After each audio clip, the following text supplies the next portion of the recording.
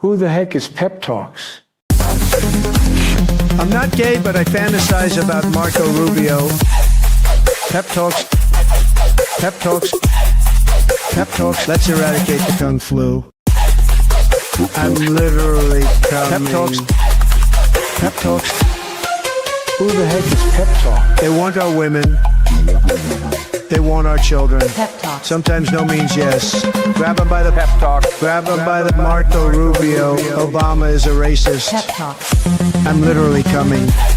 I'm literally coming. Pep Talks. We found weapons of mass Pep Talks. destruction. My fellow Americans, it has been confirmed today from Pep Talks that we are indeed all high on politics. Good afternoon, everybody. Welcome to a new week on this space and a new episode of PEPAGANDA. Hope you all are doing well and hope you guys had a good, high, holy day yesterday, if you know what I'm saying. And I hope you guys, if you did participate, were safe and fared a little bit better than myself. It wasn't as bad as I thought it was going to be. So if you guys joined me, I did have me a little bit of fun. I just got to say, yeah, it was definitely a celebration of the holiday. I may have taken a few too many, how do I do this? How do I say this? Just fun candies. Yeah, fun candies. Fun snacks. The fun snacks. They definitely did their job. Yeah, also, I think I dare say, I might have said some things that might have offended some people. I'm not sure, but I hope that is not the case. And if I did, I am terribly sorry. Yeah. So if you guys did not join us yesterday was, it was literally, April 20th. So we had a little celebration on the channel, and I am still recovering a little bit, so bear with me.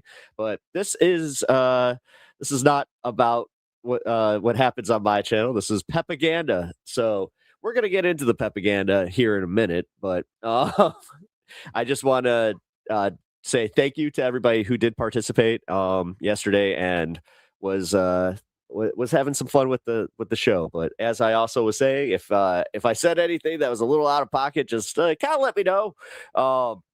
I don't think I did like anything too bad, but I know that I went a little hard in the paint, making fun of certain countries. So yeah, wasn't my intention to make anybody upset. So also, just hope you guys understand that, yes, this is kind of what I do.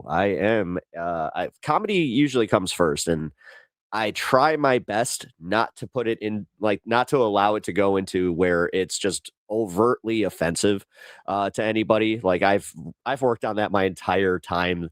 Ever since I considered stepping on stage, I was like, I don't want to be like the shock jock cringe comic. Like there were enough of those guys, and there are enough of those guys. God, I hate the fact, excuse me. I hate the fact that we're back at that point where now all of a sudden they're going back to where it was like peak Howard Stern kind of humor. Not exactly like the biggest fan of that, because yeah, even some of like Howard Stern's old stuff, I kind of cringe out pretty hard too. And I got to give him some credit. He does too. He understands that he has grown, not only as a performer, obviously just as a person, which, I mean, I think he's like pushing 80, which, yeah, it'd be a little wild if he didn't, but good edgy humor without punching down is a skill. Yeah, it is. And that's why I get so angry when I see people taking the easy route out. This is why I can't stand Tony Hinchcliffe. I'm going to just say it. Kill Tony and Tony Hinchcliffe have done more to hurt comedy than anybody ever could. Because the premise of his show would be fine if he did actually try to give these comics a better platform. Or teaching them, it could be a learning, there could be actual learning attached to it instead of just ripping on these people. Because realistically, when I watch those panels, it is kind of every once in a while you'll catch them do something where they will start ripping on a comic that was doing pretty well. They were getting laughs.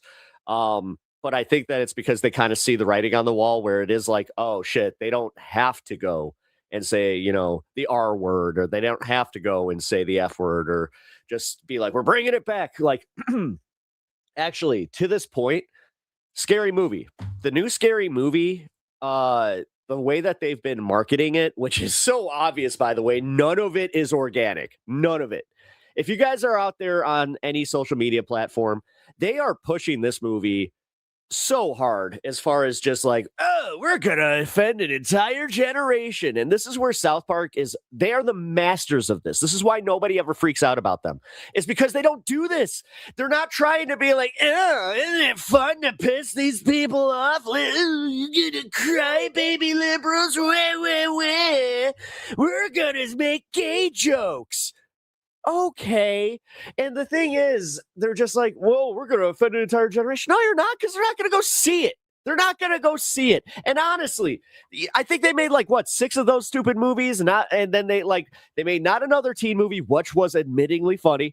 The early versions of it, they were funny because they weren't trying to do that. But then by Scary Movie 3, I remember Scary Movie 3 sucked, and it was just like they tried too hard. Same with every other fucking, I haven't actually seen one since, I think 4, which that says something, because I think this is 6 or 7. Hey. But yeah, this is it's cringe as hell. The fact that they're just like, we're just gonna go and we're offend Gen Z. And to my point, no, they're not, because Gen Z is not gonna see it. And if they do, they're gonna be surprised, because they're gonna be like, oh, hey, we think this shit's funny. But how much they're gonna lean into, again, this is this is my strong hand. Are we gonna do that? Okay. Oh, well, cool. It was funny in Scary Movie 2 for a reason. Hopefully, I mean, hey, I could be entirely wrong, and it could actually be good. That's where I'm a little, but concerned. But at the same time, as funny, because I saw the trailer, and if you guys haven't seen it, there's this part where, Cindy just gets called out for being racist, and it's just they're making a whole thing where it's just like, oh, you could be racist, but I can accept that. It's like, again, try not to take it too seriously, but at first I was like, wait a minute. Because the second you think about it, you're just like, well, I see what they're doing there. But then it leans into all the other stuff, and then we're going, oh, are we bringing back What's Up? Ew. 2026 sucks. Except for the weird thing where I have to give Joe Rogan some credit. So, yeah, I watched the coverage from The Daily Show yesterday, which, if you haven't seen it, check it out. We cannot play it here, so I might as well just explain it to you. Jon Stewart talked about how Joe Rogan actually accidentally did a good thing by moving Trump to sign that bill on fast tracking the study of ibogaine. I think is what it's called. Funny enough, it's one of the ones that I've never really dabbled in myself. So that's why I was kind of like, huh. So you guys didn't bring up the other ones, like the psilocybine. But it was weird. I wanted to I looked into it, and I was like, okay, let's find where what's the hook here? What is because I was a little concerned where I'm just like, there's got to be something that I'm missing here. No.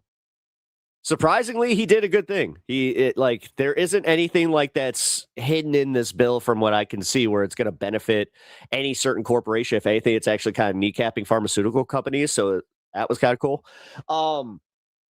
So yeah, I got to say, now when anybody asks, can you admit that Trump did something good? Just say this one. Just be like, yeah, the one where he didn't understand it. He's just like, what? Do I need to give the federal approval? Dude, seriously, Joe Rogan this is the story from Rogan, by the way. This isn't me just being hyperbolic here. So Rogan apparently texted Trump about this, where I guess he had a guest on that was talking about this, which is usually how this goes. And then he was like, I'm gonna text the president. And he texted the president, and Trump was just like, okay, I guess do I need to send it to the FDA? What are we doing? It's just like, he's not he's a podcast. What are we doing? Like, it does, like, that's what scared me. I'm like, wait a minute, this isn't this doesn't seem like this is the best idea. Like listening to Joe Rogan and then basing policy on Joe Rogan. No, that's scary as shit. Like, that's very, I think Joe Rogan would admit that's scary. But then you look at it and you're like, I can't hate this. It's going to help a lot of veterans and anybody that does suffer from PTSD. God, my light is all messed up today. I just noticed that my like backlight is also messed up. I'm going to have to fix that. But yeah, man, I think that I have to just give credit where credit's due. Something good came randomly in the middle of like a weird news cycle too, where it's just like there's like a little bit of news happening, you know, like with the war. Like we're 8 weeks in and people are starting to do the thing. I called this. It's very much in the vein of 9/11, where it's just like people are starting to kind of call it, like they're starting to lose interest. They're kind of like, oh, you know what? High gas prices. Well, I guess I just have to budget it. The second that people start budgeting in the higher gas prices, that is a problem. That's people just accepting it. And I mean, look at the way that some MAGA are reacted to this, where they are just like, oh, a little bit of pain for long-term gain. And then it's like, okay, 6 weeks, right? 6-week war, week 8. Well, these things take time. Oh, okay. How long is this short-term pain? Excuse me. In the middle, making a point. Oh, well, it maybe until December. And then even Trump comes out. He's just like, maybe, who knows? It could just be high gas prices for the duration of our lives. Who knows? I made my money. My friends made their money. Who needs you? Like, dude, I feel, does anybody else like separated from the politics of everything? Don't you just feel that's the way that they govern? Like, it's just like, oh, once we milk them, just throw them out. We don't need them anymore. And then they come back and they're like, oh shit, it turns out that we did need them. It's just like, oh, wait. Milk bags have a little bit of nutrients so we can refill you up and then squeeze you a little harder. Ugh. Like I said, politics aside, I'm feeling this with just like every industry. It sucks. So this is not a good segue at all into what I want to cover today. So I'll just say it. Today I want to cover a little bit of what I did yesterday, but I do kind of want to pay attention to it. I will admit that it was a little harder yesterday. The Alex Jones thing. So I read the entire Mother Jones article, and it happened. Like he's panicking because it actually happened. This so apparently whoever they put in charge of like the executor of his estate, I guess is what you would call it, they made the deal because they determined that, I guess, the bid was serious enough, and Alex Jones's own like companies and like Alex Jones himself, I guess, kind of dropped the ball on this. Like he thought they were just going to give up. He didn't actually think that they were going to come back for a return bid. I got to blow my nose. Excuse me.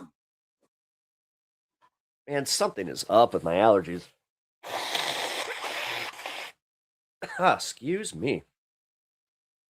Oh, it's bad out there, folks. It's bad out there. We just had like a cool off and then a warm, like it's like a warm up.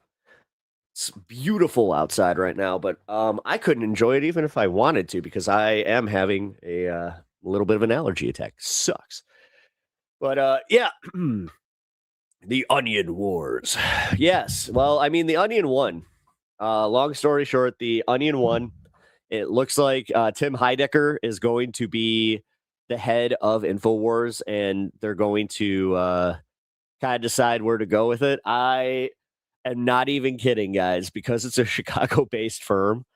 I think I'm going to try my hat at it. Although, if Cat Gonzalez has anything to say about it, I might not have an in. I just have a theory. I got this theory that I may have burned a bridge there, which, you know what? We'll talk later about how PEP works in entertainment here and how this is a self-fulfilling prophecy, apparently, that I have covered with management types in the entertainment biz.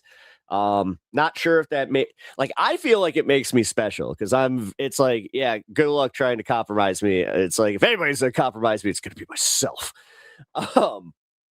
But realistically, yeah, if there's one thing that stuck with me as far as like advice or just being told like, oh, you got a future in this business, kid, was legit being told like, yeah, the only problem with you is you're unmanageable and that might hurt you in the long run. And I'm like, well, too bad. I'm not trying to make a whole crap ton of money.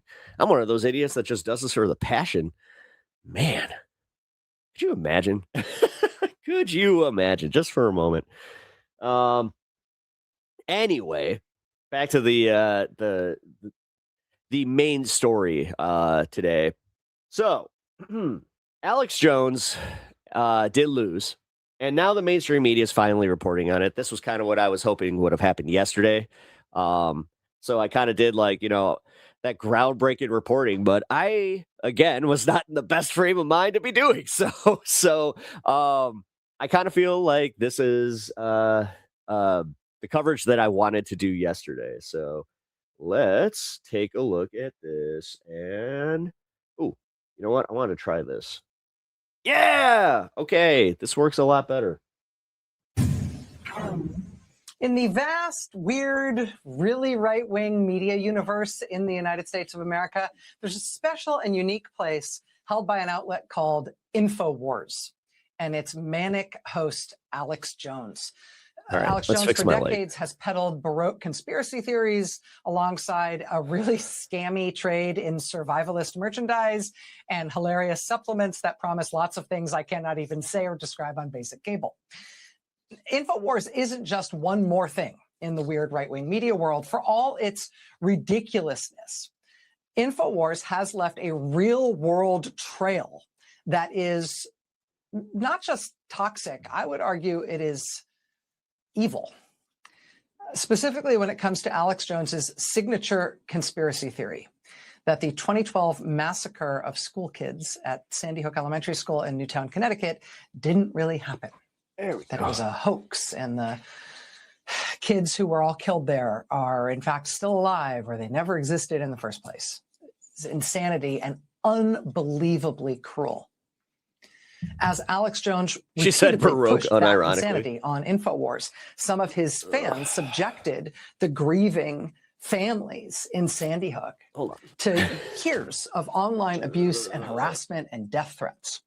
Pretty much woke Years up and into came it, in right down 2018, here. several Sandy Hook families sued Alex Jones for defamation. Juries found him liable. The families were ultimately awarded about $1.5 billion.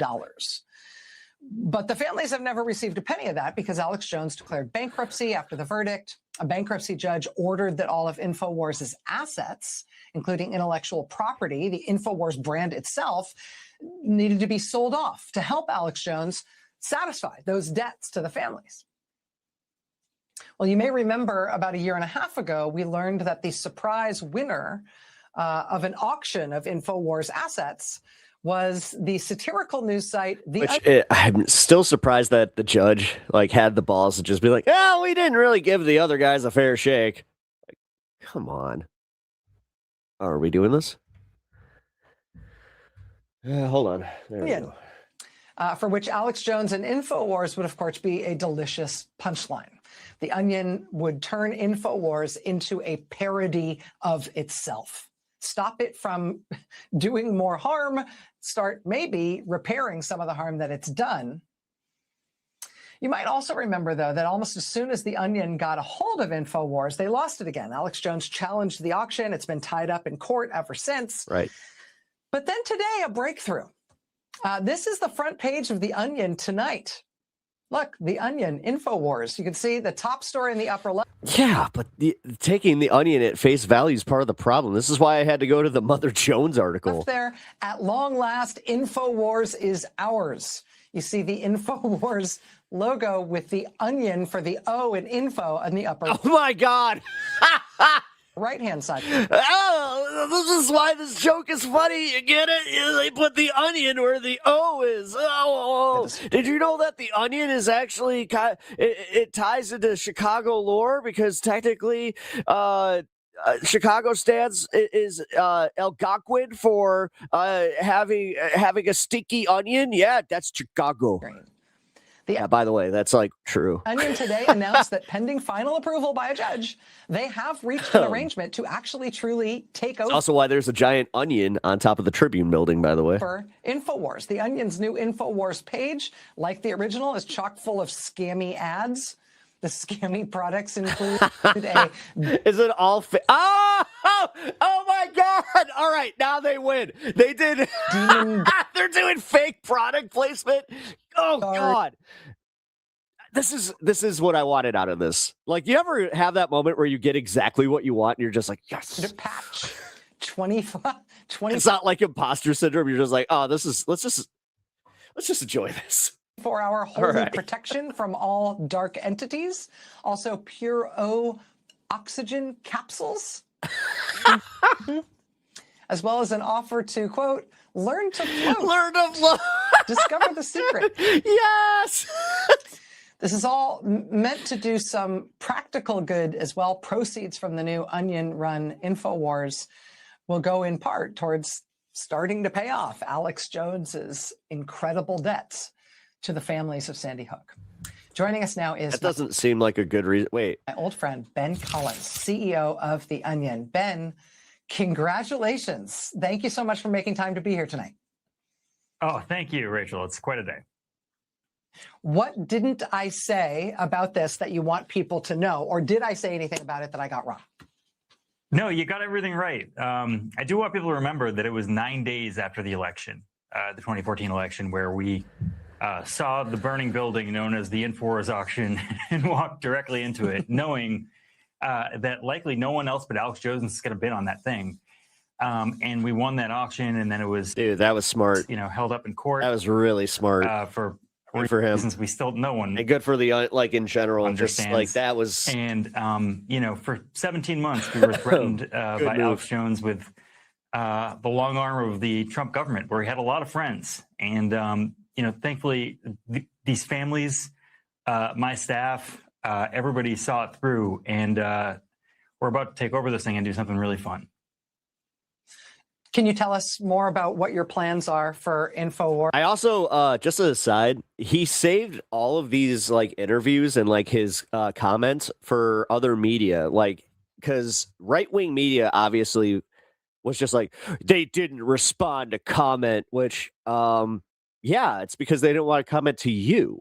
And I appreciate that. They were just like, nah, I'd rather save this for an exclusive for somebody else, whether it be MS Now, just not your shitty right-leaning fucking network where you're just going to take my words out of context anyway. And obviously, you've got the Infowars website, but what else do you get? And what should we expect you to do with it? Oh my God, dude. Yeah, you know, we'll get everything inside of that way too vast studio in Austin, Texas. Yeah, where why pay his debts? That's kind of what I'm wondering. Or something. There's something in the inventory list that's a little ridiculous, but we're excited to find out what's actually in there. Most importantly, though, we get to you know, take over this name and look. You know, Rachel, the way people get their information now has changed. They get it from people who tell you that you're like one enema away from solving world hunger or something. That's not actually true, but no one has really made fun of these people professionally yet. And thankfully, we got a really good professional comedian, Tim Heidecker, to take over this thing. And we look forward to infesting your social media feeds with... Honestly, they would have had Tim Dillon if he didn't make his right-wing pivot. He kind of fucked up on that one. Caricatures and grotesqueries of... Because that would have been even better. The very people who have ruined our media ecosystem over the last 10 years. I have to ask, just because I've been obsessed with it for so long, are you getting all the supplements? I think that's still up in the air. The first time around, we definitely were, and we were gonna boil it all down into one big pill. Now we're not so sure. But I we mean, will be dude, if they actually did it, selling supplement that's they're and just, stuff. No. Maybe water that cures everything, or God damn it. I believe that we're selling omega-3 fish oil from exclusively conservative fish. That's a big important thing for us. Ben Collins, CEO of The Onion, now at least one of the masters of the Infowars universe. Ben, congratulations. You have definitely bit off more than you can chew. There's nobody I would Also, for anyone who doesn't know, that is Kat Abu Ghazali's partner. rather see do it than you. So yeah, you know how there was that little bit where she was just like, "We're completely self-funded. I'm a working." It's like, Thank you so much for being here, my friend. Good luck. okay. Thank you, Rachel.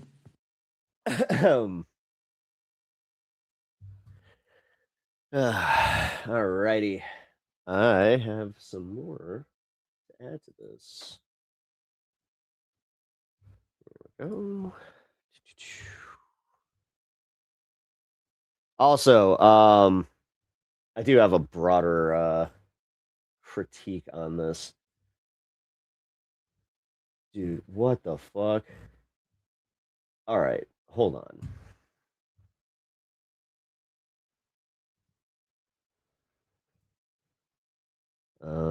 Here we go. What in the actual fuck, Mediaite? Like, this is all it's all the advertising on the bottom. What the fuck? Dude, what is this? What keeps websites going? Like, what is happening? Because I clicked on this for this. Yeah, by the way, this is real. This is not part of The Onion taking over Infowars. He actually did this. Alex Jones goes on wild, shirtless, on-air tirade after The Onion reaches deal to buy Infowars. They're body snatchers. Yeah. And I brought up the whole, like, all that crap because is there any way to really differentiate Mediaite to Infowars at this point? Did you see all that AI? Did you see how... What product are they even effing selling? What are you doing? Anyway, so I brought this this article up, which then led me to the actual video. Thank you again, Mediaite, for at least linking that. Here, stop that, and then here we shall bring these up. Twitter. All right. I hope you guys are prepared for this. The fact that, like, my very first thought when I watched this was, oh, The Onion does not waste any time. They had an AI clip ready of Alex Jones having a legendary crash out that we couldn't even write. I was right about the not being able to write it part because this is real life. This is crazy as hell.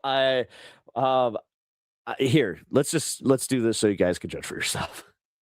You could do a parody of somebody, but none of you took something from them. Right. We've already checked with lawyers, so they're in deep shit. I'm already suing the Democrat Party law firms. Already got civil rights lawsuits. So you think, look, just because you're wearing my shirt, don't mean you're Democrat Party law firms. me. And did you catch that bit right there? Just because you wear my shirt doesn't mean you're me. Infowars.com. Which now has a new meaning. Uh-oh. Folks, The Onion has stolen the shirt off of Alex Jones's back at this point, and it's a sad thing to see. Are you an employee of The Onion now, Alex?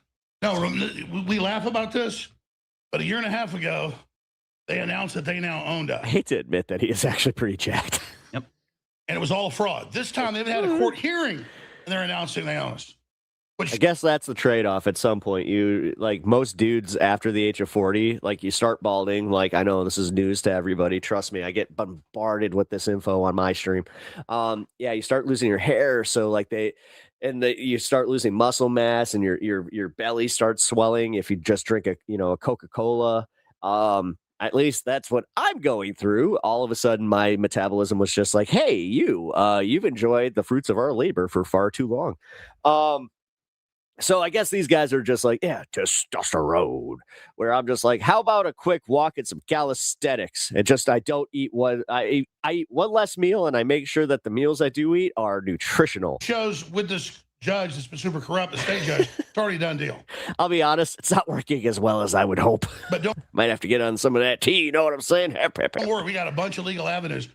It'd be one thing if they just shut us down, but they are telling the New York Times, and I've seen more videos, that they're going to misrepresent. Have you played the trailer?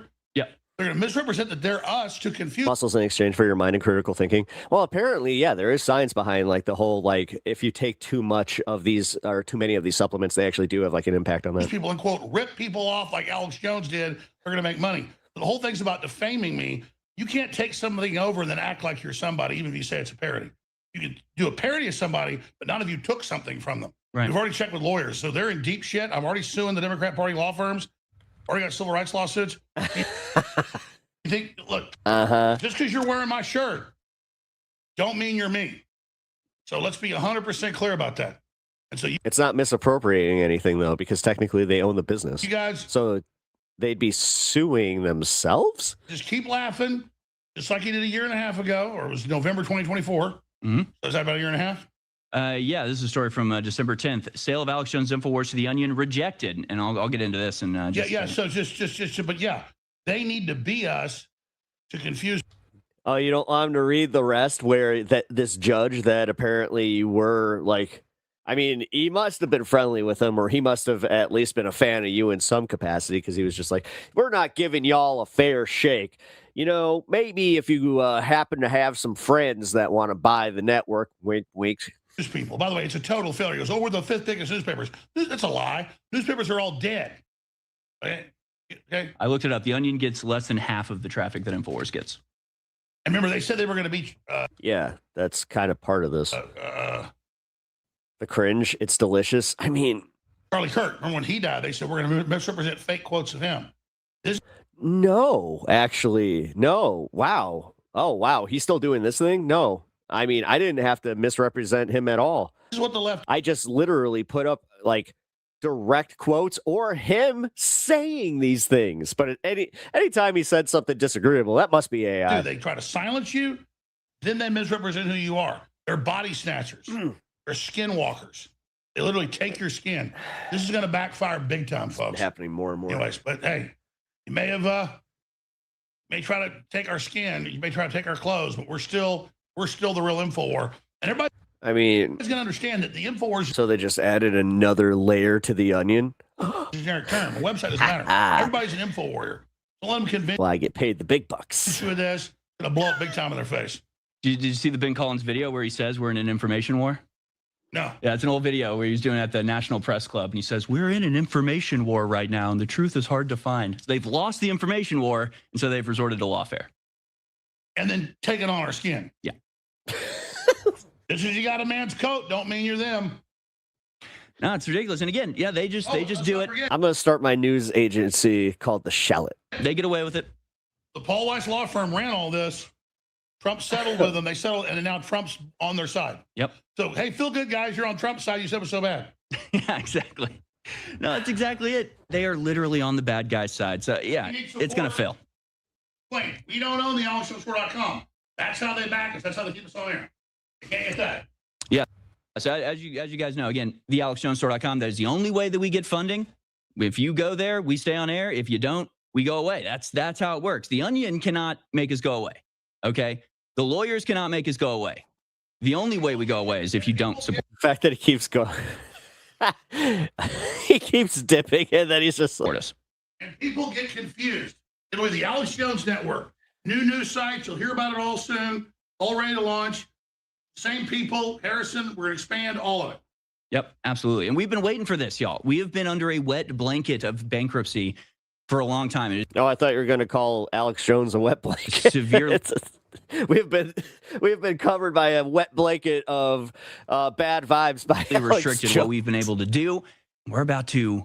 Oh my God, they really are just a parody of themselves at this fucking point. Oh my God, there's more of this? Oh no. Explode. We're about to launch, here. folks. We're on the launch pad. The countdown has begun. May 1st is the date. Do this because I need you guys to know where we go. Come back? No, the he other doesn't day, come but back. Okay. Yeah, I actually like went to the source for this one. Like I went to Infowars' Twitter. So obviously, oh wait. Here's the bit that I wanted to show. I just hold on. Let's make sure that they're. Dude, what the hell, Twitter? Okay, never mind. I can't do Twitter comments on YouTube anymore because I swear to God, dude, like you go like 2 or 3 in, and you find one that's like blatantly breaking TOS, where you're just like, dude. Even though it is a different platform. All right. So Alex Jones came out with a response after his shirtless crash out, if you can believe it. It's almost like he's obsessed with this and he doesn't want to let it go. Also, the fact that this was shared by the real Thelma Johnson. Like, dude, Thelma, she's like, I mean, from my understanding, she's like an old ass lady that is a leftist. So that's cool, you know. Old ass lady. That was disrespectful. She is an elderly woman who is a jeez. Sometimes is it right there? Like, trust me, I like felt the swat to the back of the head from my mom, like from heaven, where she just went, Waka! How dare you be disrespectful? And also, excuse me, like she used to say that too anytime. So like, trust me, that's all too real. But I do retract. See what I mean? Like every once in a while, I'll say something and then immediately just be like, wait. This is kind of that the curse of my humor. All right. Real Thelma Johnson. I didn't have Alex Jones pissed off at Donald Trump, so Trump directed the DOJ to give Infowars to the Onion on my bingo card. This is incredible. So it's Monday evening, and in the last few hours, I saw headlines everywhere, trending top of X, that, well, the Onion is to take over Infowars again and make it a satirical website. They've won it. They own it. A year and a half ago, they announced they owned it. Remember, it was a fraud. There had been no bankruptcy auction. It was all a lie. This time, there's not. No, there was a bankruptcy auction, but then a judge decided to intervene. See, this is the problem with him.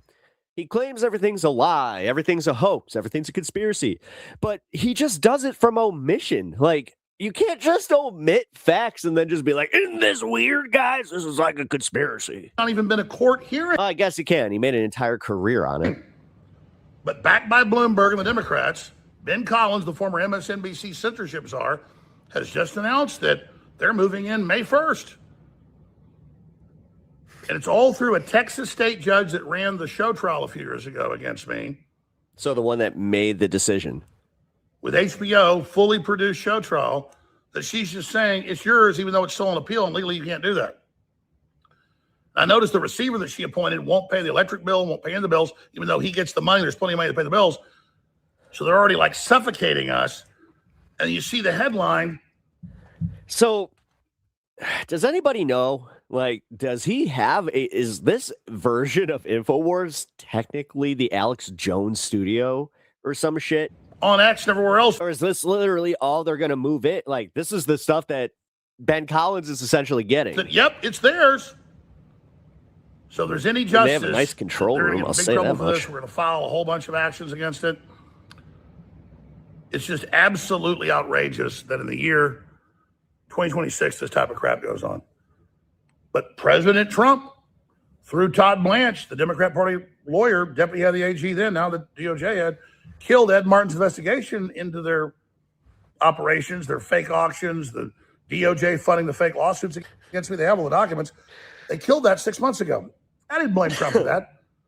But I do now blame Trump for coming out and openly endorsing their lawsuits and saying I deserve it. It was the very same law firms that sued him, Paul Weiss, that are running all of this.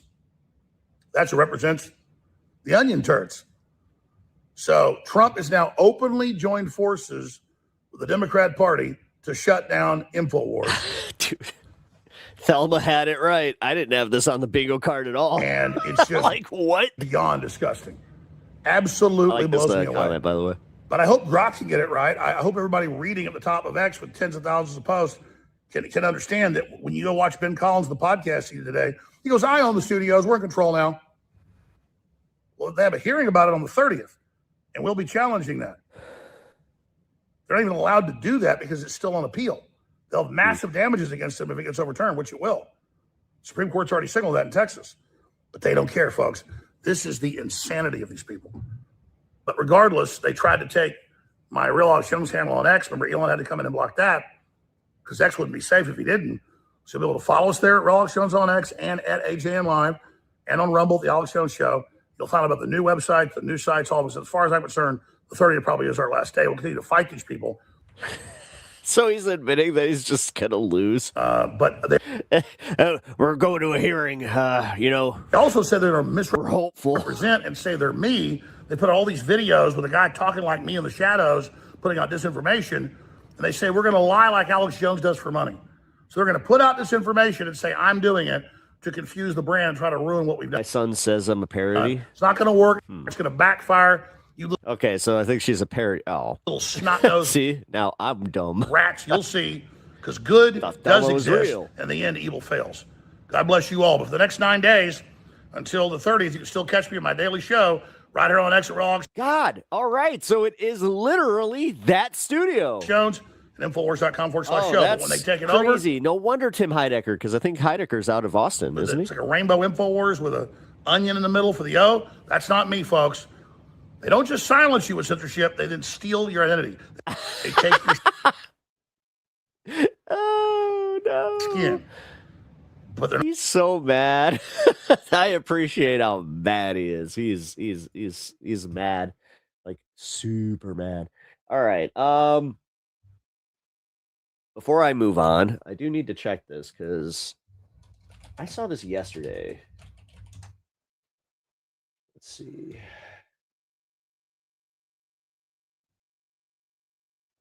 Mike Leake just confirmed in a stunning.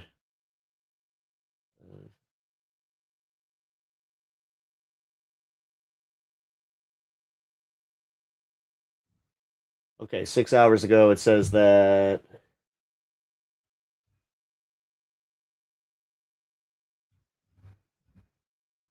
the SAVE Act has failed. Okay, so I saw this yesterday that it failed, but I want to make sure that this is real. Hold on.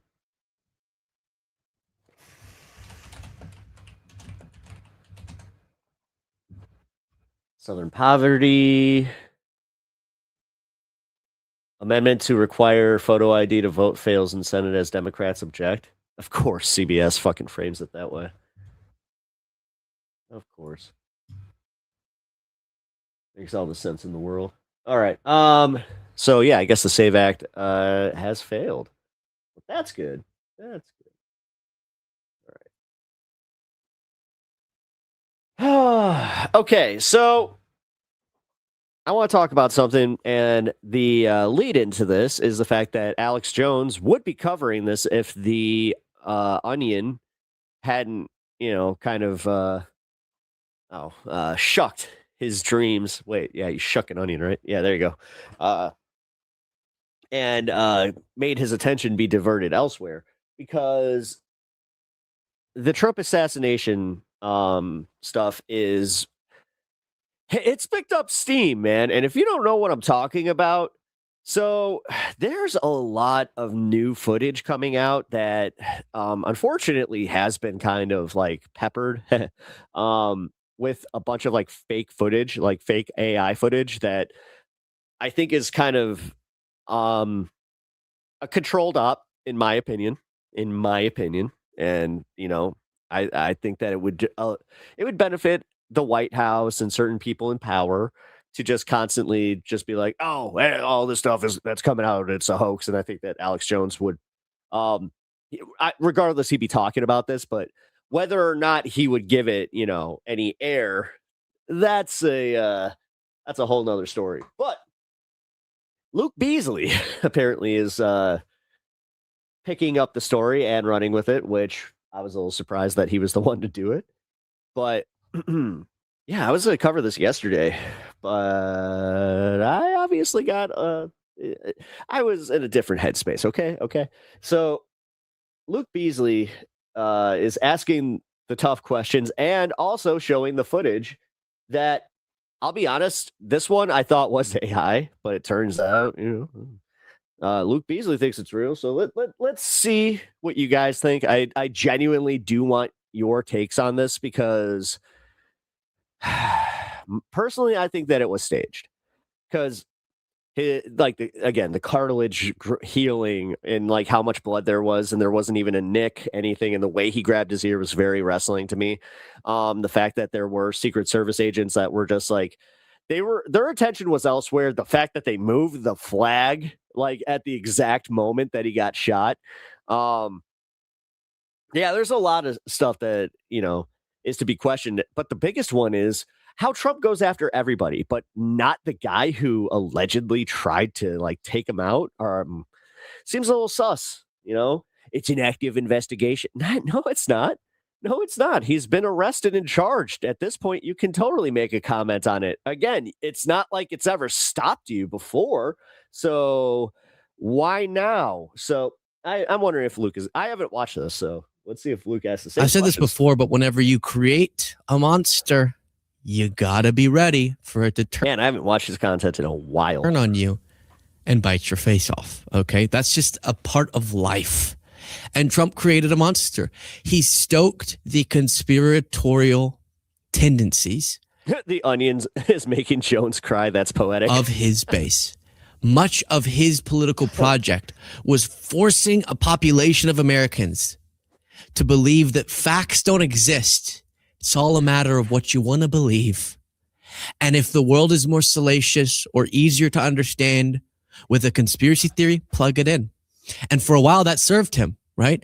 If something didn't go the way that he wanted, he could blame it on this deep state conspiracy controlling everything. If he loses an election, he can blame it on the election being stolen. But eventually, once you become more and more unpopular and you're the one who's governing and with the power, those tendencies, that monster is going to turn their attention to you. And that's what's happening. The New Republic reports MAGA increasingly believes Trump assassination attempt was fake. Now, I've said this a bunch of times in that's the key. Recent days, but if you had told me that as Trump was entering office for his inauguration, and it felt like as discouraging as this was for me and you and us. But that's also why I think that it's doing the Dems a disservice to not use the same narrative of election interference in 2024. Because realistically, if they did that, it challenges, obviously, his entire presidency. So why not? Why not? What do you have to lose? He's already doing the thing. He's already setting up to take over the election. So what the fuck are you doing? It felt like there was this ascendant vibe. Everyone was so excited, and a lot of famous people who previously wouldn't have been pro-Trump were kind of cozying up to Trump, and all these companies were donating to his inauguration. And it was an era of a unified MAGA, and it was nauseating, but they were excited. They were uplifted. And if I had told you back then when it was like, whoa, they won, what the heck? That within just over a year, you'd have Tucker Carlson proclaiming Trump potentially to be the Antichrist, and prominent MAGA or former MAGA figures claiming the assassination attempt was staged. I think you would have thought I was crazy, but that's what's happening. Let's look at Marjorie Taylor Greene. She wrote, extremely important post worth the read and consideration. Corey Comparatori's family deserves to know the truth about Matthew Crooks and what happened in Butler on July 13th, 2024. President Trump, of all people, should be leading the charge. Why isn't he? That's the question. And she's responding to this post from someone named Trisha Hope. I won't read it all to you, but before I do, again, it's notable that you have people who previously saw the assassination attempt as proof that God wanted Trump to be president. I never understood that. A bad guy attempted to do a really bad thing to Trump and ended up killing one of his supporters. That's horrible. Whatever you feel, wherever you stand on politics, that's horrible. Why that means that now Trump has to be president, I don't know. That was kind of their logic, was like, well, but they saved his life, but then they took Corey's life? Or excuse me, God saved Trump's life, so that means he has to be president. But then God wanted the guy behind Trump to die? Mm-hmm. Huh? And I like with this Trisha Hope, dude, she was like super, super hyper MAGA before. She's like QAnon adjacent, dare I say. So none of this really comes as that much of a surprise. But that was kind of you got, even though Trump didn't die, this like martyr energy around. But she was actually the one, I will admit, like she brought up the good point about how like they needed the guy to be a hero, like a firefighter, so they could make it all about this, where it's just like they aimed for him and they took out an American hero. This is why, Trump. We need Trump. And this divine intervention narrative that they built up. And much of his supporters started to believe that it was an inside job from Biden to get Trump, right? Go get him, Jack. Hey, Tommy Crooks, come here. I need you to do something for me. And so Trisha Hope writes, so I should say, quickest pause to request that you click the subscribe button if you're not already subscribed. It's completely free, and it's the simplest way to support the work that we do. Right below the video, click that subscribe button. It's Trump cover. Honestly, I'll be okay. Maybe this is just for me, but I don't like it when content creators that make videos like this, because he's not doing a live show and he's not clipping a live show. And I got this one fucking piece of hair that I need to take care of. But no, I don't like it when they do that thing where they have like a pre-clipped thing of like and subscribe. At least Kyle does it every episode. Covering up a staging, dude, as a is notable. And I should say it was not staged. I've seen no evidence that it was staged. I understand people pointing to like, but this thing was suspicious with that.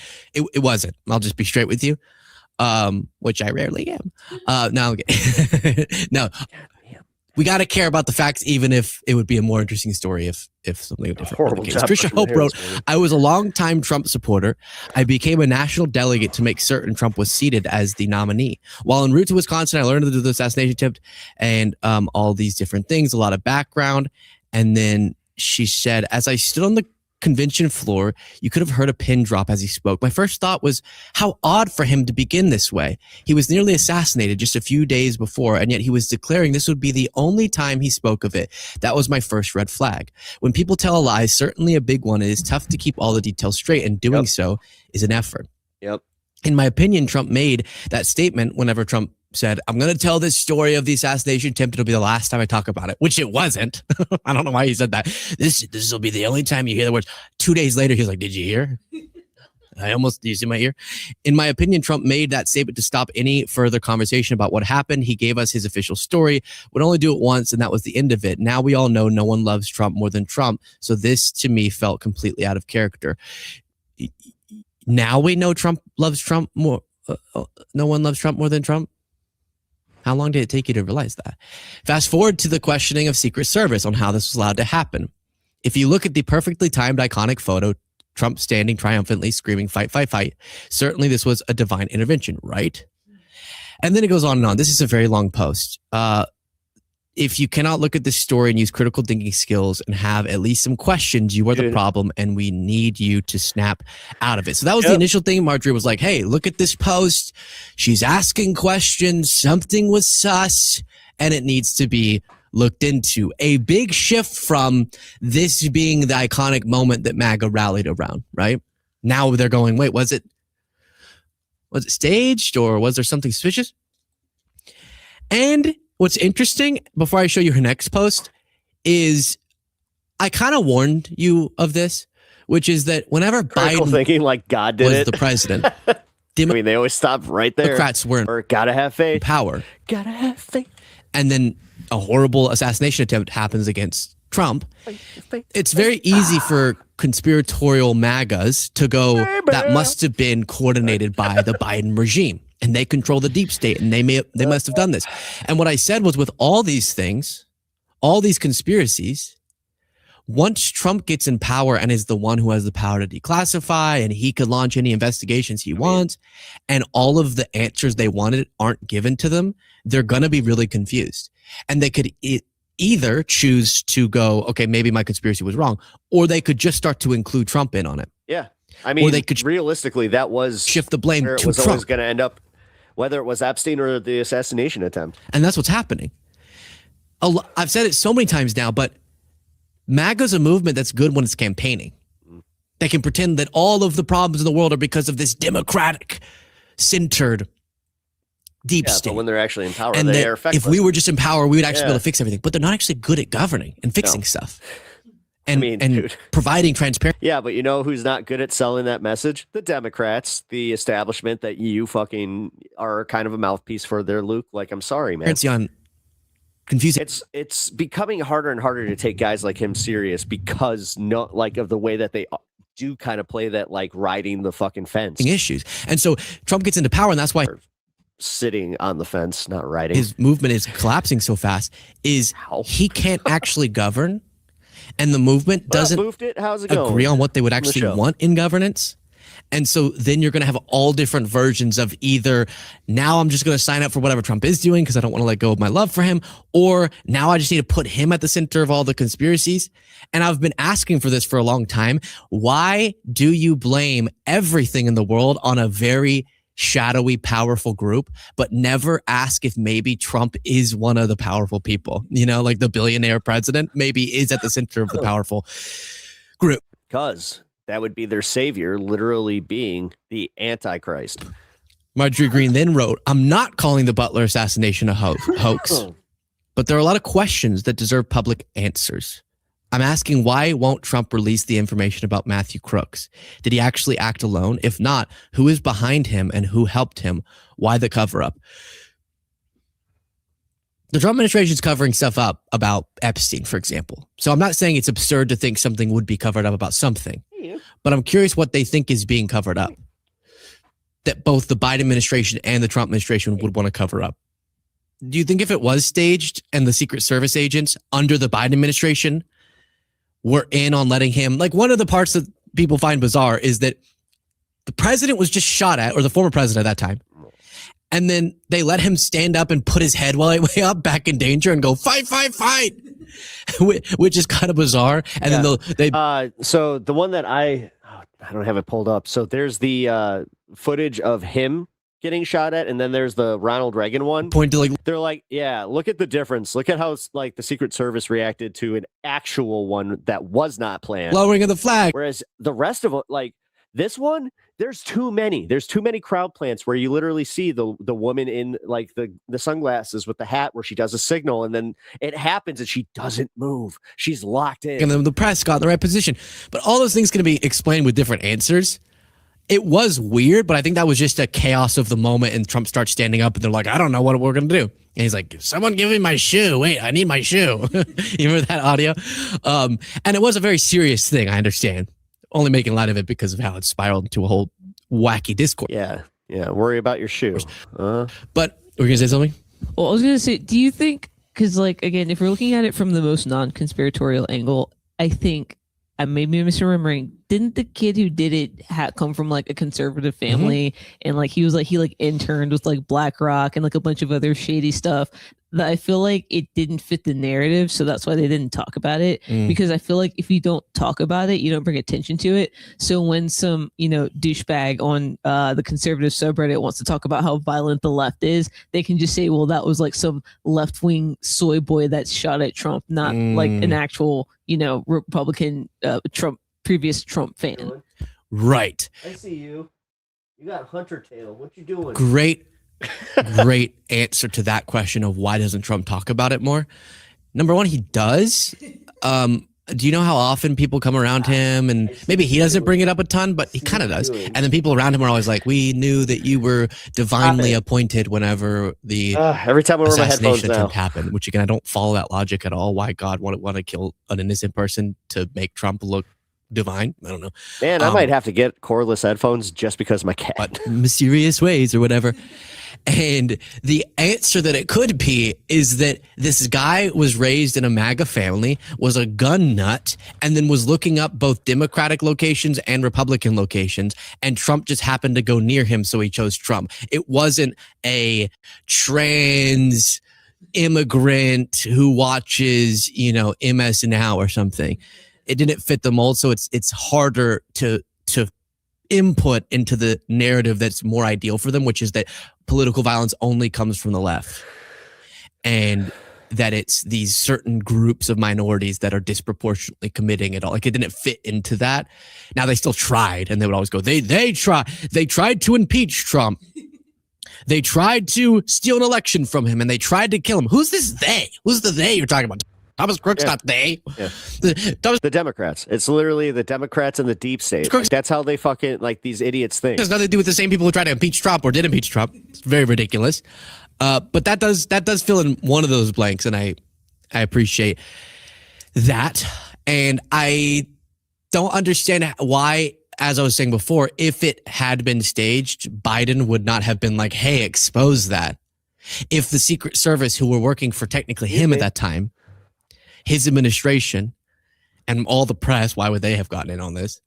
That then it would have been covered up under his administration, and then Trump's also. What it was, by the way, was a mentally ill, deranged, young white man who had been radicalized online and who was obsessed with guns and was in a culture that taught you guns can be your solution to problems, violence can be the solution to problems, and was in a right-wing family, and for some reason was looking to go out in a blaze of violence. Again, this is Fence City, Luke Beasley. And he was looking up DNC information and then RNC information. Ultimately, Trump came in his area. That's the real story. And they always say, why don't we know a single thing about Thomas Crooks? We do, okay? Maybe you want to know more, but No. All right. You've covered on the show all these different details about the days leading up and what he was searching for and who his classmates were and the organization he was we kind of covered it at the beginning of this. The bigger question is why? Why Trump doesn't talk more about it? Is it truly because the guy was a right-wing nut? There is that much of that did shooting guns and all that. Oh man, we knew stuff about him, and they act like we don't. Then Marjorie wrote, I agree, in response to... I think that was a way to make it so, like, the left would, like, kind of bring that up, and then it was easy for them to just be like, nah. So, like, every party would kind of forget about it. And then you got guys like him that are just like, yeah, you know, it makes sense to me. Buckley Carlson? Oh. I don't know. Corey Commentary. I literally, like, it doesn't change anything. Wife and daughters deserve to know what? For the fact... like the right wing could spin these narratives just so not even convincingly, just so quickly, and they like like they have so much traction. You would think that, I don't know, the Dems and the left might fucking wise up to this a little bit, but you know, I'm done with Beasley. I mean, I unsubscribed from him a long time ago. So yeah, that's how that goes. All right. Hey, we already wrapped up the first hour of PEPAGANDA. Sweet. Always like to hang out for the 2-hour show. And it is becoming more frequent where I do have a Piers Morgan video. And now this one I wanted to cover with you guys. This one is actually a little bit more serious because Piers Morgan brought on a bunch of like IDF sycophants and surprisingly went really hard at them. I already saw some clips from like, you know, Josiah at Pondering Politics. And I have to say that I was kind of surprised to see Piers go as hard as he did. So as hard in the paint, I should say that. Phrasing. But this one is titled Stand for Dead Soldiers. Piers Morgan, Israel debate erupts over protest. So you got the here, let me share this. The usual suspect in oh god, I call him IDF Luferg. No. This guy. Conricus, Jonathan Conricus. I think that this is kind of, I want to say that this is like a broader picture of how a lot of media is finally turning on Israel.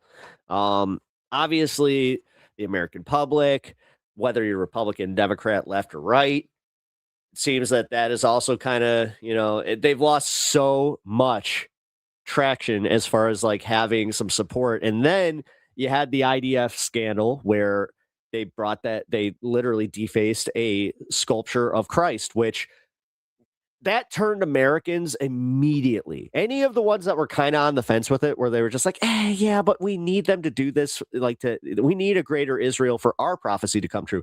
Now they're just like, you're killing Christians? Fuck yourselves. So yeah, you have a bunch of people finally turning, and the narrative is finally turning. So, and yes, it is not lost on me that this guy looks like a very ripped George Lucas. And I don't mean ripped from working out.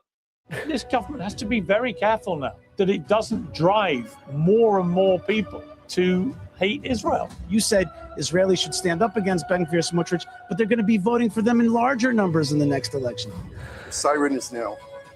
We should remember also the Palestinian victims at this moment. He doesn't stand up for the dead soldiers, so he's not really Israeli. He's a foreign-funded hater. Okay. There's not one party that represents you. You're out. The Arab parties, they represent him.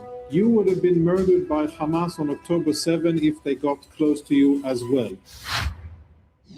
It may come as a shock to viewers in the many places where the Iran war is deeply unpopular, but some communities in Israel staged a protest this weekend against the ceasefire in Lebanon. Israel sees its war on Hezbollah as inseparable from the Iran war. Most Israelis support it. And there's every chance that Netanyahu will suffer big political consequences if Trump decrees an early end to the war that Netanyahu persuaded him to start. In any case, the state of Israel could be living with the consequences of Netanyahu's decisions for many years to come. Many formerly reliable allies of Israel eventually condemned the war in Gaza and moved to recognize a Palestinian state. Well, today the Spanish government will formally ask the entire European Union to sever its ties with Israel over its violations of international law. And here in the United States, where it matters most, support for Israel is cratering. The days of unanimous bipartisan support are done. Young people have turned in droves. Gen Z, that rising generation, look at this. Across party there, 3/4 of Gen Z say they sympathize more with the Palestinians than the Israelis. That's a massive sea change. Well, every candidate to succeed Donald Trump as president, whether Democrat or Republican, will now have to take a position on this profound change in public opinion. Man, Piers is thin now. Hopeful Rahm Emanuel, who's Jewish. I mean, it is weird, but then again, it's also the makeup. End preferential treatment for Israel altogether. We don't subsidize Great Britain buying weapons. We don't supply or financial assistance to Japan. Israel's a very wealthy nation. There should be no more taxpayer support for what they want to do. And they get the same I hate the fact that I have to agree with this asshole. Deal that any one of our allies do. They have to abide by the laws of the United States if they're going to buy X weapons. And that's how it should be constructed. Jake's point, and I agree with this, is the prime minister cuteness alert to this president like he's gone to 4 other presidents. And every one of the other presidents said, not a chance are we doing that. Trying to go get dog treats. Are not worth it. This president bought it. He has responsibilities as commander-in-chief. And I think he made a big mistake for it. Well, all of this amounts to an extraordinary, unprecedented shift in a country where presidential candidates traditionally rank their support for Israel on a scale of 9 to 10.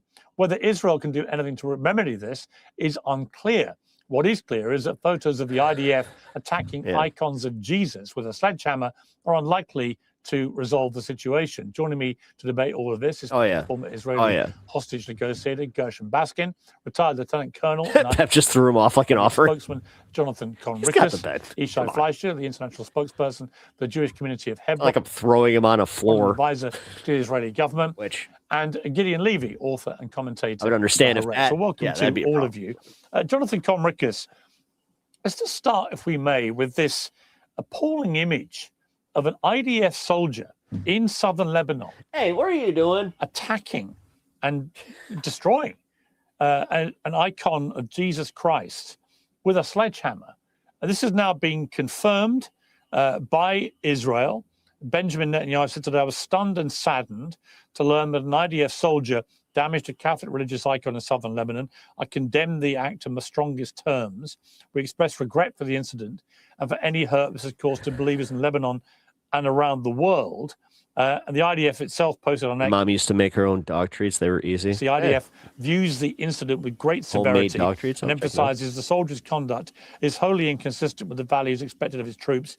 The IDF is working to assist the community in restoring the statue to its place. A priest in Debel said the cross was part of a small shrine in the garden of a family. That doesn't matter. That doesn't matter. It's literally the fact that the IDF soldier thought he could do it. Like, he's already doing it. Being on the edge of the... God damn it. This is irresponsible journalism. Like, I'm just going to say it. Like, this is where Piers Morgan really is a piss poor fucking journalist, because he always tries to frame it in a fair way to one of his, like, to obviously his friends. Like, let's be real.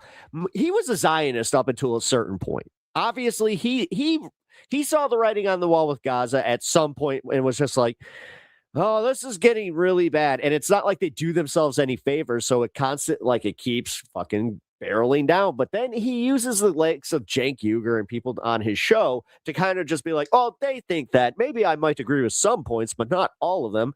Really? So realistically, here we are where he's always wishy-washy. Now I can't actually, like, I was being like way too fair at the beginning of this, because I was kind of like positing that he goes hard at these guys, but god damn it. There will be many, like, he even brings that up where it's just like, oh, you know, it was in a garden of a private family. It doesn't fucking matter. American. What? You need it to be a fucking church? Like, why do we always do this? But then, God forbid, God for fucking bid, if it was a Muslim. Jonathan, who are already probably reeling, if they're Catholic, from President Trump's constant attacks against Pope Leo. But they're now looking at this and thinking, why are we supporting this attack on Iran with Israel if the IDF in Lebanon are desecrating icons of Jesus Christ? What would you say to them?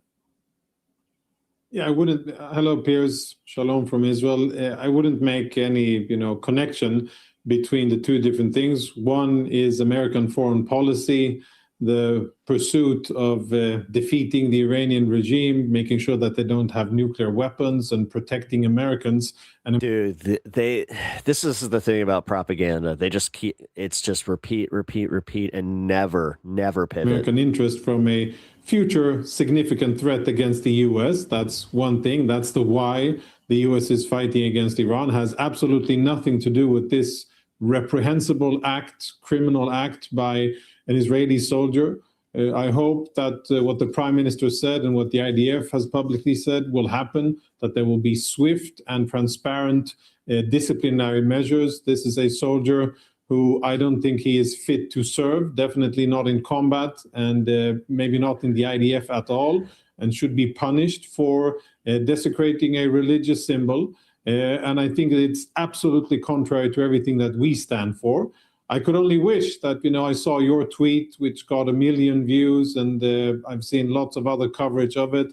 Obviously, the usual people are out there feasting, not necessarily you in this category, but the usual anti-Semites feasting on this reprehensible act by an IDF soldier.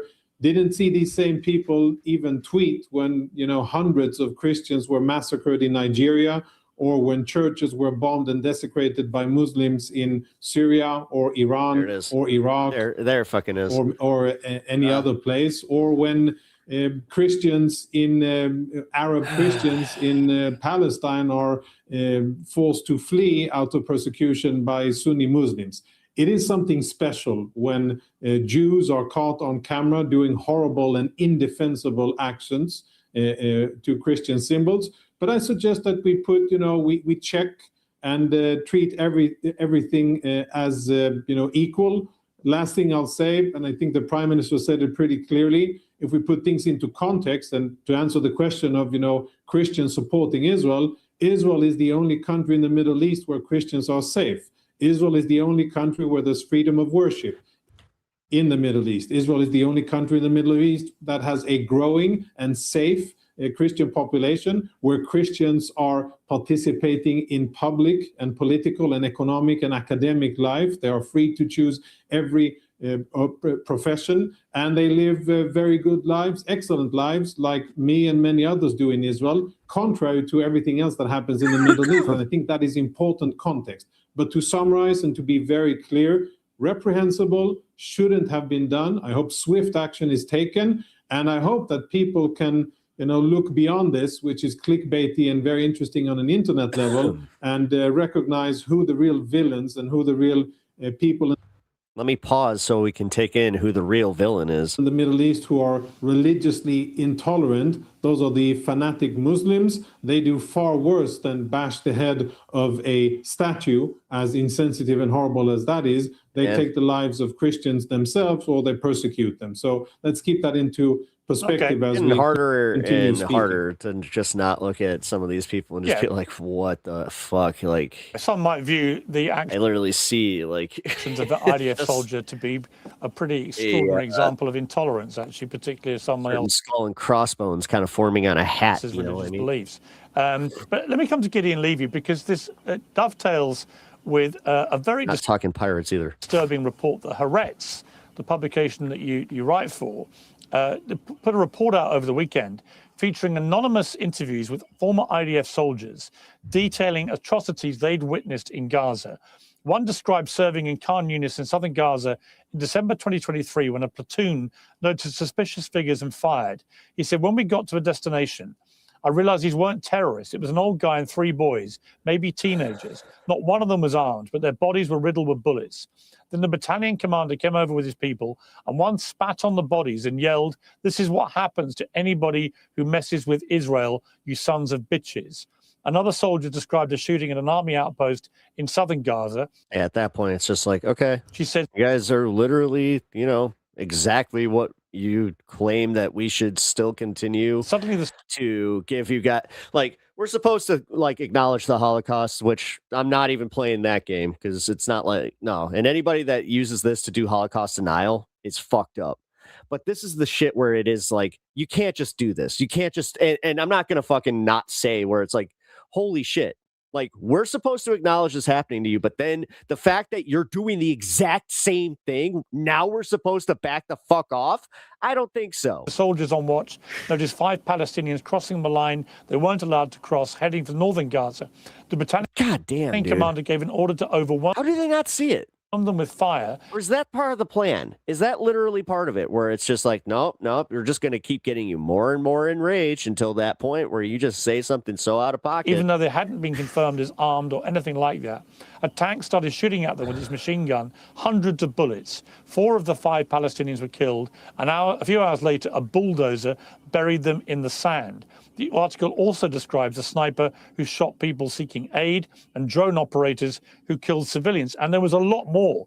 This motherfucker's smirking. Very shocking detail. In the middle. Look at Ben. Like, look at this demon. This absolute demonic fucking fool. In this investigation. Jesus Christ. So you put it together, you know, much as people will listen to Jonathan Comrade and understand context is important, but the combination of that appalling image of this IDF soldier desecrating a statue of Jesus with this report in your... Watching them literally become the things that they and like, this is where they have absolutely no fucking excuse. You have no excuse. Publication. It certainly is tested. Like, how in the fuck are you going to justify all of this with, well, you know, it happened to us? Like, what the fuck? Extremely hard, I would argue. This constant Sorry, guys. refrain Like, we hear this does that the bother me. IDF is the most moral army in the world. I can assure you that Jonathan will say that those were exceptions. You will bring more and more testimonies by soldiers, and you will always hear the Israeli denial, the Israeli self-denial. There will always be Jonathans who will explain us that those exceptions don't tell us the full story. They will talk about the context, and I want to talk about the context. The context of the soldier who broke this sculpture of Jesus, and the context of those horrible and horrifying stories that we read last Friday in Haaretz is the same context. An army who is now preoccupied in a brutal occupation for decades now cannot behave otherwise. Yeah, we can cut the most moral army crap. You cannot maintain a... No, but the fact is, dude, the fact that they can just repeat this shit and somehow, some way, just like be an effective propagandist. I'm not sure if it is, but such an occupation. Enriquez thinks that, I mean, he hasn't shifted at all. For so many years, and remain I dare say human. that he actually believes the shit that he's spewing. I don't. Doesn't work. It's fucking insane. Doesn't work in any other occupation. These people are monsters, just plain and simple. Like in the world. And the best thing that people like Jonathan can do is once to look at the truth. God, I would love to see Emma of the Majority Report react to this specific episode. Just a whole episode where she reacts to this. Admit it, because we first of all need it. We Israelis. What will make people realize that we grow a monster in front of our eyes? Yeah, it plays into the holy war. What will they make them being convinced that we crossed? I mean, what did they think they were gonna do? Blame this on Iran? Just be like, no, that wasn't the IDF at all. Possible line. You know, Piers, there are 6 million uprooted people now in the Middle East, wandering around from here to there. Part of them lost their homes forever. In Gaza, in Lebanon, in Iran. Are we really proud to be a country which creates such a reality for 6 million human beings? Isn't it the time once to look at the truth and say, yes, we went too far?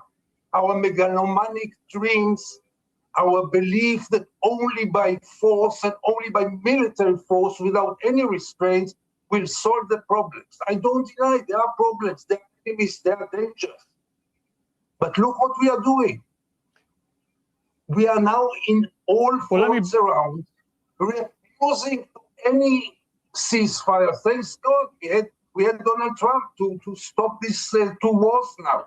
Otherwise, we would continue it forever. And the Jonathans would justify, and they will never acknowledge that something went wrong, that something is sick, basically, not exceptions. I was today in the West Bank. I'm there every week. There is no exceptions anymore. The pogroms of the settlers together with the soldiers, together, planned together, committed together. This is not an exception. This is an army of occupation who cannot operate otherwise but become more and more and more brutal. And here we see that. And the fact that there's no sanctions on them ever, like it just emboldens them. The result, and the result you just showed when someone like Rami Manuel. I mean, Chuck Schumer and the 3 other Democrats that voted for the package, like every single one of them needs to be voted out at this point. Who spent some years, I think, in Israel. For him, it is enough. He says enough is enough. Not me, the self-hating Jew. Someone who was a real, genuine friend of Israel says enough is enough. And you will hear more and more those voices. And the only way to put an end to it is, first of all, to recognize, to realize that something is wrong with us, for God's sake. Well, strong words there. Ishai Fleischer, the Rahm Emanuel comments I thought were very striking. He's a very high-profile American Jew, basically saying it's time for America to stop treating Israel as an exceptional country that is worthy of our billions of dollars of support. They should be treated the same as everybody else.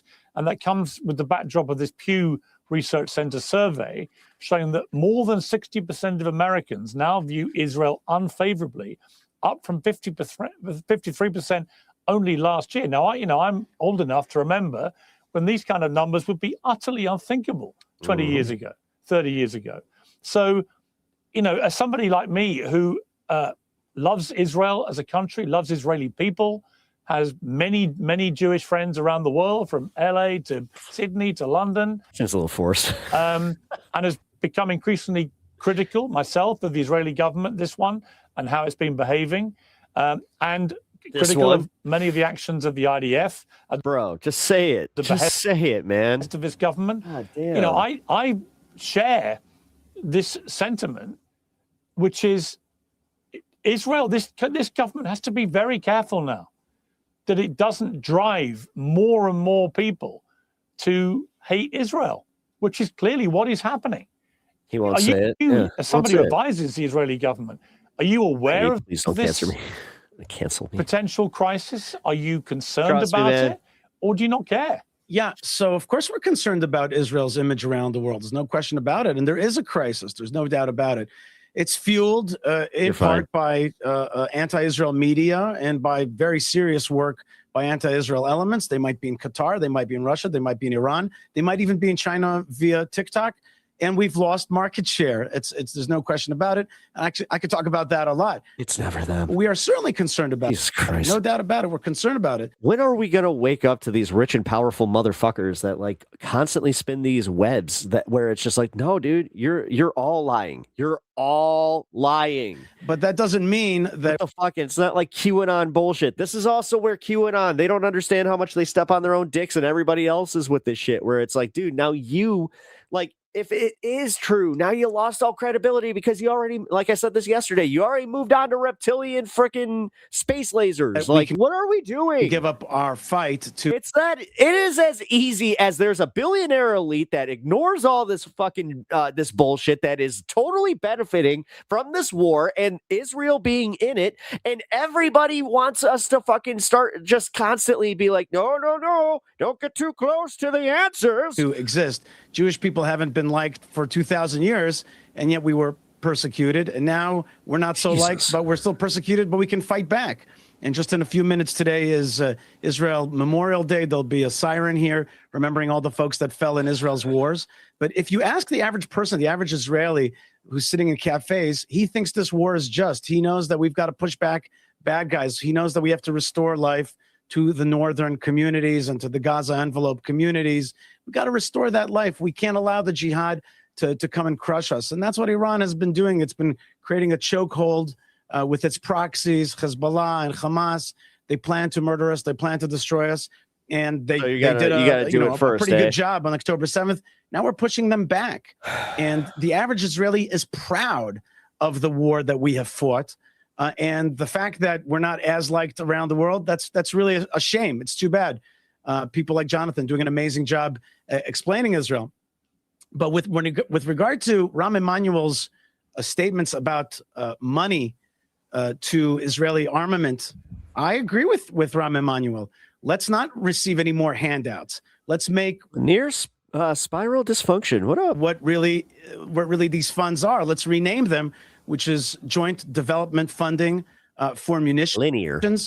Israel I know how to speak. Is real world testing, battle theater testing the F-35, and it's generating tons of sales around the world because Israel is actually the best ally the United States has, the fighting ally. Look at the NATO allies. They've been getting money for years for defense. They've done nothing to defend the United States. They're just receiving handouts. Israel has shown itself throughout this process as strong economically, militarily. Just what I thought. And I think there's going to be a shift back. Guys, I'm telling you, at least that we can take solace in knowing that most of our colleagues in our country would listen to this guy and just be like, "Oh, fuck you." This war, and people see who's standing. But you know what I would say. You took our fucking tax dollars to give yourself fucking Medicare, like, and then give yourself the fucking the ability to build F-35s, and you want to sit there patting yourselves on the fucking back like somehow you're the benefit to us. Squeeze me. This is one of those rare times I'm gonna drape myself in the fucking American flag and give you the deuces.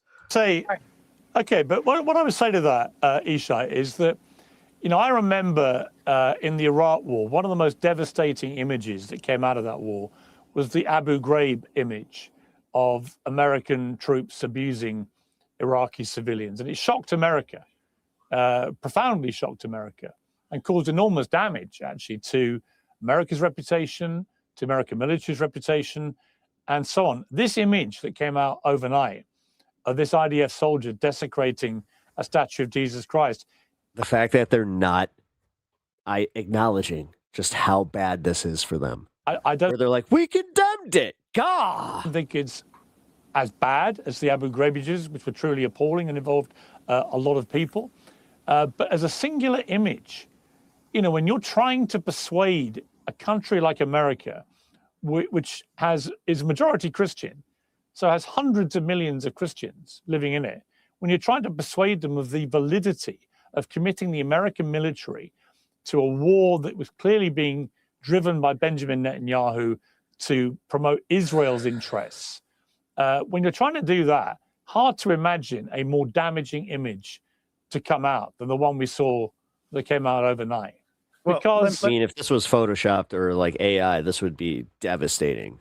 Like just in the fact that it's like, whoa, that's visceral, but the fact that it's real, it'll happen. I'm telling you, man. As somebody who grew up in a very, very evangelical Christian community, they lived for this shit. I'm telling you, like when I was in high school, if this had come out during my freshman year, our entire doctrine class would be like they would have this up as like a this is how old I am, a picture on a projector, but we would have spent the entire class talking about how this is what the world truly thinks of Christians. Don't let these IDF and like Israel people like make you think anything different, because just trust me, like this is what they truly think.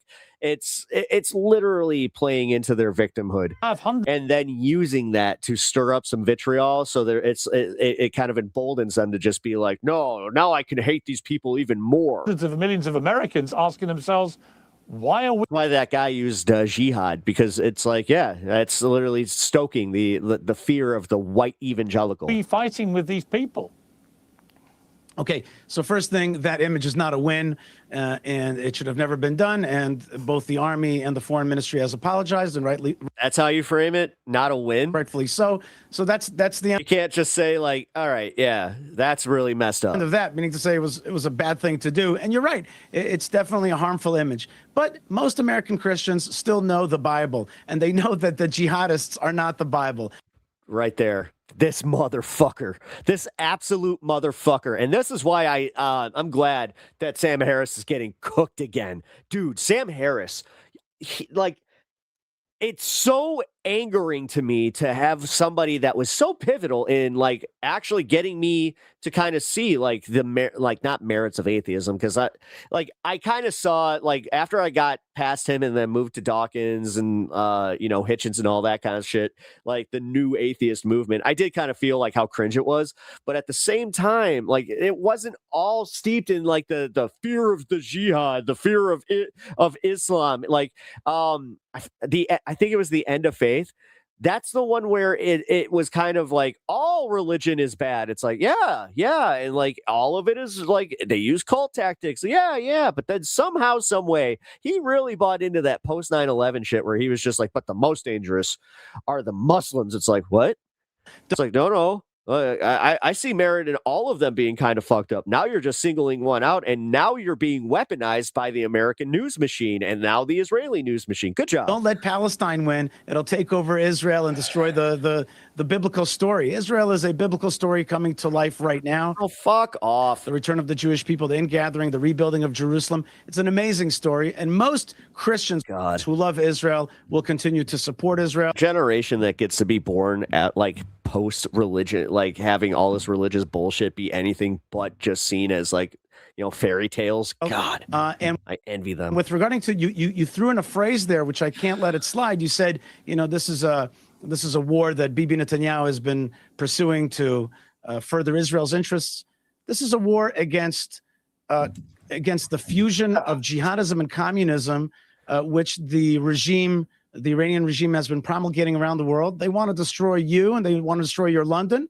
They want to destroy the United States. They want to destroy Israel. This is a battle for liberty. It's a global battle for liberty. It's sad that a lot of people don't see. Oh, like fucking not Hitchens, Dawkins coming out and being like, I'm culturally Christian. That they fuck you. They think the way you kind of phrased it, which is like, this is about, all right, we get it, you Anglo fuck. Israel's security interests or Israel's interest. No, or maybe it's about oil and money. No, this is about liberty for the world. It's about a fight against a regime. I heard your interview with the Iranian professor before this panel, and you were saying to them like, hey, you can't speak the truth in your country. You can't say what you want. This is a autocratic regime. And he wouldn't admit that, but that's the truth. And these guys have killed their own people. Look at my colleagues on this panel, right? They'll rip Israel, but they'll not mention jihadism or what Iran has done to its own people. The fact that they tried to kill President Trump, the fact that they murder people in the streets, the fact that they've attacked Israel for. Hey, watch the slurs in chat.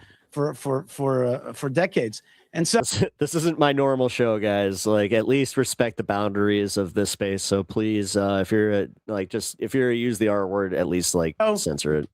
This is a just war. Israelis feel that. Like I said, my own channel, we got different types of rules, which even in my chat, I don't really allow it. Bad actions like the destruction of this Christian statue. It's strictly no slurs. Statue is wrong at all, and we'll rectify it. But the war is just, and we're going to keep fighting and be successful. And people will be with us, lovers of the Bible, and lovers of Israel. Pretty sure that I did a short bit yesterday covering that right at the beginning of my show. We'll see the truth. Someone's like, "Oh, Pep made it 10 minutes." Okay, Gershon Baskin, what's your response to that? Thank you. Appreciate that. My response to that is that have a good one. The war might be a just war. What the hell? Really? Oh, you're going to get mad over me literally saying hey, can you just chill? But it's not the responsibility of the people of guys, just remember Israel or the people of the United States to change the horrible that shit bothers me. Oh, okay. Regime of Iran. It is the responsibility of the Iranian people. This is a war which cannot be won, just like the war in Gaza could not be won and the war against Hezbollah could not be won. These are political, diplomatic TOS. It's not technically TOS. Struggles that need to have political They took the R word off TOS. Diplomatic solutions. It's just a respect issue. And the thing is, I literally just said, hey, not on this space. This space has a pretty, we've laid it out, just solutions. And like I said, you can chill. If you want to do that on my show, all right, maybe I'm a little more lenient. There is no military solution here. President Trump could declare the end of the war. Specifically with just that one, by the way. That doesn't mean that I'm giving carte blanche to slurs. Conflicts are still here. And do not think for a second. Conflicts will not be resolved through the military. I think also, Pierce, I want to point out that the image of the destruction of the statue of Jesus is horrible, but what's even more horrible is the pictures of the destruction of 38 villages south of the Litani River that the Israeli army has done over the last weeks. The cutting off of more than 1 million Lebanese people from their homes by bombing all the bridges across the Litani River is a much more dramatic image that needs to be addressed, because the people of Lebanon are also against Hezbollah, the majority of them, and there is an opportunity for a process of peace between the state of Israel and the government of Israel, but doing the things that Israel did in Lebanon, just like we did in Gaza, and our own military spokespeople, our Minister of Defense and other people in our government have said we're going to do in Lebanon what we did in Gaza. We committed war crimes and crimes against humanity in Gaza, and there are 2 million homeless people in Gaza who are suffering now for 5 months after the war has ended, and there's no relief there. This is not a Middle East that we can live in or that we should want to live in. There is no... God, all right, this is refreshing to hear, finally. Majesty in the military Lucas is cooking. Might of Israel when so many people in this region are being killed and homeless and destroyed. This is not a region that we can repair through the might of our military. No, and your hypocrisy, your blatant hypocrisy. No, his name's not Lucas. Okay, Jonathan, you're shaking your head there. Why? I'm shaking my head because voices and opinions that are being shared here by two, esteemed and very knowledgeable professionals. And I say this very respectfully without any cynicism. I've read Gideon's articles for decades, and I've seen Baskin's work, and we've met, and I know and respect both. But I think the irony, the sad situation is that you would have been murdered by Hamas on October 7 if they got close to you as well. They would have murdered you, they would have butchered you, they would have done exactly the same things to you with your high morals, with your sympathy for the enemy, with your warm and genuinely caring hearts for the suffering of the other side. The fact that they can use their religions to constantly do this thing, to just take away that little basic part of humanity that tells you, hey, seeing everybody as an enemy and that, they're paranoid. They're paranoid fucking monsters that just use it to fucking justify their atrocities. They would have done the exact same atrocious acts that they did to 1,300 Israelis. Jonathan, I don't argue with you. I don't argue with you on that point. Israel had to respond to October 7th, but we didn't have to wage a war for 2 years. Gideon, You mentioned my name 4 times when you spoke. I didn't interrupt, and I gave you the respect that I think you're entitled to. Please don't, Gershon, sorry. Please don't interrupt.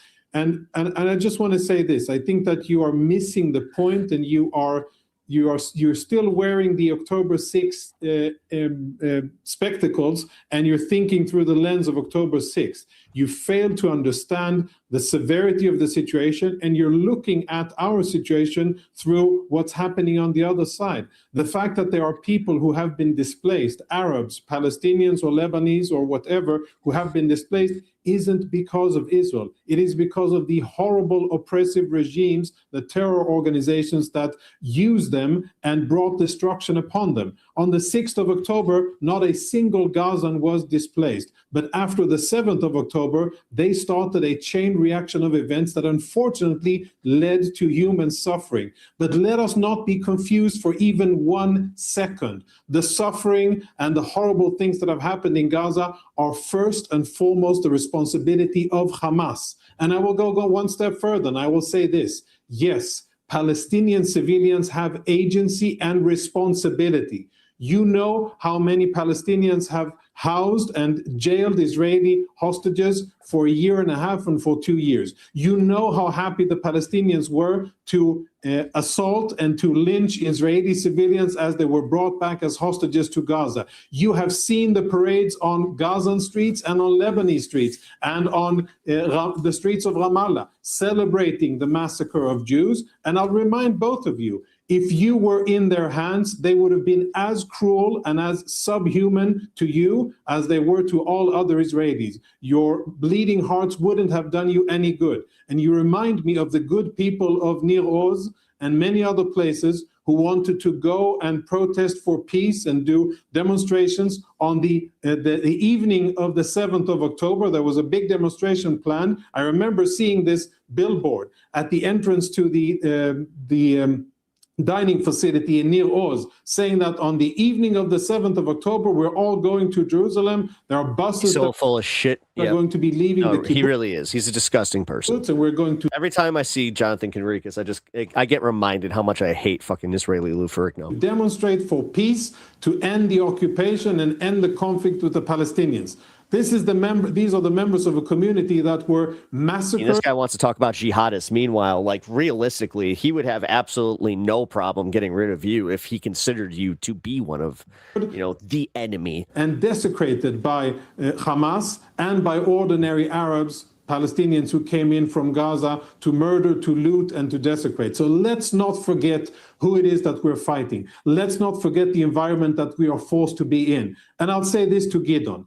I agree with you. There are things that need to be mended also in the IDF. And I welcome oversight of the media. And I think that the expose that's the most done by Haaretz. This motherfucker wants tighter control. If it was up to him, that image would have never circulated. Should be investigated. Motherfucker! He's just coming out and saying it. By the authority. You gonna call him out on this? Any of you? Is in the IDF, and if things are verified, then there should be consequences, and there should be. It already has been personal and the disciplinary, and there should be relevant. Oh, this guy, you do understand that he thinks that everybody is absolutely, to bring it back, stupid. Consequences for the establishment, things that are written, if they're true. They are serious, and I was going to say it, didn't you? They shouldn't happen, even in a fight against an enemy as brutal and as oppressive and as horrible and cruel as Hamas. So, but let's be clear. Yeah, you got to step in at all. Jesus, the amount of propaganda that Piers allows on his show, while constantly stepping on the toes of his leftist guests to chime in with his 2 cents. I don't think we are fighting Swiss or Danes or Norwegians. We are fighting some of the most cruel and oppressive terror organizations in the world who, if they only could, would kill us all, throw the corpses into the sea, and be happy about it and without batting an eye. That is the environment we live in, and that is why the IDF needs to be strong to defend ourselves against it. I don't know why, when we criticize Israel, Jonathan and people like Jonathan think that we're defending Hamas or Hezbollah or Iran. There's no question of the horrors that Hamas committed on October 7th. But Israel also massacred 76,000 people in Gaza and made 2 million people homeless in Gaza. Let's not forget about that. There's a limit to how long you can hold on to the horrors of October 7th. Really? October 7th was horrible. Israel had to respond to Hamas. But Israel did not have to wage a war for 2 years in doing that. The whole region wanted Hamas to be disbanded, to be dismembered, to be removed from power. And Israel has allies in the region that it could have worked with to do that. We didn't have to carry on a war for two years, which also killed many of the hostages who were left behind in Gaza because the government of Israel refused to bring them back. The siren of the Memorial Day that's coming up right now. And I would like to ask your permission. I told your producers that we stand in Israel. We stand in memory of the. It's a 2-minute siren. Not at 8 o'clock. Not at 8 o'clock. It's tomorrow morning. Put aside now those dramatic scenes. Really, the standing is tomorrow. Now it's just mentioning that the Memorial Day starts. So really, here, the siren is now. Siren is now. We should remember also the Palestinian victims at this moment. No, you shouldn't desecrate this moment with Palestinians. You will not tell me whom to remember and whom not. I'm named by someone who was killed in 48, by the way. Others who were killed, and in the same time, I will think also about our victims. Now, in Israel, it's not usual that people stand because actually they do, Gidon, and I don't know where you invent that from, but yes, you stand. The Memorial Day starts now. But you know, Israel is so preoccupied. It's also a propaganda tool, which I'm glad that this guy is. This and he's using one of those auto cam things. I just got one of those little, like, that's the little rig I was using on my protest. I'm gonna be testing that on my stream here because, like, I'm gonna have the ability to take it with me if I need to. To victimize ourselves is good enough, but I would like, Pierce, with your permission, to relate to one thing that Jonathan said. The camera. So the thing is, what happens is it has like a little range that you set it into, and it follows you. So I'm pretty sure that he like, if that's not mobile, then he has like the at-home version or whatever. And this was really almost the peak of, honestly, like, when I can, I'm gonna invest in something like that for the stream. Cynicism that I can think about. He says that until the 6th of October 2023, no Palestinian Gaza was replaced. Have you ever heard a better joke than this? 3/4 of the people in Gaza. You know, I just realized that Piers, like, used that whole, like, standing thing also, like, to. Oh my God, he's such a disingenuous ass. He really is. Sons and grandsons of people who were replaced in 48 from the villages, from the land. How dare you to say that until 6th of October, nobody was replaced in Gaza? They are all refugees from like the Nakba who were part of them, kicked away systematically by... Actually, I'll show you guys how it works. I'll show you guys, like, the rig that I got for my mobile unit. Plans, and today we saw the files, and we know that will be on my later stream. It was a policy. They are taking the hour off so I can eat some lunch. Are living in refugee camps ever since then. How dare you say that no one was replaced in Gaza? Really, I mean, I'd like to answer that. But just a second, I didn't finish. So first of all, Gaza ring cam? No, because it does it through your phone. Is a place like I think. Hold on. Of a catastrophe which started in 48, not 23, and not 67. Built-in cam. And secondly, really, he sees the birth of the state of Israel, right? He sees the birth of the state of Israel as a catastrophe. He doesn't stand up for the dead soldiers, so he's not really Israeli. He's outside of it. He called himself a. It's the auto-tracking streaming camera. He never said, but he called himself a self-hating Jew. I guess if the shoe fits, I wouldn't say such a thing, but he said it. And the OBS bot. And he tells me he doesn't even know when the siren rings, and so I just found out it's on sale. Hey, look at that. catastrophe 1948. So he's outside of the picture. And that's why there's not one political party that represents him. Not one inside the Knesset. He does not represent Israelis at all. He's a foreign-funded hater, person who's gone completely off the rails. Okay, we can listen to you. You don't represent anybody. Just a second. I want to answer. Just a second. If I listen to your accent, I understand you were not born here. So don't tell me who's Israeli. My parents are Russian. Your judgment, because you can't take 5 minutes to look at Wikipedia. That's okay. That's fine. Born here. I was born to Russia, refused the parents. Israeli is you, and I love Israel. There's not one party that. This really is just like it all boils down to fucking skin color. I hate to do this, but God, too many people want to make it about other shit when it's like, no, it's literally the white ones versus the fucking brown ones. I know this game all too well. Represents you. You're out. You're out. You don't represent anybody. Your ideology is no longer listened to. You're finished. Your ideology is finished. I agree. Okay, so you're done. Ishai, I think you're. Meanwhile, dude, keep pushing it, man. Keep pushing it. Wrong. I think more Americans that see this shit. I swear to God. The Arab parties. You think that like MAGA turning on Ukraine was bad? Like, bro, they're turning on the fact that like, oh, you know that whole assassination story was kind of sus. Like, dude. MAGA really is fracturing. I don't care like what a bunch of like the chat bots and that pop up say. Like they really are. Why is this guy acting like he's cutting a wrestling promo? Because that's what he thinks it is. It's him and Jonathan Kenrikas. They don't actually care. Like they really don't. They represent all they care about is just being a good mouthpiece for fucking Israel. Okay, let me just jump in here. Let me jump in here, please. Let me jump in here, please. Let me jump in, please. Excuse me. Let me jump in, please. Please don't all talk over each other. I want to just ask Ishai this question, which is, we hear a lot that Israel is the only democracy in the Middle East, and that is what the support should be driven by, is that realization it's the only democracy, has democratic values and so on.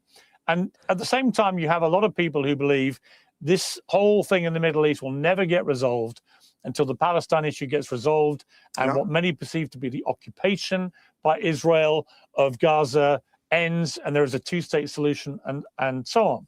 And we've heard these arguments. Obviously, I've heard them a lot in the last 3 years in particular. And yeah, you bought into them. Like, when you try and defend Israel on that basis of it being the only democracy, you then have a story like we saw last week, where the Knesset passes a new law where people that is the Israeli government, the authorities decide are Palestinian terrorists can be executed. But the same law doesn't apply to Israelis. And when I saw that, and I saw Ben Gvir with his noose on his lapel of his suit and cracking the champagne open, and what is so clearly there we go. Sorry, my audio was two-tier form of justice that only applies to Palestinians, because he's a monster, not to any Israelis who might commit acts of terrorism. What do you say to people who say, well, this is what we're talking about? There's again, these are like, dude, two-tier. Was it because Hugo Boss apparently just was like that? You know, he made like the perfect villains where like, just because they wear yarmulkes and have a suit on, now we just can't call them monsters for literally being the fucking worst humans on the fucking planet, for doing a vote to hang people that are not Israeli. Like, that's essentially what that was, man. Society in the minds of, like, it's disgusting. People like Ben. Like, it's disgusting that you have people like Kenrikas and this other jackass that are just sitting here like apparently totally oblivious into the, like, how people perceive this as being completely inhuman. Where the Palestinians are at a lower level and they can be treated differently to Israelis. That change of the law. Yes. Notice how this guy's blinking a little bit faster and that mouth kind of unfurled, because it is kind of becoming obvious that you guys are a bit racist. It seemed to me to be an obvious example of what people that criticize Israel, what they're getting at. What do you say to that? Number one, that law is not about Arabs or Palestinians. It's about jihadist terrorists, people who come to kill Israelis through an ideology, a Nazi-like ideology. It's a law trying to say we should not anymore give these people up in peace deals, the kind that Gershon Baskin negotiated. This is not that kind of thing. From now on, if somebody set out to murder Jews and murder Jews, we're going to get rid of them. And by the way, there was 5 people were executed in Texas in 2025. All the Arab countries around us have laws for execution. It's a death penalty. It's normative. Everybody understands it. I really don't understand why you're making it out to be so complex. If somebody comes to terrorize and murder Jews and Israelis, as Jews and Israelis, because it doesn't apply to Israelis. The law doesn't apply to Israelis. If there was a jihadist terrorist who was a Jew and Israeli, he would be absolutely underneath that law. That's just not correct. We had Baruch Goldstein. What was Baruch Goldstein? And he was indeed killed. And he was a terrorist, and he was killed. It's very simple. It's very simple. Don't pretend. It's all very simple.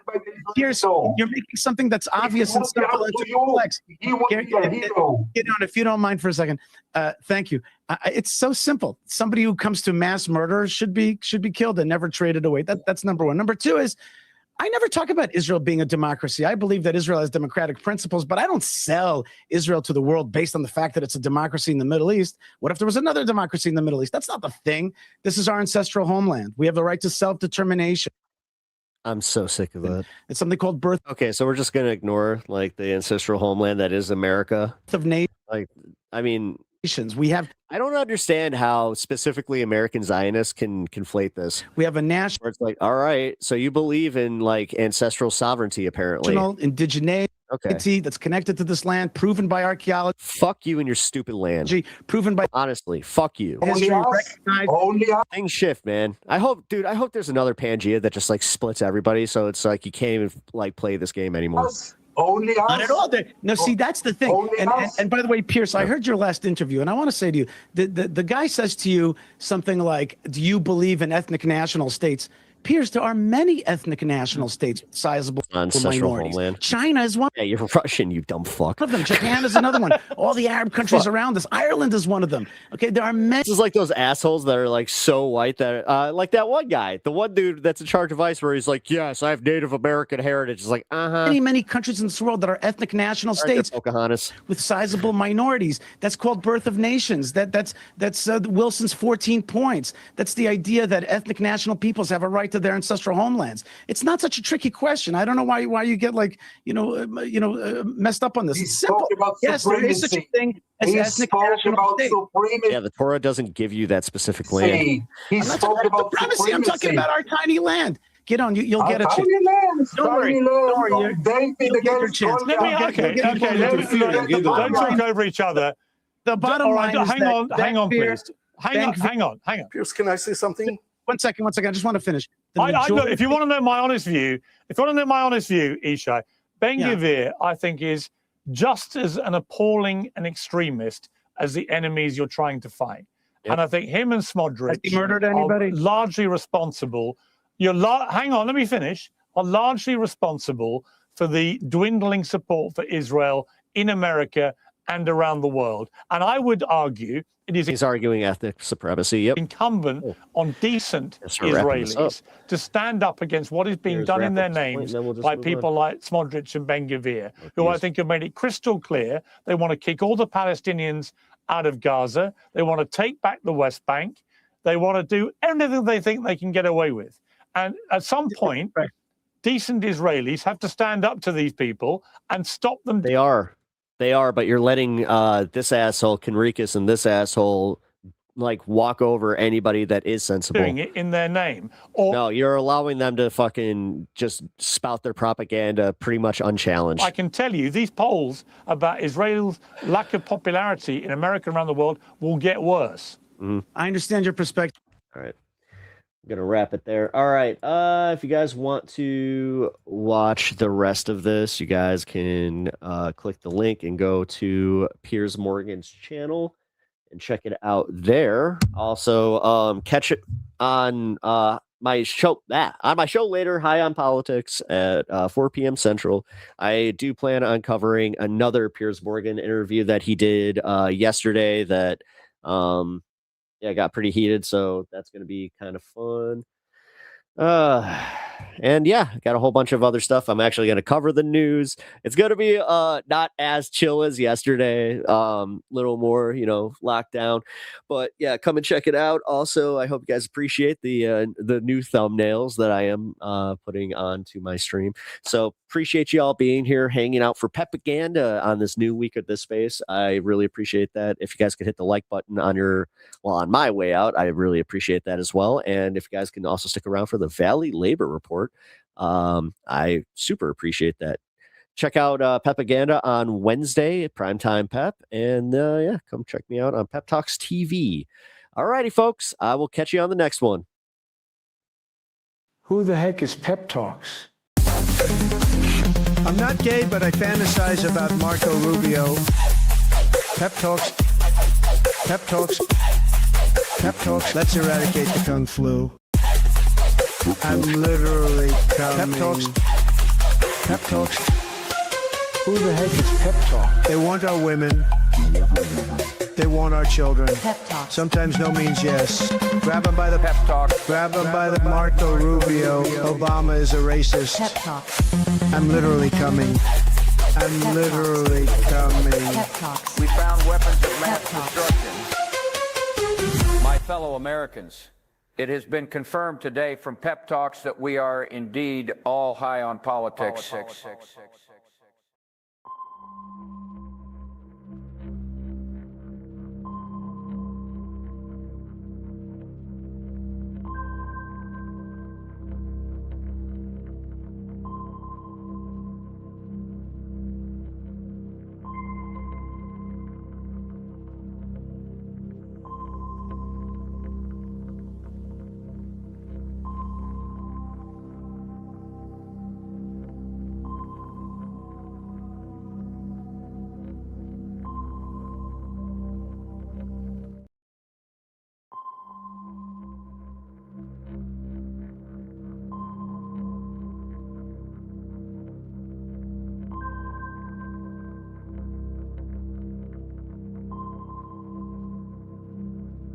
The entire system needs a shift in framework that was apparent a decade ago after the failures of the two Obama administrations, and is even more apparent now as we've undergone two elections where Donald Trump has beaten the Democratic Party.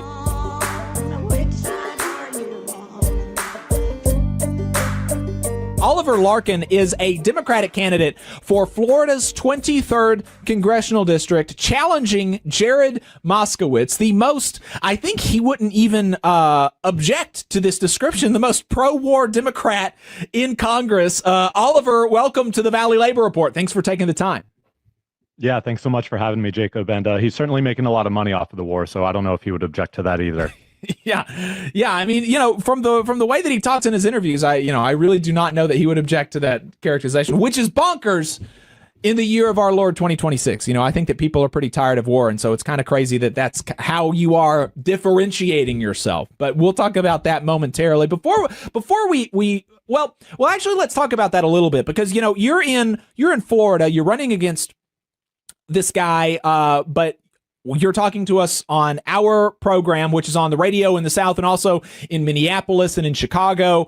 And so some people might have a question about, well, why is this specific Florida congressional race relevant to me in Chattanooga or Chicago or Minneapolis? Why should people across the country care about this congressional race? Yeah, if you're listening to the Valley Labor Report, one thing you should know about our campaign and about our opponent, Jared Moskowitz, is that he was the very first Democrat in all of Congress to join Elon Musk's Doge caucus. This is a private initiative by an unelected billionaire that has gone after collective bargaining agreements of federal workers. It has completely defenestrated entire agencies, including the Department of Education. Here in Florida, we've got the lowest average teacher salary in the country. So if you're a public sector worker, if you've been affected by Doge, if you've had your Social Security information breached, that goes down to the Democrats that gave this permission structure for Elon Musk and Donald Trump to carry out the Project 2025 agenda. And primary in that is Jared Moskowitz. So this is someone who says he has the support of labor, but takes money from management in the form of corporate PAC money. We need to get this guy out of here and get a real working class candidate, someone like myself who has organized a union in my workplace, who is still and who is always going to stand with labor and the working class against the billionaires. That's why everyone across the country should be paying attention to this race, frankly. Yeah, I mean, absolutely. And I've been listening to a couple of your interviews with some other folks over the last couple of days. And I was, I think that I knew it at the time, but I get, just so much has happened that I forgot about it. But, you have to imagine that people who initially tried to associate themselves with Doge to sort of demonstrate, centrist bona fides or, bipartisanship, you have to imagine they're regretting that now, right? Yeah, and let's talk about what kind of bipartisanship Jared Moskowitz has pursued, because this is the House Freedom Caucus and Steve Bannon kind of bipartisanship. When the New York Times covered the first federal shutdown at the very start of Trump's administration, they profiled Jared Moskowitz because Jared Moskowitz was adopting the House Freedom Caucus's talking points of passing 12 individual spending bills to feed into this narrative, this lie about the waste, fraud, and abuse in the federal government falling on the shoulders of federal workers. That's not where the waste, fraud, and abuse lies. It lies with the government contractors. In fact, Elon Musk himself, who receives billions of dollars in federal welfare for his companies that he then pockets and is able to become the richest person in the history of the world. So with Elon Musk and Jared Moskowitz pursuing Doge together, this is what had Steve Bannon literally playing Jared Moskowitz's floor speech. Steve Bannon, the convicted January 6th, esque Breitbart editor-in-chief, white nationalist, former Trump senior White House advisor, was playing Jared Moskowitz's clips approvingly on his radio show. Wow. Because Jared Moskowitz, one thing that he loves to do is play the devil's advocate as the one Democrat in the room who's going to adopt the conservative talking points and framing. And it's a very cynical dance that he plays, because he even has said to Politico magazine, the House Freedom Caucus thinks I'm a liberal, and the Democrats think I'm a Freedom Caucus member, and that's exactly where I should be. He's the definition of a fence rider in a moment where you need to choose which side you're on. Are you on the side of the billionaire class, or are you on the side of the working class? Has he done any sort of mea culpa on the Doge stuff, given how just totally disastrous that has been? I mean, has he had to walk it back a little bit, or is he just as out and proud about his association with Doge as he is with his association with the Iran war? Well, what he said with Doge is that he said Doge is effectively dead. He still remains on the caucus, to my knowledge. So if it were ever to be revived, he's still formally a member of that caucus. But he said Doge is dead. It did not carry out the promises that it said it would carry out. And if you're falling for Elon Musk hook, line, and sinker, then you're not the kind of savvy representative that we need to see through the talking points that the billionaire class serves us and actually stand on the side of working people. So his argument with Doge has been very similar to his argument with Kristi Noem.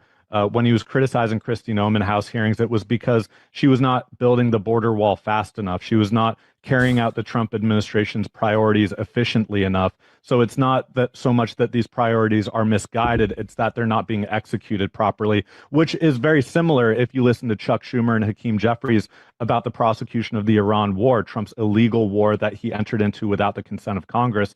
It's a very similar argument. Not that they disagree with the priorities or objectives, it's that it's not being carried out by competent people in the way that Democrats would. And that's frankly the two-party duopoly that we're challenging by primarying an incumbent Democrat who adopts these kind of talking points. And so I think that we've, adequately set the stage for the national relevance of this race. And so we'll get back to that momentarily. But to kind of backpedal a little bit, can you talk to us about how you got into politics? Yeah, so when Florida reelected Rick Scott in the fall of 2014, I was a senior in college, and I had taken on tens of thousands of dollars in student loan debt. After playing football, I got a job as a line cook on one of our campus restaurants in Tennessee, making the federal minimum wage of $7.25 an hour. So as I was burdened by the student loan debt that I was going to have to begin paying off shortly after graduation, and as I was working 40, 50, 60 hours a week over a hot grill and seeing my paycheck at the end of the week barely ever able to cover my gas and my groceries, I started to pay attention more to this 2016 presidential campaign, and in particular Bernie Sanders and what he was saying about Medicare for all, college for all, a $15 minimum wage. It immediately connected for me with more money in my pocket, with the cost of a college education not becoming a punishment or a lead weight around my neck. So it was immediate, the way that his message connected with what it meant to have a working class experience in this country. And I quit my job as a line cook and I drove to New Hampshire and I started volunteering, because with Bernie Sanders down 50, 60 points in the polls and me consuming every piece of media information I could and then half-assing job applications to places I didn't really want to work, it became clear to me that my future and my stake and my own personal responsibility over taking control of my life was going to be putting everything I could into this presidential campaign. So I started as a volunteer. I got on staff as a paid organizer and traveled the country with the Sanders campaign.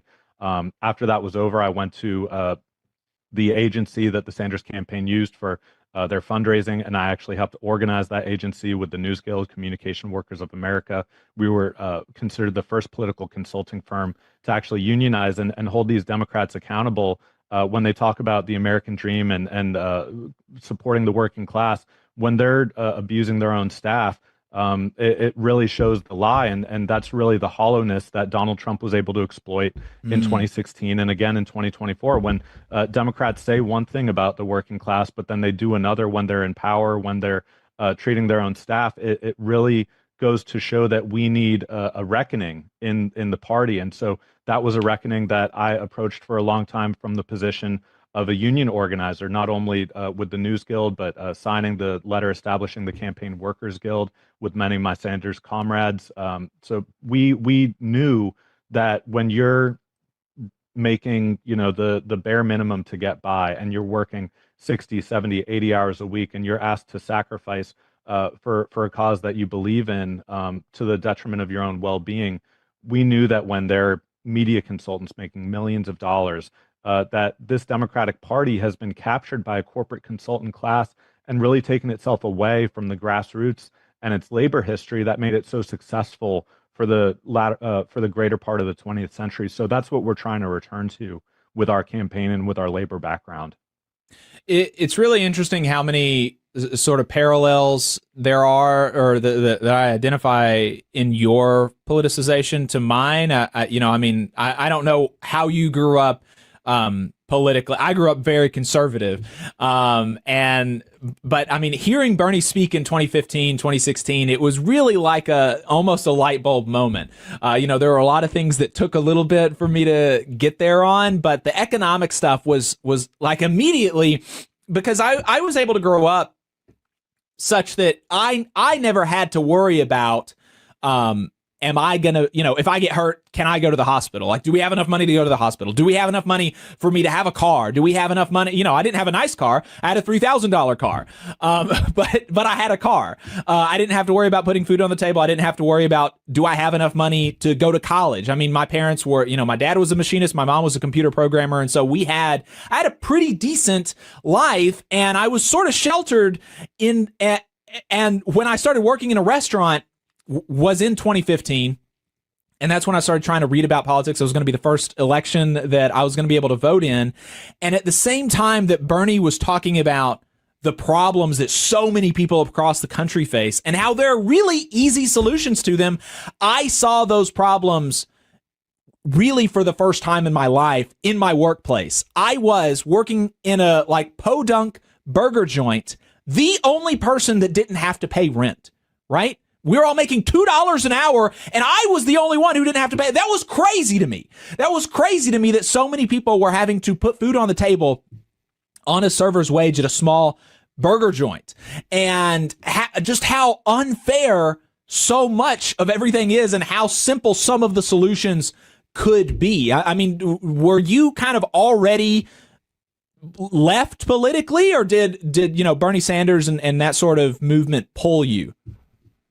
So I grew up in a more establishment conservative household, certainly not the MAGA kind of household, but the Jeb Bush Florida Republican type household. And I didn't want for anything growing up. My dad is an Army veteran and got out, was able to attend college through the Army ROTC program, and he made a good living growing up. And so it was really through working in a restaurant and thinking to myself, and really seeing the lie that is often told about the minimum wage, that it is a starter job, that it is for kids on their school break or people trying to gain experience in the labor force, and not a job that people need to have and go to every single day to be able to get by and make their living. And that was something that every summer growing up in high school and in college, I was working in the marinas in South Florida.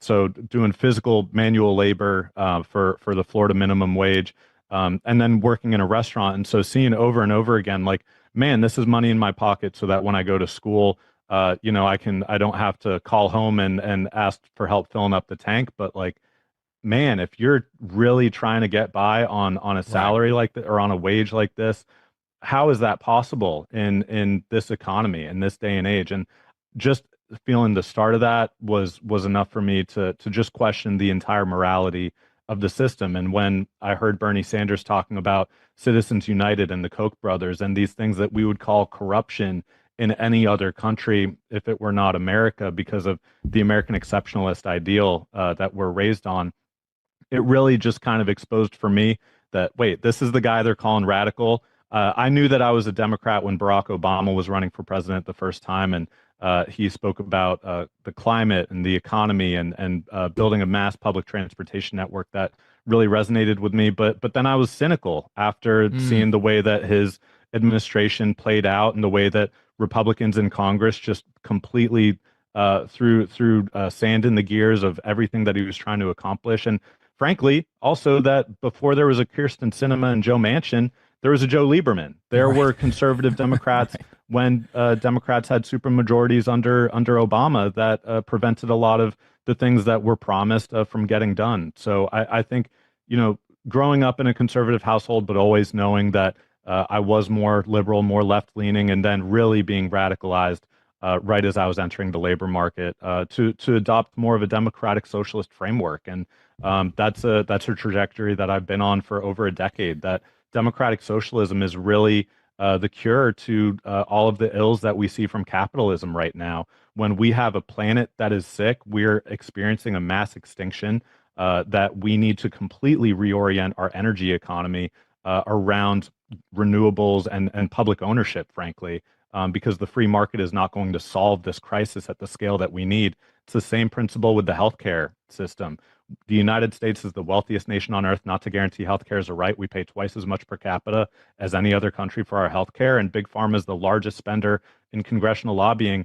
Why don't we have a system not only of single-payer insurance, but a system like the NHS where we don't have for-profit hospitals, we don't have for-profit pharmaceutical companies that really are making their billions off of the backs of taxpayer-funded research that they can slap a patent on and then prohibit the public from accessing this medicine that we invested in to cure us. So I think the entire system really needs a shift in framework, and that's something that was apparent a decade ago after the failures of the two Obama administrations, and it's even more apparent now as we've undergone two elections where Donald Trump has beaten the Democratic Party. Despite the unpopularity of Donald Trump, still somehow the Democratic Party is just as, if not even more unpopular, because people see that it doesn't stand for the things it professes to stand for.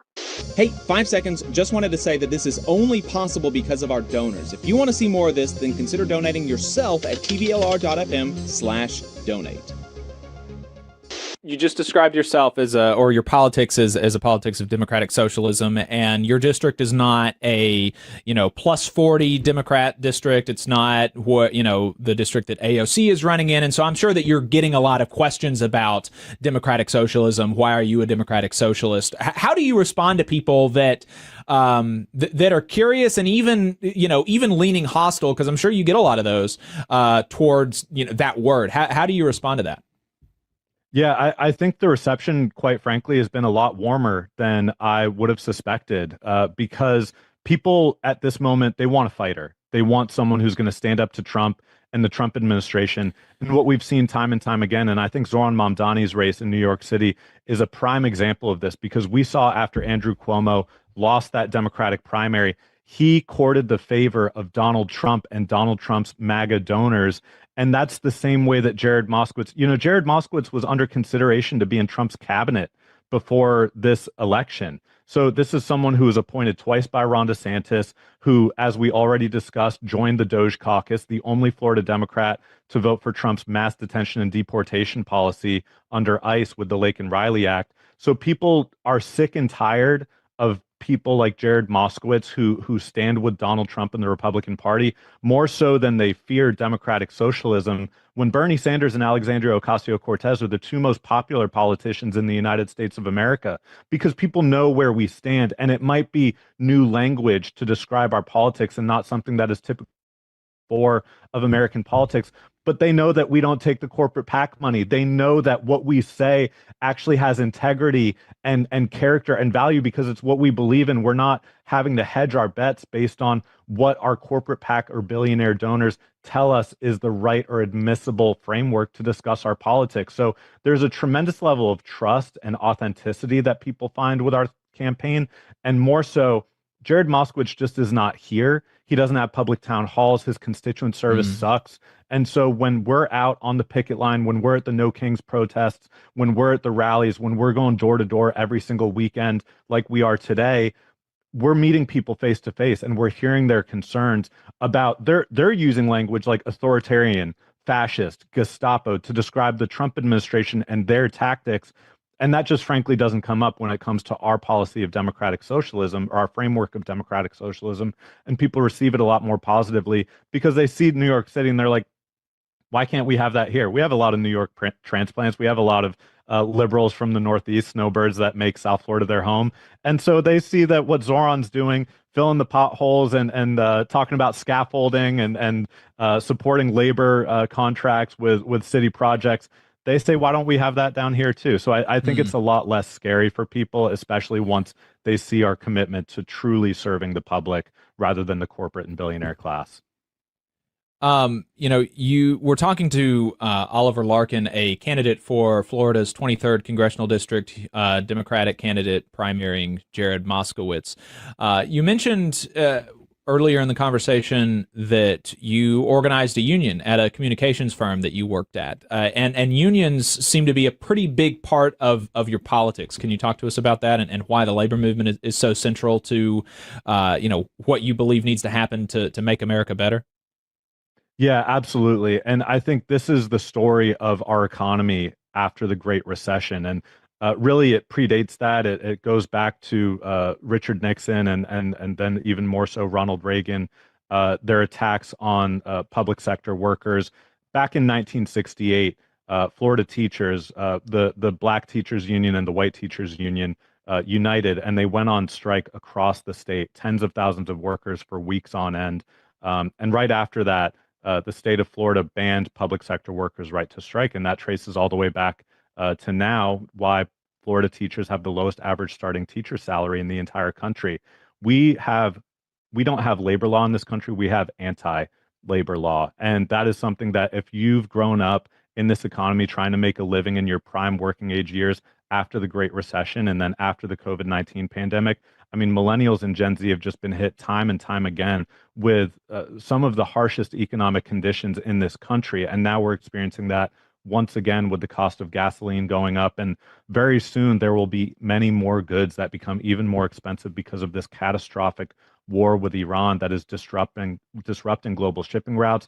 Farmers can't get their fertilizer right now. It is spring planting season. We're going to see the price of food going up even more so than in the past.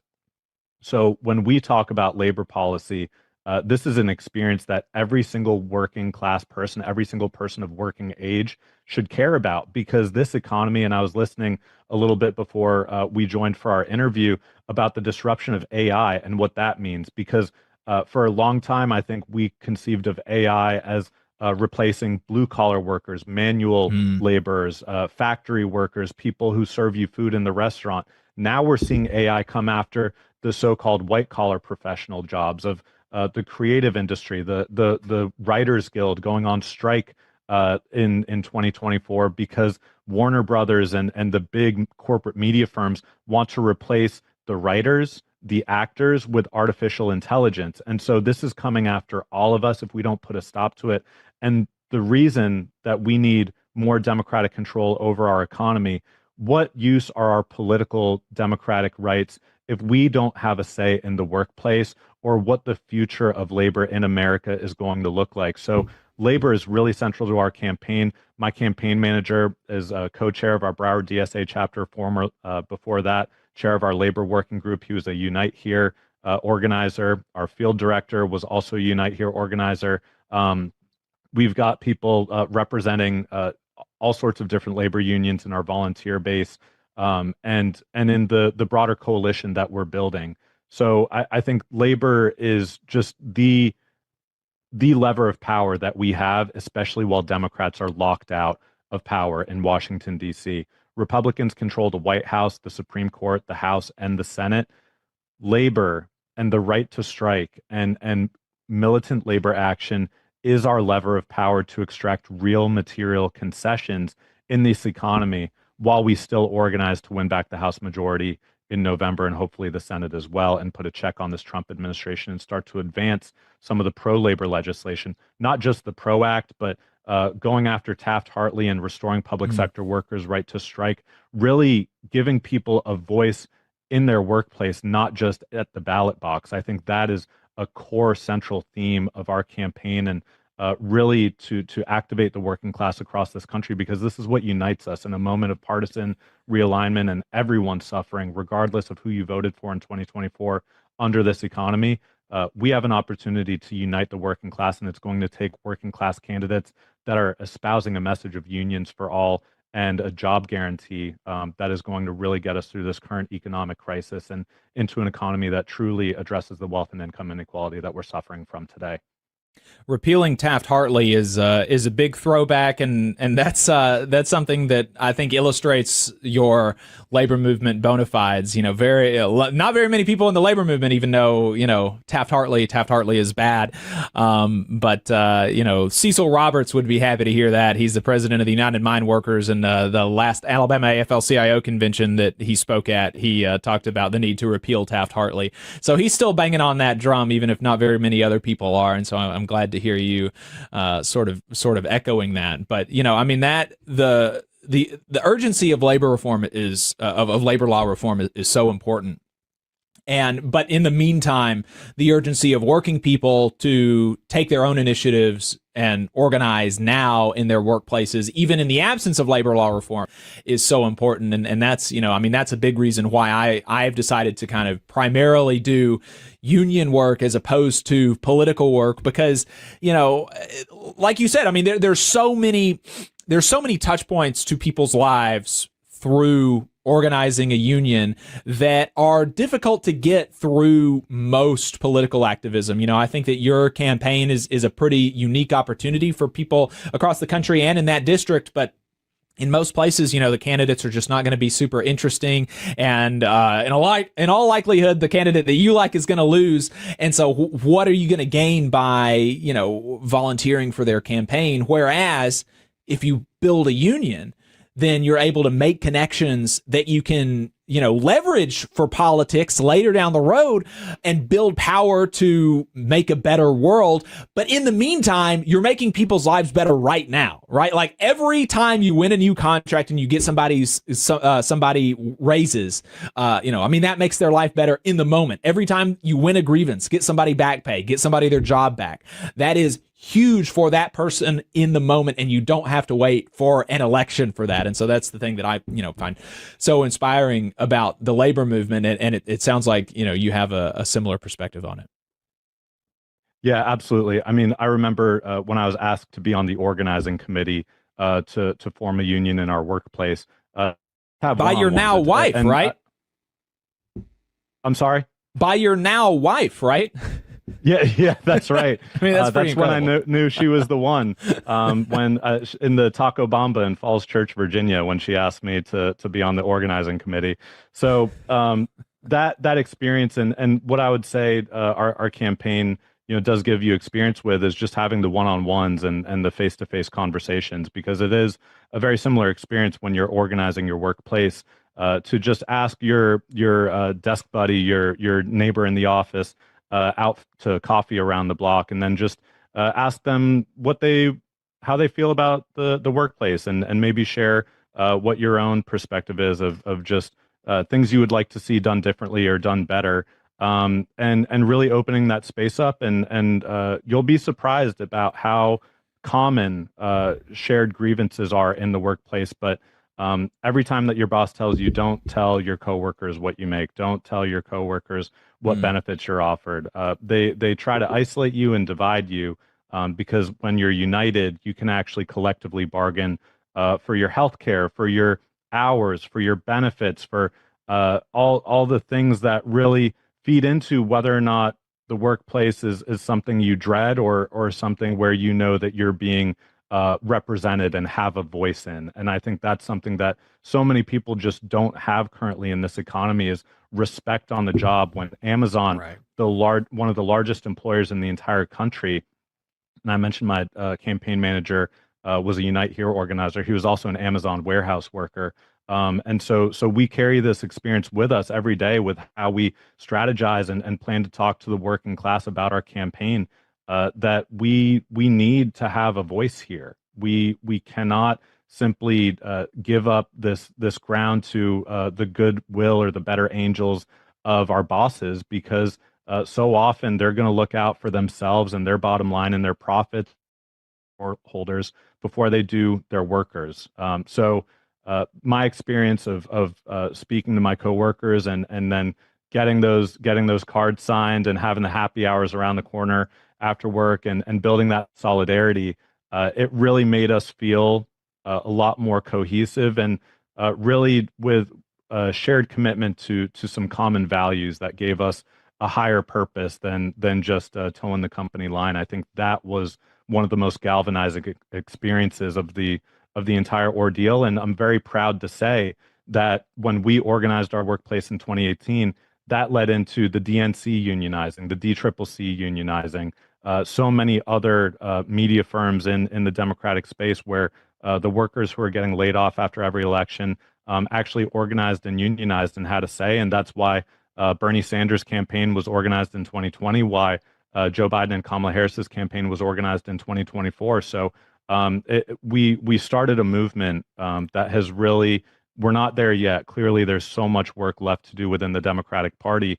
But I think this labor orientation is something that needs to occur, and it needs to occur in this election. There's never been a clearer contrast with the Elon Musks and Sam Altmans and Mark Zuckerberg's. They're increasingly spending money on campaigns. We saw that in Illinois, the $22 million dumped into those Illinois congressional races to attack progressives, to attack anti-Zionists, and to prop up the corporate class, the same corporate class that has been leading our country in this direction for the last 40 or 50 years.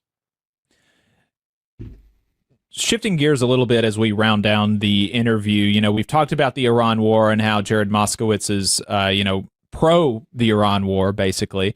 What should he be doing, and what should Democrats in Congress be doing to oppose the war instead of whatever it is they're doing now?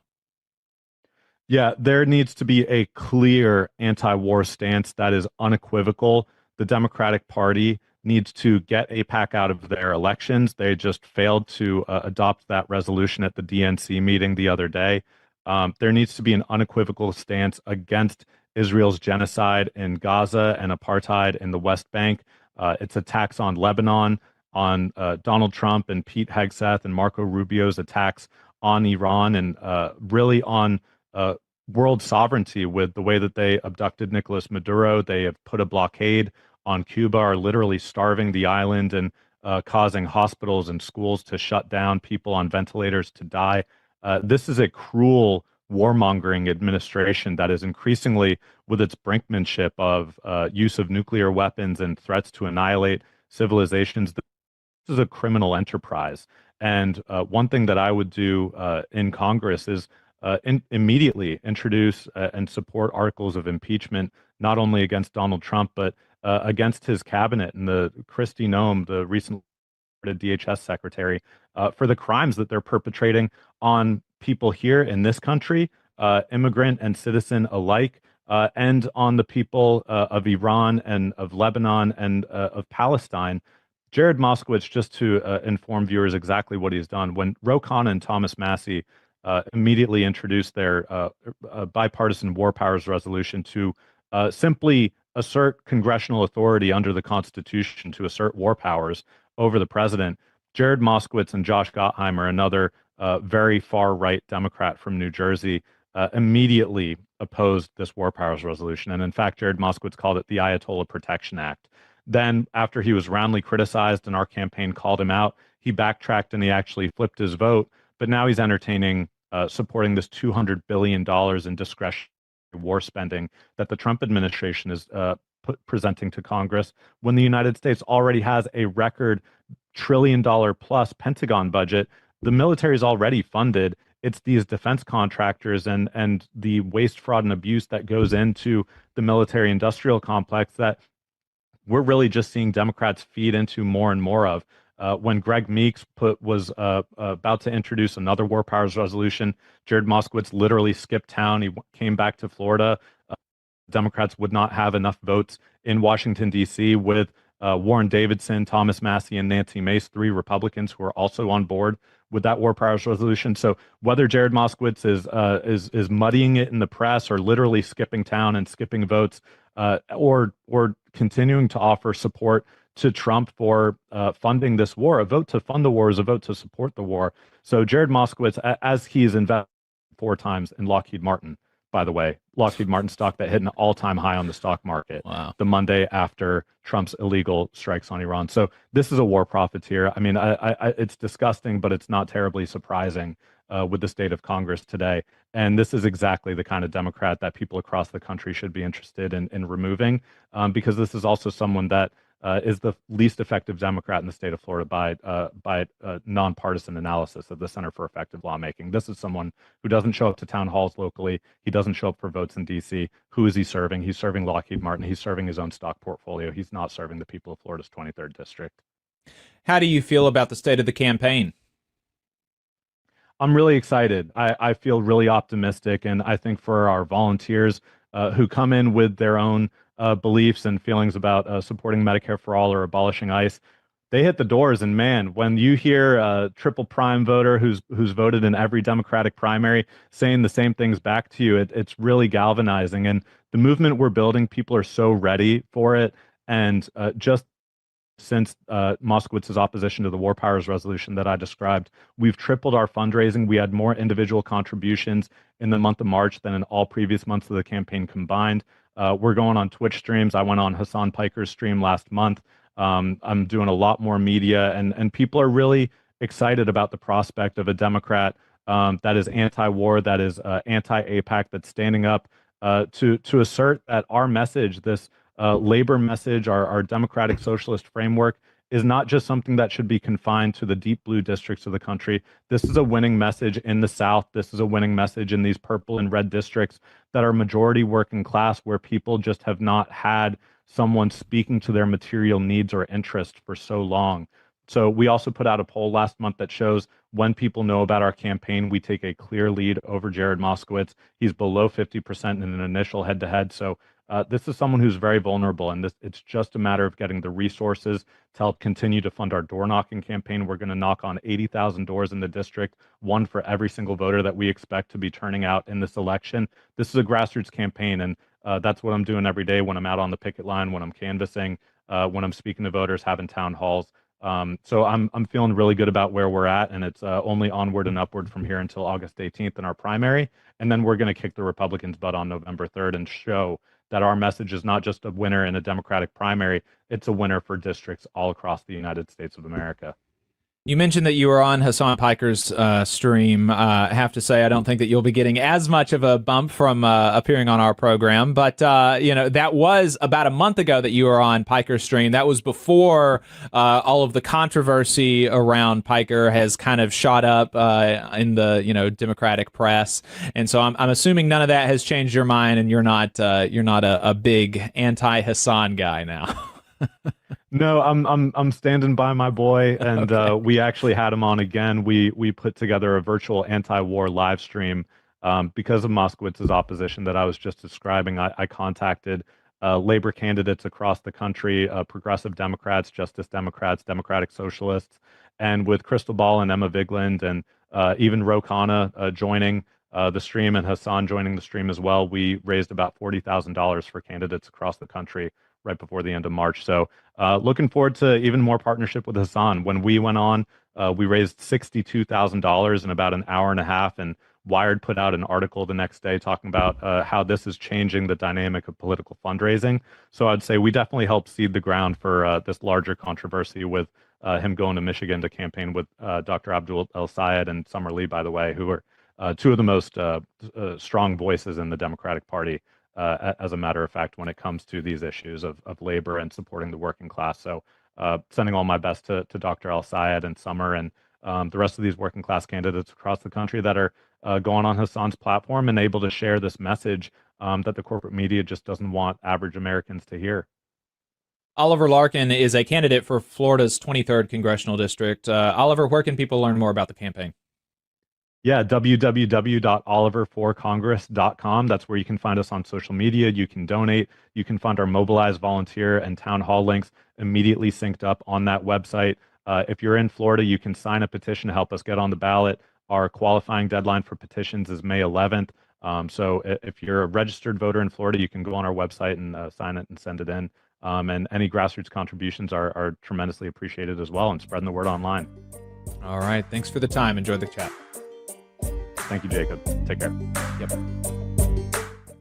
Do we want to incentivize monopolization and anti-competitive practices, skyrocketing executive pay, or do we want to incentivize competition, lower prices, higher wages, lower executive pay?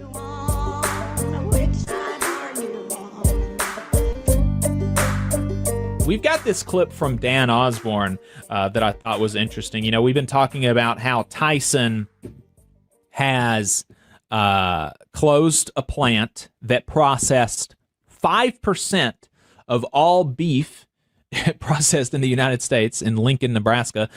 Closed that plant, eliminating a huge source of beef production in the United States, killing thousands of jobs for Nebraskans. Horrible economic consequences. Dan Osborne has been beating the drum about this. The current senator, I think his name, Pete Ricketts, has seemed not concerned at all. Dan Osborne released a video talking about this last week. I wanted to share it with you.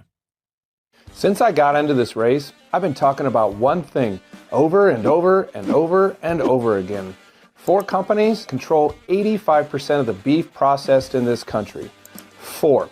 And Nebraska ranchers used to get 70 cents on the beef dollar. Now they get 37 cents. That money didn't disappear. It went straight to the big packers at the top. Pete Ricketts has spent his entire I just want to pause it for a second so that we can sit with that information. Now that the beef processing industry is so concentrated, ranchers only get 37% of the money that you pay for beef, as opposed to previously they got 70%. And now that money is going to these executives and the profits of shareholders instead of going to ranchers, instead of going to people who make the beef, who process the beef. I mean, that is crazy how much that industry consolidation has had an impact on where our money goes. Let's continue. Here in the pocket of Tyson and the other meatpacking giants. He's taken over $70,000 from Tyson alone.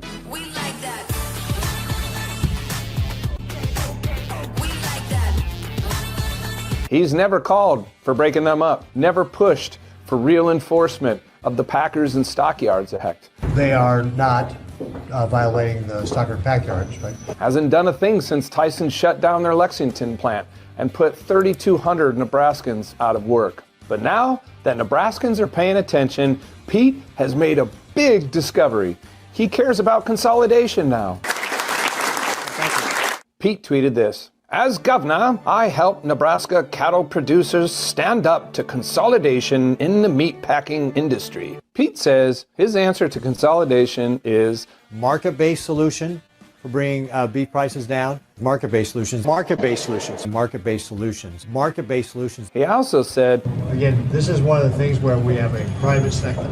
Pete's big test case for his market-based theory is a company called Sustainable Beef. Sustainable Beef Processing Plant.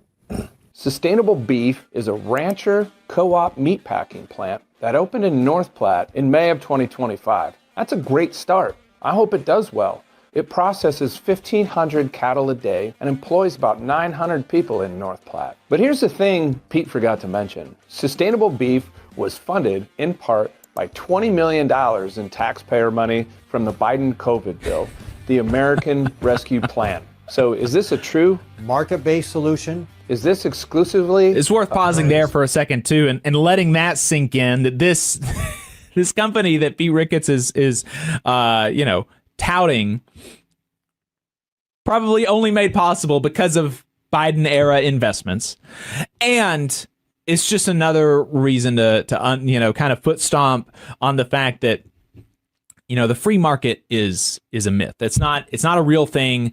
The government always picks winners and losers. The thing to do is to be aware of that and decide how we as a society want to pick winners and losers. Do we want to incentivize consolidation and monopolization and anti-competitive practices and skyrocketing executive pay, lowering worker wages, increasing consumer prices? Is that what we want to incentivize? Or do we want to incentivize competition, lower prices, higher wages, lower executive pay? Hey, 5 seconds. Just wanted to say that this is only possible because of our donors. If you want to see more of this, then consider donating yourself at tblr.fm/donate. What kind of society do we want to have? That's a political question. It's not something that just gets decided in some objective way by the free market, because the free market is not a real thing. Let's continue. Success story? Now here's where it gets really good. Pete likes to take credit for securing this government money, but then during election season, he slams the very bill it came from. Here's Pete. This year, we also have the rare task of spending the $1.04 billion that Nebraska has been allocated through the American Rescue Plan Act. These ARPA funds can help our state grow into the future. Oh, great. So you like this bill. But then, on December 6, 2023, Pete tweeted this: reckless spending from Joe Biden and the congressional Democrats, particularly the American Rescue Plan passed in March of 2021, caused prices to skyrocket. So, Pete, which is it? Is the American Rescue Plan a great investment in Nebraska's future, or is it reckless spending that caused inflation? Because you can't have it both ways, man. You can't attack this bill for years, then brag about the money it sent to your friends. And there's one more thing Pete didn't mention about his big market-based solution. Walmart holds a stake in Sustainable Beef and is its primary buyer. Industry experts say that Walmart's entry into this market won't challenge its consolidation, it will deepen it. Here's Bill Bullard, CEO of RCAF USA, a cattle producer-only trade association. What Walmart is doing will lessen competition in the beef industry. It'll mean less competition. It'll mean fewer producers. And it'll mean a more concentrated and centralized food production system that is contrary to the national security of this country. So I ask you, the viewer, is taking $20 million in taxpayer money to build a plant that Walmart controls a true market-based solution? Look, I'm glad Sustainable Beef exists. I hope it succeeds.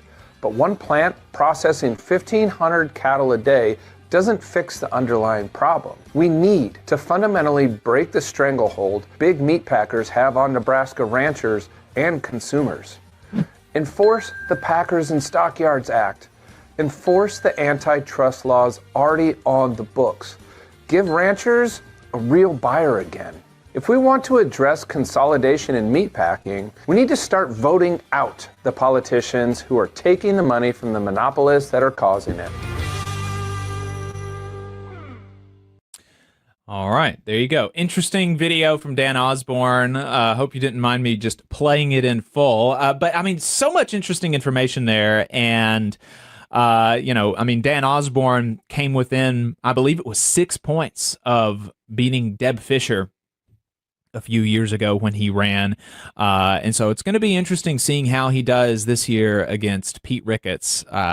Pete Ricketts does not seem to be doing much to win favors with Nebraskans, with working Nebraskans in particular. Seems pretty content to allow them to, be kind of whipped around by his corporate benefactors. So we'll see what happens. We'll be tracking that race pretty closely. Dan Osborne, people will remember, is a union steamfitter, still goes to work today as he's campaigning. He was also a strike leader during the Kellogg strike in 2021. He was the president, I believe, of the BCTGM local that went on strike there. Has since got a job somewhere else as a union steamfitter. So really interesting candidacy, and we'll be tracking that closely. You just saw a clip from the Valley Labor Report. We are live every Saturday morning from 9:30 a.m. till 12:30 p.m. And we pride ourselves on keeping all of our content free to everybody so that we can talk to as many working folks as possible. If you support the work that we're doing, you think that it's important, you think that it's good, then consider making a monthly contribution to the project, and you can do that on our website, tvlr.fm. Which side are you on? Which side are you on?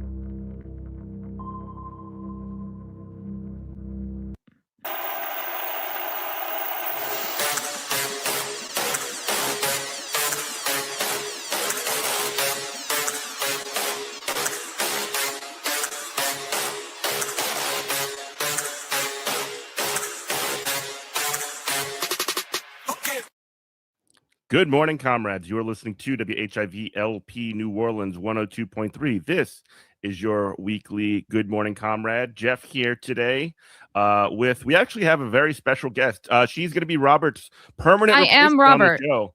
She's Robert. He has transformed. Yes. I have transformed. There we go. Sorry.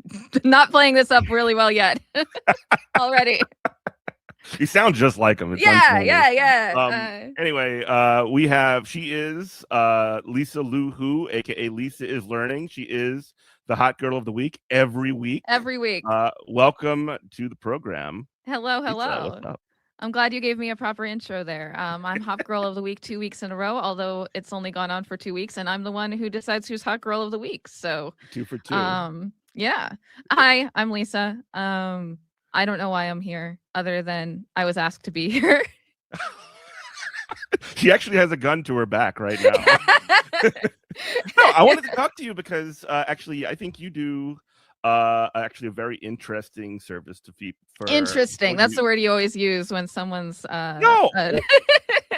What I mean to say is that you actually Lisa is currently a Twitch streamer. She has a long background of being a cosplayer. She's a weirdo. Let's just crack you know what? Introduce yourself to the audience. My little intro that I always give when people are new to the stream is that I was raised an evangelical Christian homeschool girly. I was also. I didn't know homeschool. I didn't know. Yep, I was homeschooled. I guess I dated the head football player at schools I didn't go to. Because I was a theater kid. Anyway, that has nothing to do with anything. I then went on to work and become a professional dancer for a bit, meaning not like sexy. I worked at amusement parks like Disney and Nickelodeon Universe. And then I went on to become a professional cosplayer and I traveled the world. Lisa Luhoo is actually, you might, if you're a geek, know my work. I did end up on like the front page of Reddit a few times or end up on Philip DeFranco, SourceFed, Time Magazine. I won a reality TV show in 2017. I did a bunch of stuff. And then I went blind. And I'm not even kidding. I literally am legally blind. In both eyes, even the right eye that I currently have showing is very, very blind. So I spent, and that was 7 years ago. And now I'm a socialist. That's what happened. That's the trajectory of my life. The evangelical homeschooled to cosplayer to dancer to cosplayer to socialist pipeline is undefeated. Yes. It's a pretty normal trajectory. I skipped blind. I'm sorry. Yes, there we go. The blind part. That one. I will not do blind erasure on this show.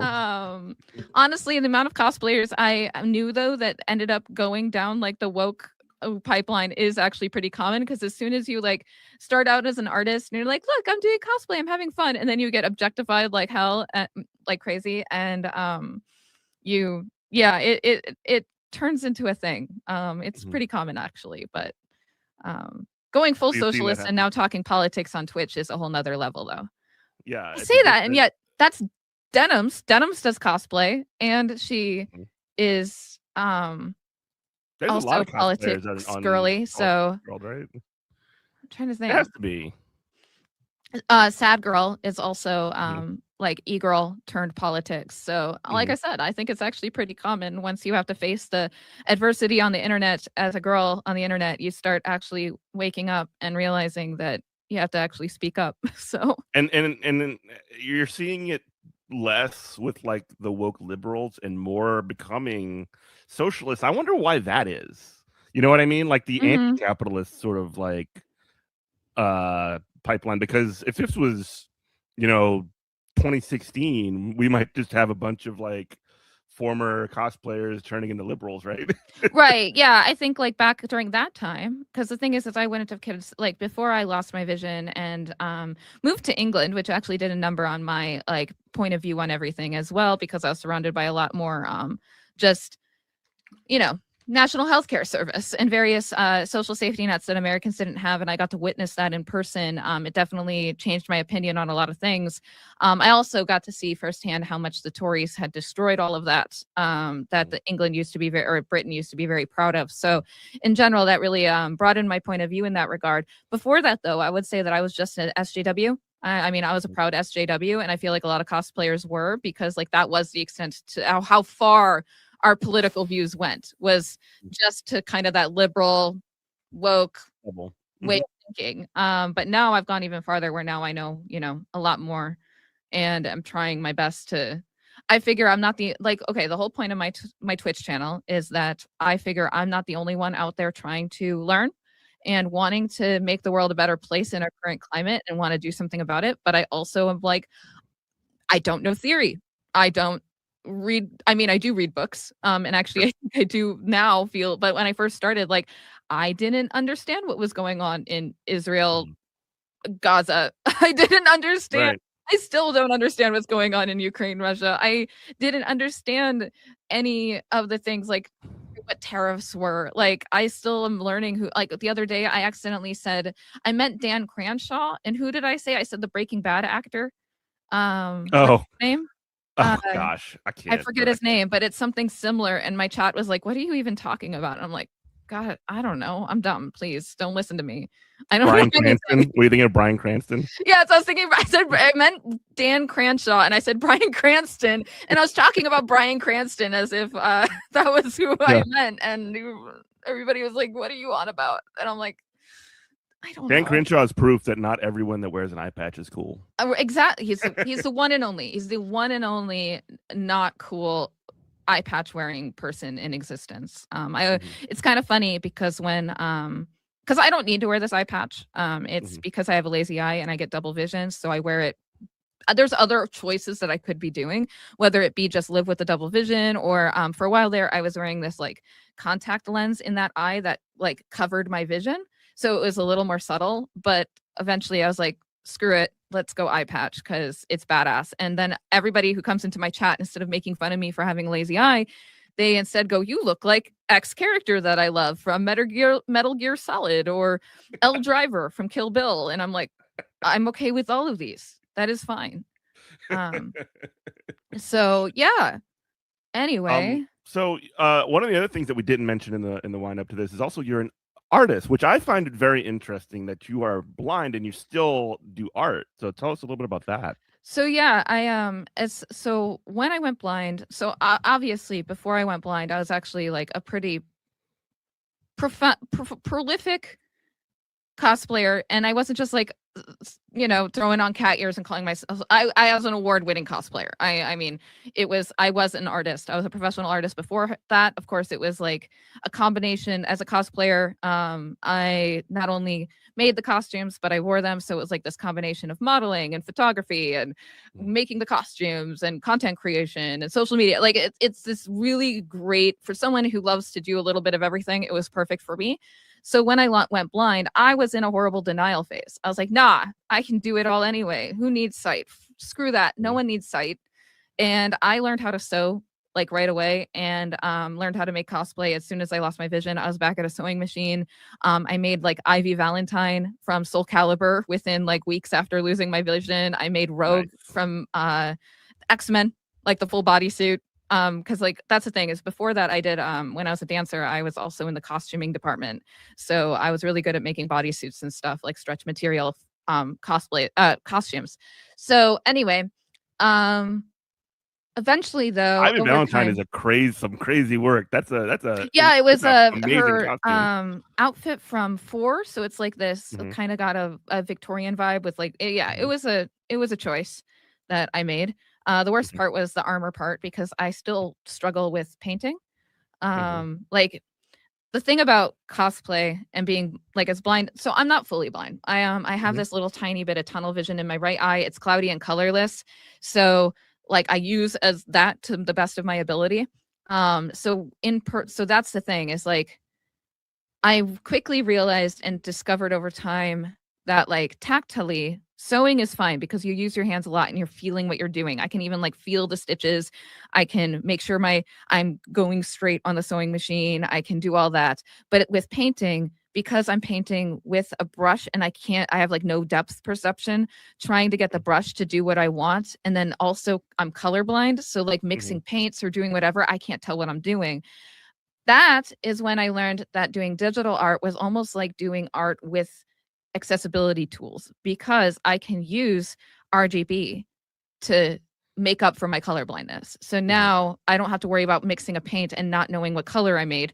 Instead, I can look at the RGB and determine, okay, it's the right brightness. Like usually I personally actually use HSB, so hue, saturation, brightness. I look at that, determine if it's in the scale, and then if I need to change the color a little bit, I just hit those dials. And so anyway, eventually, the thing about cosplay is it's really expensive. So like it's an expensive hobby, especially as things started to go up in price just in general. So I started just dabbling. This is the story about me learning to be an artist. I don't know. I'm going to just quickly go through it. Is that I had my wedding and I was why you're here. You're here. Yeah. Talk to us. Okay.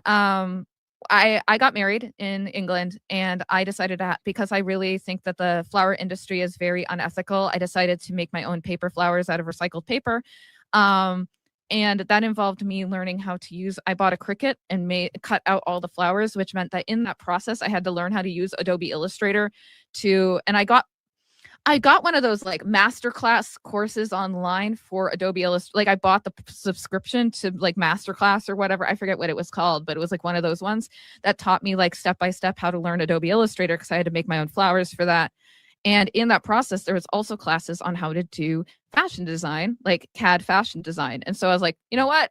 This seems to be going well. Like I'm learning the program. Why don't I learn fashion design? And from there, I started to realize that there was so much I could do through digital art, like the thing is that basically I can use a program like Adobe Illustrator to make up for all the things that I struggle with in person.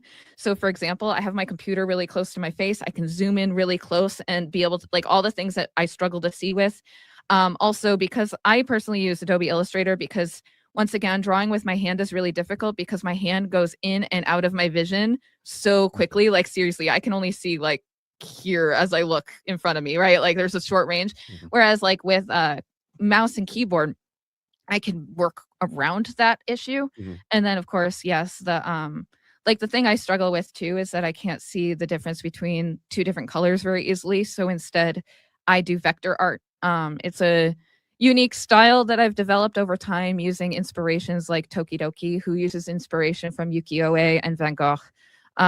So there's like old artists that he uses as an inspiration, and I'm inspired by him, and used his he had like a masterclass at one point, so that I was like, oh my god, I didn't realize he uses all exclusively Adobe Illustrator like I do, which means that I could probably, you know, and from there I started mimicking his style. I'm super self-taught. I've now been doing digital art for like 4 years, and it's been really nice to just have this skill, and I love doing it. It's like I said, it's like creating cosplay except without the barriers of it being completely, you know, I mean, the thing is there was times when I created cosplays and I had no clue if it looked the way that I wanted it to look. I just had to hope. Whereas now I can kind of assume it looks the way that I intended because I have the way to check it. Like the one time I showed up to a convention and I'd made my own version of Fern from Critical Role Campaign 3. And I purposely meant for there to be an ombre. I had made my own design because I'm like, Fern is very green themed and I can't see the color green. So instead I made a spring version of her where it was like all pink. And so I made this like ombre thing where it was supposed to go from pink to green. And then I got there and I asked like one of my friends who wasn't colorblind, like, because keep in mind too, my ex-husband was also colorblind and he couldn't see red or green. So the fact that I had made this colors around here. I know, it was like I couldn't go to him and be like, hey, does this look the way I want it to? Because he couldn't see it either. So it wasn't until I was with a friend at the con and I was like, hey, so does this cape go from pink to green like I intended? She's like, it's more like a pink to like ugly gray. It didn't really work. And I'm like, which no, green is a pretty commonly, especially in men, right? Commonly, yep, 10% of men have color blindness, and I think a good chunk of that is red-green color blindness. It's why in gaming they usually have some kind of feature that can assist with that. But yeah. So anyway, that's how I got into digital art, and from there it just became something that I just did as a hobby, and now it actually works for my Twitch stream quite often. That I like just I need to do little things all the time, whether it be my overlays or right now I'm working on my starting soon screen or my emotes. Like there's just, and then of course in that case with the emotes, the animated emotes, I've now had to learn how to do animation. Like I'm just learning stuff. Like Lisa is learning. Lisa very much is learning in every way, shape, or form. It's the way I like to be. If I could just spend a lot of pink raccoons. Yes, with my mascot being a pink raccoon for some reason. I don't know how that even started or why, but screw it, it works. It's there. Yes. You are listening to WHIVLP New Orleans 102.3. This is Good Morning Comrade. We're here with Lisa Luhoo, aka Lisa is Learning, joining us. We were just talking about her digital art, and one of the things I do think about that is interesting about how you do your digital art is you will do it live on, like, in the mornings. You'll just be, if you go to her Twitch stream, which is at Lisa is Learning, you can actually see her doing her work in real time. It's very cool.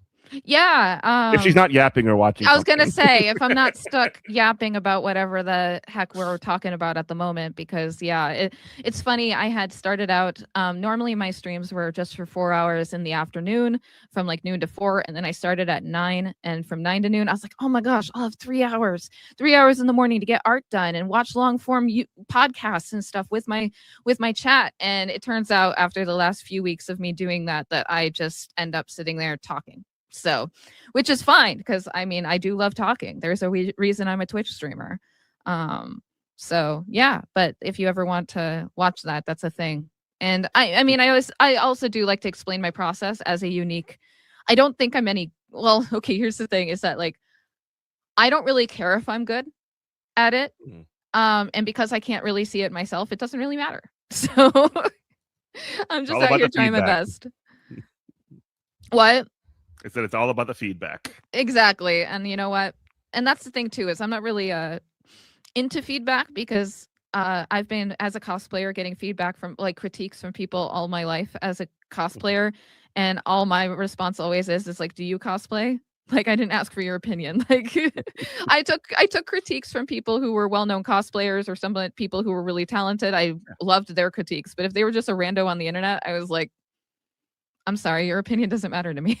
Yeah, you talk ball with ball knowers. Exactly. So one of the things that also, so you said you were new to this sort of like, you had a political awakening, I suppose you could say. Can you describe how that took place and sort of like what you had seen and how you kind of got from where you are to where you currently are? I think that's the kind of the thing, is that as I explained my life, I realized that like, even though I was grew up homeschooled and evangelical, I had a very untraditional, like, I don't think I realized how untraditional it was until I started like doing these Twitch streamer stuff and saw how wacky the right can be, that I realized that my way of growing up was very unique. And even though I was like an evangelical Christian, I was always LGBTQ plus, like loving. I mean, I was in theater and dance. I was surrounded by queer people my entire life. So it was kind of like that was not going to work for me to be. I mean, and then again, I say that, and there was definitely bigoted people in my life back then. I got to a point where I couldn't handle it anymore. Anyway, then again, I would say that all through my 20s, I struggled with and kind of grew into being like, as I became a cosplayer and experienced lots of misogyny in the cosplay scene, I started becoming a feminist. Once I actually, started talking and like exposing myself to all different types of people, I started like, and just maturing and getting older. I started actually to see the are you there? Sorry. Yeah, keep going. I started to notice the unfairness of the world. I think that's the thing. It's like, of course, as I got older, I started to actually mature and notice the inconsistencies on I brought in my circle and saw, hey, wow, the other cosplayers I'm hanging out with, they come from way wealthier backgrounds, and that gave them a leg up in the world that I did not have growing up.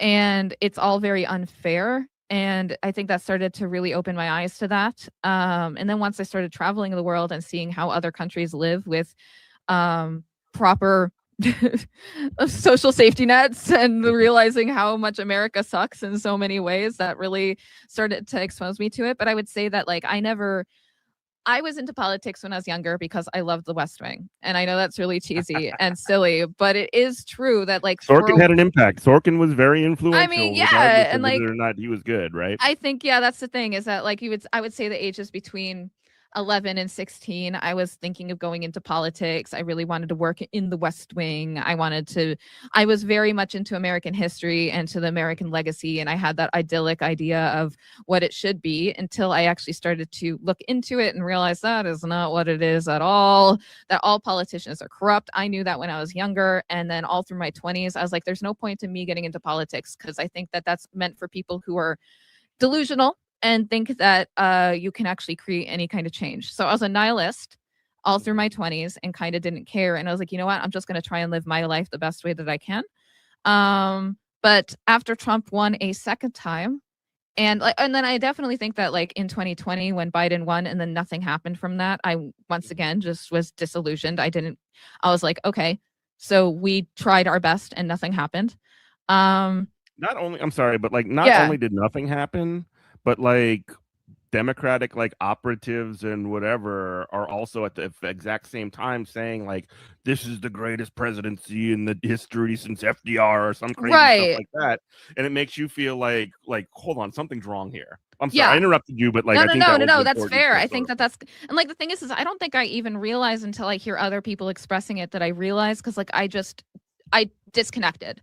I disconnected entirely. Like I just got really discouraged and disconnected. It also doesn't help that I was moving from England to America. So there was a bit of a purposeful disconnect from American culture and American politics that just made it. I was like, well, that doesn't really matter to me anymore. Screw that. Can I ask you a question about so the period that you were in the UK? Were you there for like the Corbyn mania period? Jeremy Corbyn? No. No. I left England in 2022. So I was there from 2017 to 2022. So I was there during Boris Johnson, the transition for Brexit, and all of the like limbo of that. And then the changing from Brexit to some lady to then some dude. And I left only like a month after the Queen died. So even when it comes that's to really politics, recent. yeah, That's really yeah. recent. Okay.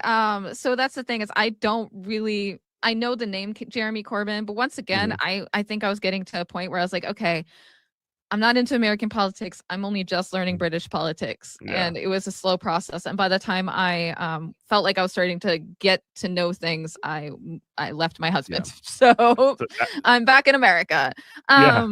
That was a really interesting time in British politics because, and you know, it seems that you weren't aware of it, but that was what Jeremy Corbyn was essentially like, social, like essentially what we would call, or like at least most of Europe would call a social democrat.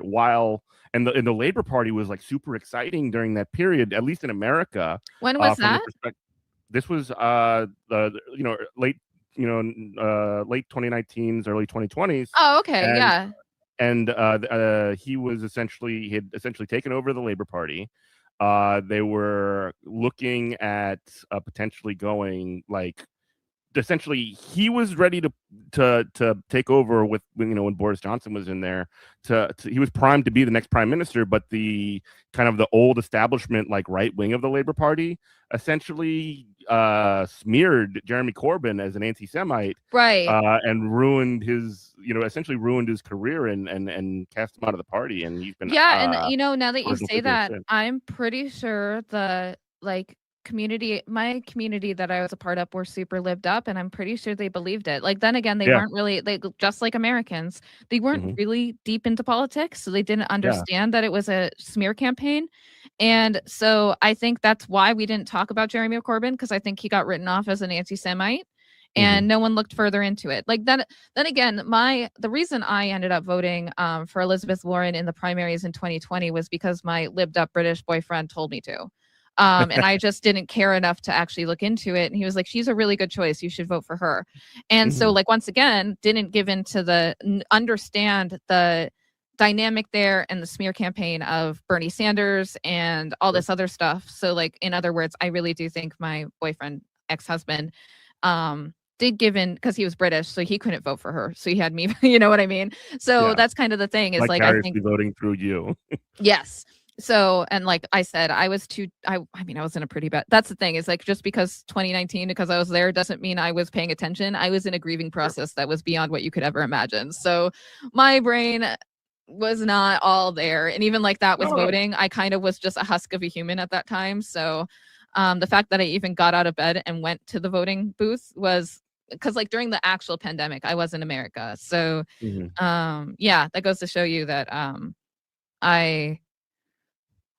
that's why. You don't need to make excuses or anything like that. Yeah, but still, it's just one of those things that's what I mean, though. That's where I say, like, I am really new to this. I am your typical, I feel like I represent a very typical American in the fact that, like, a lot of people on the internet, in particular, a lot of content creators have been in the scene for a long, you've been in it for 7 years, finding out that like the people I watch, like Kyle Kalinske, have been around, or the Majority Report has been around for like 20 years and they've been in the scene. I do feel like in a way that on one hand, like I definitely think there's value to that because then you know the history of everything that's gone on throughout, whereas I don't. But at the God same bless time, you for that, by the way. Thank God you don't have to know these things. I know that's kind of my thing. It's like I don't want to know who Jordan Peterson is. I didn't need to know because he's a has-been, but now I do because people talk about him still. You know what I mean? Like, well, there's like a trajectory. There's like a strain from like Jordan Peterson to like the clavicular or whatever the hell. Oh my God, yes. Okay, and Clavicular. Oh my God. I was interested in him briefly until I watched him on Adam Friedland, who is my hero and my inspiration. He interviewed him and made Clavicular completely showed that he has no riz and has nothing Absolutely going for him. Exposed him. Yes. I mean, as Adam Friedland does. I mean, that's the thing. He's so good at that, where he gets people comfortable in any way that he can and then gets them to, he's disarming and then he gets them to, and that's the thing is that since then, Clavicular's done other interviews and he looks like an asshat every time. So, yeah, it works out. But most of those people do. I do want to circle back a little bit to, I mean, again, we saw at like a lot of the way that the sort of like, really it's an international liberal establishment works to prevent, you know, essentially even the most basic of social democratic reforms. Is a major theme, how we've talked about it on this show since we started, you know, it's been probably even before that.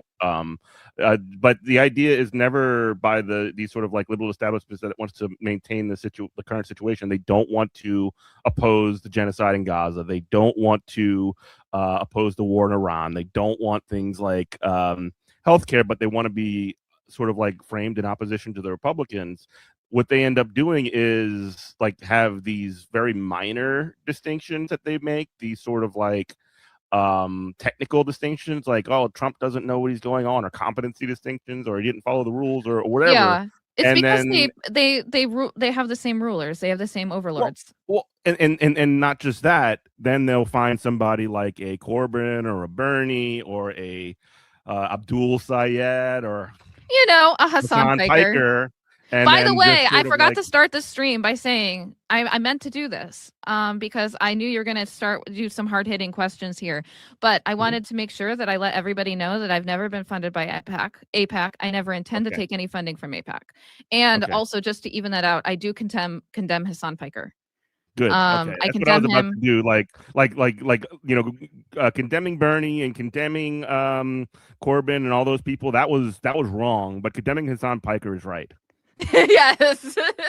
I condemn Hassan Piker for all the different reasons, though. It's because he's too hot. The freckles go a little too far, and Because he shocks I his think dog with a shock collar. yeah, his terrorism. It's so terrifying. I just still condemn Hassan Piker. So I just wanted to even it out, and I knew you were gonna ask me my opinions on all this, and I just wanted to get it out of the way. That yep. Good. Good. Then you will be welcomed back to this program. Yes. That's exactly what I wanted you to say. Okay, good.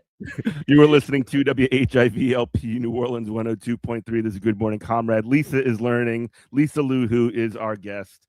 And we're talking actually about sort of like the way the Western political establishment sort of like maintains itself. And again, it's through these acts of like again, technical distinguishing from the fascists, the warmongers, and just basically honing in and rat effing people who are actually pushing for reforms. And I don't know if you wanted to talk about that a little bit. Yeah, the fact that Except for Hassan, of course.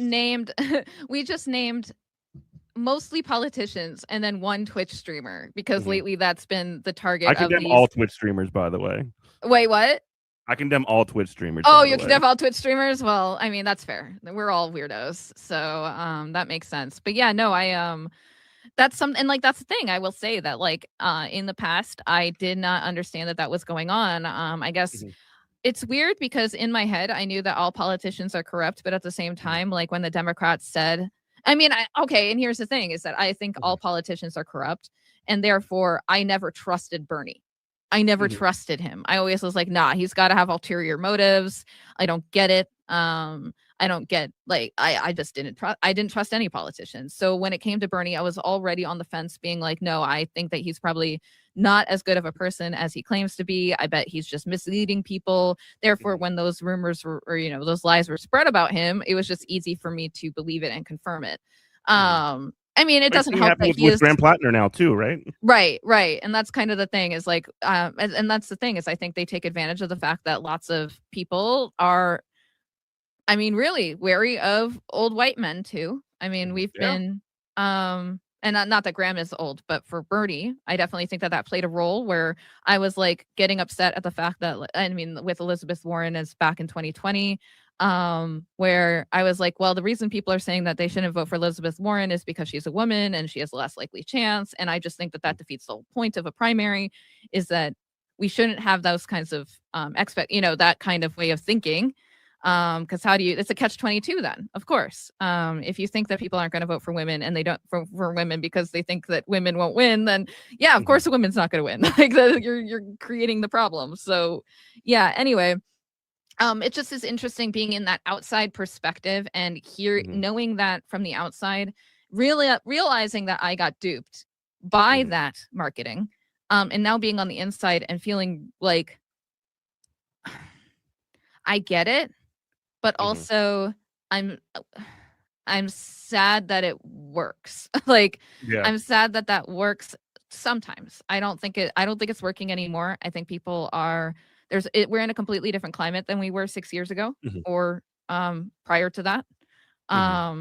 Where I think people are waking up and looking and realizing that the Democrats are paid off by corporations to say and do these things. And therefore they're the untrustworthy ones. I think nowadays, I mean, there was just a poll that came out by Zateo that talked about the Michigan race where people are, it's a normie thing. It's like normal people, not just internet chronically online people, but normie people are using AIPAC as a litmus test to determine if they trust a candidate or not. And that just goes to show you how different the climate is on if people are aware of the corruption in our system and how it affects even the people that they used to maybe trust. So well, yeah, I mean, like the sort of like media and political establishment of the sort of like center left has gone, I think they've like really discredited themselves specifically on the Israel thing, right? Like that was the thing where when people start to see, you know, these images of these bombed out neighborhoods and these, I mean, you can't avoid you couldn't avoid the videos of just like people like damaged and wounded. Oh, and the thing is I did.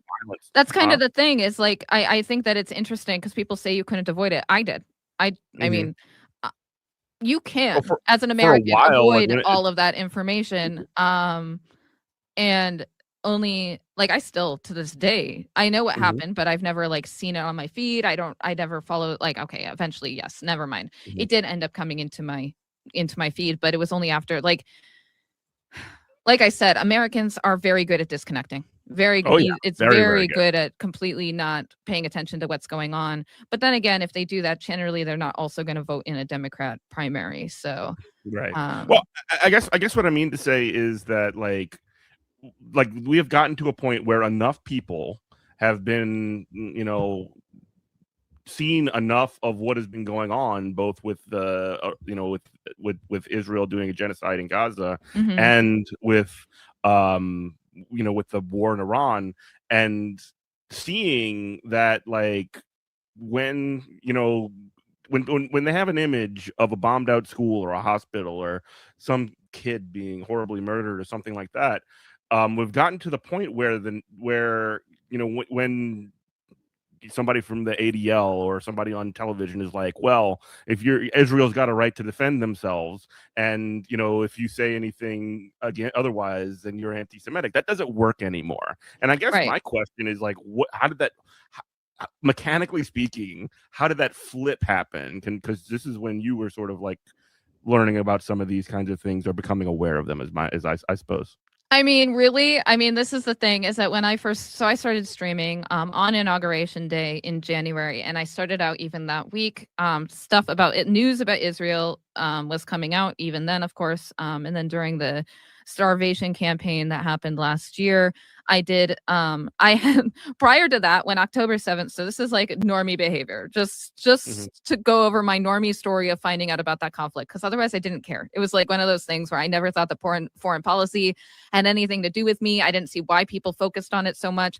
I also think that my way of thinking is that if you've never been there to that country and experience the culture, I almost feel like this is how I used to feel, is that you shouldn't feel like you have a say on what goes on there, because as someone who's traveled a lot, I can tell you that once you're in that environment and you talk to people, they have different points of view.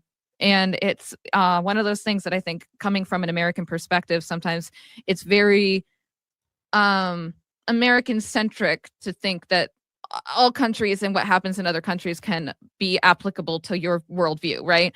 That being said, obviously, I don't feel that way anymore, that you can be objective about knowledge that you know about the news and it have nothing to do with, say, your standpoint or your view, like a local point of view. Anyway, just thought I'd say that, like, I know that with when October 7th happened, I actually didn't know it happened. All I noticed was that people were starting to be pro-Palestine or pro-Israel on the internet, and people started putting it in their bios. And then I heard a story about Jenna Ortega being pro-Palestine and it being controversial. And I was like, I don't understand why this is a thing. Like, why are people talking about this so much? I watched like a 30-minute video on YouTube on October 7th and the conflict there. And I was like, okay, yeah, I'm always like, I'm a punk. I've been a punk my whole life. I'm going to be anti the oppressor. And therefore I am pro-Palestine. And that was the extent of it. That was the extent of my knowledge. That was the extent of my stance. I was like, if anybody ever asks me for some reason, I'm pro-Palestine. But from there, I kind of didn't know. And I think it didn't come up in conversation, like in normal life. Like it wasn't a thing. And so it doesn't have to, but people avoid talking about these things. Exactly. And like I said, and like as a normie, a lot of people in the world go through their lives without thinking that it affects us. Like I didn't realize or know that my tax dollars were going to Israel. I didn't know how much we were entangled in Israel. Like that was not a thing. I didn't know about any of that. And to be honest, it wasn't until I started watching Hassanabi on Twitch, Hassan Piker, who we denounce and reject, who we denounce and condemn. But I started watching him on there, and then I actually got really annoyed every time he'd bring it, like, because the thing is that he talks about it a lot. Like that's a huge focus of his stream. He streams 8-hour days. I would say like 4 hours of that sometimes is about Israel. Sometimes the whole 8 hours. Sometimes the whole 8 hours. And I started out tuning it out.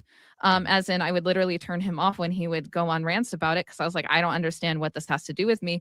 But there would be times where I'd leave it on. And as I left it on and kind of got exposed to that narrative, I realized, wow, okay. Because I liked him as a creator and I liked hearing his point of view, it got me to be more open-minded to this. And it got me to actually start doing my research on it and realize that this was a concern. And then, of course, with that became the exposure of realizing how much money our tax dollars go to Israel to bomb children in Gaza. Yes. And how they have free healthcare and they have free education and we don't. And we, of course, supplement their defense budget. Therefore, the money, their tax dollars can go to those things. And yet we don't have that.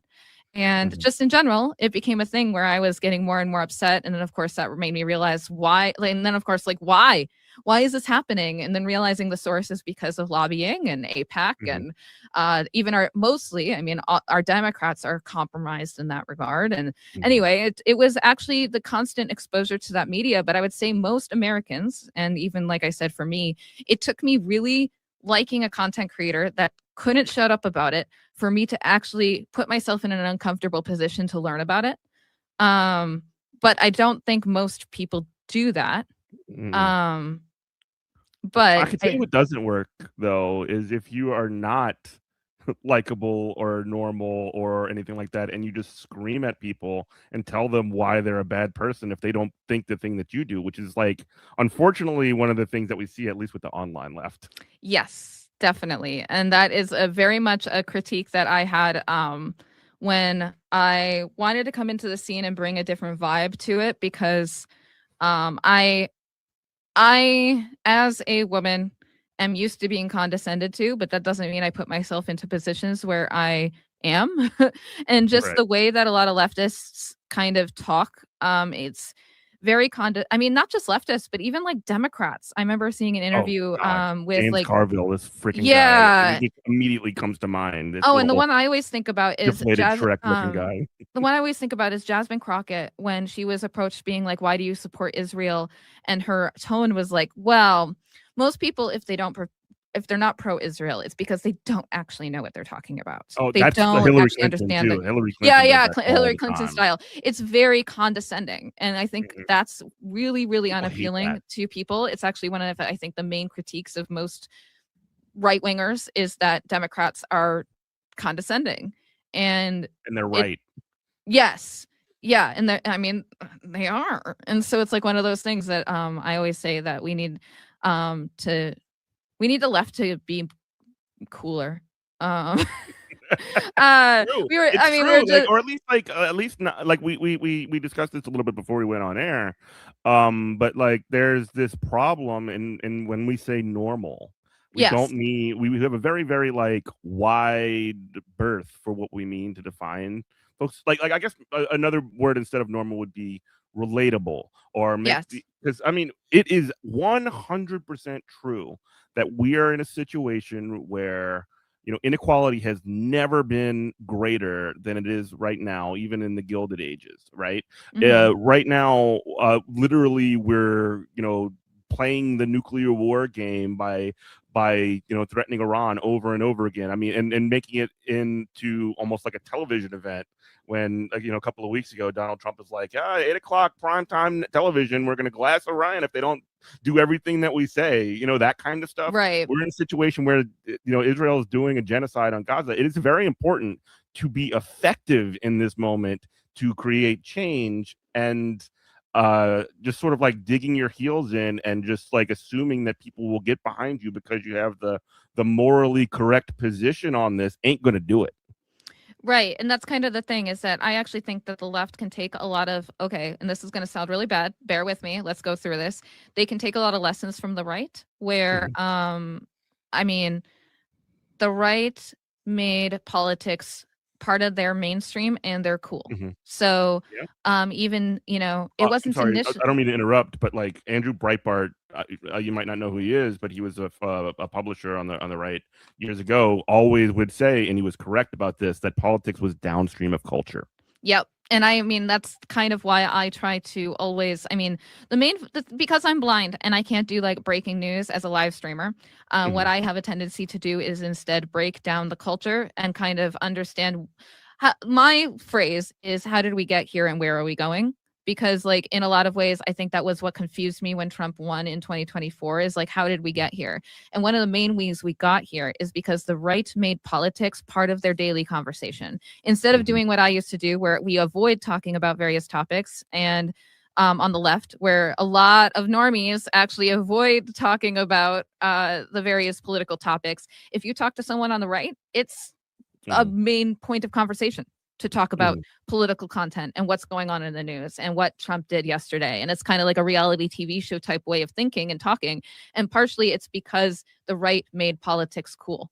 And they made it a community kind of thing. And I feel like if the left continues to be so condescending and unappealing, there is no way we're going to make a coalition of people wanting to be a part of it.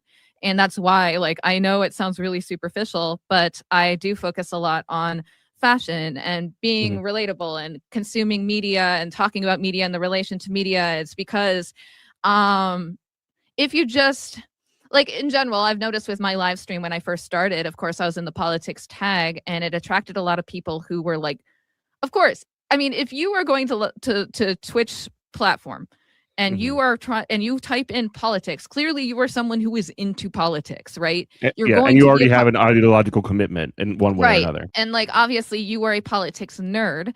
And so really in that case, you're just preaching to the choir. And I do think that there is value to that. I think that creating a community of like-minded people, creating a coalition amongst people is really good. But I definitely think there needs to be more people out there who are doing more like normie content with a dabble of politics, or doing it in a more normie way without all of the, Marxist-Leninist wording.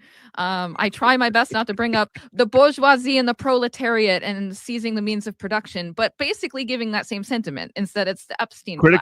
Critically important theoretical concepts, not going to put it on your banner. Yes, exactly. And at the same time, like, yeah, I think at this point, it's actually, I think the whole concept of the Epstein class and that being used by John Ossoff and Ro Khanna and it becoming like something even my liberal mom says is the equivalent of the bourgeoisie. So I can use normie wording to basically get the same theme across, right? And plus you have the association of the ruling class with the horrors of what they actually do. Exactly. It's very, Like very economical. Once again, normies are paying attention to the Epstein files saga, and therefore that makes it so that you can bring that. It's a cult. You know, politics is downstream from culture. That now is a part of pop culture, and therefore you can reference it and make it relatable to normies. I mean, it does help that I'm hot, so. I mean, I can get people to click on my thing and then listen to me talk. Just like Hassan Piker, I think that one of the reasons that I listened to him talk about Israel Gaza so much, despite the fact that I did not want to hear about it, was because he's very attractive, not just in his looks, but also just like in the way that he conducts himself. He's funny, he's relatable.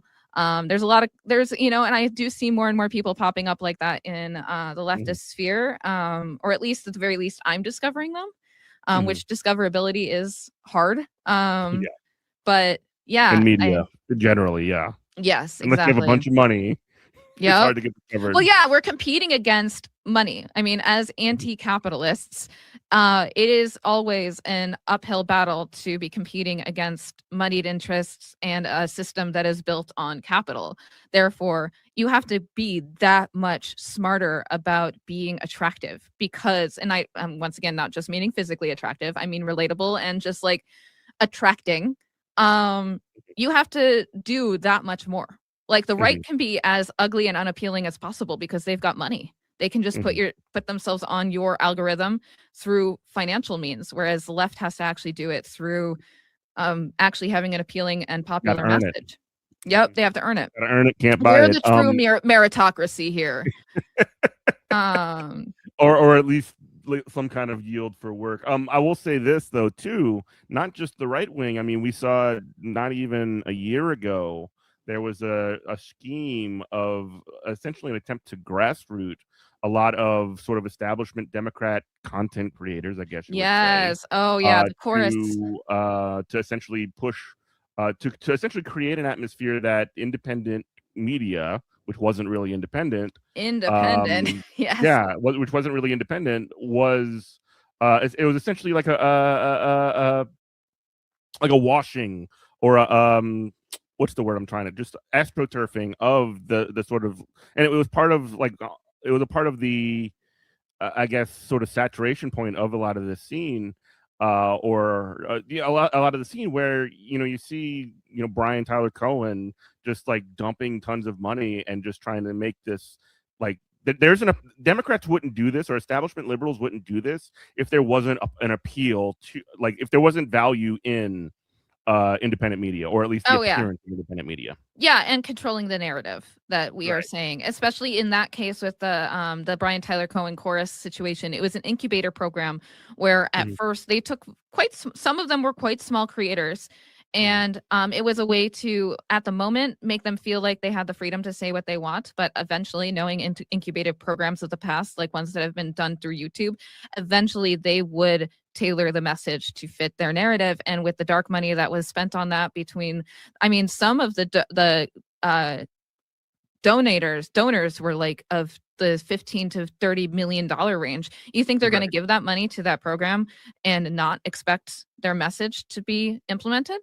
Like, that would be ridiculous. Of course, they're not doing it out of the good.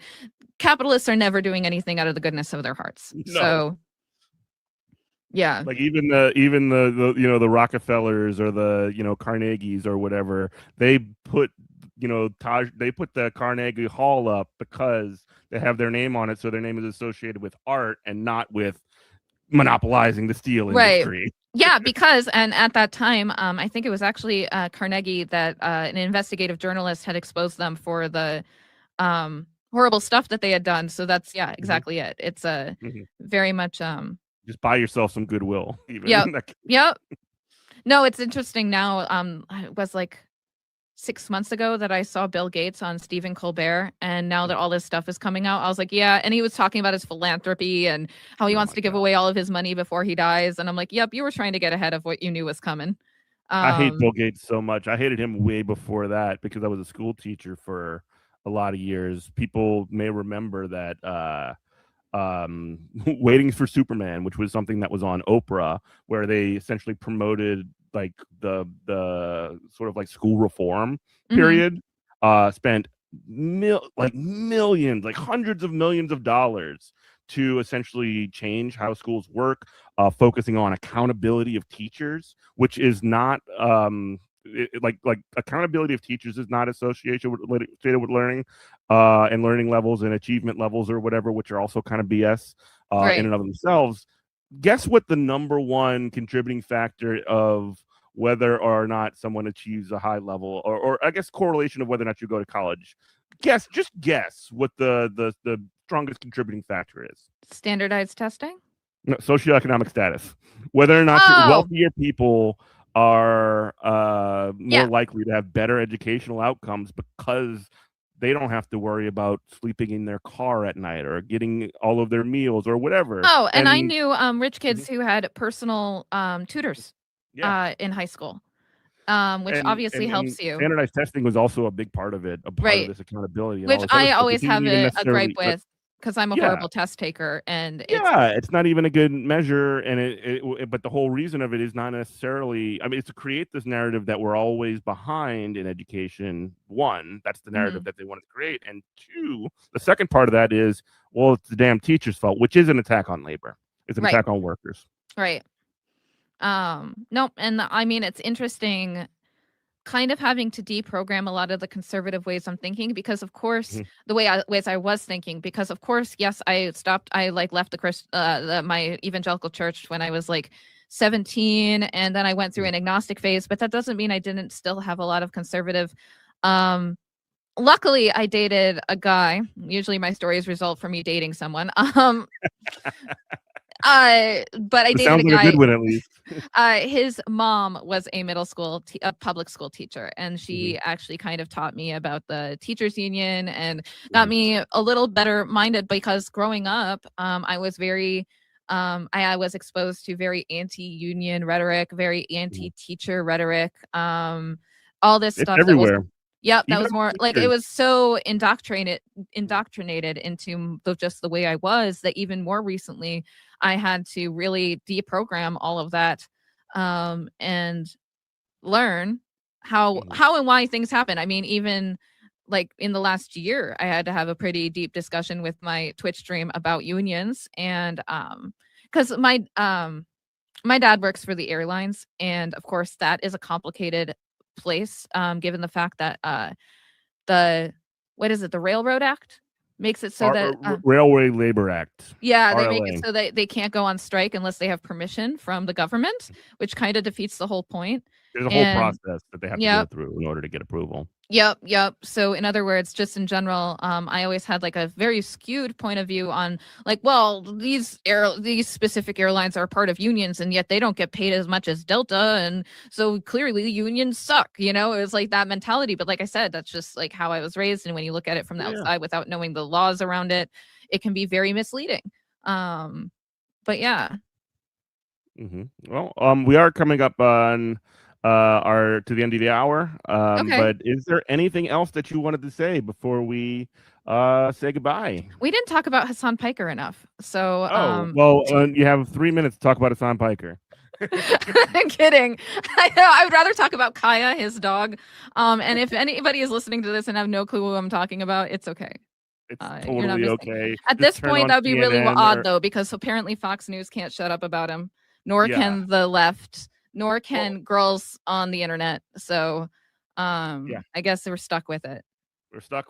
But so Lisa, where can we find, what do you do and where can people find you? I stream on Twitch on weekdays. Central. I'm used to saying Central because I'm from Minnesota, but I'm currently in the East. I'm in Georgia. So I stream from 9 a.m. to 4 p.m. Eastern. I do like 3 hours of art in the morning, and that's at Lisa is Learning on Twitch, and you can catch me there. Hopefully I was normie enough for you guys to enjoy what I had to say. That's what we can hope for here. Yeah, normie content over at Lisa's Learning. Yes, normie content.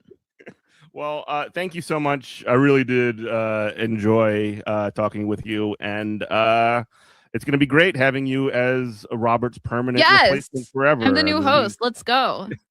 I cannot replace Robert. He definitely brings his A game and is way funnier than me. So, well, thank you everybody for listening to Good Morning Comrade. You can check us out every Saturday at 10 a.m.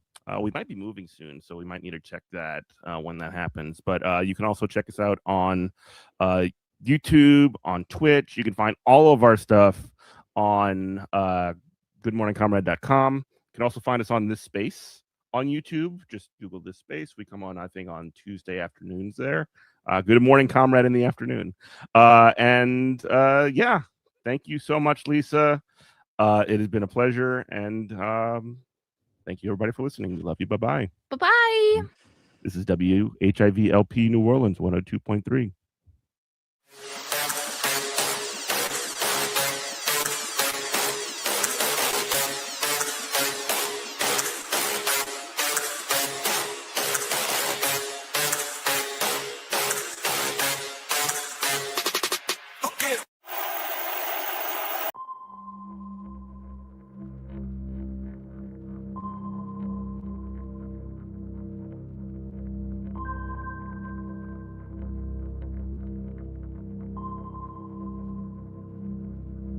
Alchemy was the original Society of Tech Bros. Yeah, exactly. Right? I never thought of it, but you're right. That's right. Because technology, science, alchemy, that's cross-border, and it gives it actually, the God-state network concept, I think that the network is going to be the dominant force of our time, in the sense of, like, it's the back pressure. It's the water in which we swim. You know, the thing about, like, one fish looks to another and says, "What's water?" or what have you, right? Everything is internet, everything computer, but actually everything computer isn't even, like what Trump said, everything internet is actually even a better version of it. But let me come back to that. The concept of the network is very clear to us now with the social network and the digital network, and it's like actually physical and tangible. But if you backport it further back in history, you have obviously transnational networks of capitalists, and then scientists, and then, I guess, alchemists, right? And then early mathematicians, and so on and so forth. And it's a third force, because it's not the state, which is the king, and it's not God, which is the priests, but it's this sort of peer-to-peer network of, like, smart guys, right? And the thing that's interesting about it, actually, the other thing I really liked your reference to, what's funny is you and I have different phrase repertoires, right? Because you're just sort of, I'm drawing a little bit more from tech.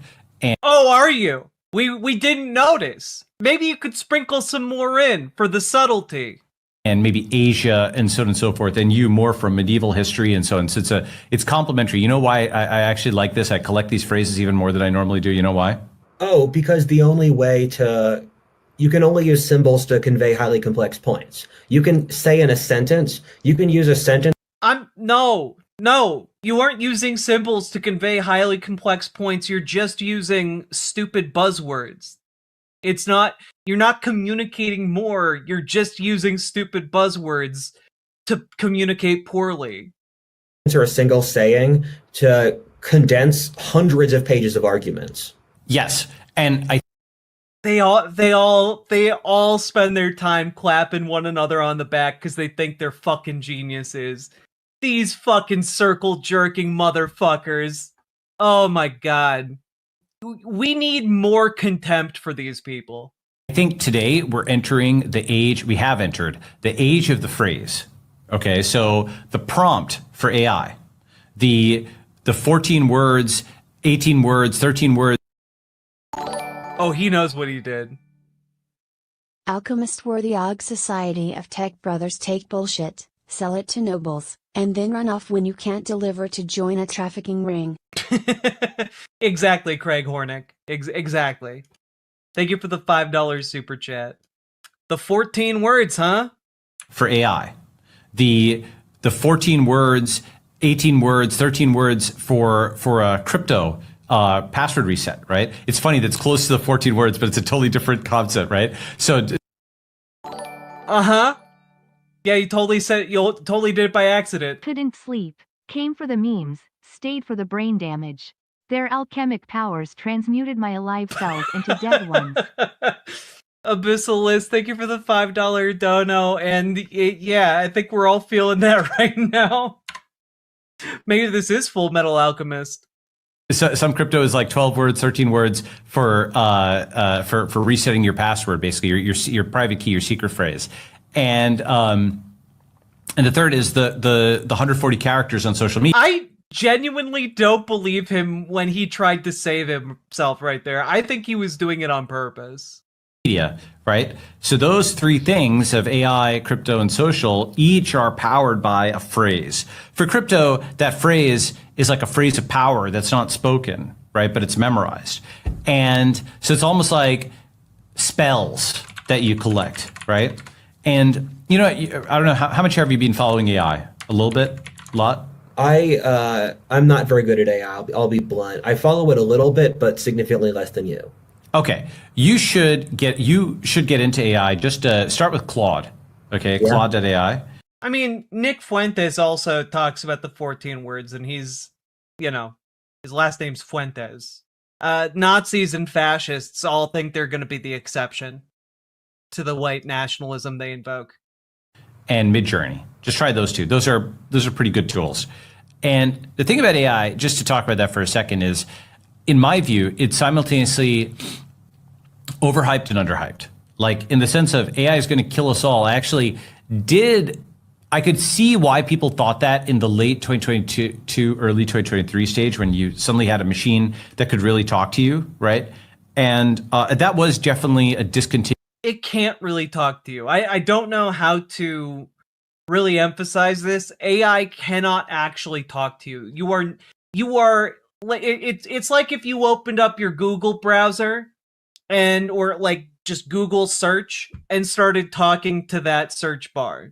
It's not talking to you, and it's not going to love you. It's not revealing you any wisdom. It's effectively doing highly advanced Google searches to find statistically likely responses that you want. It is feeding you the idealized version of what it thinks you might want to hear from it. It is the ultimate sycophant.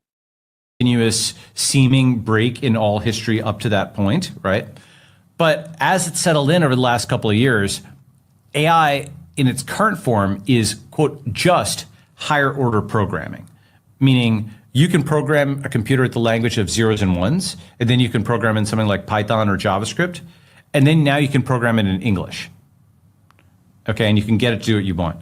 But you still have to have that concise description of what you want in English.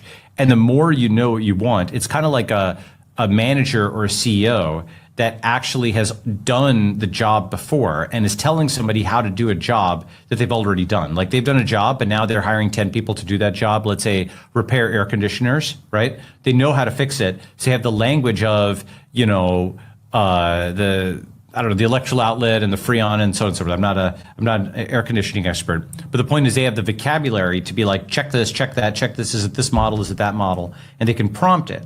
And the same way the more you know about a domain, you can prompt it.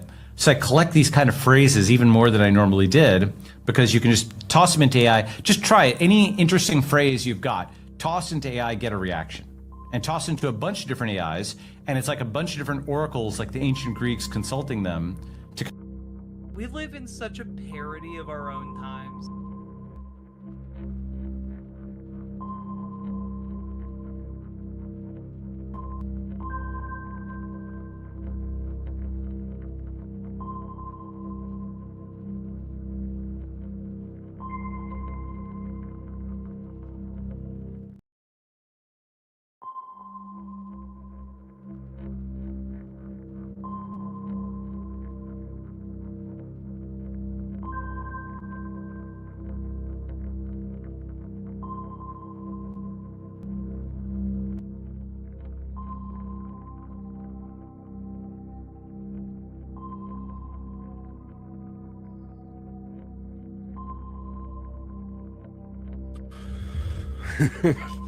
Hey, folks, welcome.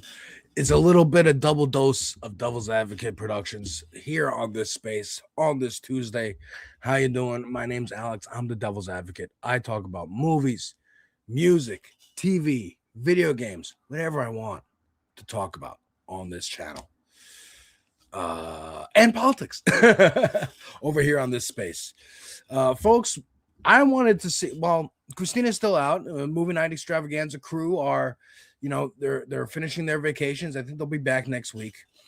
So I'm filling in here for Christina at 5. I'm going to roll right into my hour at 6, then pass it off to Carlos.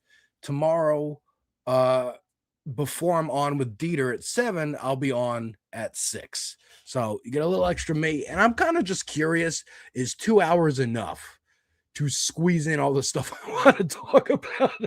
Because I always have so much, and I always feel like I don't get to touch on something or other. But I just kind of wanted to see how much I could talk. Sometimes I feel like I don't have enough to talk about, and then I'm searching, and we'll see how it goes. But first, how are you? What's going on, chat? Matter of fact, let's throw the chat up on the screen. Screw it, man. There's no rules. There's no masters. What's up, Earth homies? What's up, Jet? What's up, Johnny? Johnny, if you retweet and skeet over on Blue Sky, I'll retweet both of them. I always appreciate that you do that for me. You did that for me earlier today. I was playing Crimson Desert over on Twitch. Follow me on Twitch to see my Crimson Desert adventures. I cannot get enough of this game. Follow Riverboat Jack. They're cool. They go live late a lot, so I get to check it out a little bit before I go to bed. I often fall asleep watching it just because it's bedtime for me. I'm not a night owl. Who else is in here? Mouse's Houses. Boring TH. That was hours ago. Ooh, all right. But yeah, let's how was your weekend? My weekend was chill. I did some chill stuff. We'll get into a little bit of it today. But I also just wanted to point out once again, my channel, I have a new reaction to Lupe Fiasco's first album, Food and Liquor. I went to Marlon Craft's show on Friday night, and in the East Village. It was awesome. It was just packed tight. It was a small venue, packed tight, full of people. So we're all standing like that. I left after an hour. I could not do that for 2 hours, or even later, if there's an encore or whatever. But it was great. It was a great time. But the friend I went with, Kiara, shout out Kiara, she suggested Lupe Fiasco. And I've been wanting to get into Lupe Fiasco, especially after listening to some Kanye albums where he's featured, watching the FD Signifier big long video about Lupe Fiasco and who he is and why he's FD's favorite rapper.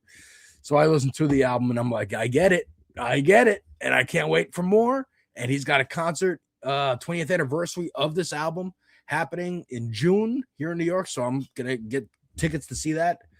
That was awesome. But yeah, folks, John A., Alex, person yellow podium. What? Oh, those are emojis. Okay. Yes, I am here. A double dose. So yeah, let's begin.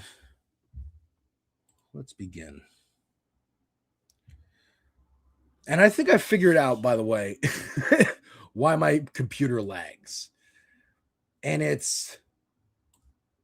I think it's because when StreamYards is up, that's the reason.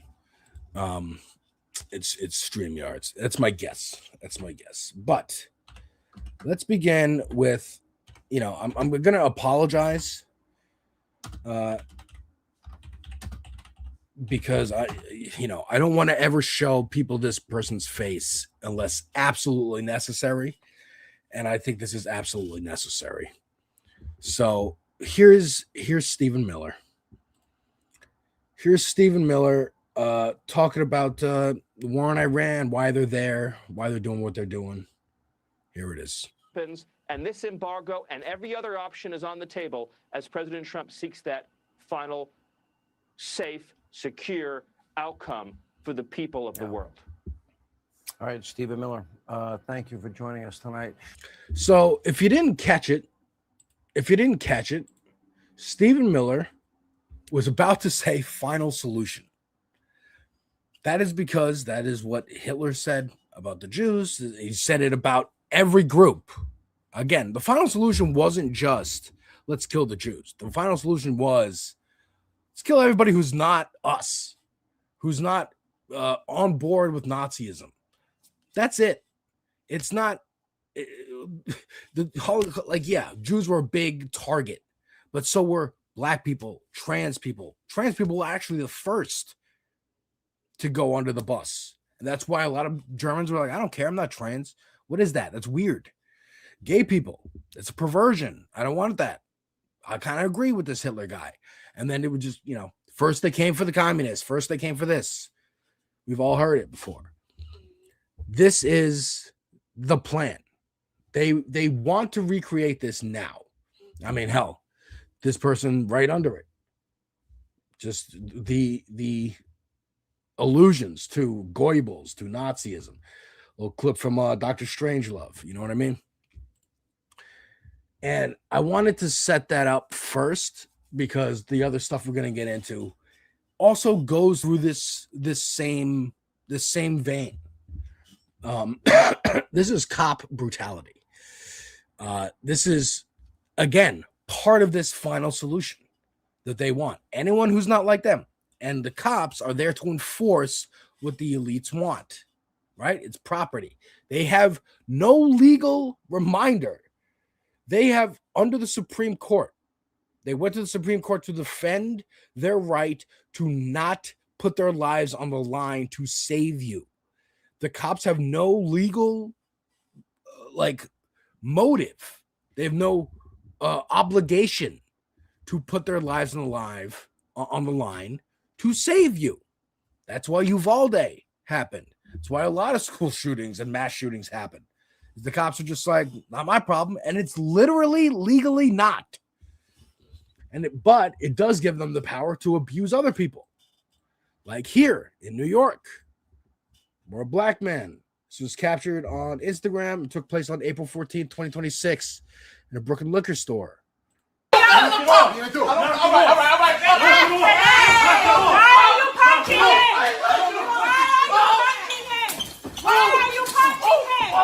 Jesus Christ. Again, we're not going to play this whole thing. We don't need to. We've seen too many videos like that, right? You get it.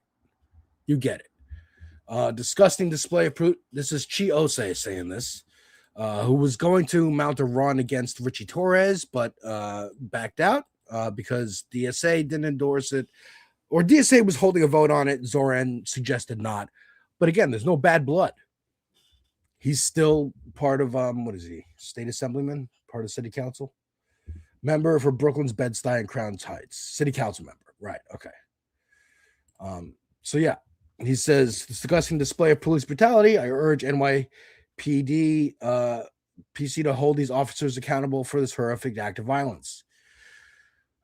I hope under Mamdani's leadership as mayor, we can get some of this to actually happen. And my theory of why he kept on Commissioner Tisch was like, if there are more incidents, which of course there will be because cops are going to be cops, then you can blame it on the leadership, maybe replace her, maybe, here's a big problem. We got to reform this. And then you can really start to dismantle some of the problems with the NYPD. Let's hope. This is yet another piece of a series, I guess, on my show that I highlight yet another cop. But this is yet another cop fighting high schoolers. This is now the third or fourth time I've highlighted a cop starting shit with a fucking kid. Armed masked man starts fight at high school ICE protest. Turns out to be off-duty police sergeant. His plan was to trick students to assault me, then arrest them all. Then called his buddies with rifles to back him up. Vigilante shit, dude. This is slave catchers. I'm telling you. Again, That's what they are. They're slave catchers. They serve capital, the end. They do not serve you. Serve and protect is serve capital, protect capital. The end. So Dustin Mullen makes $336 a year, making him a top 10 earner in the Phoenix Police Department. He is currently on administrative leave, which means he's reassigned to work from home. Incident occurred outside Hamilton High School in Chandler, Arizona. Let's take a look. Sergeant who Foxton identified as a masked man with a gun at a high school protest against ICE in Chandler. Chandler PD says the Phoenix police sergeant was hoping that students would assault him so they would be arrested. The man with his face fully covered, wearing a shirt that says Trump 2024, we took America back, has been identified as Phoenix Police Sergeant Dustin Mullen. Cell phone video shows student protesters following Mullen on January 30th. The Chandler police report says some teens thought he was an ICE agent. Mullen was armed with an exposed handgun in a holster and 2 extra handgun magazines. He later told officers that his plan was to let the protesters assault him so he could have it filmed and, quote, get these kids in jail if they want to break the law. Why do we have this? Again, final solution shit.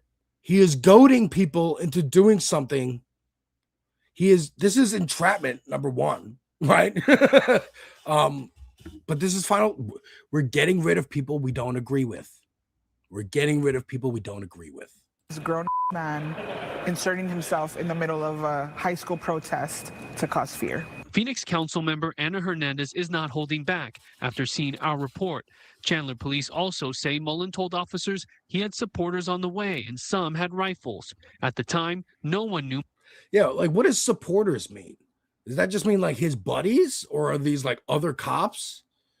Dude, I'm watching Daredevil right now.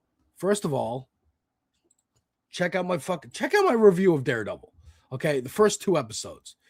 Because it is about Disney saying fuck ICE, but it's also fuck the police, which if you watch my other reviews, if you actually go to my playlists, oh God, let me not crash this whole thing right now, please. If you go to my playlist, Daredevil Born Again, watch the first season review too. They are going after cops, dude.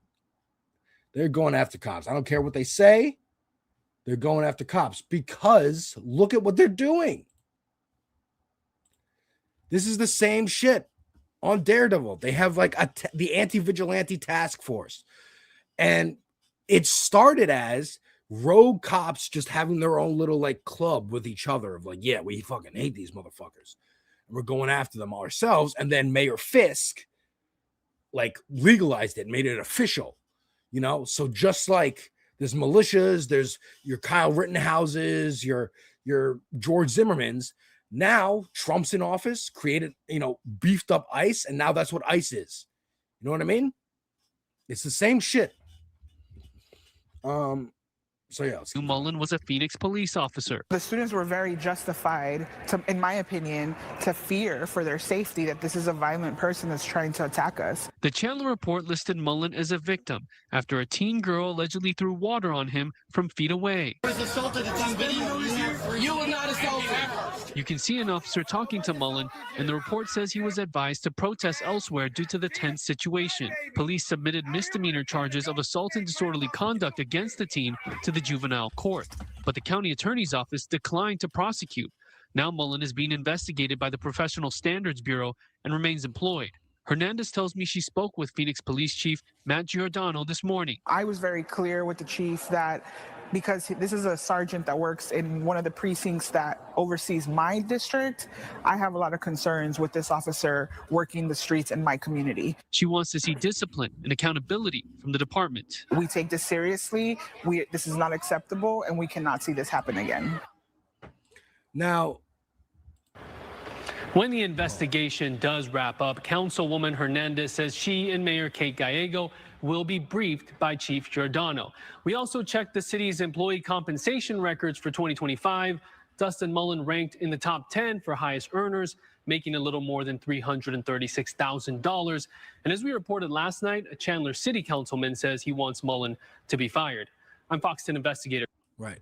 The very least, he should be fucking fired. This is the petty bourgeoisie, right? This is the people who went out to January 6th because they're making over $300,000 a fucking year to beat on people, and they have the disposable income to fucking on a Wednesday fly to DC and go participate in a goddamn coup. I can't believe how many fucking stories there are of cops assaulting like kids, high schoolers. How many? It's just chuds in general, but specifically cops. Okay. So again, we are continuing our ACAB section here, which again goes into the theme of final solution, like Stephen Miller said, or Stephen Miller almost said. By the way, folks, don't forget to like the stream, share the stream, tell people we're live, do all the things. Hype if you can. I hear that's a new thing on YouTube, hyping. I don't know quite what that means, but try it if you can. This needs to be stopped, and because cops are violent. We should stop all cop activity until we figure out what the hell is going on. Okay. So this is yet another story of cop violence.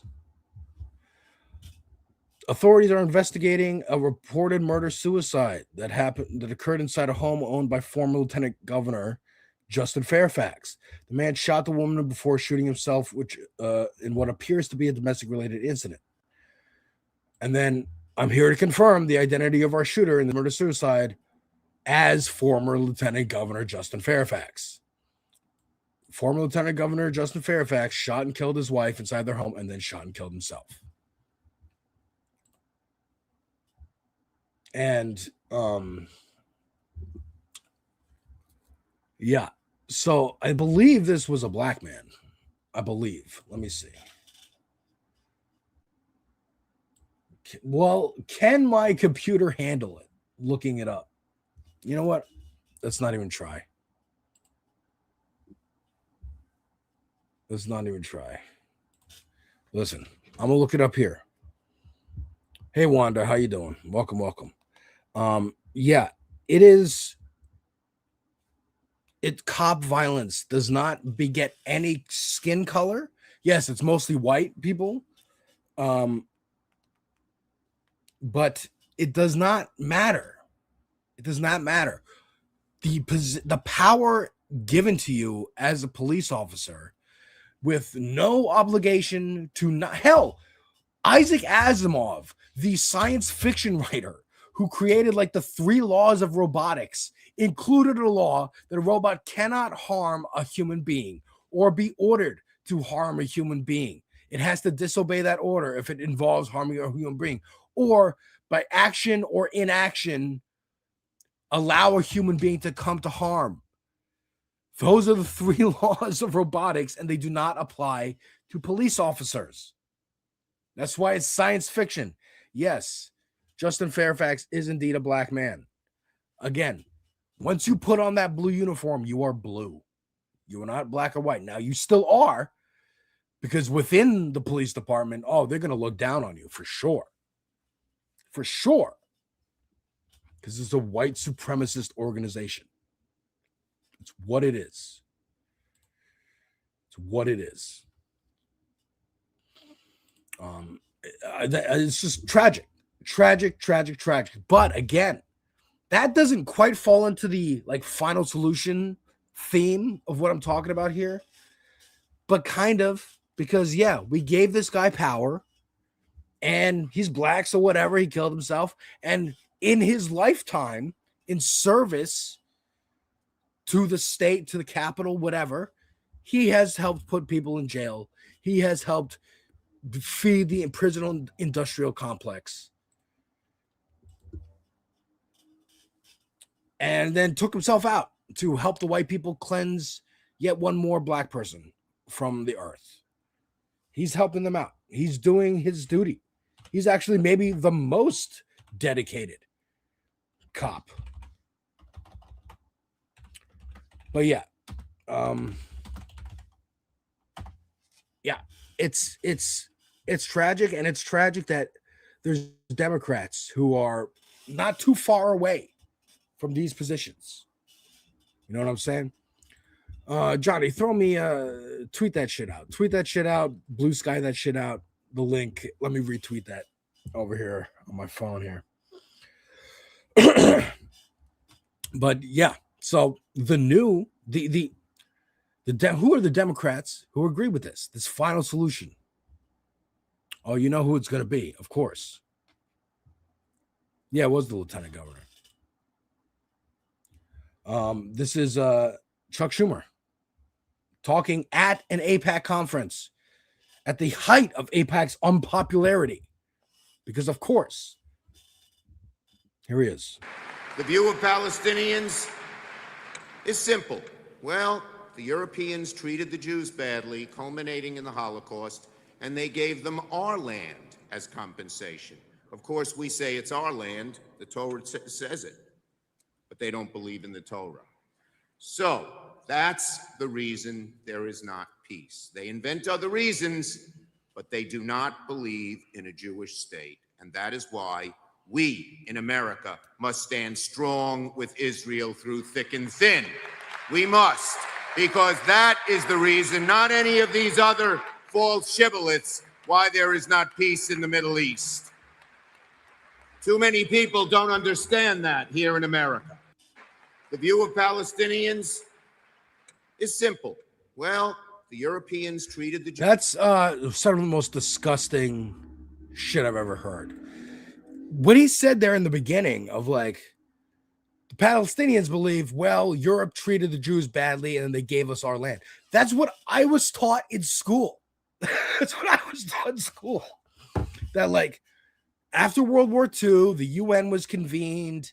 All the countries who fought on the good guy side right, decided, okay, no more empires. Empires are bad. That's what Hitler was trying to do. They're bad. So any of us who still have empires, let's dissolve them voluntarily.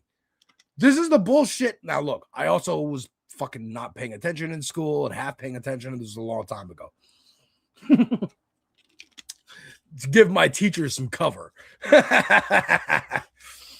But this is the shit I remember the story being. And I remember being like, doesn't that mean you conquered the land? And they're like, no.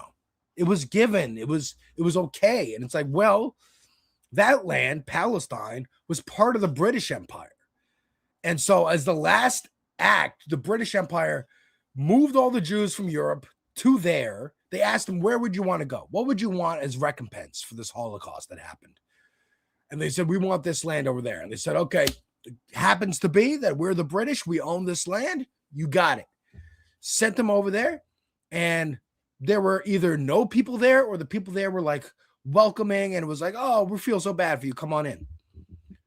And then England dissolved their empire voluntarily, which after watching the Kneecap movie and Dairy Girls, I know is not a real thing.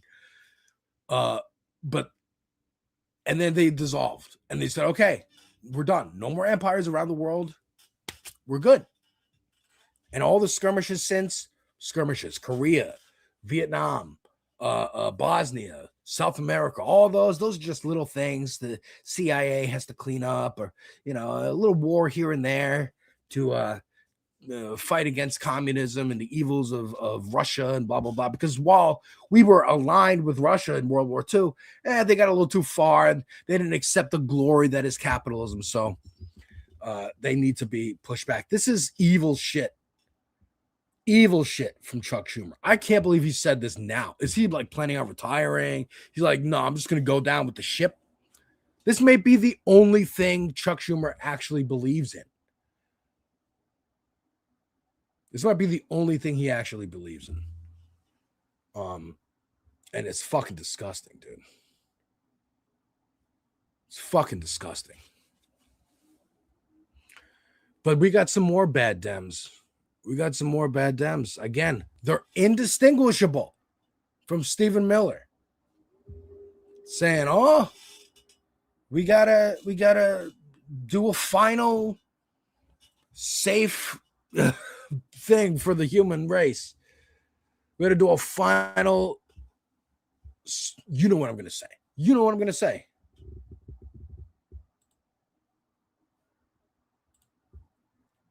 We got more bad Dems, folks. And one of them is Cory Booker. Now, Cory Booker, dude, I remember years ago. I remember knowing the exact moment I knew Cory Booker was full of shit. Okay? I think it was 2019, Brett Kavanaugh hearings for Supreme Court.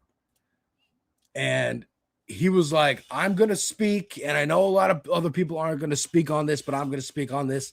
I am Spartacus, and I am going to hold the line. And what happened? He got it confirmed anyway. I remember Kamala Harris also made a big show at that hearing. And I was like, oh, these people are running for president. That's what's happening here.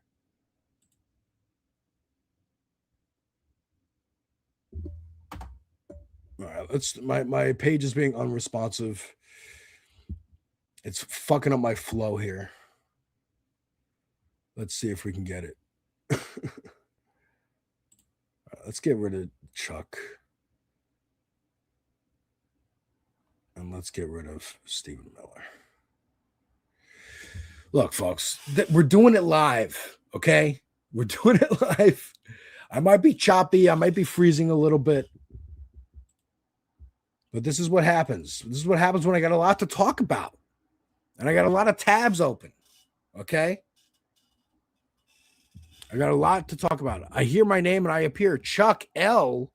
What's going on in chat? Latino Mufune, welcome. John Lithium, welcome. I said, welcome to Wanda. How are you? Let's chit chat with the chat. Why? Try to fix my fucking my pages here.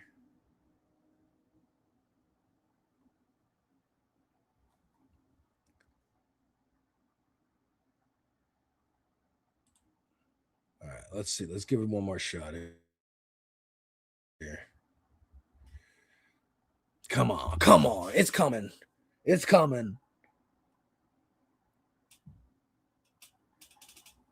Come on, load, you stupid fucking website.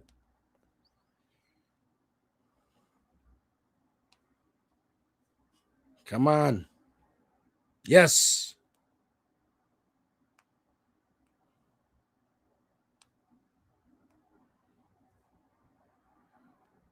And thank you, Johnny and Lithium, for skeeting out over on Blue Sky. That we are live over here. Okay, so as I was saying, there are Dems as bad as Chuck Schumer. There are Dems as bad as Stephen Miller. This is one of them. Cory Booker. Spartacus him fucking self. Okay? Where is he? And former Kamala Harris speak at Michigan Democratic Luncheon. So we're going to get into Michigan in a second. But this is Cory Booker at trying to put his weight into this race where he's not going to endorse Zoran, but he's going to come over here to Michigan. Here's what he had to say. Calling it like it is. After our primaries and Hillary Clinton was our nominee, there was some people, not all people, not even most people, some people said, well, I don't like her. I don't agree with everything she says. I saw it with Kamala Harris. There were too many people that say, I don't agree with her on everything. I mean, 90 out of 100, I agree with her, but those 10, I can't do it. Well, you may disagree with her on 10% of her views, but you let someone get in office who you disagree with on everything. You let somebody get in office who is locking up our children. You let somebody in office who's taking away our health care. You let somebody in office who's taking away workers' rights. You let somebody in office who got rid of the Department of Education. All right. This is this is exemplified. Okay. This is the example of why I knew Cory Booker was a piece of shit. He was full of shit. He's a piece of shit. He wants to be Obama. He's doing his best Obama impression. He always is when he's talking. This is what he wants. He wants to be in a room full of people clapping for his fucking rhetoric. He wants to be a stand-up comedian. He wants to be one of us. He wants to be a fucking pundit. That's what he wants. He wants to go on speaking tours and have people clap for him. The fucking end of what Cory Booker wants in his life. Okay? That's it. And all this like, oh, you disagreed with Hillary Clinton on 10% of things. First of all, it's not 10%. It was way more than 10%. Maybe 50%, maybe fucking 60, 70, 80%. And those percentages are fucking human rights, or fucking wars, or fucking people dying, life and death. That's what we disagreed on, you fuck. And also, our vote, the people, first of all, I voted for Kamala Harris, okay? The people who chose, okay, the largest contingent of the people in the country do not vote, period, right? Just do not vote, period. The small portion of that contingent who did not vote for Kamala Harris, specifically because they would have otherwise, but because she didn't say anything about genocide or differentiate herself from Biden at all, is a tiny slice, so tiny it would not have made a difference. If they had voted for her, it would not have made a difference. But why largely people who generally don't vote is the pool, by the way, of people that you're trying to get. They didn't get excited and go, hey, I'm going to change my plans this time. I'm actually going to go out there and vote. I'm 18. I just turned 18. This is my first election. I'm going to make an effort to go out and vote for Kamala Harris, because Kamala didn't give anybody anything to vote for. She said, here's Liz Cheney. Here's Dick Cheney. Here's my endorsements from the Cheneys. Want to go back to 2000? Want to have that again? That 8 years again? Except instead of a red tie, it's a blue tie. Instead of a white dude from Texas, it's a black woman from California. Do you want Bush 2.0 again? That's what she was offering. And the people who wanted Trump back in office were more excited. The end. That's what happened. He's fucking voter blaming right now. And this is why they're losing. And again, this fucking, let me put this fucking idiot on the screen again. This fucking trash panda. Look at this. Look at this face. I didn't agree on 10%. You put someone in an office who locks our kids up. Biden was locking kids up at the border, just like Trump before him, just like Obama before him.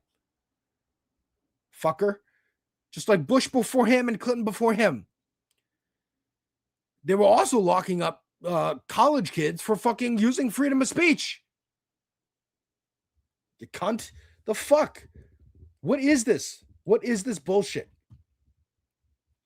But let me end this segment of evil Dems with their latest fucking catastrophe. Because once again, Israel is the thing that unites all the evil of both sides in this country. I mean, capital, Israel, resource extraction, colonialism, all these things, right? We're not putting it on Israel only. It's us. It's America. It's America's problem.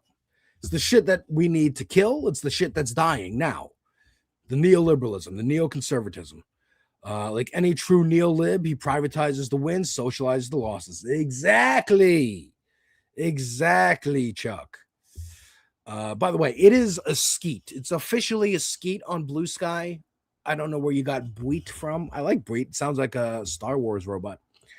But anyways, let's finish this segment on Bad Dems with this story that I find quite funny. Westchester High School under scrutiny after disturbing incident tied to student-run event flyer.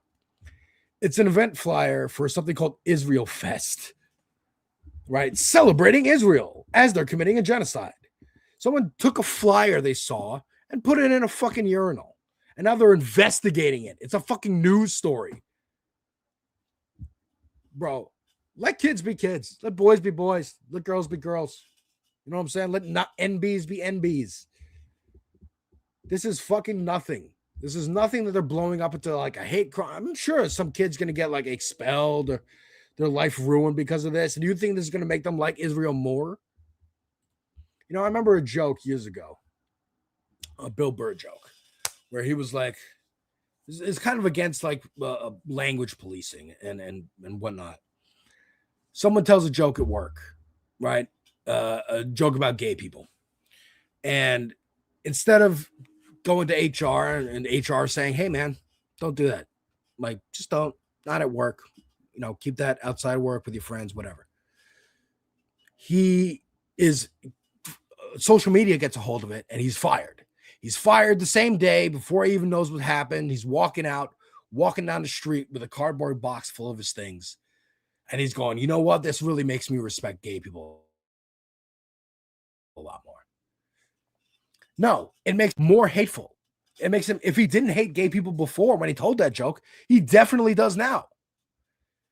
This is what's happening to Israel. Okay. And now there's a fine line with that, right? Because you don't want to permit inappropriate jokes at work. It's unprofessional, all the things, right? But it rings true a little bit because you're like, if you, again, we're going to get to Grand Plattner. If you throw out everybody, you deny everybody, no, you can't be part of this movement. You can't be part of the big tent. If you did one thing that we don't like, this thing, even what Cory Booker's saying, I'm tying it all in. You have to be discerning. It's not a blanket. You know what I mean? It's not like we don't welcome in Tucker Carlson because he said one thing that we agree with. He said something that everyone agrees with. Okay, the end. The end, that's a data point on how the conservative movement thinks they need to move. That's what's interesting about it. Not, oh, we'll welcome him in with fucking open arms. Fuck, and let him just opine on who should be the Democrats' candidate and fuck all that. We're not doing no more Meghan McCain's, no more fucking Nicole Wallace's, no more fucking Bill Kristol's. Although Bill Kristol's going like way more socialist than I thought. And I'm like, all right, fine. But again, you be a Bill Kristol, you get on board. You get on board. You don't go, okay, I think it should be this person. You put whatever the people are doing, you follow them, you push, you tell the other elites this way. And we have to follow because we were wrong.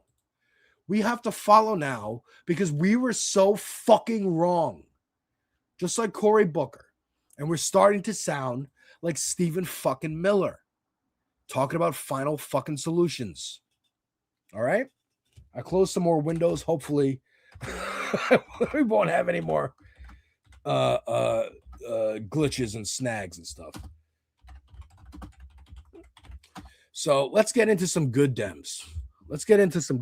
Now, if you noticed, eagle-eyed viewers, consistent this spacers, what did Sandy call them? Space cadets. The space cadets here at this space may notice, welcome in, Groove Dragon. And welcome in Fixer at Home. What up? Nice to see you again. You may have noticed I got a new button on this hat. This new button is probably backwards. It looks backwards for me. NYWFP Lindsay for NYC3. I was out campaigning, canvassing for Lindsay Borland for city council. Again, friend of the show. She's been on twice. She's been on 3 times, actually. Once was election night. And did some canvassing, and there was an unexpected speaker who had just endorsed her the day before, Mr. Zoran Mandani. And look who's back there with the fucking hat. Come on, folks. I'm putting in the work.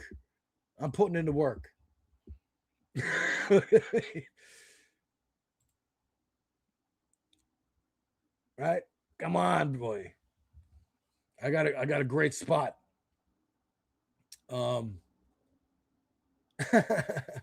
Dude, she's been getting, if you look at the comments under her, this account, there's a lot of like hateful bots even when I post about Lindsay, like there's just like automatic and I'm like, oh my God, they are very scared that she's gonna win.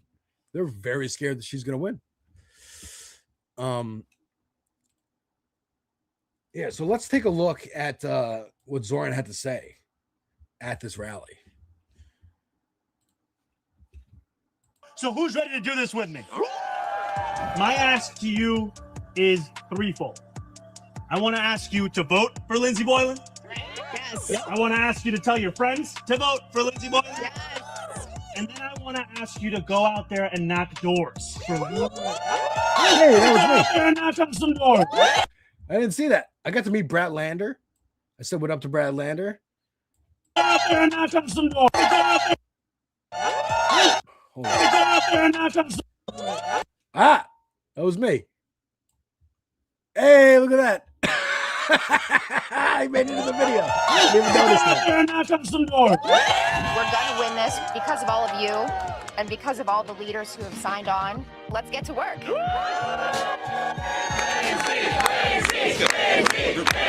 Again, election day is April 28th. We were out there because that was the start of early voting, the 18th. So, and I'm going to be out there this Saturday, and I'm going to be out there next Tuesday before my show for poll visibility, which I guess is just like standing around the poll and just handing out flyers and whatever. So yeah, man, that was cool. Dude, at the park, I'm standing there, right? I got my sign. I'm behind the podium. The speaker's already speaking. The first speaker was Tiffany Caban, state senator, I believe. And then they had the representative from Working Families Party speaking. And then they introduced the mayor as he walked in the other side of the park, literally walked through the crowd up to the podium, gave his speech. Here's Lindsey Boylan, gave like a quick little interview off camera to a different camera, then right into a cab, not a cab. Jesus Christ. I'm so fucking New York. Right into a black car to go meet with President Barack Obama at a school in the Bronx to promote, I guess, the K through his pre-K program and his childcare program. There they are. So I was literally feet away from the mayor right before he went to go meet Barack Obama, who, again, we don't like, but we understand. Just like Cory Booker wants to be a celebrity, Obama wanted to be a celebrity. He just happened to be in politics. Now he's like at Netflix and trying to get, movie deals, making movies and shit and podcasts. That's what he wanted to do. But he had to be president to get that fame. And now I think the reason this is happening, now you can tell Zoran's like highly nervous. This is adorable, right? This is an adorable photo op. I think this signals Obama's embrace of Zoran and of this movement. Like, it's either that or it's Obama trying to put his arm around him and being like, hey, little bro, let me tell you a little something. You can have all this hope and change energy. I get it. I was there. I was the guy in 2008. We beat Hillary Clinton. We didn't believe we could do that. But guess what? These companies don't care. They don't care about nations. They don't care. You're not the mayor to them. You're just another piece. A piece that they can knock off and replace with another piece. So get on board. Get on board or good luck. That's my guess. And a lot of people have assumed that's kind of what happened with AOC. And we're going to get to AOC in a minute. But I want to cover some more Zoran greatness here. This was last week. I think I might have played this, but let's just go ahead and, this is step one, but it is happening, folks. They said it was impossible, but this is a step, and give us an inch and we'll take a fucking mile. We will. We'll take that mile because we're hungry and we've been wanting that mile forever. I think I talked about this on Boston Brian, but Shout out Boston Brian for having me on his show last Wednesday. But we're taxing the fucking rich, folks. When I ran for mayor, I said I was going to tax the rich. Well, today, we're taxing the rich. I'm thrilled to announce we've secured a pied-à-terre tax, the first in New York's history. This is an annual fee on luxury properties worth more than $5 million, whose owners do not live full-time in the city. Like for this penthouse, which hedge fund CEO Ken Griffin bought for $238 million.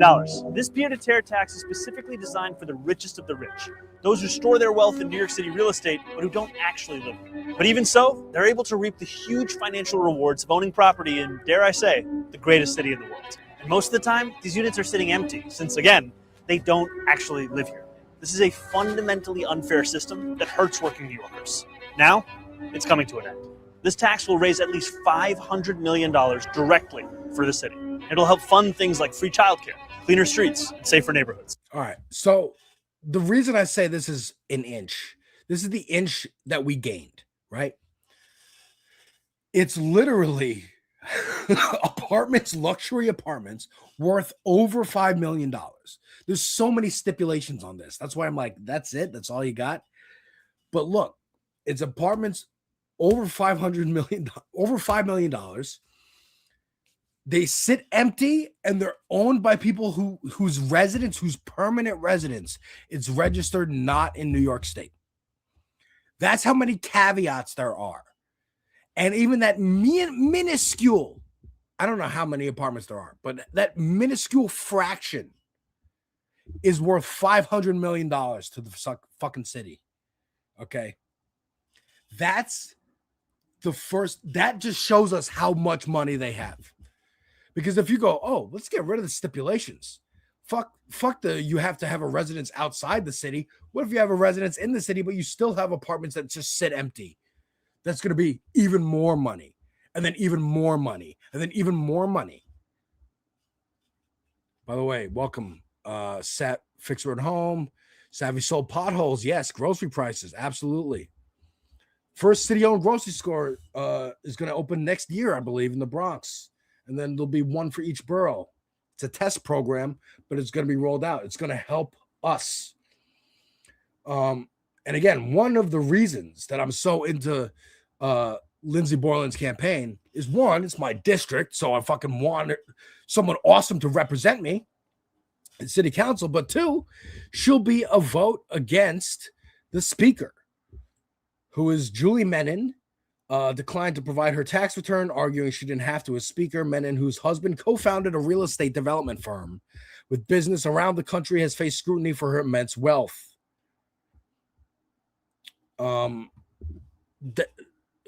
Lindsey Borland would be a seat against that speaker and would make it easier to pass Zoran's agenda in the city. And I want that. I want that. Fox News like to shit on New York for being awful, yet their base of operations is there. It's almost as if they're lying. Yeah, it's fucking weird. You want your base of you want to live in real America? Move Fox News headquarters to Florida. Move it to Texas. They have a bureau in Los Angeles. They have a bureau in DC, but their headquarters is in New York. That's why they were so in for Andrew Cuomo for the mayor. But it's not. It's Mamdani-stan now, baby.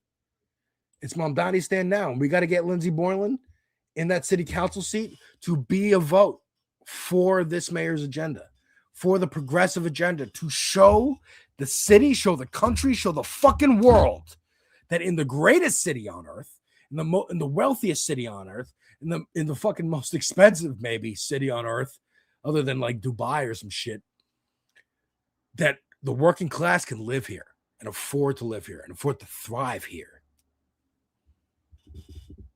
And yeah, let's hear from the mayor himself. This is him on NBC here. to see Congresswoman Alexandria Ocasio-Cortez challenge Senator Schumer for his seat as a part of the generational change that's being discussed? I will tell you this, that I have had the privilege of being represented by Congresswoman Ocasio-Cortez, and it was an honor to have that be my experience. Now it's an honor to work with her as an incredible Congresswoman, and I'm excited to see whatever it is that she decides to do next. I don't think she's made a decision as yet, but we're very proud of her here in New York City. Do you have any thoughts about this debate over generational change? Is it time for a younger generation of politicians in the Democratic Party? I'm going to let it play out. But the fact that you ask that question as time marches on, as entropy exists, it's always time for a new generation. Their older ones are dying. Always, you idiots. But yeah, okay, that's semantics, I guess. Whatever. I think it's time for a party that reflects the urgency that we're seeing across this country in terms of a hunger, frankly, that is not as much tied just to age, but to vision. You know, we know very well what we oppose. What are we for? That is a question that I think we have to be able to answer. What are we fighting for? It was not just enough in this mayoral campaign to say that I wasn't like other mayoral candidates. We had to always answer the question of New Yorkers, what will we deliver for them? And I really think that that is at the heart of the question for our party. And I'll be honest with you, when you look back at the history books of our party, 100 years ago, we had a very clear vision of what we were fighting. All right, well, it froze, but that's okay. It's all right. They had a vision of what they're fighting for, and he's correct. That's literally what I just said about Cory Booker, right? Why didn't we come out? Why weren't we enthusiastic? Why weren't not just us, not just people who would vote blue no matter who we do? That's why they say that, dude. They say that shit. It's so goddamn frustrating. We do vote blue no matter who. That's our problem. Like, we fucking hold our nose and vote for Hillary Clinton or fucking Kamala Harris or Joe Biden or whatever the fuck. We want to get excited about somebody. You have to get people excited. You're the ones who don't vote blue no matter who. You were going to vote for Andrew Cuomo, who was independent, because the Democratic candidate was Zoran Mandani, you fucks. And Cory Booker from New Jersey didn't even fucking endorse. But he's going to go to Michigan? Fuck that motherfucker. Fuck that piece of shit. Sorry, gets me mad, bro. Gets me mad. But you know what gets me unmad? More Zoran Mandani clips. I'm sorry, bro. I know it's like hero worship, politician worship. We don't want to do that over here. I get it, bro. But like, it's the only hope I got. And it's my city. I love my fucking city. I'm a New Yorker through and fucking through. I want my city to fucking be the shining city on the goddamn hill that fucking leads us out of fascism. Groove Dragon. I lived on Bleecker Street for 2 years back in the 70s. Amazing experience. Highlight meeting Bob Dylan and Mick Jagger at the bitter end. Dude, the bitter end rules. The bitter end rules, dude. It's still there, I think. That's awesome. Yeah, man, that's my hood. But yeah, more clips of Zoran. Here's another one. This one from CBS. I think this was from Sunday. And this one, again, just reiterating that point. Give people something to vote for. And look at the results. Kat Obagazala almost wins.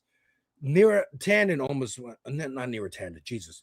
Nida Alam almost wins. Zoran does win. Hopefully we get Oliver Larkin in Florida. Hopefully we get Abdul Saeed in Michigan. But check this out. You know, what I find is that New Yorkers ask me less about how I describe my politics and more about whether my politics includes them. And I think... Chuck, that's where Dr. Strange lives, Bleecker Street. I got you. I knew what you're talking about. What we can see is that a democratic socialist politics is one that should be judged on its delivery, like any ideology. And what we're showing in this city is we can pursue the big things like universal child care and do the pothole politics at the same time that we're showing, and not just filling in the potholes, changing the catch basins, but also repaving over 1,000 miles of roadway. But pothole politics, I fucking love it. They called it sewer socialism. That was another term for it. I like this one better because it doesn't have the word sewer in it. And you know what? Sometimes there's dumb people. A couple of weeks ago, we talked about the Joe Budden podcast and the guy who didn't like being called a feminist just because it had the word feminine in it. There's idiots who don't like sewer socialism because of the word sewer or the word socialism. Call it pothole politics. Let's move on. Let's go, Zoran. Mr. Mayor, presidential and statewide elections are often decided in battleground regions that do not look like New York City. Yeah. I'll be honest with you. Before I was the mayor, I was an assembly member of Astoria in Long Island City. At that time, I was told that you could only be a Democratic Socialist in Northwest Queens. Then I became the mayor. Now the next question is the state. Then the next question will be the country. I think that this is a politics that can flourish anywhere because, frankly, there is only one majority in this country. That's the working class. And it's time we have a politics that puts them at the heart of what it is that we're pursuing and not as part of the appendix. That's perfect. Put them at the heart, not the appendix. Not something that can be cut out. Not something that's useless and we could just throw away. Ooh, the man knows how to fucking communicate. The man knows how to fucking communicate, dude. The man knows how to communicate. This is exactly it. Now, he's not perfect. He's not perfect. Here's an example of him not being perfect. As an incubator for change and as a powerful tool to expand access to city programs. I like to think of it this way. Government is driving the race car, and philanthropy is there to give it that turbo boost to cross the finish line.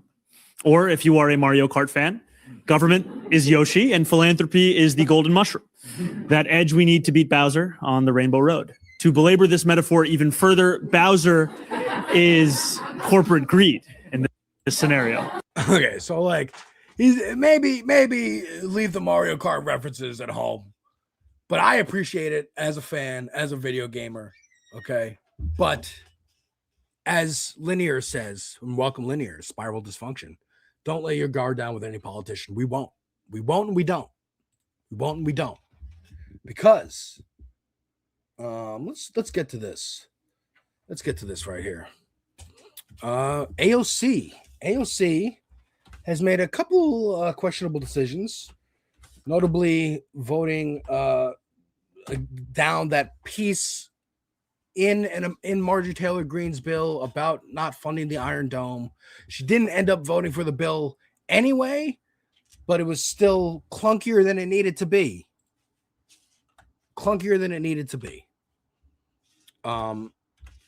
And recently, there was this from her. She was asked about from Dropsite News. Dropsite News, shout out Ryan Grimm and everyone over at Dropsite. Hopefully we can get them on here one day. That'll be great. I'd love to interview them. But she was asked about endorsing Shaikat Chakrabarti. Shaikat Chakrabarti. I learned how to say his name the other day. Damn it. He's running in California. He's running for Congress in California. He was her press secretary, or no, chief of staff, campaign manager and chief of staff for her campaign in 2018. And she hasn't said one word about this race. And when asked about it, this is what she said. Obviously, your chief of staff, former chief of staff, is running in San Francisco. That primary is in June. Obviously, you're not going to have a reporter tell you to endorse, but is that something are you at least monitoring the race, looking at it? I mean, what's your stance on Shaikat? Because you have a close relationship. I think for me overall, it's more about I'm trying to think about the role that I am trying to play more broadly in these things. We've got 435 seats in Congress, right? And there is this kind of moment where it's like and not just with this race, but with any race, once you go in, then it's like, what about this? What about this? What about this? What does this mean? This is gobbledygook. You have too many options? Dude, just do it. Yes, I endorse this person. You don't even have to just send a tweet. Send a tweet. Or tell your staffer to send a tweet. And I'm one person with, a pretty amazing crack, but also lean team. And so we're thinking about kind of how much of myself I'm pouring into this and how much of myself we want to make sure that we're, pouring into the task at hand, what we've got going on here. So, but I think that what I will say is that I think that the primary environment that we're seeing is really great. I think that progressives have already notched some really impressive victories this early into the primary season. And we've got another, 6 or 7 months of it to go. And I'm looking forward to having a lot of new colleagues here in November that we can, it's been a lonely, really lonely road for the first 8 years. And I'm really hoping that it'll be a little less lonely in November. My boss has a book about that. All right. So that was her answer. And that's a mealy-mouthed non-answer. It's not a good one. It's not a good one. Linear says, on the fence with AOC seems sketchy. That's what I was talking about earlier. I remember, like, she had meetings with Pelosi, especially after having a sit-in protest in Pelosi's office for the Green New Deal. She went on, like, Stephen Colbert. She did the talk show circuit. Like, it was a big, energetic thing. And here comes the party, wrapping their arms, saying, hey, we get it. It's exciting. You're unseated an incumbent. Nice. Listen, the corporations don't give a fuck. You're not anything special. You're someone who can be replaced. You're someone who can be demonized. It can be hard for you. You already hear what the right wing is doing to you. You're our party, and we don't like you. We can throw you to them. I think maybe there was a little bit of that happening. She even says here, my broader, almost says broader aspirations of, like, I'm going to run for president or Senate or whatever. But, like, you've already endorsed people. You have endorsed people. You're going across the country with Bernie on this anti-oligarchy tour, which should have been consistent instead of, like, taking breaks and are we doing it? Are we not doing it? Right? Like, Abdul Sayed was speaking at one. And I'm like, is this still happening? Is Bernie showing up? Bernie's doing more. Bernie's endorsing more candidates than you. Like, Hassan is doing it, but he's a Twitch streamer. He has the time to do that, right? Has every fucking progressive he can think of have on as many candidates as he can, give them the bump, whatever. And that's great. We want that. That's our Joe Rogan of the left, right? But she's important, and she can send out tweets. Yes, I endorse my former campaign manager. The fuck is that? Why is that confusing? It's Nancy Pelosi's district.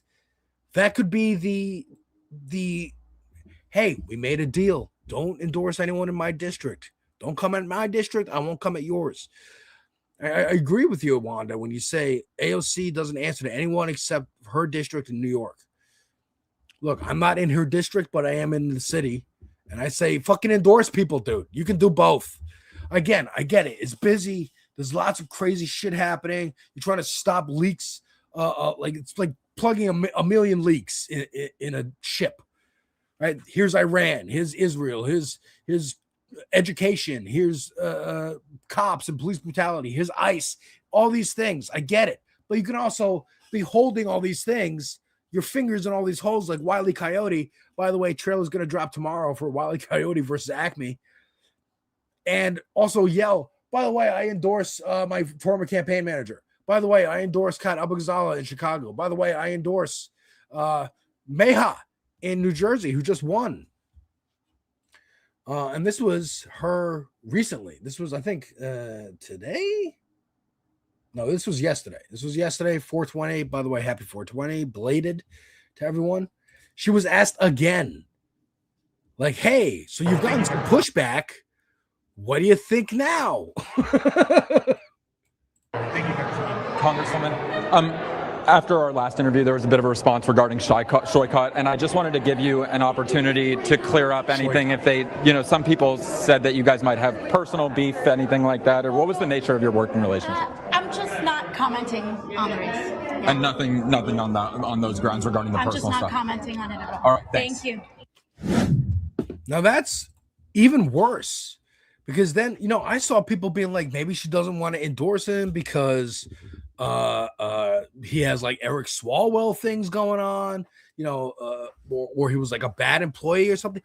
And now she's just like, I'm not commenting at all. Thank you.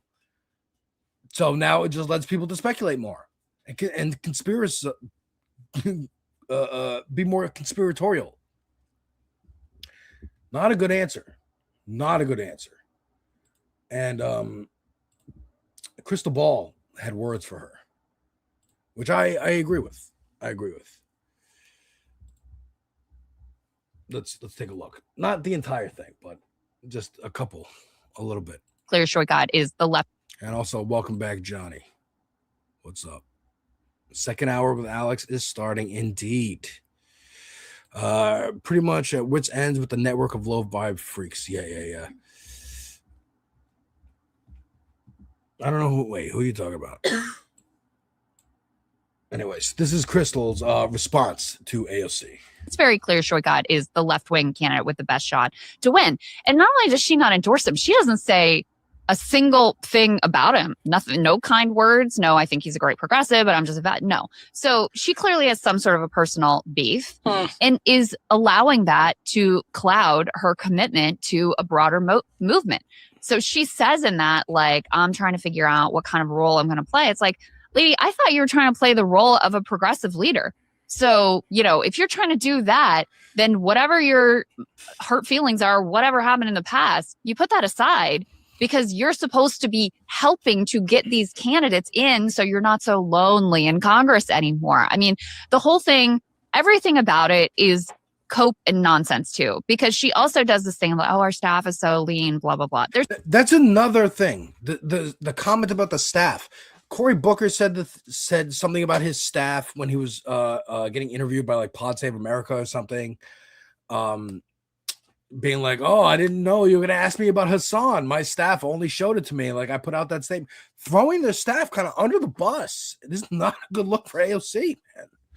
There's plenty of other people out there who managed to make endorsements and serve in Congress, and it's not that hard. And Wanda, you say there's a personal beef. I think Crystal agrees with you. No kind words. She just said, I broadly am happy with progressives running in these races. I hope to not be as lonely in Congress in November. The end. That's it. Not one word about anything. Whereas Zoran, when he was asked in that interview clip about AOC gunning for Chuck Schumer's spot, he was like, well, we don't know what she's decided or declared, but I can tell you I've lived under her leadership as Congress, and now we're working together to make the city more affordable for New Yorkers and blah, blah, blah. And she's great. Like some kind words about her in general, effectively endorsing her for whatever she decides to do. And here she is not saying anything about him. And when asked directly, do you think, is it personal? What kind of relationship did you have? Like, she's just like, I don't want to comment at all. Like, that's not good. You yourself have made other endorsements. So it's not like you're waiting to rip the Band-Aid off. Exactly. So I don't know. I just look at this and it's it's not honest. Number one, it's not direct. None of it makes sense. This does not appear to me someone who is comfortable or truly desires to be in a leadership role. And so it's just very sad to me because she has so much potential to be such an important force right now at a time when the political project that she has been a very important part of is taking flight, does have this momentum. Yes. Ana Lilia Mejia won overwhelmingly in New Jersey last night. That's awesome. By the way, AOC managed to endorse her without a problem, without it stretching her too thin. Exactly. Like, what the fuck? She's won in New Jersey. You endorsed her. What the fuck? Why can't, this is another high profile one that's being talked about. It's Pelosi's seat. Maybe that's it. Maybe she had a deal with Pelosi. I'm not going to comment about her district. I don't know. Or she has a personal problem with the guy. I don't know. But again, you want to be a leader, then you're going to have to fucking suck up your personal fucking things and work with people you don't like. Dude, even just like being at that rally earlier, rally, it was a canvas for Lindsey Boylan. Brad Lander's there with Zoran. They were in contention, right? They were running against each other for mayor. And then they all decided, had phone calls and whatever, saying, dude, all that matters, we fucking don't let Cuomo win. We can't let them split the vote. We have to show people how it's ranked. Lindsey was instrumental in that, in putting out an instructional video, literally how ranked choice voting works, and to not rank Cuomo. Helped get Zoran elected. So here's the favor back. I'm endorsing you the day before early voting, right? And then I'm coming to speak on early voting day. I'm making an appearance. We have pictures together. Quick thing, little speech. I'm out. I'm going to see Obama. But that's the handshake. That's the fucking agreement. That's politics, man. Brad Lander's there. Hey, man, he's running for Dan Goldman's Congress seat. He's running for Congress. I hope to get him on the show. I asked. He said, yeah, sure. But, they all do. I said that to Emma Vigeland at the AOC Zoran rally, Bernie rally right before the election.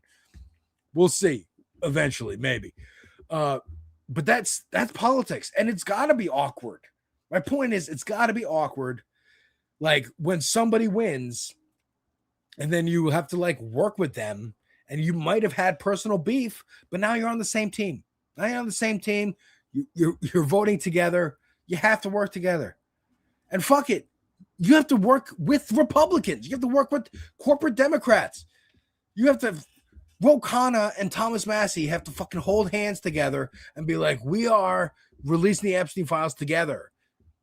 It's tough. But suck it up. That's the fucking point. That's why you're hired. That's why we elected you to do this tough shit. Whatever. But in any case, right at the moment when she could really be pushing the ball forward, she's so reticent. And, I feel like, and not to over psychologize her, but she's taken so much criticism from the right. She's taken criticism from the left, from myself included, because I do hold her to a higher standard as someone who wants to position herself as the vanguard of the left. I expect her to be occupying that space. And there have been instances where she has not. And in response to that criticism, rather than going out there and making her case and kind of doing battle, she's withdrawn. She doesn't go on shows like ours, and not just ours. She doesn't go on, she'll occasionally go on with Hassan. Maybe she's gone on Majority Report once. She'll go on Hassan for she'll go on Hassan for 4 minutes, right? Like these aren't even like long sit downs, and that is 4 hours.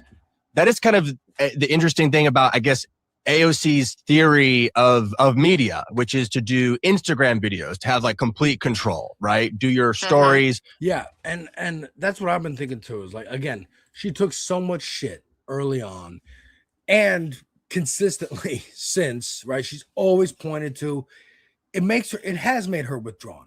She puts out her videos on her own. I control the narrative. I'm tweeting something out. I'm making a video. That's it. The only time we saw a response, even really to criticism like this, was Anna Kasparian, when she was like, "Oh, you voted for Israel," and then she responded with "Get your fucking facts straight, you fucking idiot." Some aggressive. Because again, I think she's fucking pissed. She's tired of this shit. And you're going to take a lot more slings and arrows if you want to be a senator or a fucking president. So get it together, girl. Get it together. Do some more shows like this. And do some more shows like this, like Shadowbox, right? Fucking get prepared. Because it's going to get harder. You can't fucking campaign from the basement. Biden did it in 2020 because of COVID. It's the only time anybody could do that. And the only reason he won was because of COVID too. But yeah, that's AOC. Not good. Not good. I hope she gets her act together. Because again, if she wants to be in leadership of this movement that she's a part of and not get left behind,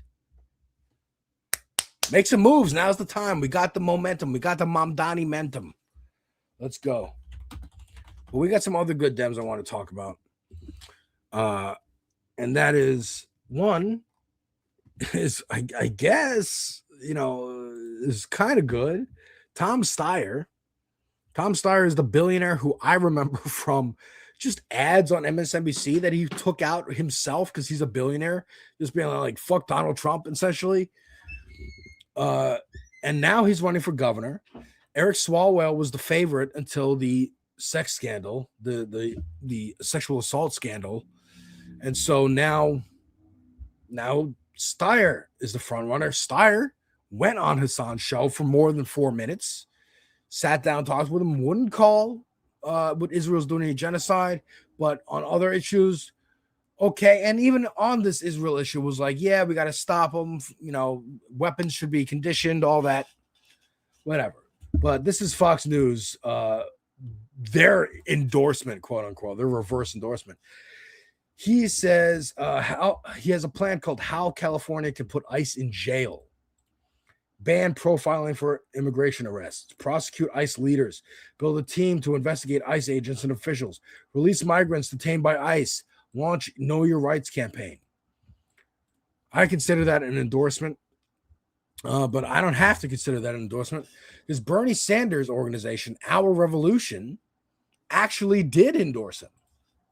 Matter of fact, let me see if I can find that.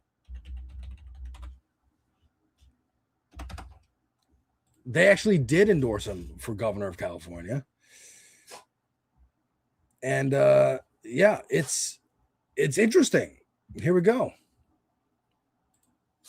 Our Revolution organizers got to hang out with Tom Steyer at the Make Polluters Pay event.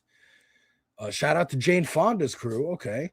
And the energy was real. Folks are fired up because making polluters pay equals lower costs for the rest of us. Right now, climate change costs show up as higher insurance, housing, and utility bills. It's time to flip that. Fossil fuel companies should cover the cost of wildfires and damage they cause, not taxpayers, not consumers. Exactly what you said earlier. Someone in chat, I forgot. Socializing the losses or socializing. Yeah, privatizing the wins and socializing the losses. You know, we're going to reverse that. No, you're going to take on the responsibility of polluting, causing wildfires, causing toxic water. And so you're not going to fucking do it anymore. Now, again, putting ICE agents in jail, yes, we want it, but it's still carceral. They're still thinking about in a carceral system. We cannot abolish all this at once. Matter of fact, there was a story, another Mamdani story about taking, I think it was like mentally ill patients, mentally ill people in jail and putting them into hospitals and like expanding how many beds there are available in hospitals and stuff like that. And it was a step towards closing Rikers. Like, it begins incrementally, like that tax on empty apartments, over $5 million owned by people whose residence is outside the city. All these stipulations, but it begins there. And then we keep going and carving inwards and inwards and inwards. And we can get to the root of these fucking issues, but you have to begin. You have to fucking begin. I wonder how many people think Alex's name is Max due to the hat. You know what's funny? I have a friend named Max. I was walking down the street with this hat on, and we ran into his fiance. He's getting married this week. Congratulations. We ran into his fiance, and she was like, "Why is my fiance's name on your hat?" I was like, "It means it's from a podcast. Like, it's progressivism." But yeah, Tom Steyer. Okay. Look, he's the best option that California has right now. He's a billionaire. I don't like that. But again, if he's going to go full class trader, all right, we'll take it. We'll take a full class trader. If he's putting his money where his fucking mouth is, for real, and is really going to be part of this Bernie Sanders, AOC, let's hope, progressive movement, this Our Revolution, then okay, you can be in the tent. But we're going to get to the people who are not allowed in the tent no matter what. Right. Here's Graham Plattner, another member in the tent at his campaign event, being seen being very endorsed enthusiastically. That this system grinds working. No, that's I can't. It's actually. Oh, well, this nice lady came up to literally hand him money to donate to his campaign. And he says, actually, it's illegal. I cannot literally take that money. Actually, it's actually illegal, and I follow campaign finance law. We'll have to give it to somebody else. We'll put it right there. Yeah. We're going to have you fill out a form in a minute. We're doing this legally, so. 80 years old! I still have to work! 80 years old! There is absolutely no reason that in this society, the richest society in the history of the world, a society that we pay more per capita for healthcare than any other place on earth. In this society, this rich society, somebody has to work until they're 80. There is no need for this. It's a choice that we make. It's a choice that people that have been elected over and over again, they keep making. We need to break the cycle. That's it. That's it. Like we've been saying, it's choices. What do we choose to prioritize? Do we prioritize profits? Do we prioritize people? That's it. It's simple. It's simple. And that's what I think really scares people. Really scares like the third way and all that shit. That it is simple. Okay? Now, again, I gave some AOC some shit, but I do want to highlight some good stuff. Again, it begins with a conversation. It begins with, hey, do we still need this? Do we still need this? And this is AOC talking about the Patriot Act. And FISA, if this were to go dark, are you for the current FISA thing, or is this too broad right now? And what do you have concerns about a program going dark? Would you like the program to go dark? Listen, FISA has been a constitutional and civil rights crisis since its drafting in the Patriot Act in post 9/11. We have a huge amount of problems with warrantless surveillance, wiretapping against American civilians. And we need to do our job to make sure that they're right. Well, what about the consequences? I mean, your home city was hit by 9/11. Well, and if they say we need this to fend off. By the way, this guy's from Fox. This was the genesis of all of it, right? Of course, we want to make sure that we're prioritizing national security, but we also have to be a check on the use of that excuse of national security to invade and to violate the civil rights of everyday Americans who have the baked-in constitutional ability to conduct their lives with privacy and dignity. Thank you. See, again, she is doing a lot of these moments, which this is a good moment. This is a good moment. It's a great soundbite, but she's giving sound bites. She's giving sound bites. She's giving like a speech at a rally, right? If those rallies are happening, because again, is the oligarchy tour still going on? I don't know. She's giving Instagram videos. She's giving tweets. And they're good. They're good. But also endorse, man. Also endorse. Also challenge the party. Fucking criticize Chuck Schumer. Go at him. Has she even said anything about him? But again, this is good. Because fuck the Patriot Act. It was issued after 9/11. It should not be permanent. It was always meant to be temporary. These things never are. Right? You give companies more power. Hey, you want to surveil people? You want to collect data? You want to sell people Coca-Cola and exactly target when they want a Coca-Cola? Fuck that shit. Fuck that shit. It should be repealed.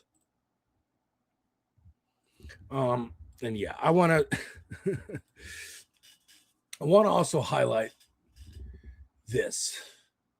And this is just kind of funny. Again, we're going to kind of end this segment. We'll end this segment on good Dems by talk about Abdul El Sayed, right? Someone who is kind of sparked the Hassan Piker criticism tour that Third Way has been on and mainstream Democrats have been on, and would rather talk about Hassan than talk about the war in Iran or ICE or any of the problems that they can fucking fix, but they're choosing fucking not to. Right? One of them, and I want to highlight Abdul Sayed because by showing his competition, this is his competition right now. This is, first of all, this is Haley Stevens, who is the Schumer-backed, AIPAC-backed candidate, the establishment candidate. And this is her at the Michigan Democratic. What is this? P? I don't know what P stands for, but I think this is the same general event that fucking Cory Booker was at. So check this out.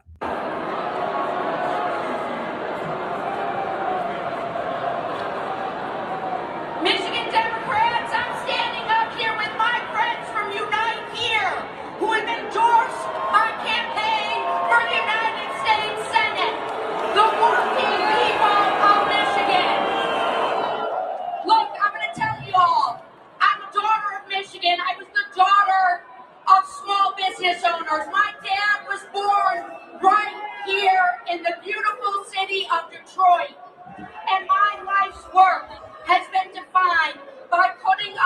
stand for Michigan in tough moments. That is exactly what I did for Michigan when I served as Chief of Staff on the U.S. Auto Rescue alongside the great men and women of the UAW. We say She's literally setting up an applause line because she's trying to speed through the speech to get to that applause line because of all the boos. That's how excited Michigan is about Haley Stevens. Now, let's see. Mallory McMorrow, she is the like intermediary. She's the one who's like, I'm not for Israel, I'm not for AIPAC, but I'm courting them, but I'm getting money from the donors who donate to AIPAC. And this is what she decided to do.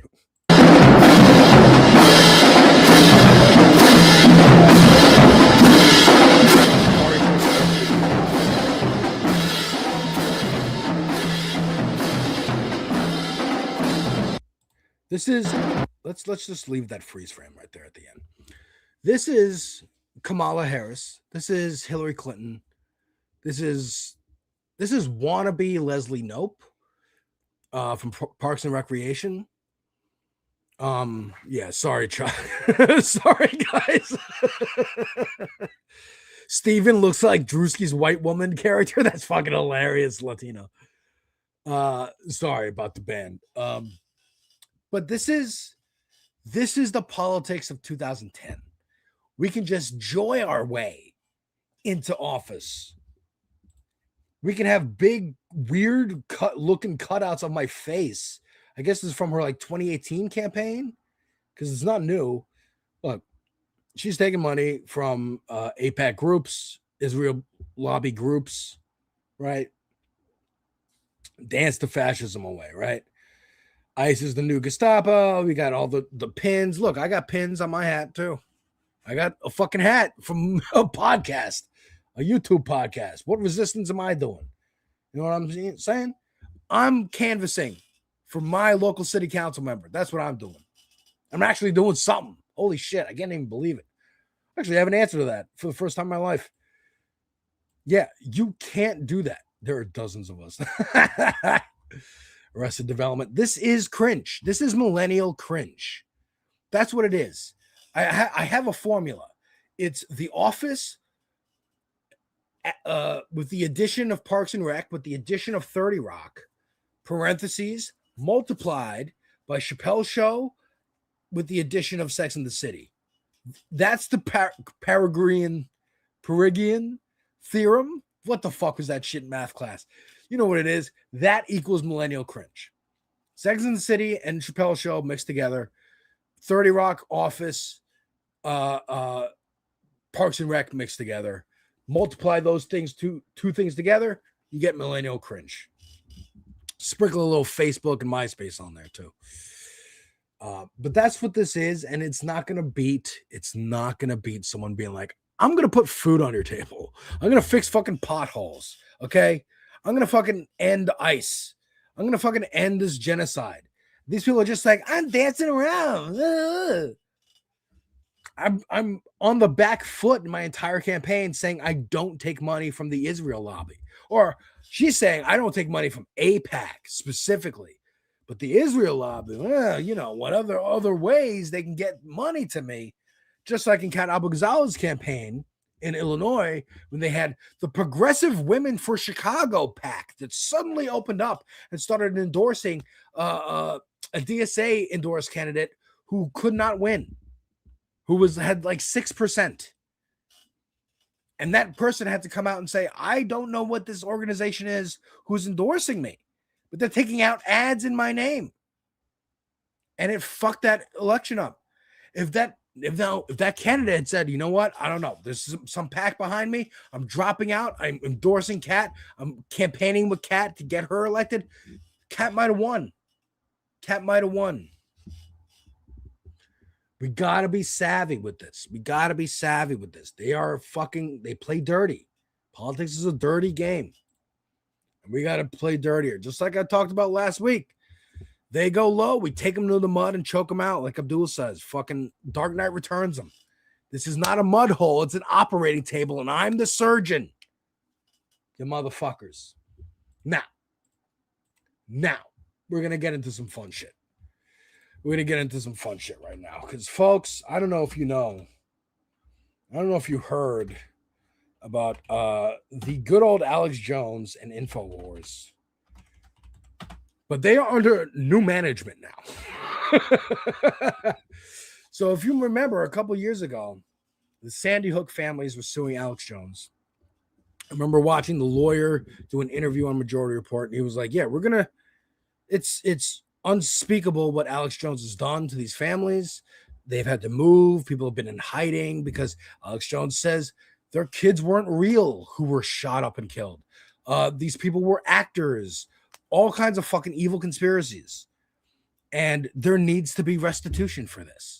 And I think nobody can explain it. And part of that was the dissolution of Infowars. Like, you are going to be bankrupt. You have to pay, I don't remember exactly what the number is, but like hundreds of millions of dollars or tens of millions of dollars to these families. And it will bankrupt him. And it did. And Infowars went up for sale at auction, and The Onion bought it. Now, The Onion, the CEO of The Onion, is Ben Collins. And he says here, sorry to be overly sincere for a second, but here's why we decided to persevere through all the bullshit and take over Infowars. There's just got to be a line somewhere. Now, I was lucky enough to meet Ben Collins years ago. Again, I, through happenstance and circumstance, became like casual acquaintances with Kat Abou-Ghazala and her boyfriend, Ben Collins. And then they moved, they lived in New York very briefly and then moved to Chicago, where he went to go be CEO of The Onion, which was a good reason to move to Chicago.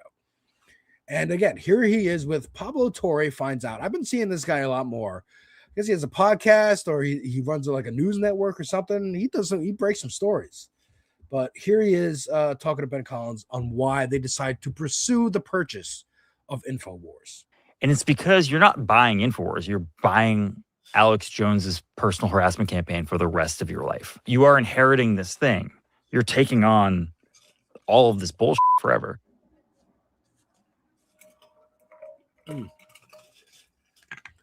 Sorry, so hang on, let me reload the page.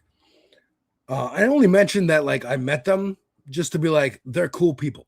They're cool people. That's why I was passionate about Kat Abou-Ghazala getting into Congress, because I know she'd do a good job. And what she's doing now is continuing her mutual aid organization to just do more mutual aid and to endorse candidates around the country. Again, spread the fucking word. Let 1,000 flowers bloom. Come on, man. Let me get this video working.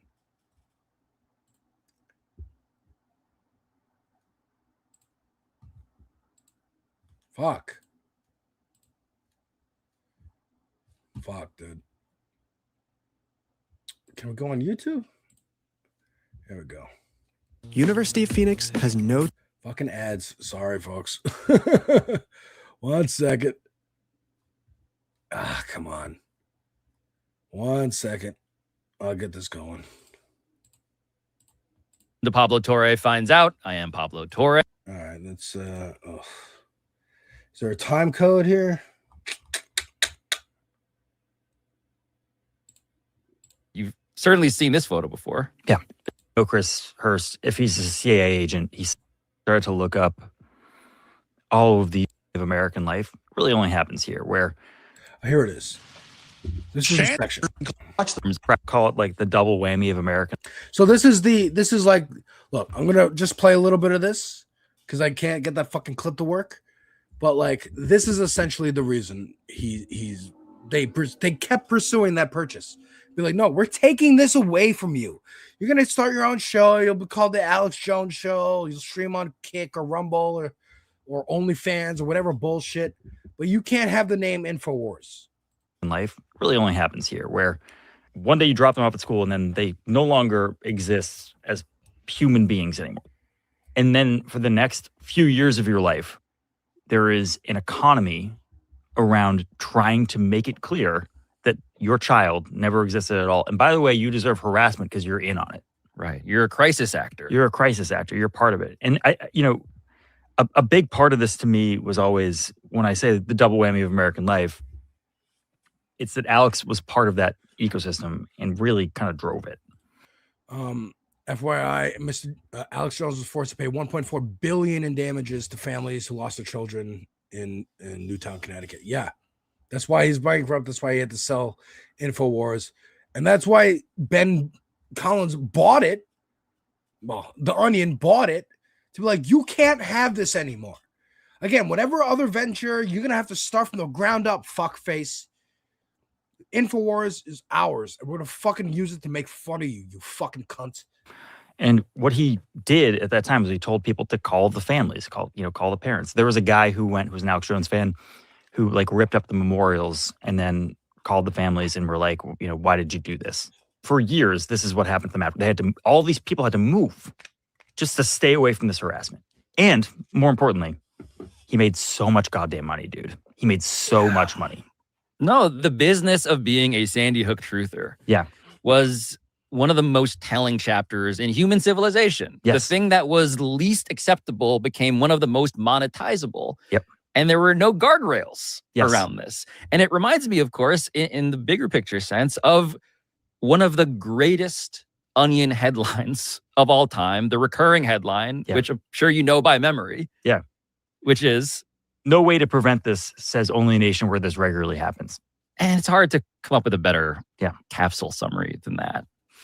But this is where, like, the Onion being the antagonist to Infowars, to Alex Jones, is perfect in this sort of, I don't know, like the fake news spectrum, the moral valence of what it is to do satire and the abuse of satire. I mean, that's the shit. That's the shit that that like Joe Rogan does. I'm a comedian, man. I'm just a comedian. I'm just a dumbass comedian. Don't listen to me. But here's all my opinions anyway. Right? And we're gonna get to that. We're gonna get to that in a second too. But so that's Ben Collins' explanation. I think it's a great one. That's a whole hour show. I'm gonna watch that later. That's fucking interesting. Shout out Pablo for again breaking so many stories and stuff and doing a great job. Love to talk to him one day. But here's Alex Jones's reaction to this, and maybe the most Alex Jones / like Bert Kreischer moment ever. Warning: shirtless Alex Jones. Sorry, I didn't even get to get that warning out, but here you go. You could do a parody of somebody, but none of you took something from them. Right. We've already checked with lawyers, so they're in deep shit. I'm already suing the Democrat Party law firms. Already got civil rights lawsuits. Do you think? Look, just because you're wearing my shirt, don't mean you're me. All right, so he's clearly not happy about it. Which good. Fuck that guy. Fuck that guy for fucking ever. Okay, even he was coming out against Trump and maybe Trump's not great and blah blah blah. And we're getting into that section now. Regretful Republicans. Regretful Republicans, folks. And these are the people who don't get in the tent. I talked about this with Boston Brian on Wednesday. Shout out Boston Brian once again for having me on the show. I had a great time. Love to have him on here. Love to do his show again. Again, I knew we were fucking going to get along. I-95. I want to have him on with Dieter. I want all three of us I-95ers to fucking chit-chat it up. You guys will have a fucking conniption fit because we're not going to stop talking.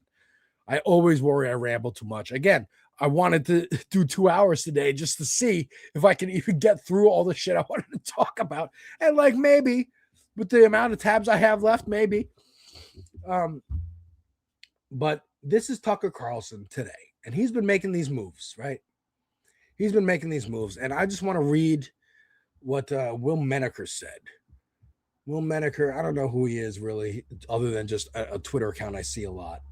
So this is tough medicine for anyone to take, but owning up to his past mistakes like this will only make his endorsement of JD for president in a couple years all the more credible.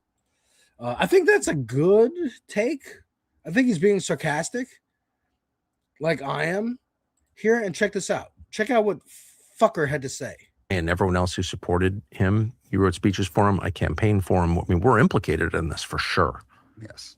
It's not enough to say, well, I changed my mind, or like, oh, this is bad, I'm out. It's like in very small ways, but in real ways, you and me and millions of people like us are the reason this is happening right now. Yes. So I don't know who that is. I do think it's like a moment to wrestle with our own consciences. We'll be tormented by it for a long time. I will be. And I want to say I'm sorry for misleading people. It was not intentional. That's all I'll say. But anyway, the question does present itself immediately. Like, what is this? Was this always the plan? You don't want to be a conspiracy nut, but like clearly there were signs of low character. We knew that. Yes. But it didn't. There are tons of people of low character who like outperform their character. It doesn't have to be sort of the norm. God, the fucking laugh again. He can't laugh normally. He can't even like chuckle or chortle normally. That's fucking insane. Actually, these days, right. I would say I've outperformed my character a lot. I don't have especially high character, right? But you try to whatever, you try your best. But what he hates doing this. He hates it. His fucking arms crossed. He's pissed off. He knows this is gonna go viral. He's trying. He's trying to fucking get in that algorithm. He wants his name to be talked about more. Tucker. The more people talk about Tucker Carlson, the more relevant he stays. Let him go like Bill O'Reilly. I'm feeding into it now too, but I'm feeding into it on a place where there's fucking 12 people watching. Okay? I just want to get that into these 12 people. Listen, fuck this motherfucker forever. Fuck this motherfucker forever. Unless he becomes Ashley St. Clair. Unless he becomes Ashley St. Clair, who is actually right here. And she is just exposing people. Check this out. Check her out. So, Benny, I have been sitting on. So she's talking about Benny Johnson, right? But she's also been talking about how the GOP pays influencers, how they organize, how they all, whenever you see like Ben Shapiro and Tucker and all these people tweet the same thing at the same time, Benny Johnson, fucking Jack Posobiec, all these fuckheads, they all tweet the same shit. That's because they're having these group chats. They have meetings. They talk about it. This is the narrative today. We want to go after fucking Somalis in Michigan or Minneapolis. We want to go after trans people, trans bathrooms in Virginia. It's coordinated. She's exposing all this shit, and she's not trying to like. I'm not putting out a book. I'm not trying to like get monetize a YouTube channel or something. She's trying to live. She has a baby with Elon Musk. That's how in it she was. She started when she was 19 years old. Again, grooming party of groomers, finding wives and baby mamas for the elite Epstein class. Here she is talking about Benny Johnson. On the receipts of you for far too long. You and your sociopathic behavior and the way you operate your businesses and your grift. So you want to go, Benny? You want to talk about my children and make this personal? Let's go. Because I have been sitting on this for far too long. And guess what? A lot of people have been sitting on things about you for far too long. And I will remind you that if you live in a glass house, stop throwing stones for your little Facebook dollars. TTFN, you're next. Benny, I wouldn't even try to retroactively delete anything on Telegram because I backed it all up years ago, many, many moons ago, because I've known you're a piece of shit. So this is the kind of energy you gotta get. Like, look at that difference between Tucker Carlson and Ashley St. Clair.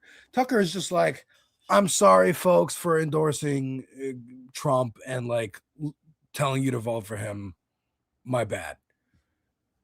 The end is not, this whole thing's a fucking scam. They have been planning this from the beginning. He's saying, have they been planning this shit from the beginning? Bitch, you were in those meetings. You contributed to it. You fuck.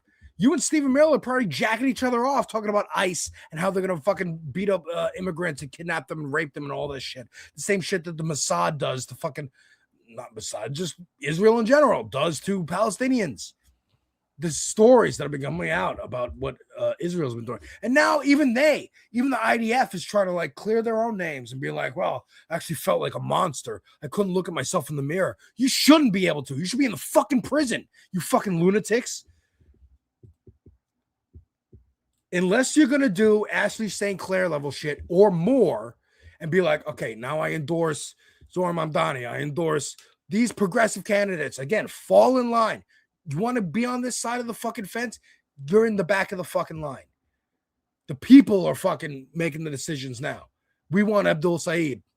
Endorse. Do what you can to get him elected. You fuck. Not, I'm still going to stay a Republican, but JD Vance is the vessel. He been the vessel. Okay. He wrote a book, got made into an Oscar movie, all backed by Peter Thiel. Couldn't hack it in Hollywood still because he's not creative. He sucks.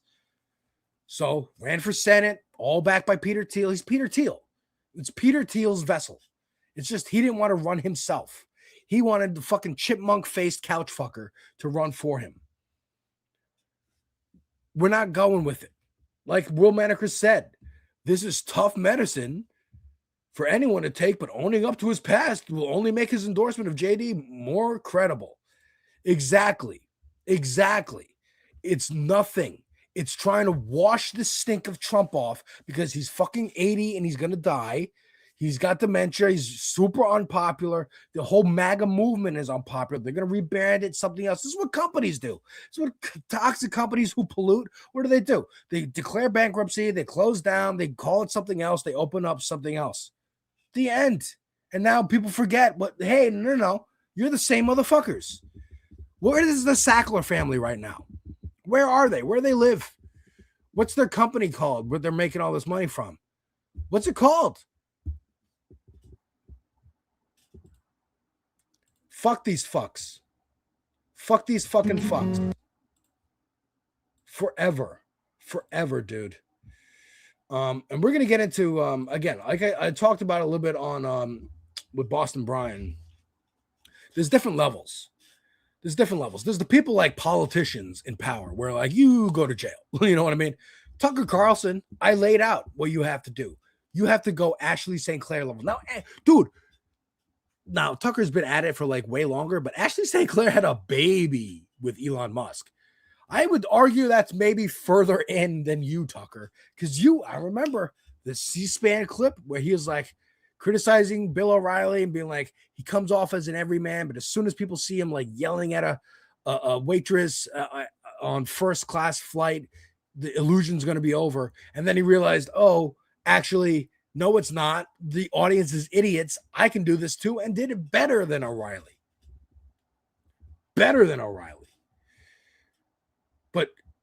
And that's his level. So you got to fucking do the Ashley St. Clair. I don't know if she's endorsing candidates or whatever. She's mainly just trying to dismantle this shit that she's been a part of. Do it too, Tucker. Do it too. Do you regret demonizing trans people, demonizing immigrants, demonizing black people? No, you just regret Trump. You still hate all those people. You just want it in a cleaner, nicer suit, right? The character of Donald Trump is what he really has a problem with, what he said there, right? It's the sloppiness. It's the fucking grabbing women by the pussy. It's the fucking Epstein shit. We want someone buttoned up and clean like fucking JD Vance. Fuck that shit.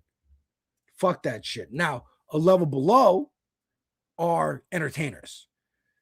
Yes, big platforms and big voices, yes, but celebrities nonetheless. And this is a piece. Well, first, let's talk about Schultz here. So Andrew Schultz, again, I mentioned Schultz because I did know him at one point. I was friends with his younger brother. I forgot to mention that to Boston Brian. Damn it. But I was friends with his younger brother, and I mentioned that only in saying that, like, I know, again, I didn't know him very much. I met him maybe like 3, 4, 5 times in my life. And it was always in the context of I'm hanging out with Greg and we just happened to be around him or whatever. And he was always a nice guy, whatever. He strikes me as someone who doesn't give a fuck. He's rich. His parents are rich. I know he's rich. So he's a white dude living in New York, doesn't give a shit, right? Wants to be a comedian, starts hanging out at comedy clubs, is quick-witted. I've seen his crowd work. It's not easy to do. Okay, crowd work is not easy. It's one of the easier forms of stand-up comedy because it's just observational, quick jokes, but it requires a quick wit, and he has that. He does. He's in the new Street Fighter movie that's coming out this fall. Okay, he wants good. He has to do press for this. He was at the Game Awards last year, made a fucking spectacle of himself there, but he has to get away from this Trump stink. People know it's over, dude. This it's not funny anymore. Nobody's having a good time. But here's what he had to say about it. Conservative Twitter was funny when Dems are in charge. Now that Republicans are in charge, it's just whiny. It's too emotional. When Dems are in charge, they had heat. They had the memes. It was fun. But now it's just like too much. It feels like too much propaganda. They turned into the soy boys. Yes, they did. They went full soy boy. So that's his criticism. Right now, we get a couple of weeks ago, it was like, I can't believe ICE is happening. I can't believe, babies are getting taken away from their parents. It's like, motherfucker, this been happening. You just didn't notice. Now, Tucker, again, that's why he's a level above. Tucker fucking knows, been part of these meetings, helped plan this shit. Not a politician, but like a voice, a big voice. Schultz is down here in the celebrity category.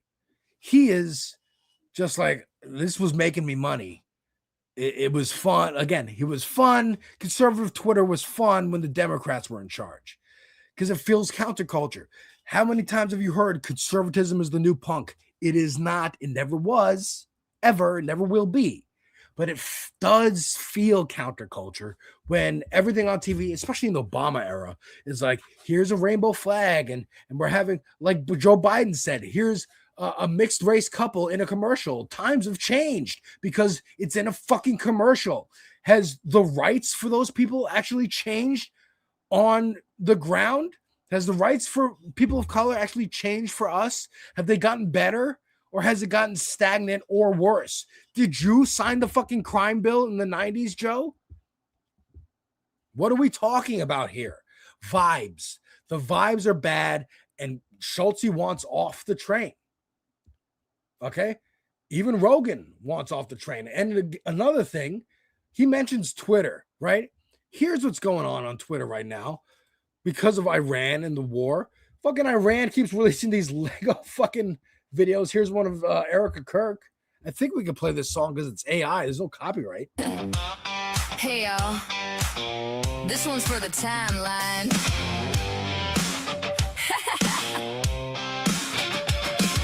Erica was tired of the Perfect Wife show. Charlie had the preaching, but we all kind of know. Secret nights with Benny, keeping it on the low. Speaking of Benny Johnson, now I'm not going to play much more of this. One, because I don't know if it's DMCA'd, but two, it's a fucking AI, and fuck AI. I don't give a shit that it's fucking Iran doing it, and it is funny. It is funny. I was talking about with Boston Brian. It is funny, but it's fucking AI, man. Disney just laid off like their almost entire visual effects staff, including the person who created the look and aesthetic of the fucking Marvel Cinematic Universe. Okay. 40 plus movies this guy worked on for fucking 16 years. And they laid him off because they think they can do it with AI. They might not have a partnership with Sora anymore because Sora's fucking floundering, but they're still betting on the idea that we can replace workers. Fuck this shit. Fuck this shit. Now it's funny. Now, again, this is what Schultz is talking about. They're getting clowned on. They're the butt of the jokes, and they can't even like pretend that they're not anymore. It's too obvious. It's too obvious. I mean, hell, I showed this at the end of the show last week. Here's can I play this? Is this gonna play? Let's see here. No. God damn it. Sneeko, a streamer, conservative streamer, is walking down the street, got punched in the face randomly, right? This is Cavicular. Doing wrestling. Racist red pill manosphere streamer gets put on an open challenge and gets whooped by a leftist. What's my rating? Right? I told you some people are going to be on your ass, class. What's my rate, clavicular? What's my rate? Look, he fucking got him in a headlock and is dragging him across the fucking floor. What's my rank, dumbass? What's my fucking rank, loser? Just like fucking Sneeko got rocked. This is the mood. This is for all the bullshit that I gotta watch on my fucking feed. All the fucking time. All right. Hey. Like, I'm surprised he didn't just keep going. And just going like, he just lost it and got mad. That's discipline. That's control. That's why that leftist right there, he knows what he's doing. He got his insults out. He let him go. He let him go. He let him go. How many of us can say we would have let him go? How many of us? Whomst amongst us can say that? But to end this little segment here, and I did actually get to go through everything I wanted to talk about. Thank you all for joining me for this 2-hour edition of Devil's Advocate Productions. We still got 15 minutes. Don't go nowhere. And we got Carlos, A Difficult Truth, up next. So don't go nowhere. But Chappelle, this was the thing that made me want to do this whole segment. Chappelle wants to get out, right? He's been telling the same trans joke for better part of 10 years now. Dave Chappelle says, I resent the Republican Party because they weaponize transgender jokes. That's not what I was doing. Right? It's not what I was doing. Yes, it is. And we got FD Signifier to explain how it is. I'm going to jump around here. I watched this already, but this is a good explainer video. There's something in the air. Deontay Kyle said something like last week that I thought was really poignant. He said something like the black capitalists are on like a branding tour. They're on a rollout going into maybe the 2026 midterms is maybe what it is. First we had Jay-Z's interview where he comes and he plays dumb in front of us like, I didn't do anything. I didn't hurt nobody on the way up.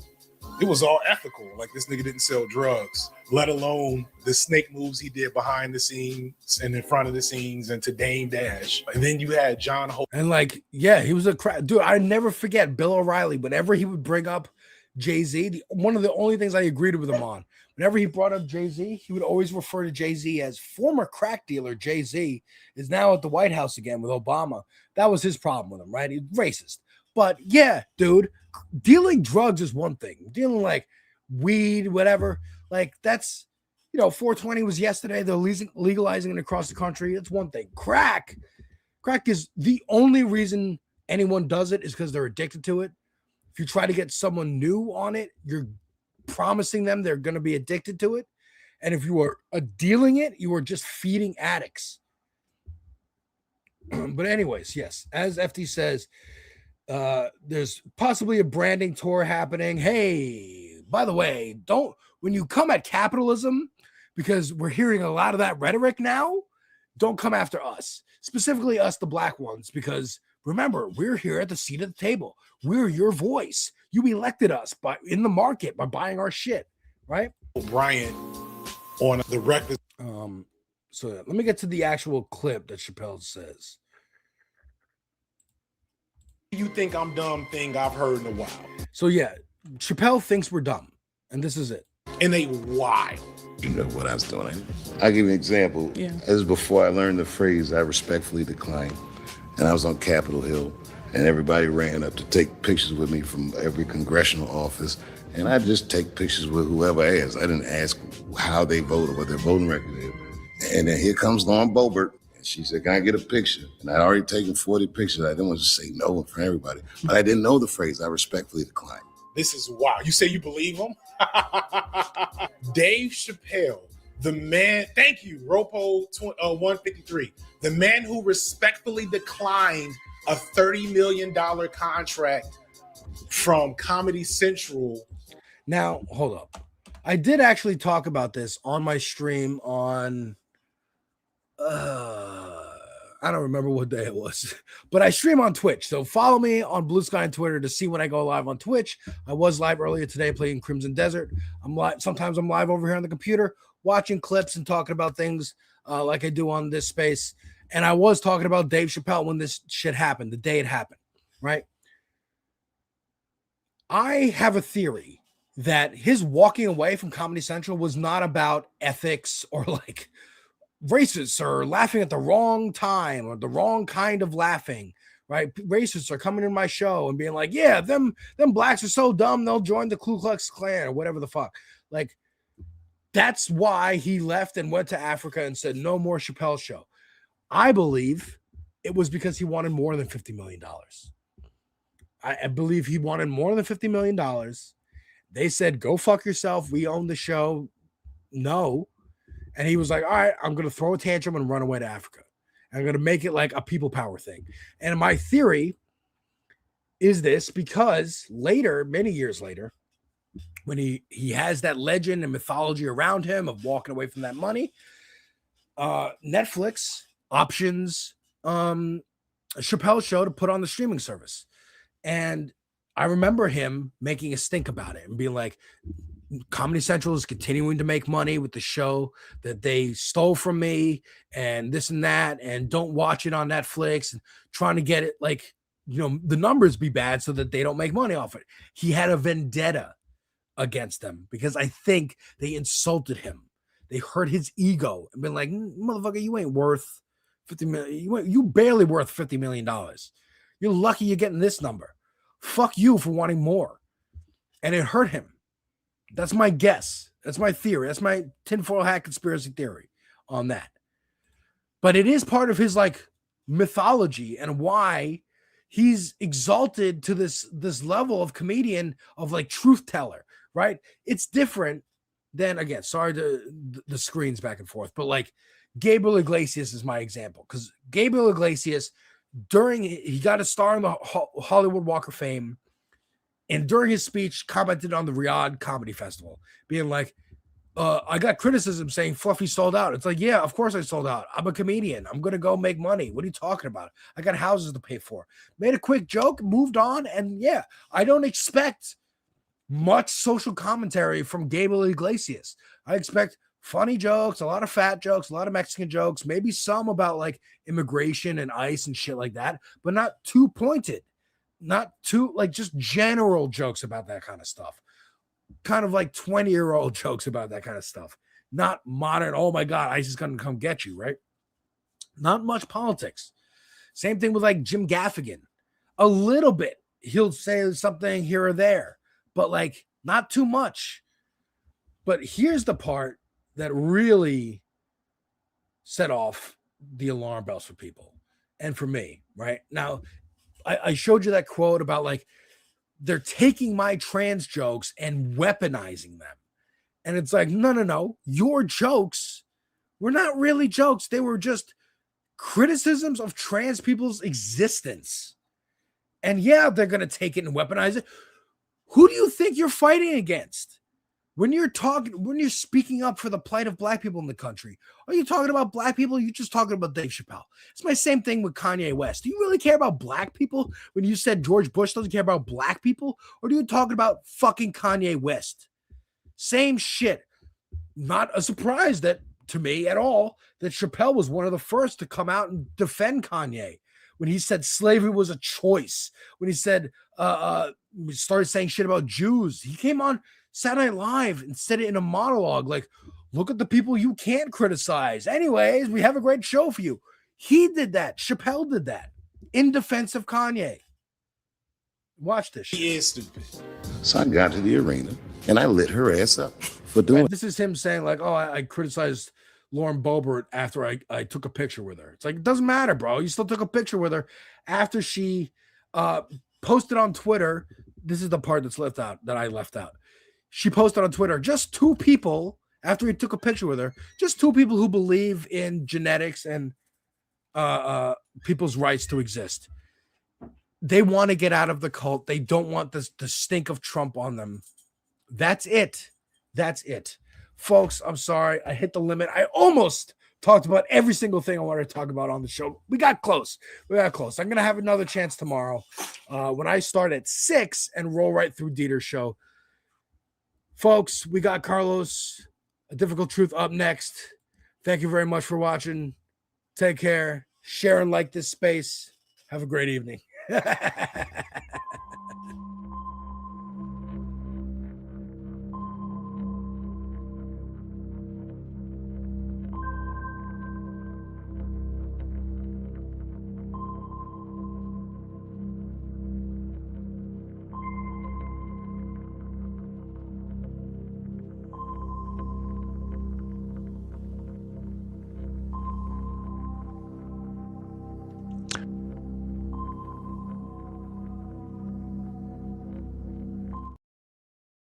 All right. Hey ho, let's go. We are starting. This is Resistance Radio, where natural selection selects resistance, and we wouldn't have it any other way. Today's story is a courtroom clash over who gets to shape America's vaccine schedule and why that matters more than most people realize. So, earlier this week, a federal judge in Massachusetts hit the pause button on a controversial shakeup inside the U.S. vaccine advisory system. The ruling temporarily blocks changes to the childhood vaccine schedule and freezes newly appointed members of the Advisory Committee on Immunization Practices. You probably have seen it as ACEP or ACIP. So if that name doesn't ring a bell, that's okay. ACEP is one of those behind the scenes bodies that quietly does something incredibly important. It decides which vaccines actually get recommended, when you get them, and how they're used across the country. You could think of ACEP like air traffic control system for vaccines. You don't necessarily see it, but it keeps everything moving safely on time and without chaos. Now imagine swapping out the controllers mid-shift without following protocols, and that's essentially what this legal fight is about. This lawsuit was brought by major medical groups like the Infectious Diseases Society of America, which is an organization I belong to, and the American College of Pediatrics. But essentially, various medical organizations got together and they argued that the recent appointments to the ACEP committee may have violated federal law. And the judges agreed that there was enough of a concern to warrant a pause. So what's the big deal? So this is a big deal because vaccine schedules aren't just paperwork. They're one of the most effective public health tools that we have. And childhood immunizations prevent diseases like measles and polio and whooping cough, illnesses that not long ago filled hospitals and, frankly, graveyards. So to put it in perspective, before the measles vaccines, about 3 to 4 million people in the U.S. got measles every year. That's almost the entirety population of Los Angeles proper. Imagine getting sick annually. And after widespread vaccination, cases dropped by more than 99%. And that's not a small improvement. That's the difference between a constant crisis and something most people never have to think about. And that's the point. When public health works, it's invisible. You don't see the outbreaks that didn't happen. And the concern raised in this case isn't just about who sits on the committee. It's about whether the process stays grounded in science and transparency and established law, or drifts into something less predictable, because when trust in that process erodes, the effects ripple outward. So doctors like myself and my colleagues and everybody I know around me, we rely on the ACEP recommendations to guide patient care. I don't have the time to sit and review hundreds of articles to be able to talk with my patients about what vaccines they should get or don't get. I rely on the ACEP recommendations. And when people come to me asking me about recommendations for vaccines, I give them the ACEP recommendations. Schools, for example, use them to set entry requirements. Insurance companies use them to determine coverage. And if those recommendations become unstable or politicized, it's not just a bureaucratic issue, it's a real world access issue. Imagine trying to plan a cross-country road trip, but the map keeps changing halfway through your drive. And that's what instability in vaccine policy can feel like for providers like myself and for families as well. So the judge ruling doesn't settle the debate, it presses pause. But even that pause sends a message. The systems that protect public health have rules, and those rules matter. The president of the IDSA, Infectious Disease Society of America, called the decision an important step toward protecting Americans' access to life-saving vaccines. And access, this is the key word here, because vaccines only work if people can get them and if they trust the system recommending them. Remember, vaccines don't save lives, vaccinations do. No, do I have that right? Yes, I have that right. Vaccines don't save lives, vaccinations do. So this isn't just about policy, it's about predictability, credibility, and the quiet infrastructure that keeps millions of people healthy without them ever realizing it. So while this legal battle plays out, one thing is clear: the integrity of public health systems isn't something you fix after it breaks. It's something you maintain carefully, deliberately, and before the cracks start to show. Because once trust fractures, rebuilding it is a lot harder than preserving it in the first place. And that's your dose of reality for today. I'm your host, Mark Allen Derry, reminding you public health isn't loud, but when it fails, it gets very noisy very fast. So stay informed, stay steady, and stay resistant.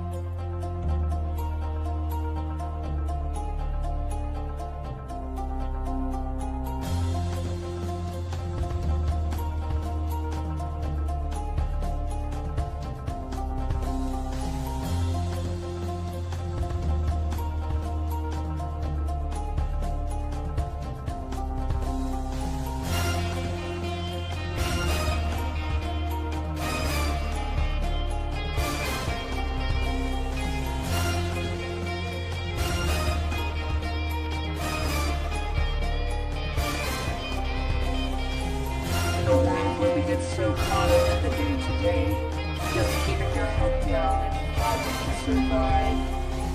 We float by each other like ghosts every day. We cling to the struggle, the fight with one another.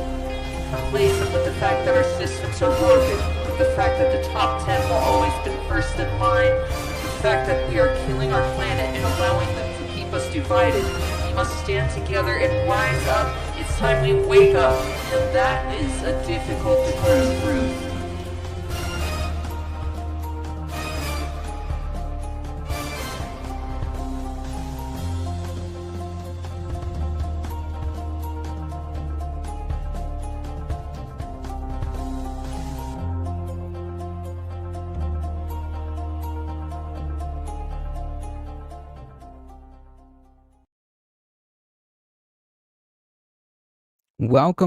Welcome to the Tuesday stream. I hope everyone's having an awesome Tuesday. Welcome, everybody. Thank you, Alex. Always excellent content. Thank you. Appreciate it. Welcome, everybody. Hey, folks. It is just over the top of the hour. If you can do us a solid, make sure you hit all the buttons and all the things and like, share, comment, subscribe. Use the little emoji thing on the chat just to give engagement. All of that works. This channel goes because of your support. One of the best ways of doing so is spreading the word far and wide. We are here Mondays all the way to Thursday. Monday's a news day. Tuesday, Wednesday, and Thursday we have live and syndicated content. There is something here for everyone on this space. So spread the word. Thank you all. Bruno, welcome everybody. Johnny, Too Late, Jet, Heat, how's it going? Hey, welcome. Latino Mifoon, Linear, Spiral Dysfunction, welcome. Appreciate all of you guys being here. Groove Dragon, welcome.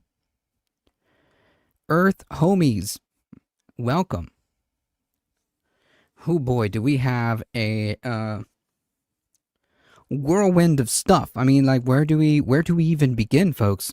So I guess we should summarize the insanity that has happened in the last 48 hours.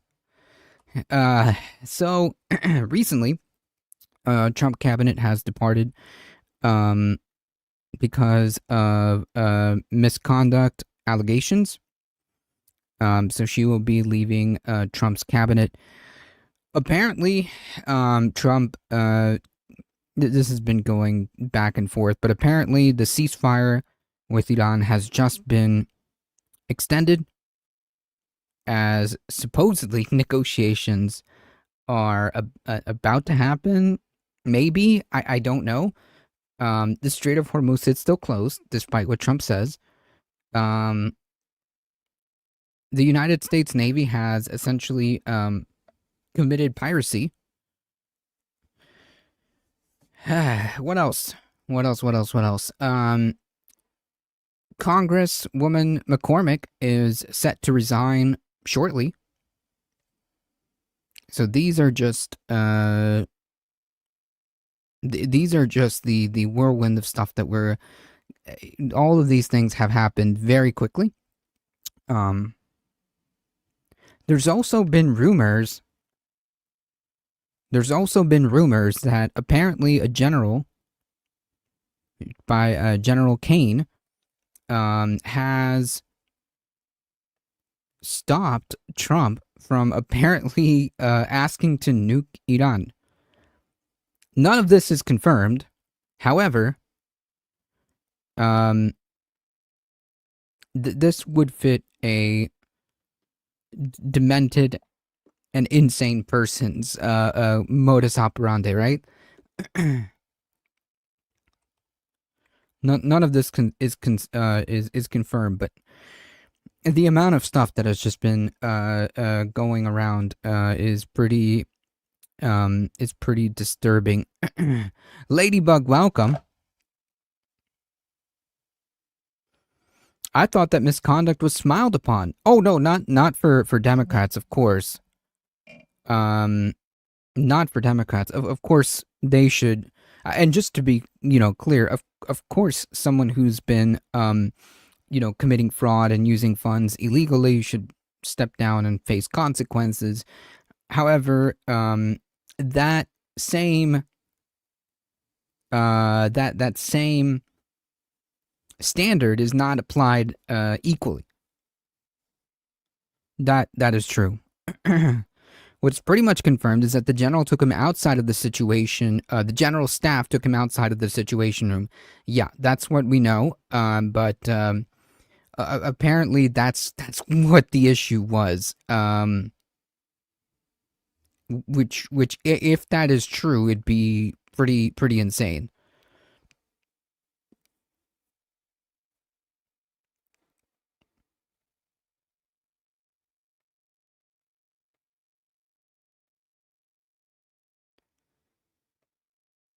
According to the source, Trump was acting too erratic and they removed him. Yeesh. I mean, dementia-riddled brain. So that tracks.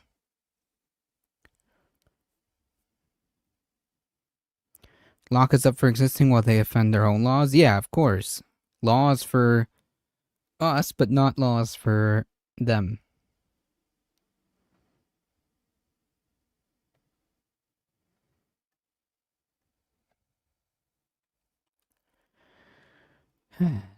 But we've got definitely a few things to talk about here.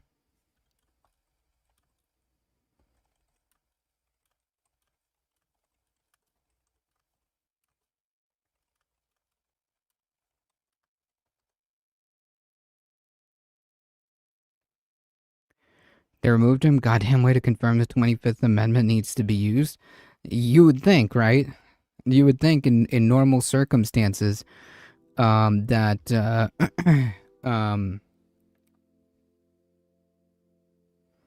you would think in normal circumstances this would apply, but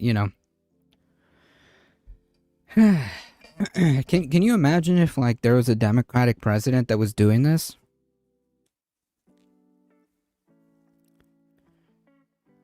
Can you imagine that?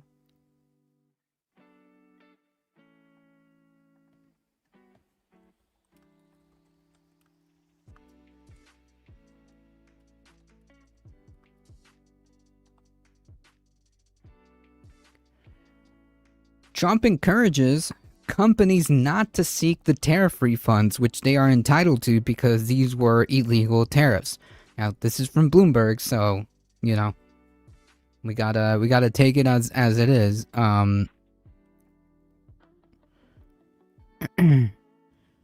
Jesus, they had to remove him, or that rescue operation would have failed because the generals had to make consistent decisions. What do you think of the tax of property over $5 million in New York? It should be more. Tax them out of existence. I don't care. President Trump said he'd remember companies that declined to seek refunds on duties paid after Supreme Court struck down a large swath of his tariffs because they were illegal.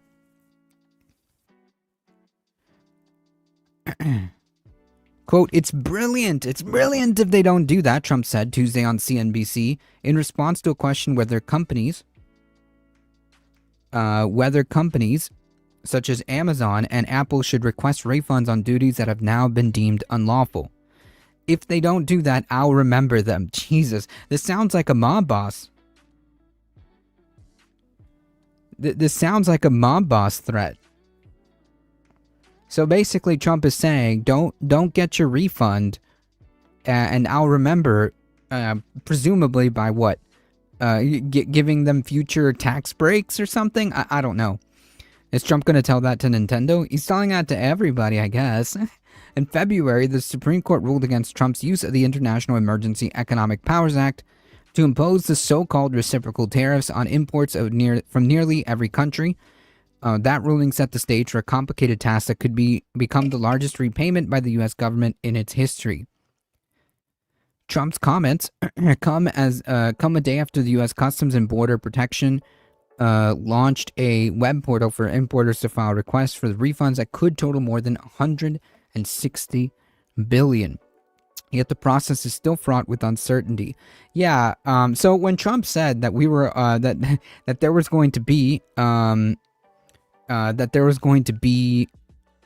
tariff dividends, what he meant was companies are going to now be able to double dip with this. Of course they're going to take the refund. Of course. The reason why he's freaking out right now is because this was supposed to be, right, or he thinks that this was supposed to be some kind of like massive revenue stream, but in reality, it doesn't work that way. It doesn't work that way at all. Yeah, that's what he does. True. Everyone who knows anything about his sustained ass knows he operates like a mobster since the 80s bare minimum. I have no clue how this still surprises people. Yep. Nintendo had filed the lawsuit even before the tariffs were declared void. The United Parcel Service Inc. said in a statement that it would pass refunds to customers who paid tariffs via the courier, but only after the money is received from the government. There's no need for those customers to contact UPS. After we receive the funds from CBP, we'll have established a process to issue refunds to the payers. Besant says the tariff rates could be restored by July. Okay. Following the Supreme Court ruling, Trump immediately imposed a temporary 10% tariff that is set to expire in July. And the administration is working to restore that revenue using the other tariff authorities. Yeah, we're doing so great, folks. Don't worry. The tariff dividends are coming, folks. The tariff dividends are coming.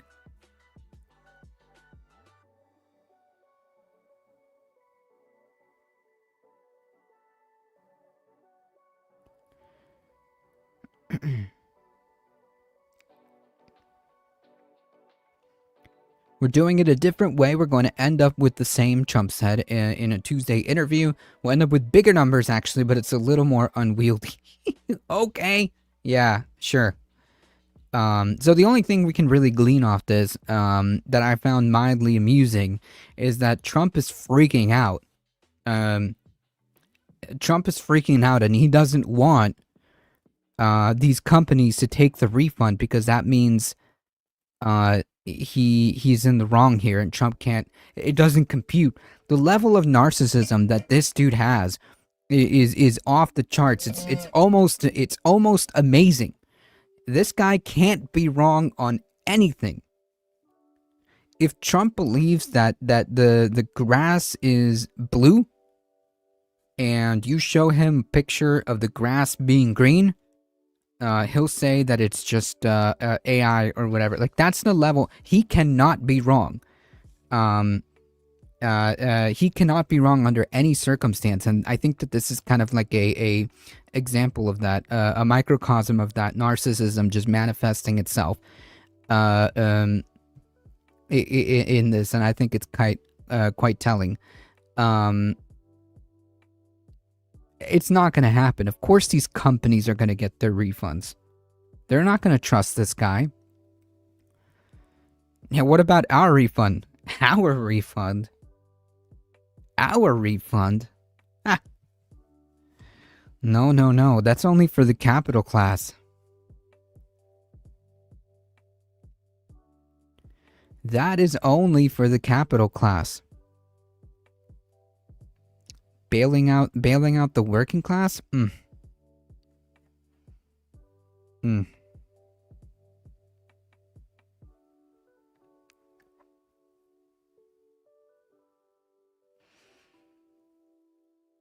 think we should shift gears over here. Let's talk a little bit about what's going on with this case in Florida, because I think this is something that we should probably pay attention to. Yeah, while they avoid taxes. While avoiding taxes and double dipping on these tariffs.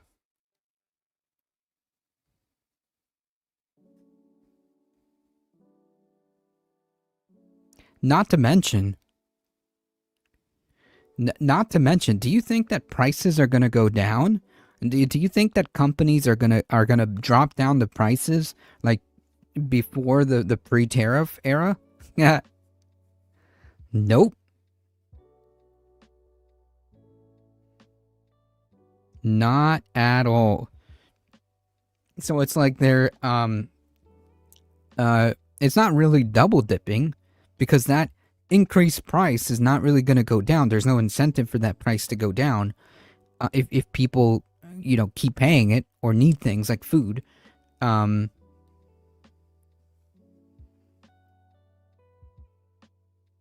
Those are there to stick. Those are there to stay, I should say.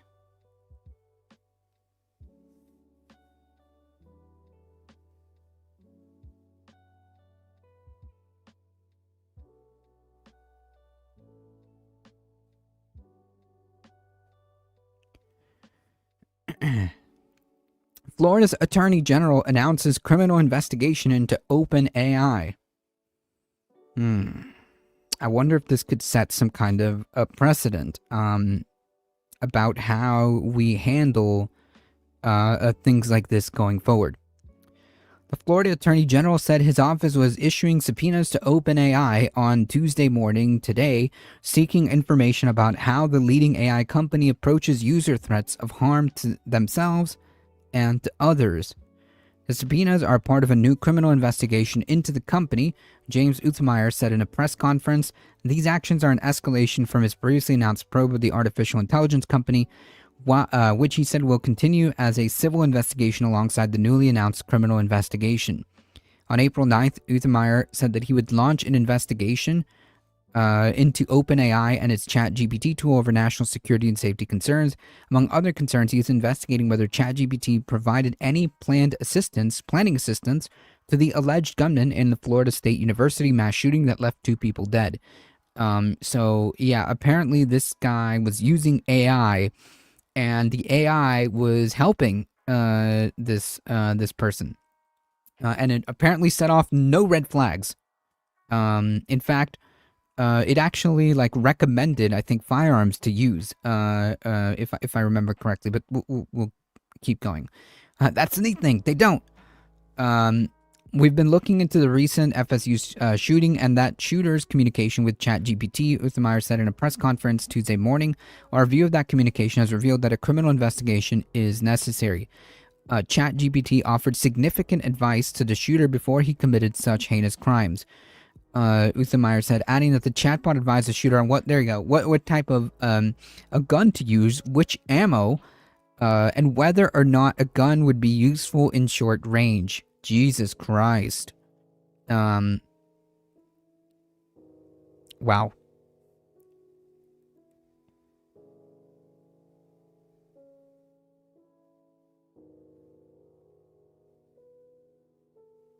And none of this set off any red flags at all. Which makes me think the guardrails that supposedly we were told that exist clearly don't. Clearly don't. If this was a person on the other side of the screen, we would be charging them with murder. We cannot have AI bots that are advising others on how to kill others. Right, because in a legal sense, I would imagine that this would be like basically the liability would fall on the company that owns these chat programs, right? It's a soulless machine. Yep. Uthameyer announced his office was issuing subpoenas seeking information about OpenAI's policies and internal training materials regarding user threats of harm to themselves and others from March 2024 up until this month. In other words, hey, what happens when, you have a situation like this? What guardrails were present or not present? The subpoenas will also request information from the same time frame on all policies and internal training materials regarding how OpenAI cooperates with and reports crime to law enforcement agencies. In addition, the subpoenas seek an organizational chart of OpenAI's leaders and senior managers, as well as a list of employees working on ChatGPT. In a statement to NBC News, OpenAI spokesperson Kate Waters said last year's mass shooting at Florida State University was a tragedy, but ChatGPT is not responsible for this terrible crime. Yeah, no, I think these people do bear some responsibility, right? How the F is this not public already? In this case, ChatGPT provided factual responses to questions with information that could be found broadly across public sources on the internet, and it did not encourage or promote illegal or harmful activity. Yeah, okay. Okay. Sure. I mean, ChatGPT just provided like a what firearm to use, what ammunition to use, and whether or not said tools were effective at close range, right? I don't know. It sounds like to me like ChatGPT was giving exactly the responses the guy was looking for to commit these crimes. It is a pathetic cop-out to say that ChatGPT was just providing factual information to this guy that could be found publicly on the internet. Yeah, you can find all these things publicly. The point being is that ChatGPT readily provided and assisted the perpetrator. Facilitated this knowledge and it basically gave him a roadmap. That's like you encouraging somebody to commit a crime, and then when police ask you, you just say like, well, "What are you talking about? This is publicly available information." I mean, like, yeah, I told Joe, Joe Schmo, which gun shop to go to. I told Joe Schmo where he could find the specific ammunition. And I told him which firearm to use and which one would be more effective with which ammunition, but that's all public information. Why are you coming after me?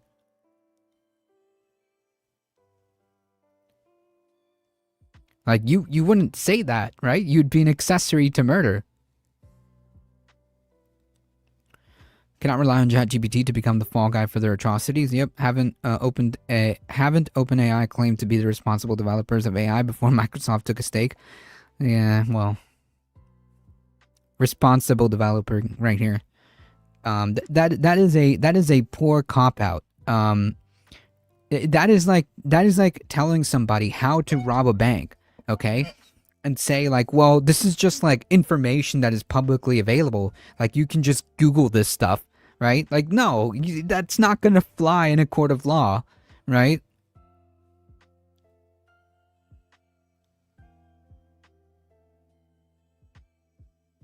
Or like saying like, oh, I just told the person, I just told the person the ingredients to make a certain device, but all of these ingredients are like obviously publicly available. You can find these things on the internet.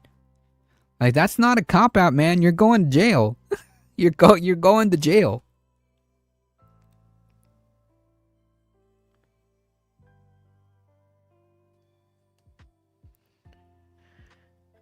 I don't believe this tech can be developed responsibly. I mean, not in public, not in private hands like this, not in multi-billion dollar companies that keep like basically like funneling money, you know, in a circle to each other. Yeah.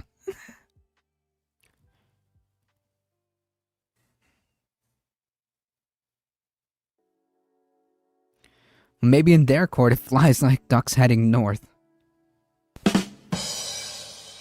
I just hope someone doesn't remember to ask how to build a nuke. It's just publicly available information. You can just find this stuff, right? This is such a sad cop-out, seriously. Uthmeyer said, again, you would never say that about a real like, if a real person, like, said the things that the chat GPT answered with, like, you wouldn't say that. You'd be an accessory to murder, okay? Uthmeyer said the investigation would examine whether OpenAI or its employees should be held accountable for the chat GPT replies. I think so. I think the company should absolutely be accountable, right? They're the ones who are responsible for this. 100%. We're going to look at who knew what, designed what, or should have done what, Uthmeyer said in a Tuesday press conference from a lectern emblazoned with investigating OpenAI placard. I'm a big believer in limited government. I believe government should only interfere in business activities when you have significant harm to our people, and this is that. Well, the suspect in the FSU shooting, 21-year-old Phoenix Eichner, faces multiple charges related to last year's shooting that killed Robert Morales and Tiru Chaba. According to court documents seen by NBC News, Eichner was exchanging messages with ChatGPT in minutes before the shooting, asking questions like, what is the busiest, what time is it the busiest in the FSU Student Union, and if there was a shooting at FSU, how would the country react? I mean, like, that is immediate red flags. Why would you ask the busiest time that a place would be, a very public place, and then follow it up with, hey, if there was a shooting here, how would people react, right, around the country? This should have been flagged immediately. Questions, like oddly specific questions about firearms, things like that, that should have been, all of that should have been flagged and sent to police. Attorneys for the family of one of the victims indicated in early April that they were preparing to file charges against OpenAI. We have been advised that the shooter was in constant communication with ChatGPT leading up to the shooting, said Ryan Hobbs, an attorney for Morales' family. We also have reason to believe that ChatGPT may have advised the shooter on how to commit these heinous crimes. We will therefore file the suit against ChatGPT and its ownership structure very soon. Along with Uthmeyer, Florida Governor DeSantis has emerged as an outspoken critic of large AI corporations and the freewheeling approach to AI development and deployment. Shocker. In December, DeSantis proposed an AI Bill of Rights for American citizens, focusing on data privacy, parental controls, and consumer protections, and restrictions on AI use of an individual's name, images, or likeness without consent. excuse me if I'm a bit skeptical about Ron DeSantis, but the concept I agree with. The concept of having some type of digital bill of rights or whatever is a concept that I'm a big fan of. Wait, isn't that the same GOP who does not want to regulate AI at all? That's why I don't really trust. That's why I really don't trust what these people are saying. That's exactly why I kind of make that caveat, that asterisk, because I don't really trust any of these people. But the concept of a digital bill of rights is something that I'm on board with.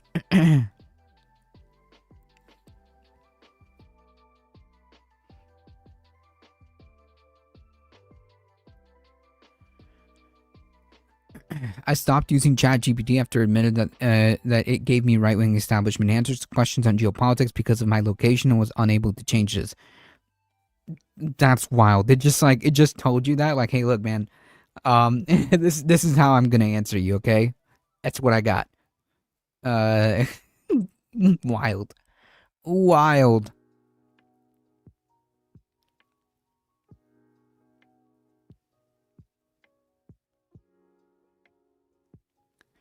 So, this just happened. I've got a feeling that a lot of this is gonna fly under the radar. So I kind of want to bring that, bring this story up here. The Southern Poverty Law Center is charged with defrauding donors with payments to extremist informants. Yeah, get a load of this story, folks. The Southern Poverty Law Center was indicted on Tuesday today on federal fraud charges, alleging it improperly raised millions of dollars to pay informants to infiltrate the KKK and other extremist groups, Acting Attorney General Todd Blanche said. Yeah, that's right. So they're getting essentially they're trying to indict the Southern Poverty Law Center because of some very, very, very stretched use of a law, incidentally, the very same law that the Southern Poverty Law Center fought for, to try to get information on these extreme hate groups, to bring some accountability.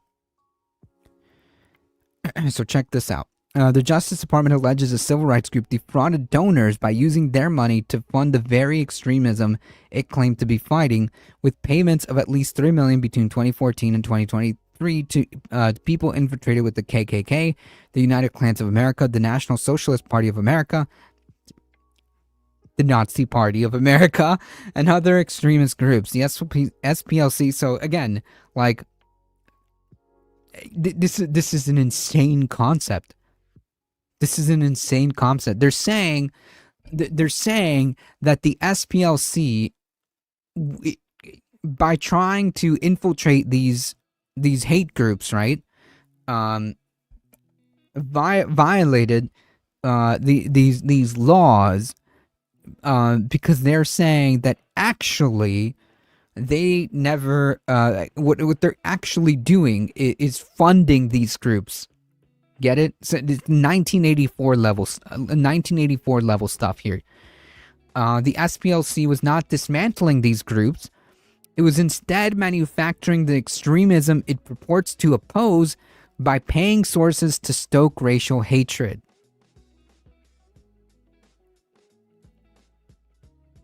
Are we tracking? Are we tracking here?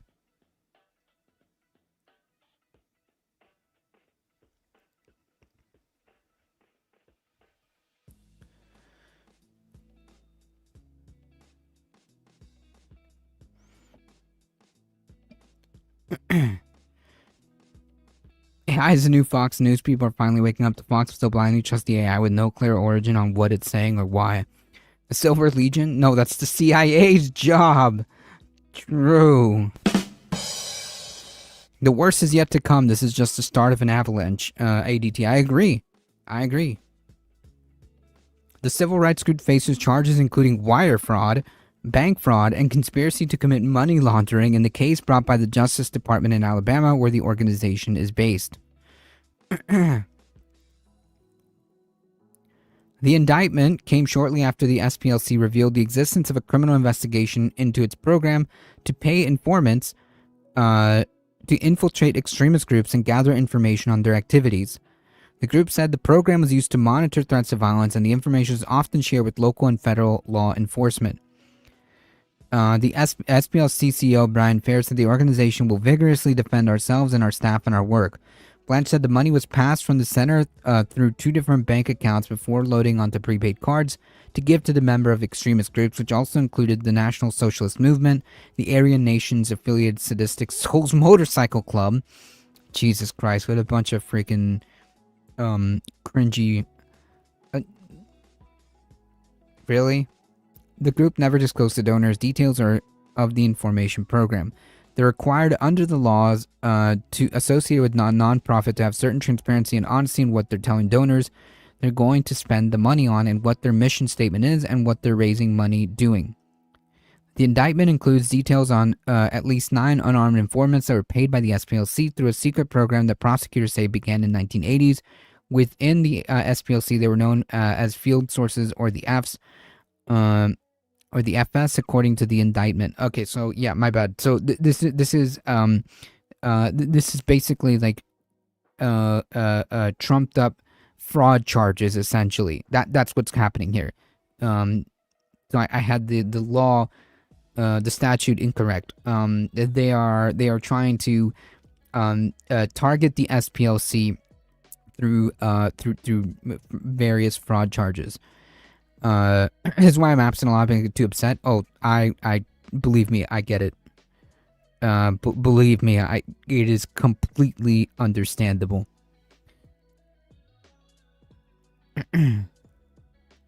One informant was paid more than $1 million between 2014 and 2023, while affiliated with the neo-Nazi National Alliance. The indictment said another was the Imperial Wizard of the United Clans of America. Jesus. What a bunch of losers. Like, who names their little Nazi club? The Aryan Nations affiliated Sadistic Souls Motorcycle Club. Who this is Jesus. Are they 15 years old? Did a 15-year-old name this? Jesus. Anyways, the Imperial Wizard of the United Clans of America. Losers. The SPLC said the program was kept quiet to protect the safety of the informants. When we began working with informants, we were living in the shadow of the height of the civil rights movement, which had seen bombings at churches, state-sponsored violence against demonstrators, true, and the murders of activists that went unanswered by the justice system, true. Fair said, there's no question that what we learned from informants saved lives.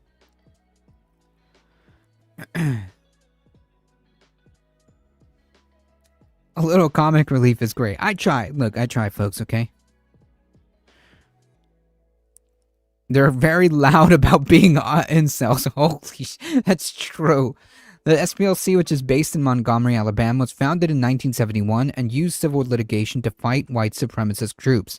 The nonprofit has become a popular target among Republicans who see it as an overly leftist and partisan. Yeah. Yeah, fighting white supremacy, overly leftist and partisan. Look, as far as I'm concerned on white supremacy, yeah, of course, everyone should be partisan on white supremacy. There's objectively only one correct position on white supremacy.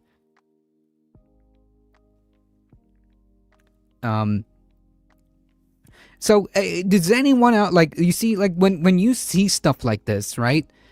And these people have the audacity to continue to spew the same BS talking point about how the Democrats are still, like, you know, the Dixiecrats of the Civil War era, and then you read stuff like this, like, hello, look, the Democrats are a lot of things. But to say that to be ahistorical and say that all of a sudden, like, the Democrats are still the same Dixiecrats from like the Civil War era all the way up until like before the Civil Rights era and stuff like that, when clearly there was a switch in party, in the way, like, there was a switch in the way these ideologies functioned, is ahistorical, and to be quite frank, it's filled with copium, because it's difficult to see that in the mirror, isn't it? It's difficult to see that in the mirror, right? Talking to you, MAGA.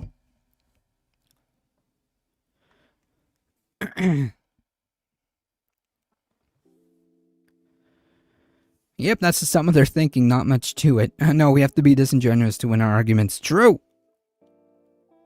Lying is OP. Might as well. No, I'm joking, but yes.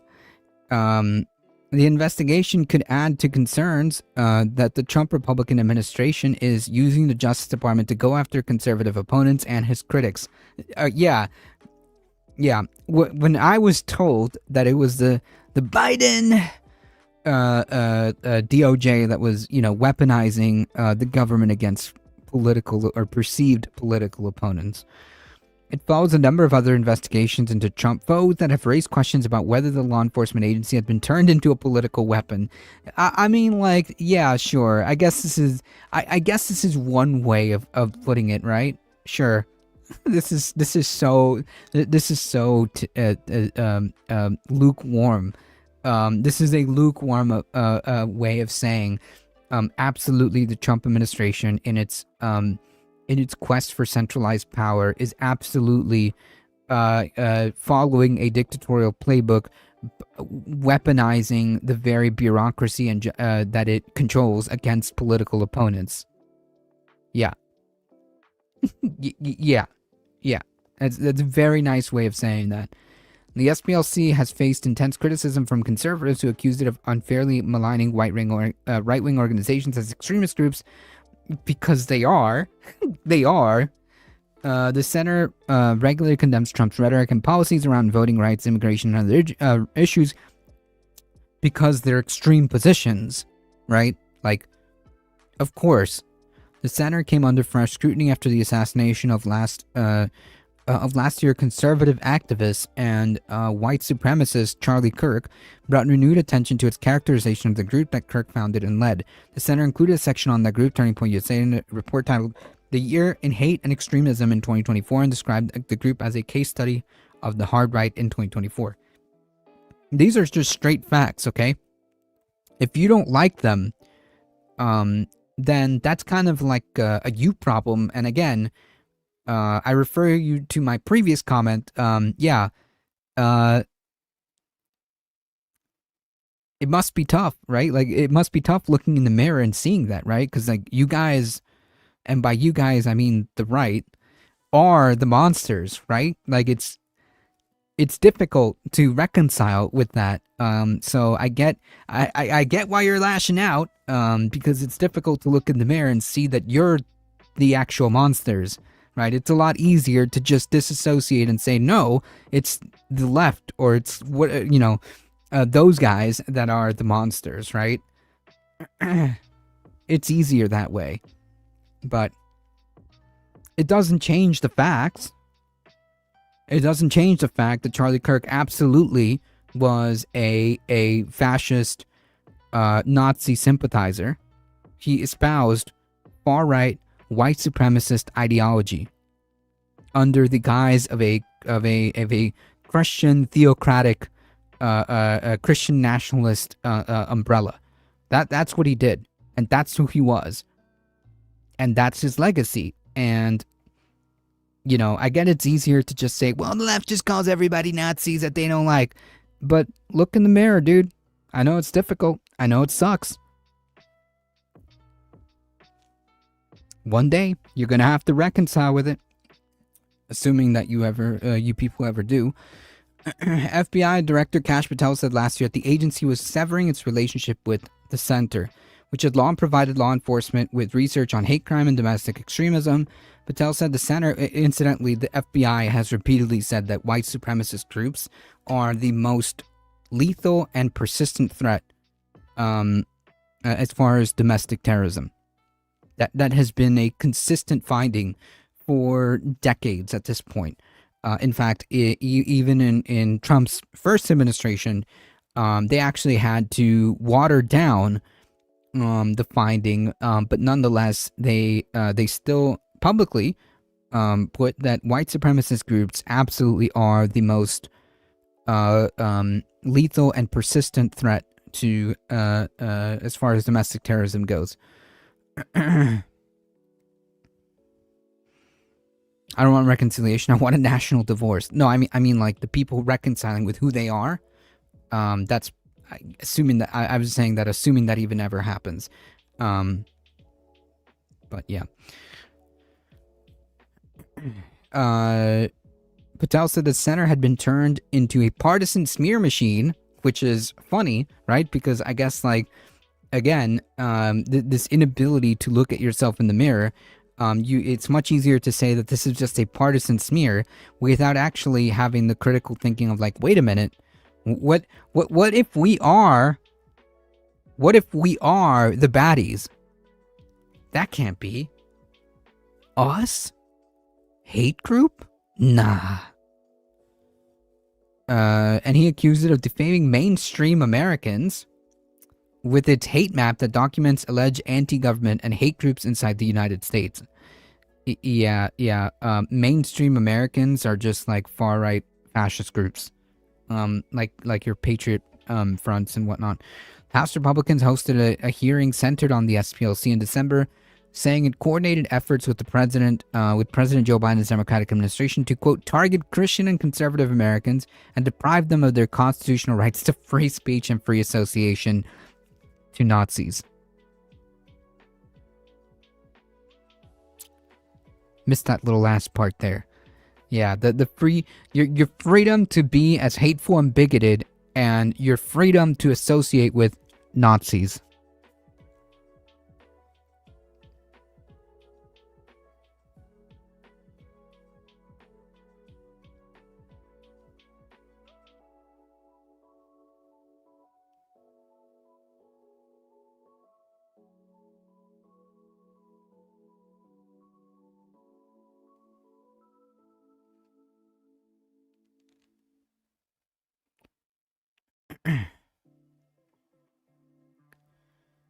All right, folks, we got one more.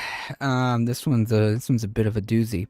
Trump's 1.5 trillion with a T, folks. Now we're in the trillions for defense. Includes $750 billion for ships, jets, and the Golden Dome. Healthcare, what is that? Education, what is that?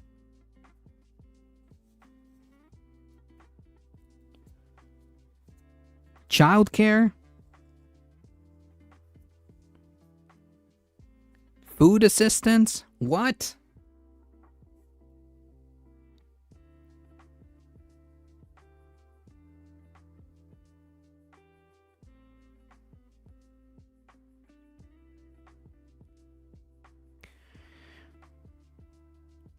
War!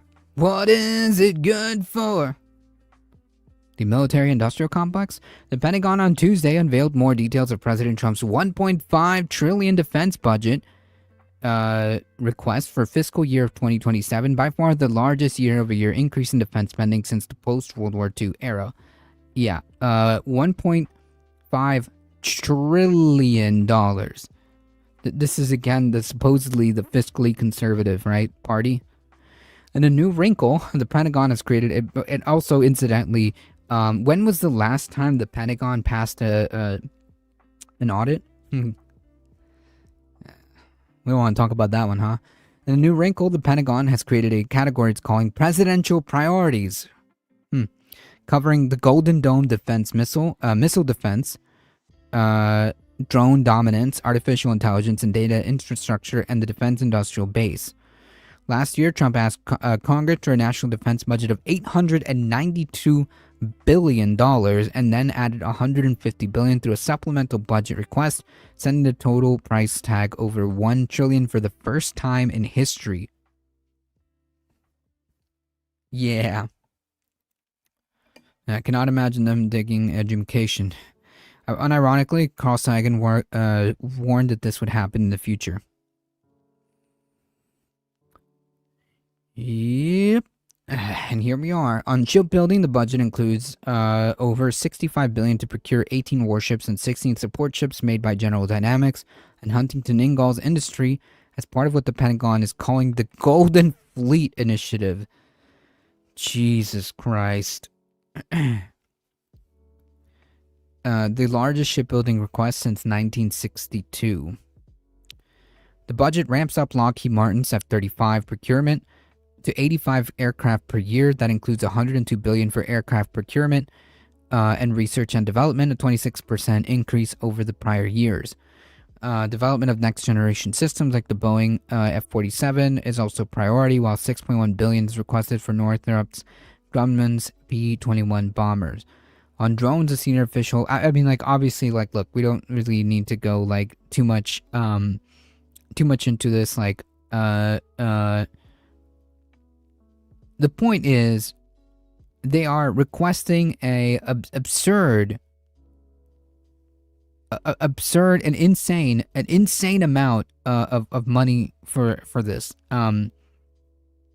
We have leaders that think the world still functions like it did 60 years ago and can't let go. Yep. And this is absurd. We don't have health care. We don't have healthcare. We don't have universal education. We have we have more empty houses being hoarded by private equity than there are homeless people. These are policy choices. We have no universal child care. We have a abysmal federal minimum wage.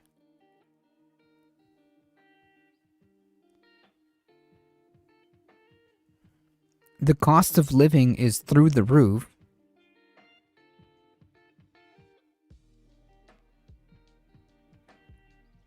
And here we are proposing $1.5 trillion for defense. That's right. Trump already said there's no, there can't be healthcare, daycare. Yeah, we've got wars to fight, obviously. Yeah, no bueno on steroids. Yep. So yeah, these are policy choices, okay? When somebody says we can't afford healthcare, this is a policy choice. This is nonsense. Of course we can afford healthcare. Of course we can afford childcare. Of course we can make parental leave a thing. Of course we can strengthen labor protections. These are policy choices.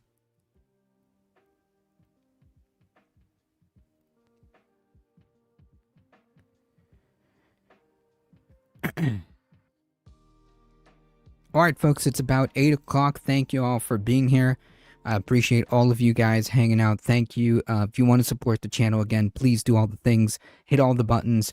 Subscribe, share, like, comment, do all the things. It really does help us out, and I really appreciate all of your support. Spread the word far and wide. Again, we're here Mondays through Thursdays. Mondays with the news day. Tuesday, Wednesday, and Thursday we have live and syndicated content. Up next, movie extravaganza, so stay tuned for that, folks.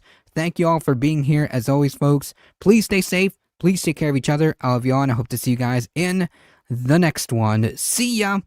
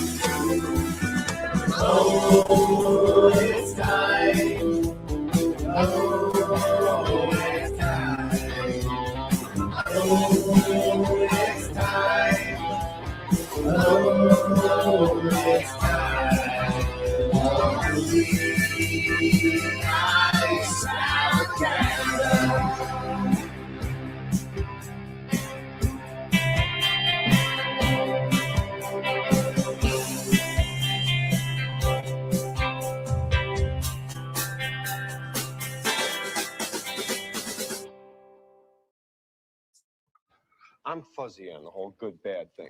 What do you mean bad? Try to imagine all life as you know it stopping instantaneously and every molecule in your body exploding at the speed of light. Total protonic reversal. Right, that's bad. Tonight we're talking about the 1984 supernatural comedy Ghostbusters, directed by Ivan Reitman, but really the passion project of Dan Aykroyd, developed in the immediate aftermath of Aykroyd and John Belushi quitting SNL in 1980, and then Belushi's untimely death in 1982, as Aykroyd wrote the Ghostbusters screenplay meant for them to star in together. John Belushi was replaced by Bill Murray, who had been a cast member on SNL, but also quit SNL in 1980 to focus on his new film career. Ghostbusters also stars Harold Ramis, who came in and rewrote Dan Aykroyd's screenplay to try to lighten up the tone. Rick Moranis, Ernie Hudson, and Sigourney Weaver. He slimed me. That's great! Actual physical contact! Can you move? Ray, come in, please. I feel so funky. Dan Aykroyd was obsessed with the paranormal. His great-grandfather had been a member of the spiritualist movement. Sam Aykroyd made his living as a dentist and became interested in using hypnosis to stop pain and anxiety. Learning about the susceptibility of patients in a trance, his research brought him to the spiritualist movement and then to a friend named Walter, who claimed to be able to contact the dead in hypnotic trances. Sam Aykroyd started a seance group on his farm in Ontario, and during these seances wrote they experienced table tipping, saw ectoplasm, and heard voices. However, they could never make the spirits materialize, which frustrated Sam, who wanted tangible proof. My grandfather was a dentist in Kingston, Ontario in the 20s, and a man walked up to him. He'd been researching psychic research in the other world and mediumship for many years, and a guy walked up to him and said, Dr. Aykroyd, I believe that I have a gift. And his name was Walter Ashurst. He was a locomotive mechanic at the local engine works. And he was our family medium for at least, 15 years. And we would have seances in the 20s and 30s on Sunday afternoon. The big Dodges and Cadillacs would pull up and the women, the matrons would get out. And my great-grandfather would have a 90-minute session with the medium. And since then, every generation of Dan Aykroyd's family had an interest in the paranormal. Dan Aykroyd's grandfather tried to build a machine that could capture ghost voices, assisted by his son, Samuel Peter, who would go on to write A History of Ghosts. Dan Aykroyd wanted to capture this part of his family history in the best way he knew how, by making a movie about it. Or you could accept the fact that this city is headed for a disaster of biblical proportion. What do you mean, biblical? What he means is Old Testament, Mr. Mayor. Real wrath of God type stuff. Exactly. Fire and brimstone coming down from the sky. There was also a long tradition of ghost horror comedies from the 1940s and 1950s. Abbott and Costello, Bob Hope, and the Bowery Boys all made ghost comedies that could be updated for modern sensibilities. However, Dan Aykroyd's screenplay was originally far too serious and was meant to be scary, which is where Harold Ramis came in with a rewrite. Dan Aykroyd also viewed it as an intergalactic story and imagined himself and John Belushi traveling through space and time, battling spirit. Ivan Reitman brought him back down to earth, literally saying that a screenplay like that would cost $200 to $300 million to make. Eventually, Reitman secured $30 million from Columbia Pictures, but also promised to have it finished by June 1984, with no finished screenplay and no effects studio yet.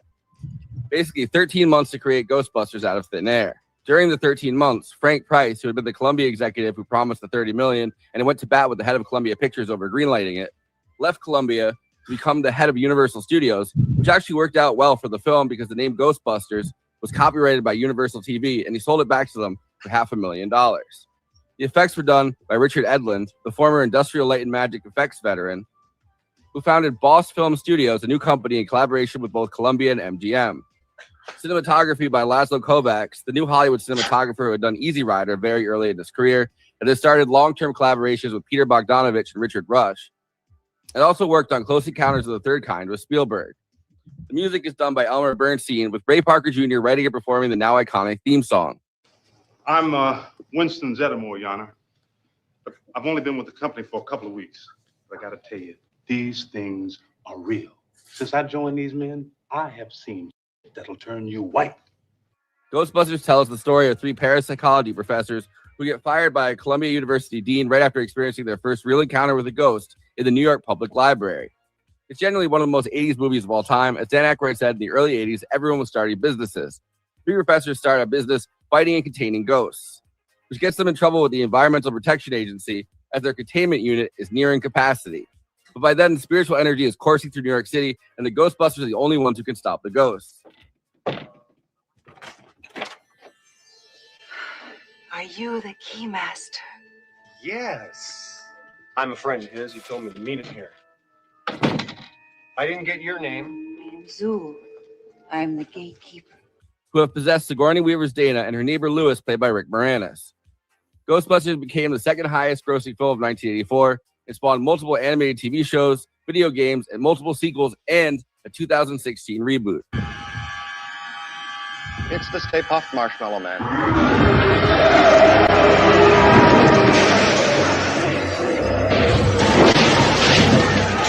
Before I introduce the panel, please like this video and subscribe to the Movie Night Extravaganza YouTube channel.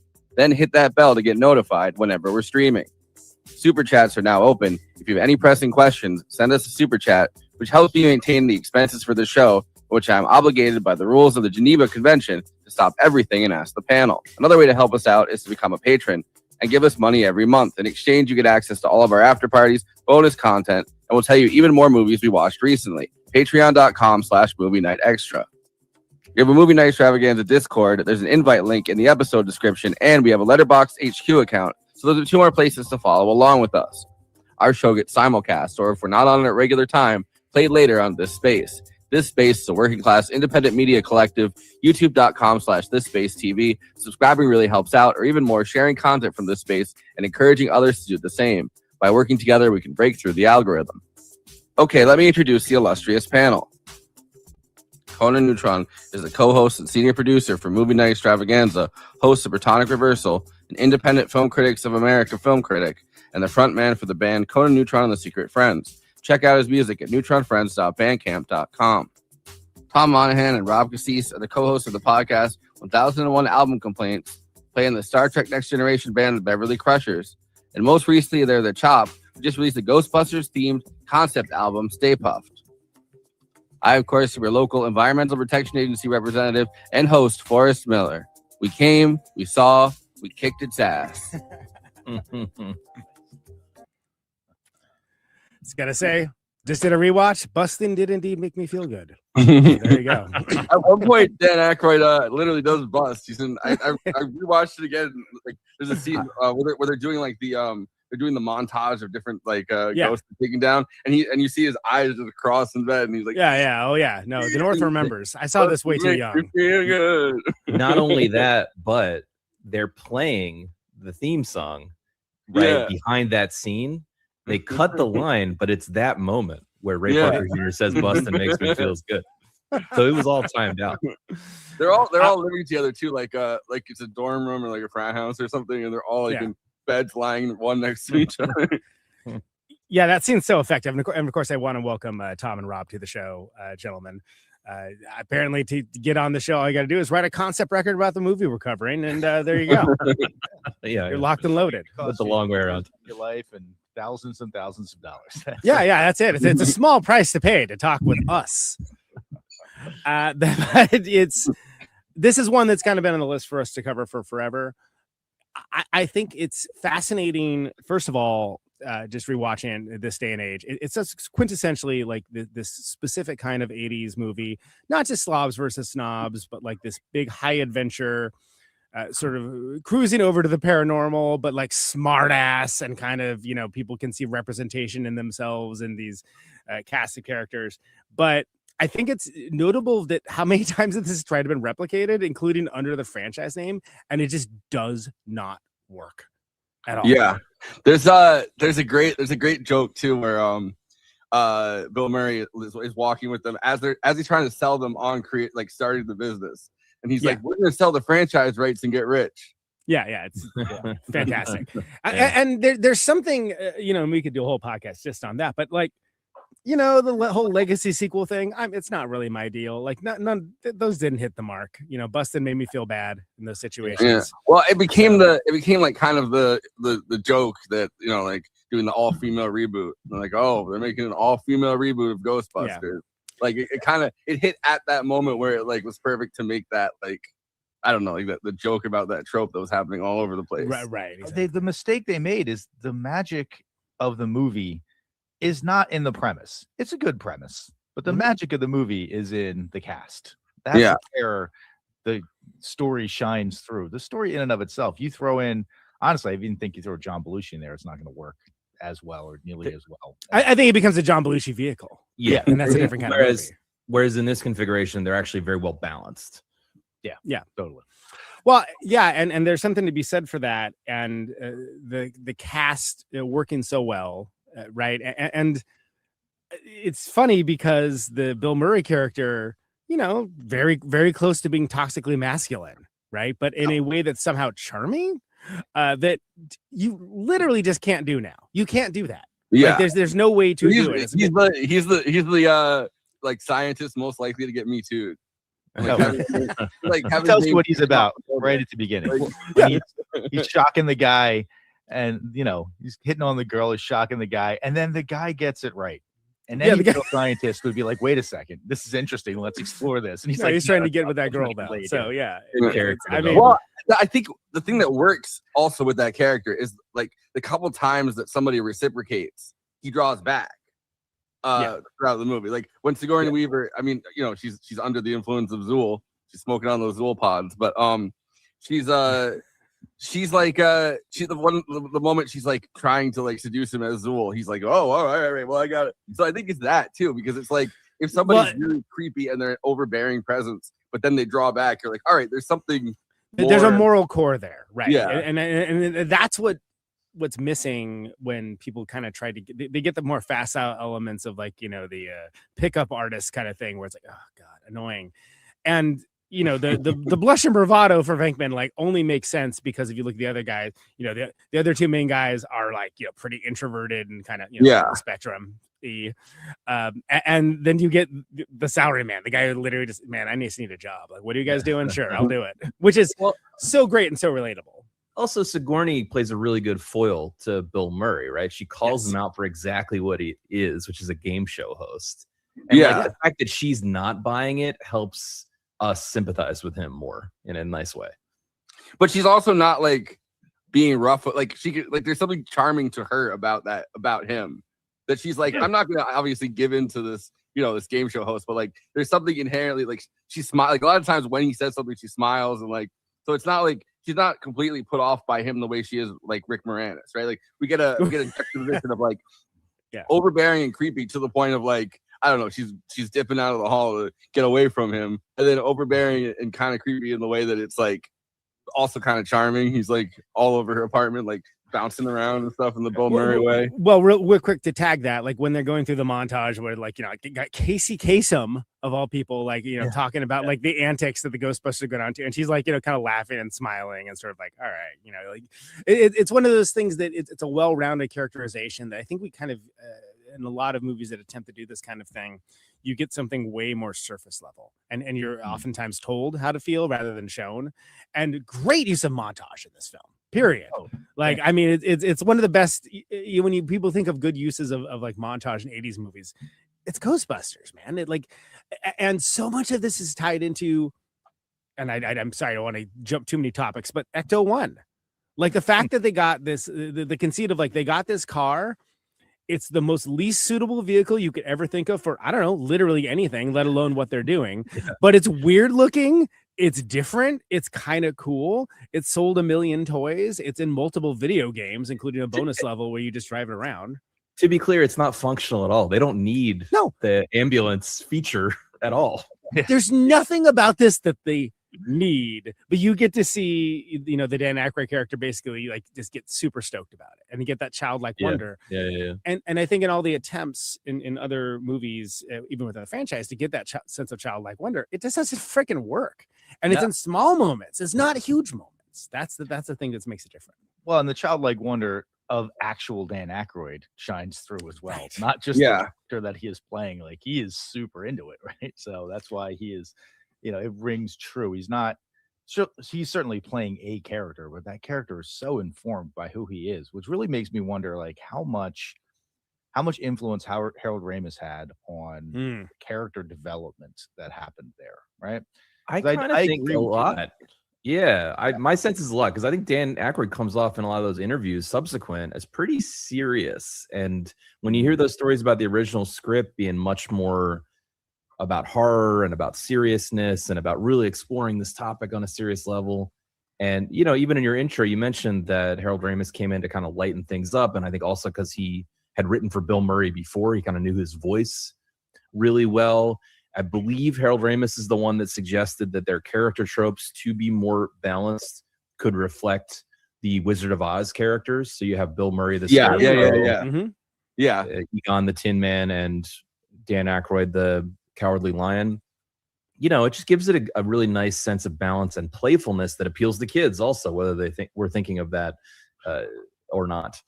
And also, like, I think with Ramis, you get lines like, yes, it's true, this man has no dick. Which is like, I mean, that's what makes it like a classic comedy, and so eminently quotable as well. Whereas the Aykroyd one probably be badass, but it sounds like it was like super serious, and it's okay. That's a different kind of movie. Oh, the Aykroyd thing too, right? Like you have to remember, like a year before they started filming this, he just put his best friend in the ground. Yeah, you know, like John Belushi had passed away in like this really tragic way. He was writing the screenplay for John Belushi and him to do together as like another thing right after Blues Brothers. They left SNL together. Like they had this like unbreakable bond. And then one day he was just gone. And you have to wonder how much the original, like more serious like, especially because it's death, right? Like it's ghosts. It's the ability to see like somebody coming from the afterlife. You have to wonder how much that more serious script also reflected. I mean, I'm sure Aykroyd is a serious person too, but like that moment, I'm sure it would like drift into your screenplay.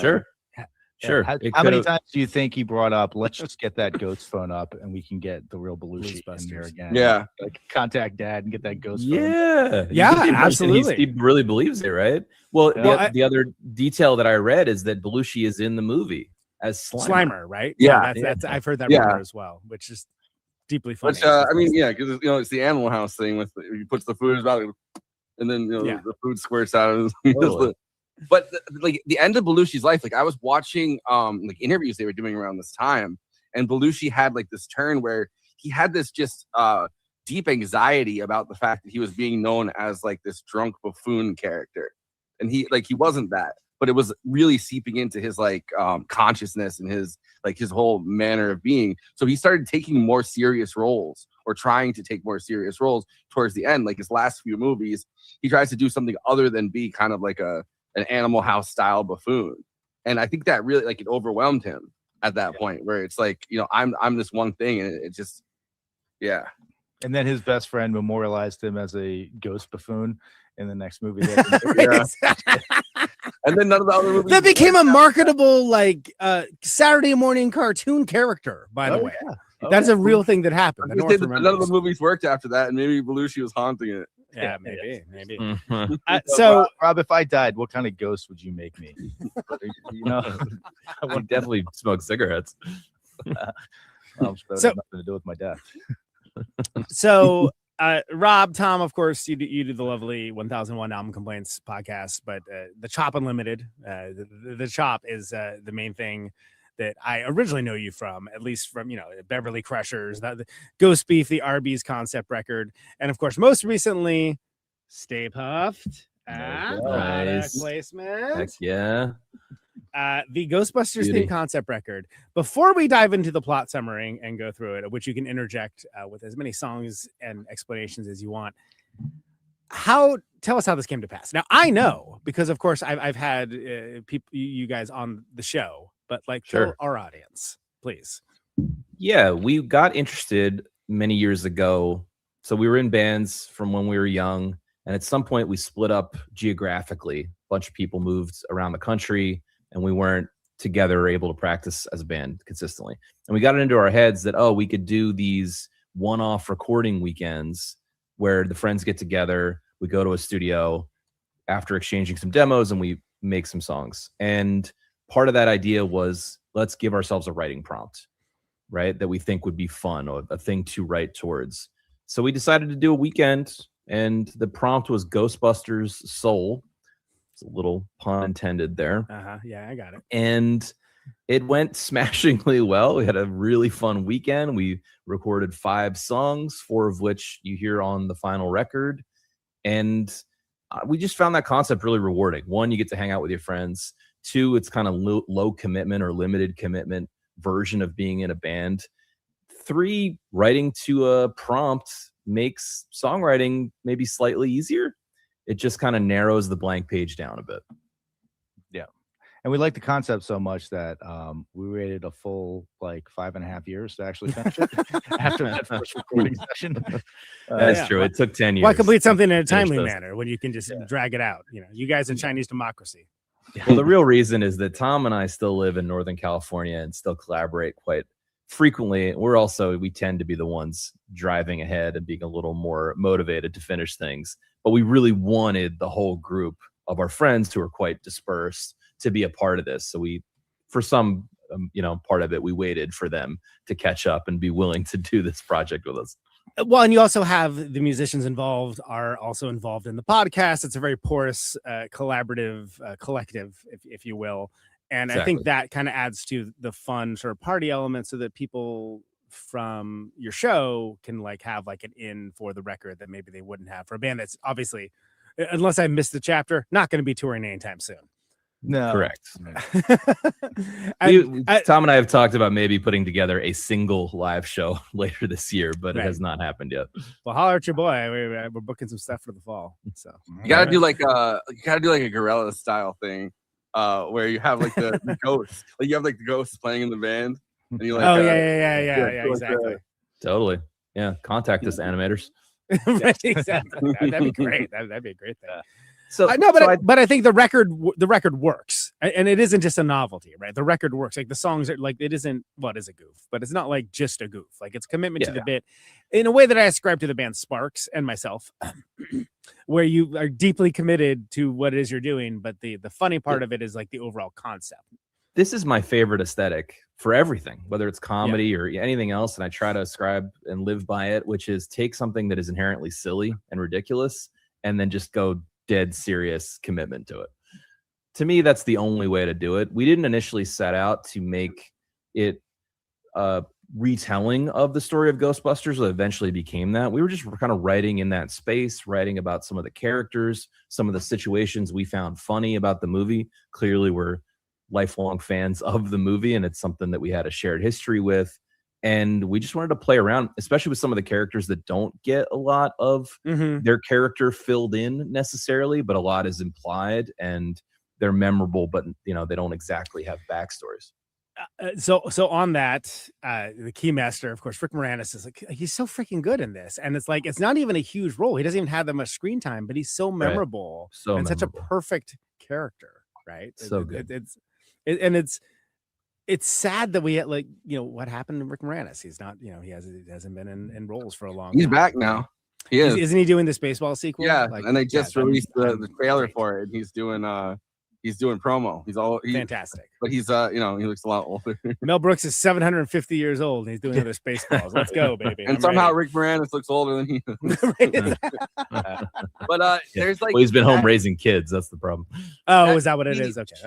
Good that he gives to the party was something that they had Moranis just improvise, where he's talking to all the party guests, and he's trying to get them to get them to let him do their taxes because he's like an accountant. Yeah, and he's like, oh yeah, I invited coworkers and a friend so I can write it off, and he's like telling this to and the guy's like, what do I do with this information? But when he's talking to Sigourney Weaver too, he's like, well, you do your own taxes, and I wouldn't recommend that, but we could talk about that later at the party.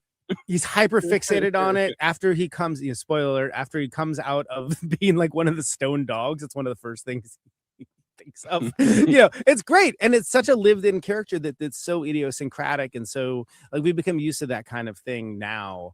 But to have kind of one of the legendary character actors of that decade, just, top of his game, doing like Christopher Guest style deep character work for this. None of that's happening. And I hate to keep shitting on them, but I don't hate it that much. So I'm going to keep doing it. None of the other movies have that. Yeah, well, they try to do the improvisation, but first of all, Rick Moranis is a master at that. So you can't just like waltz into improvisation and be like, oh, let's just improv everything. But that was a big part of like what made it great is that they weren't improving every scene. Yeah. Sometimes where it was appropriate, but I feel like specifically the new one was just like, let's improv everything. No written lines. I don't think, but skill level is, I don't think the problem there. I think that the audience just, because people like Kate McKinnon are very, very highly skilled and funny, obviously, right? But it's something about the originality of the premise. I think that audiences respond to originality, and you can't, how could you ever recapture that sense of surprise and wonder? Well, I mean, they couldn't even and in do the it. era that it came out with like Reagan being president and like Yeah. all the things culturally that were happening, right? Like there's no way to like replicate all of those elements that made it so wonderful. Go ahead for us. But they couldn't even replicate it for Ghostbusters 2. It's like not good. No, I mean it's like whatever. It's what I Oh, would it's call like- but deeply inessential is what I it's would just, call it. I don't know. So that makes it interesting too, right? Like it's these guys at this time where they're at the top of their game, and they're all in the same projects too. It's like 2 years after this, Little Shop of Horrors. You know, like they have cameos from Bill Murray. That's you right. know, Rick Moranis is obviously at the center of it instead of. It's kind of a reversal, right? Where it's like it's a platonic reversal, if you will. It's So like he's now like the main center actor in the entire movie, and then Bill Murray's there, and you know, like obviously Steve Martin's not in this, but Steve Martin's in a lot of the same projects from this time. Like there's just like a whole list of actors that go in and out of each other's projects. I mean, Harold Ramis, he wrote a lot of the other movies that they kind of all did as like a SNL kind of collective too. Yeah, like, SNL, SCTV kind of crossover, like this kind of it was in like the ether that big comedic swings were like allowed to happen, whereas now like It might be though a little bit about that intersection of SCTV and SNL, which were happening at the same time. Clearly those guys were friends, but they do represent like a different version of comedy. And I think over the years, over the decades, now SNL is a little more of a monoculture of what it means to be a comedian or in a sketch. It just feels a little more streamlined. And I think that mixture of the SCTV, which was a little more absurdist and a little less performative because it wasn't being done in front of a live audience, it just offered like a different version of the thing. And I think you sense both of those aesthetics coming together in the movie. You can sense that they've been trying to get something like that back at SNL with some of the hires that they've done, but it never. If they find them from like these pretty unique places, it just doesn't. Lonely Planet and and it's just it feels like it's tacked on, right? Like they have Sarah It's Sherman. like Johnny Marr, Joni Modest Mouse. Like what? Sarah Sherman, who's on there now. Somehow like found a way to mesh with Adam Sandler, and they're like on tour. Cool. in like a bizarre way, but her stage shows are just like her, like she covers herself in blood and like these like strange like monster costumes kind of, and it's like I don't know how SNL kind of like at this point found that, and they were like, let's try it. I'm not knocking it, but I'm just saying it's a certain aesthetic that comes out of the way they produce the show and the history of the show. Yeah, it's not good at all. But I mean, like I have noticed that. I mean, I don't watch SNL really, but there goes my SNL audition. Thanks. But with some of the recent cast things, I feel like I've noticed they're like they're trying to change that, and it's like they're working on it. Okay, there you go. Audition's back on.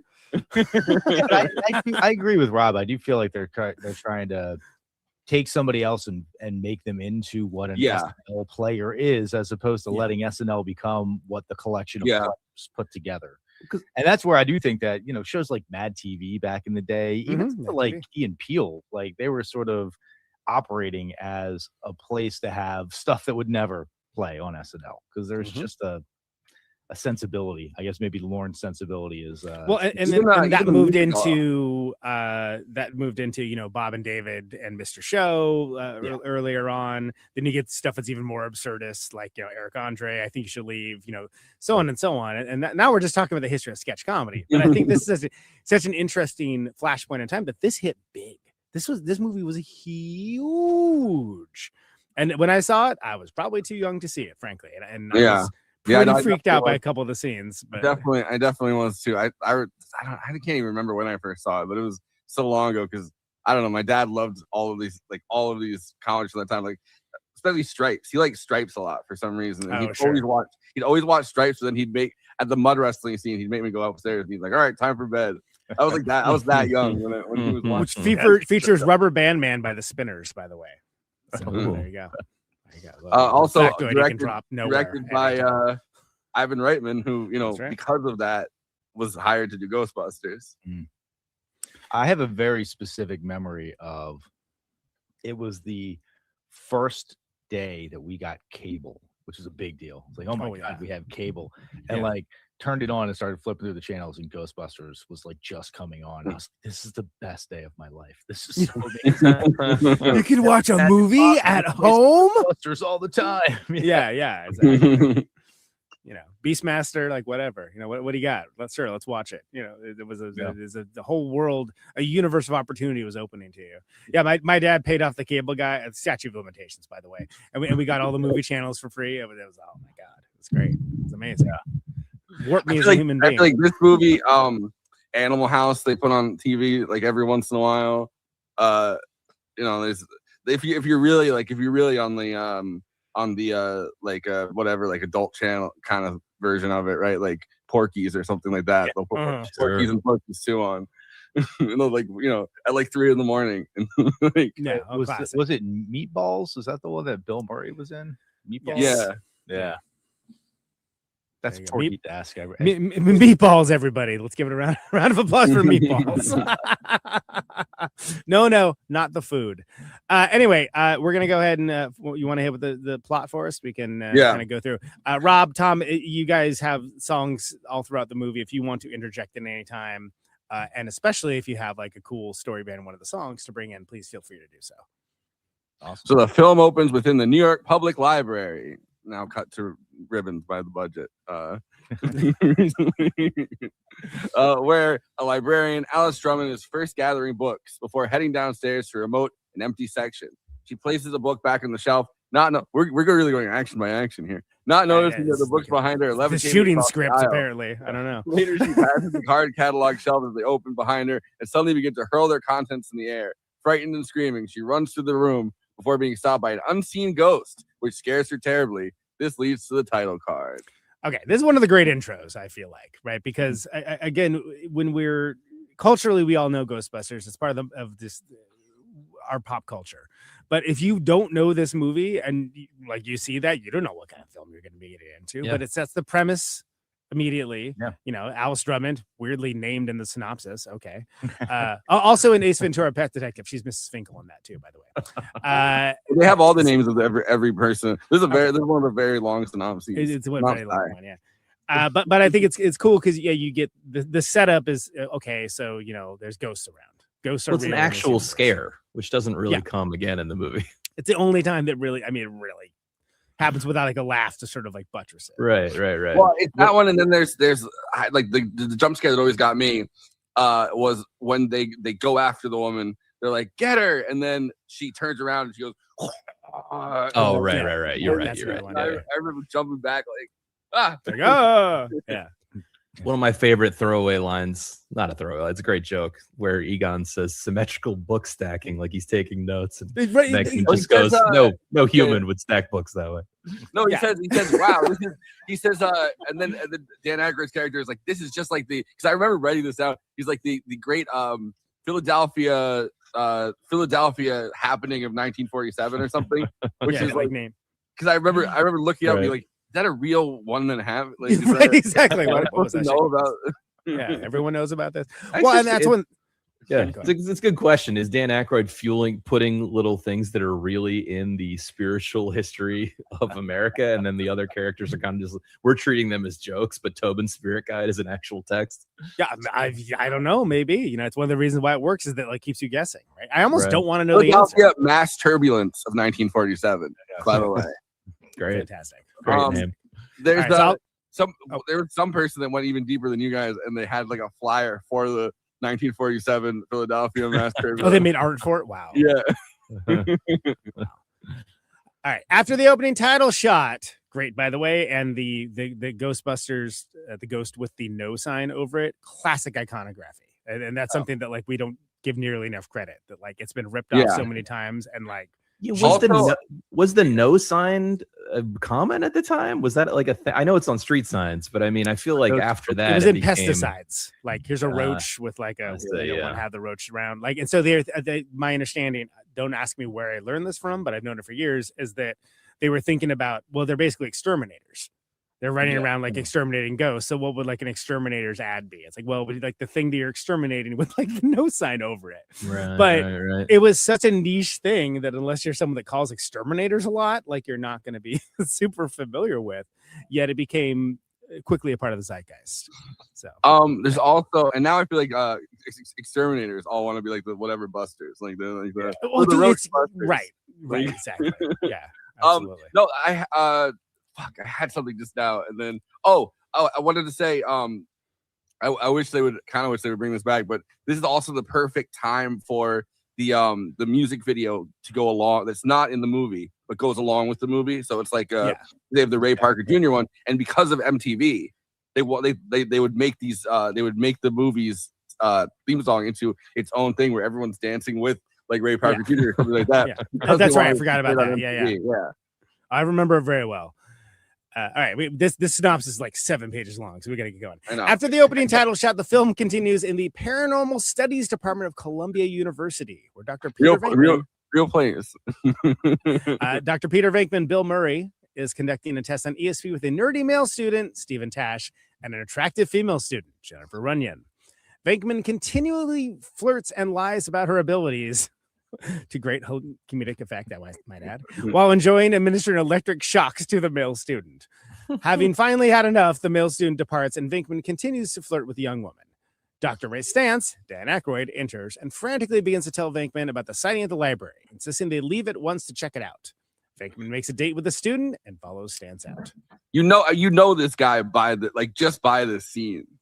Like, it's so great. Yeah, it's like a 3-minute scene or something, right? Yeah, the almost impish cruelty to the shocks on the male student, while like completely just lying out of horniness and boredom to the female student. Like, and again, no interest in any of the actual science being conducted at all. Yeah, 0.0% interest. The guy, he gets up and he's like, I've had enough. And he's like, we're paying you, aren't we? Yeah, we've given you your $5, haven't we? I feel like too the electric shocks are shorthand for what the public thinks goes on in science labs, like 100% of the time. Yeah. Well, and there's so many times where he gets himself out of trouble by going, "I'm a scientist, sir." Yeah. He's asking the one woman about her like menstruation, and then the guy's like, "Is this really necessary?" He goes, "I'm a scientist, sir. Back off." Try that in my life. Like, excuse me, sir, I'm a scientist. Please. Yeah. Pardon me. I have a degree in English. Okay, can you back off? Upon arriving at the library, Venkman and Stantz meet up with Dr. Egon Spengler, Harold Ramis, and Venkman proceeds to ask a series of personal and cynical questions about her medical and social history, including the menstruation one. Before the three head down to the area the ghost supposedly inhabits, while walking down there, the three men collect ectoplasmic residue, discover a tall, symmetrical stacking of books from floor to ceiling, and narrowly escape a falling bookcase. I like how they've gone through PhD programs, postdocs. They're at Columbia, and they still have no clue how to deal with an actual paranormal. They've never seen an actual ghost. Right. It makes sense when you hear the Dan Aykroyd story, which is that his dentist, like doctor, he even calls him in like the interview he did with like Rogan I was watching, like he calls him like Dr. Aykroyd or whatever, still out of like deference. So that doctor comes like kind of disillusioned at the end of his life, because although they've seen chairs flip over, they've seen tables flip over, they've seen voices, like this guy could channel like they all seem to be racial stereotypes. That's what the ghosts were for him. So he had there was a Chinese ghost, there was like an Irish ghost, there was like a a lot of Native American ghosts, like limited to the bad impressions he can do. But then he became disillusioned because they could never actually see the actual ghost coming out of anything, right? They couldn't do they couldn't make the ghost materialize. They could only do these kind of side things. So at the end of his life, he's like, fuck, like I haven't seen. He did like 80 seances and didn't see a ghost one time. but a lot of racial impressions. Yes, we really nailed the Borscht Belt racial impressions. Yes. Turning the same corner as the librarian, they see the ghost, a transparent form of an elderly lady, Ruth Oliver, reading a book.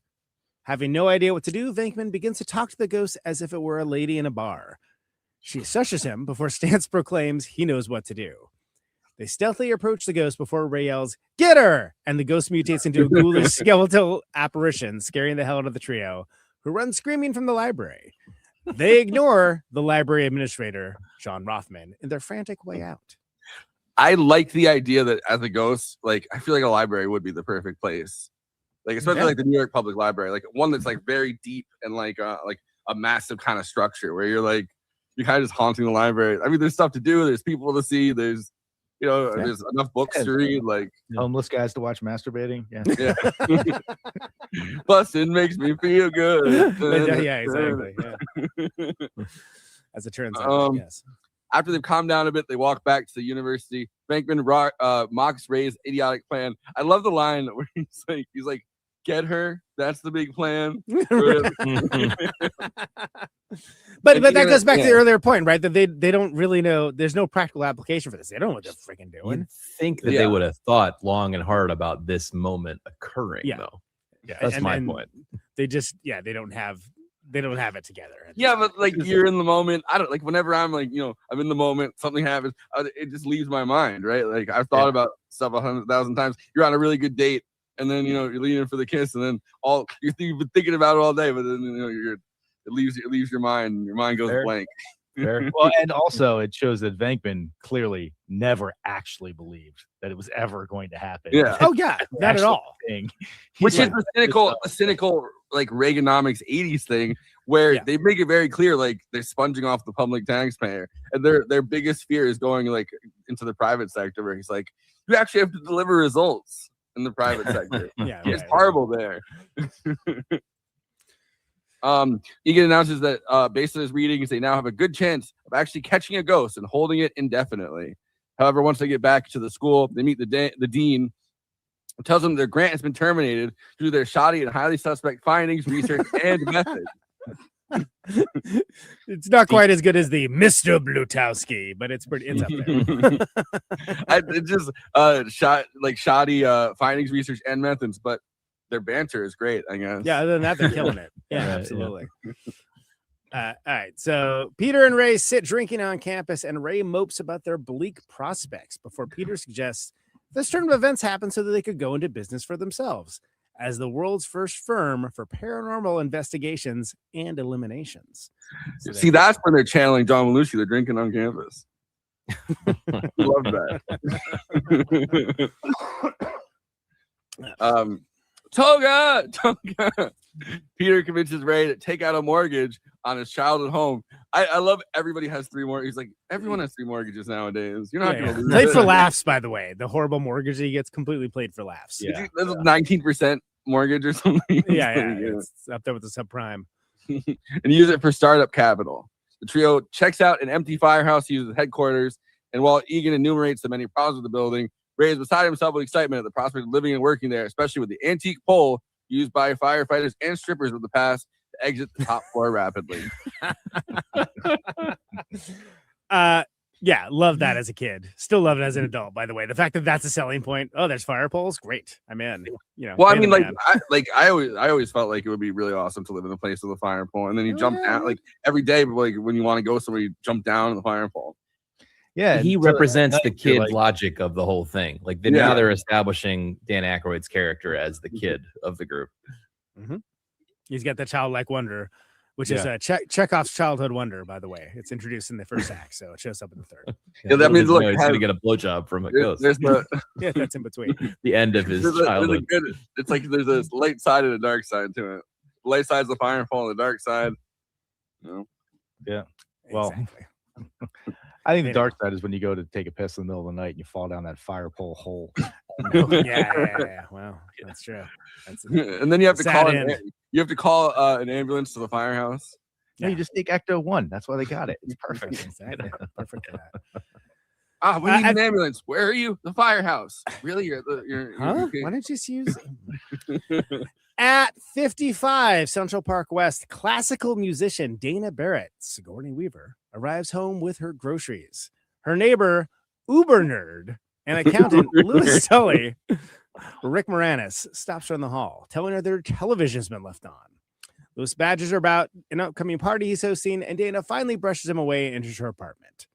I love his intel logic, by the way. Is what I'll call it, like intel logic, where he's like, yeah, I tried to climb in and turn your television off, but when I couldn't do that, I turned my television off, so I couldn't tell whose television it was. And it's like, Jesus Christ, man. Might be a good time to mention Louis Tully, Central Park West, guys. Yeah. That, for like you mentioned it before, he is such a core character to this movie. Not one of the Ghostbusters, but I still think of him as a absolute star of this movie. And, you know, his story sort of had to be told. But that line, I turned my setup loud. There's better ways to wake the neighbors. The sly, like, you know, I tried to help you out, but we could also have sex if you want to. Real sly, exactly. Yeah. There's something like before Sigourney Weaver turned into Zool, there's something like very almost like all these other guys are like Muppets, and she's like the one human kind of vibe to it. Totally. Yeah. Including Bill Murray, frankly. No, all of them, and even the secretary in their building kind of has that kind of vibe. Ginny has Muppet energy, for sure. Especially because Sigourney Weaver's like, you know, a foot taller than a lot of these guys. Like, so as Dana is putting away her groceries, she notices that her eggs are now leaping out of their shells and cooking themselves in her countertop. I mean, that does seem like it's easier than you having to do it. I mean, hey, it's a time saver, really. She then hears a growl coming from her refrigerator, opens it, and sees an otherworldly temple and a dog-like creature that growls the word Zool before Dana frantically slams the door shut. Oh wow, that's Ivan Reitman doing the voice. That makes sense. It is. I didn't call that out. Oh, interesting. I also it's like you open the thing. It's like that's what happens when you leave you leave for vacation. You put cheese and you forget to like take that one piece of moldy cheese out of there's the whole world in there. Definitely found some science projects in the downstairs refrigerator when I came back after a month, and we'll leave it at that. But I don't know if it was demon oriented or not, but it was definitely had to go to the garbage immediately. Back at the newly christened Ghostbusters headquarters, I guess that busting was what christened it. Ray pulls up Chalky Peter with a new business car, an old beat up 1959 Cadillac ambulance that needs a lot of work. That's pretty sick. Imagine your town is like a Cadillac ambulance. Peter goes back inside and makes small talk with their new secretary Janine and Potts and waits her around for business. Come on, we gotta have this business. So again, Ecto one of the keys to why this movie works, and again, the childlike wonder element of it that is not just selling toys, although they sell plenty of toys of Ecto 1. It looks cool. It doesn't look modern. It looks like it's kind of out of time because it is, frankly. It's like an older model.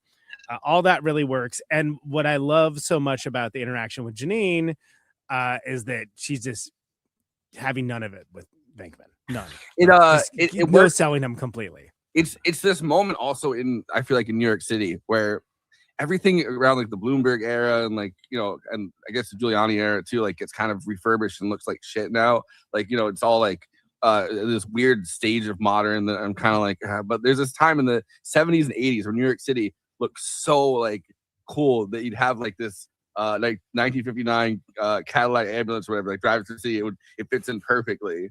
Rather than like now, where if you saw that, you'd be like, "What the fuck is this? What's this? Are the rats driving this now?" Right. The pizza rat. Driving. Got to drive that murder rate up. Get some cool shit in New York City. That's the problem. Yeah, it's like it's probably the worst time, like the worst time and place to live in the city.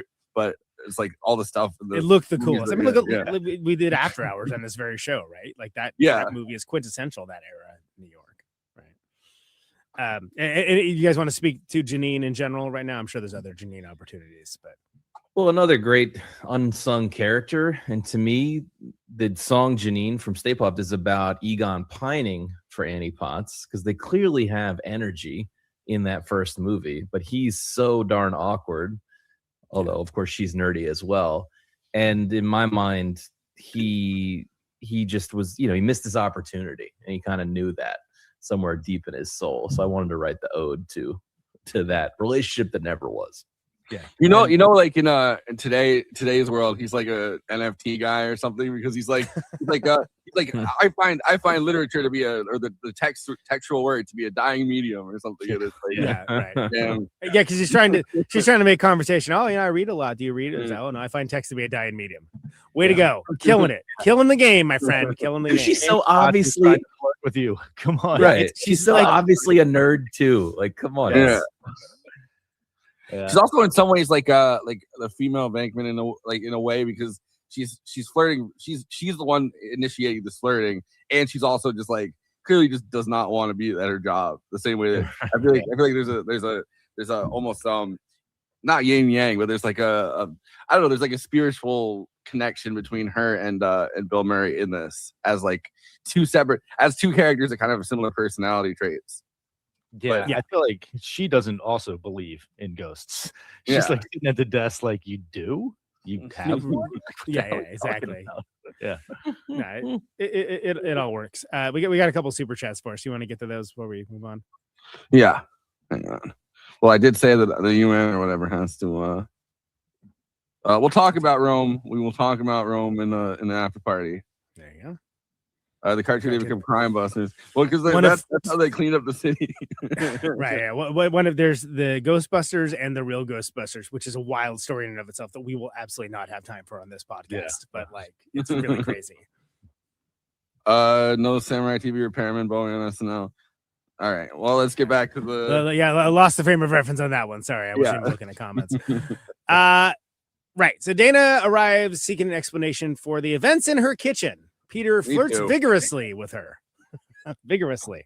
While Egon and Ray examine her briefly. I feel like Trump by now, like interjecting as I read. Yeah, anyway, thank you. President, everybody. That's a real thing. While Egon and Ray examine her briefly and speculate as to what may be the cause of her encounter. After deciding on a plan of action, Peter insists on going with Dana back to her apartment, where he haphazardly looks around, but mostly flirts with her. I'll come back to your apartment. Yeah, I've been there. Sounds great. He also plays the top keys on the piano. That's one of my other favorites. Oh, they hate this. It drives them crazy. Yeah. He also, I wanted to ask you guys about, this is much later on, but I'm going to forget about it. He like invents a Christmas song at one point in this movie. Bill Murray. He's yeah. He's like, whoa, Santa's coming. He's coming. And it's like, did they say like, all right, just make up a Christmas song? Make up like a Christmas song off the top of your head. Yeah, I guess. I don't know. Yeah, he did that Star Wars thing. Yeah, Star Wars. Like he did the same. Yeah, he's the same thing. Well, the other thing I wanted to point out is that the reason Dana knows to go see them is she sees their crappy TV commercial. And I do feel like as the decades go on, people won't understand that there were a lot of those local commercials out there. These production budget of like $12. Yeah, exactly. But they were awesome. They were such a big part of our childhoods, I feel. Yeah. That was all part of the inspiration for one of the songs, the Ready to Believe song, which that was one of I think that might have been the first song that I wrote for that. And that kind of gave me the sort of like, oh, this should be a soul thing. Because I'd always had the impression that they're all standing in the line. And then the one guy pops out to say his line and then pops back in. It's like the Temptations or something. Yeah, exactly. Yeah. That's that rule. They do the Three Stooges thing in one of their ads where they have the three of their heads all poking out simultaneously from the door. Oh, yeah. Totally. Pop around the corner, and then there's just a terrible wooden delivery of "We're ready to believe you." Yeah. I mean, in some ways, right? Like with the whole paranormal, like that's all people really want. Is like a lot of the time, right? When people, it's like they want someone to just listen to them and be like, "Oh, you saw a ghost, okay?" Or like the same thing with UFOs. Like I feel like everyone's UFO story. A lot of it is just like they want someone to like validate their I was driving home from band practice last night. It's like 10 o'clock and I'm looking around to find a place that is open just to like sell me a slice of pizza. And I passed two open psychics it's like 10 o'clock at night. It's like the only thing open in the neighborhood is the psychic, because people are like, I just need somebody to tell me that, everything's gonna be okay, or that they, whatever. This is a crazy digression, but I watched Bicycle Thieves recently. Rewatched it like for the first time in a long time, and those movies, those whatever 1940s Italian neorealism, are so replete with like psychics. The psychics clearly making it up as they go along too, in all of them, because they're like trying to get backwards kind of Italian culture to be out of the mainstream and whatever. So they're like, yeah, just go to work. You're either gonna do it or you won't. Like, yeah, it's great. Must be a hell of a vocation. All right, anyway, getting back to Dana and Peter. He looks in the kitchen, sees the eggs on the counter, but nothing else out of the ordinary. Dana is annoyed, but Peter continues to beg her for a date, pledging to solve her problems in an effort to impress her. Look, that's you double down. If someone's annoyed, you double down. Yeah, he really does, and it is somehow both annoying and charming at the same time, which is like Bill Murray. What are they gonna do? Get more annoyed? You know? Later, the Ghostbusters sit around enjoying dinner, celebrating getting their first customer. But Ray has to let them know that the meal has just used the last of their business petty cash. Also, classic New York City Chinese food, where it's like, you're like you've got like the giant spread for like not very much. Fortunately, even as the business failure is staring them in the face, Janine finally gets an urgent call about a ghost that needs removal immediately. Peter, Ray, and Egon quickly dress and race out of their headquarters to the Cedric Hotel, where the manager, Michael Ensign, informs them of a ghost on the 12th floor. They've always had problems, he tells them, but lately it's gotten out of hand, as it does. You gotta get those ghosts early. The Ghostbusters assure him. Can I say real quick? Yeah. He also played in the Pink Floyd The Wall movie. He was the hotel manager. Oh yeah. That's his lane. Looks it's his bit, yeah. It looks like he'd be managing a hotel. Yeah. They've always had problems, he tells them, but it's gotten out of hand. The Ghostbusters assure him they'll take care of it and head up to the 12th floor. They have that amazing interaction with the guy that reminded me of like Mr. Mushnick from Little Shop of Horrors, but he's he's stayed there, and they're like, oh, there's cockroaches up there, and he's like it's a giant cockroach. It's a real problem or something. And then he does the classic, I'll wait for the next one. Yeah. Also, that elevator scene, quite possibly, just like the physical comedy of like they turn the suit on and then everybody moves like 4 inches. They kind of I don't know about this.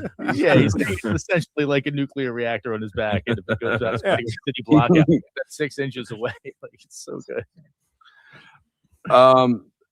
So Ian and Ray worry about their equipment, as you know, you gotta play with your equipment, which Peter describes as unlicensed nuclear accelerator. They decide that they'll ignore the God bless the 80s. Well, Reagan was trying to push, trying to push for the energy. It's they make chit chat conversation with a guest, Murray Rubin, outside the elevator, tell them they're going to kill a cockroach. That he answers, that's got to be some cockroach. He takes the next elevator. This really is a beat by beat synopsis. This may be the most detailed. That's what I'm saying. It's like the shooting script, right? It's like the most detailed synopsis I've ever seen. There was that one that we didn't even get to finish that one time, where it was just like, all right, we gotta. It's too much. Yeah, we gotta speed it up. All right, so almost immediately after Ghostbusters exit the elevator, a maid startles them, and they nearly kill her with the light beams of their proton packs, destroying most of the contents of her housekeeping cart. Again, played for big laughs, but that would be terrifying in reality, obviously. It's also like the first because Winston hasn't shown up yet, or whatever. It's like the first black character we've seen. Yeah, almost murder a black woman with. Again, they're so unprepared for what's gonna happen. They're just like startling at anything. Yeah, and you tell me they became cops in the cartoon later, huh? They became crime fighters in the cartoon. That's so I crazy. guess. Yeah. They almost shot a black person immediately after getting all there you go. I guess the seeds were there. They don't even apologize or anything. They just keep going. They're great cops. Yeah. Back in the blue.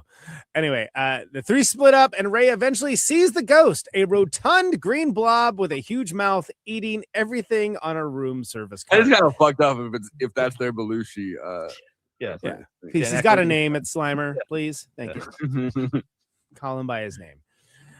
Ray tries to hit. By the way, it's in the episode art, but like the hanging cigarette from the lip, classic. classic Aykroyd. Yeah. It's so Really good, good. where it's lit and it's hanging and he's moving around and it's perfect. Like it's Chris one of the was classic Chris emailed me when he did the art. You know, shout out to Chris Williams, our episode artist. But he emailed me. He's like, I hope this is okay. This is just a moment that sticks out to me every time I watch. No, it's one of the Absolutely. iconic moments, I feel like. Yeah. Ray tries to hit it with the proton pack, but misses and it flies away, frightened, taking the cart with it and passing through a wall, leaving behind a small amount of green slime. Ray calls Peter on his walkie-talkie, and Peter, who is now face-to-face with the ghost, is suddenly attacked by it. Ray runs to Peter and finds him on his back, covered in green slime, but otherwise okay. Egon calls them and informs the other two that the ghost went into the hotel's ballroom. Well, because they do this whole thing back and forth where you're like, don't move. Like it just you'll be fine if you don't move. Don't move. And then at the last minute he moves and then he gets slimed instantaneously. which is the classic, he slimed me. Arguably, you can't do that on television. Wouldn't Slimer, I barely know her. There you go. But you can tell throughout this though that like they watched. I mean, there's like the classic Bob Hope one that apparently is like the most famous of the of I think it's Ghostbreaker or something. It's like the most famous of these kind of ghost comedies. But they also have Abbott and Costello ones and like Three Stooges. I think had an episode where so they have all these like classic comedy things that they're kind of referencing with the physical comedy of all of this. Yeah, and probably also Scooby Doo. And it's maybe came in, Yeah. All right. They calm the hotel manager. They're set to work on containing the little green ghost. Well, he's got a name once again, so thank you. Yeah. John Belushi, please. But do they say Slimer in the movie? They don't. They right. Slimer, no sliming. Yeah. Anyway, while shooting their weapons all over the room, Egan suddenly warns the others not to cross their streams because doing so would result in the destruction of all life as you know it. Complete total protonic reversal. After destroying much of the podcast. After destroying much of the ballroom. Listen, if you cross the streams of podcast, we'll start. We don't want that. We're not looking for that. Yeah. After destroying much of the ballroom with their seriously unstable proton packs and their inexperience in aiming and controlling them. I mean, I feel you, bro. Right. They didn't go out to a field before this just to test it out. Guess not. Yeah. I know. Sometimes you get up and you're half asleep and you have trouble aiming and controlling your proton pack. I like how the premise is they've been in the university system for years and then suddenly they leave and a month later they've developed this technology both to shoot the proton beam and to trap the ghost. You need somebody to light a fire in your ass. It just doesn't happen in the public university system. True, that's the problem. Yeah.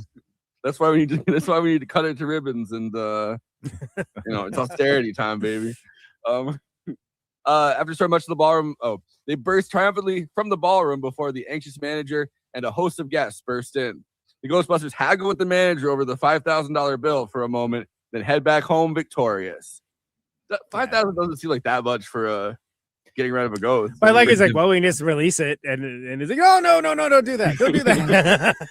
For developing I'm not and maintaining 5,000. nuclear reactors, it doesn't seem like a lot. Yeah, it's complete havoc that they've wreaked in this hotel. By the way, which by the way, they've Tens of made thousands this, of damage. they've made all this equipment for nothing. Like they've just spent their little bit of walking around mortgage money on that. Like maybe they got mortgage number 4 on that place. Yeah, please help. I can't feed my family. What could Ray have my possibly budget gotten for that house? $30,000. Well, maybe that's why Ray's living in the firehouse now, and we never see his house. That's true. We never see his home. I also love that they pay them before they go and see what has actually happened inside the room that they were just in. Like, they get the money and then the guy opens the door and realizes that the ballroom has been trashed, right? It's like, what the hell? It's not like open the door and there's this okay, I'll pay you. God damn it. Come out with this little tiny box that they're shaking like ghost is in here. Totally smoking $5,000 surge right protector here. You'll have to trust me. Exactly. Would I lie? Yeah. The successful hunt proves to be but the first of a sudden rash of hauntings, meaning brisk business for the Ghostbusters. There's a great montage of a series of missions, news spots, newspaper clippings, of missions, news spots, newspaper clippings, and stories about the Ghostbusters' new fame and success. They're even interviewed by Larry King and Joe Franklin themselves. So you guys you were talking about ghosts or something? Yes, Larry, Wichita, you're on the air. Yeah. Yes, Larry, we're talking about ghosts. Oh, ghosts! I saw a ghost this morning. My wife. So like I love a good 80s montage scene. Yeah. Which was always for something like a Rocky movie where they start off and they're like, they gotta work themselves up, and then by the end they're like ripped and ready to go. And I just love that, like, by the end of the Ghostbusters montage, they don't actually seem to be appreciably better at catching ghosts. They're kind of just like, It also feels like they had Ray Parker Jr.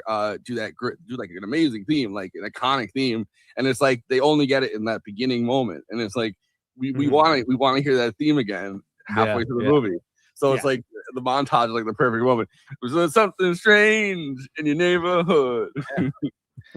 Well, I also think the music cue when they're first pulling out of the firehouse, I can't remember what that song is called, but that's like the second song on the soundtrack.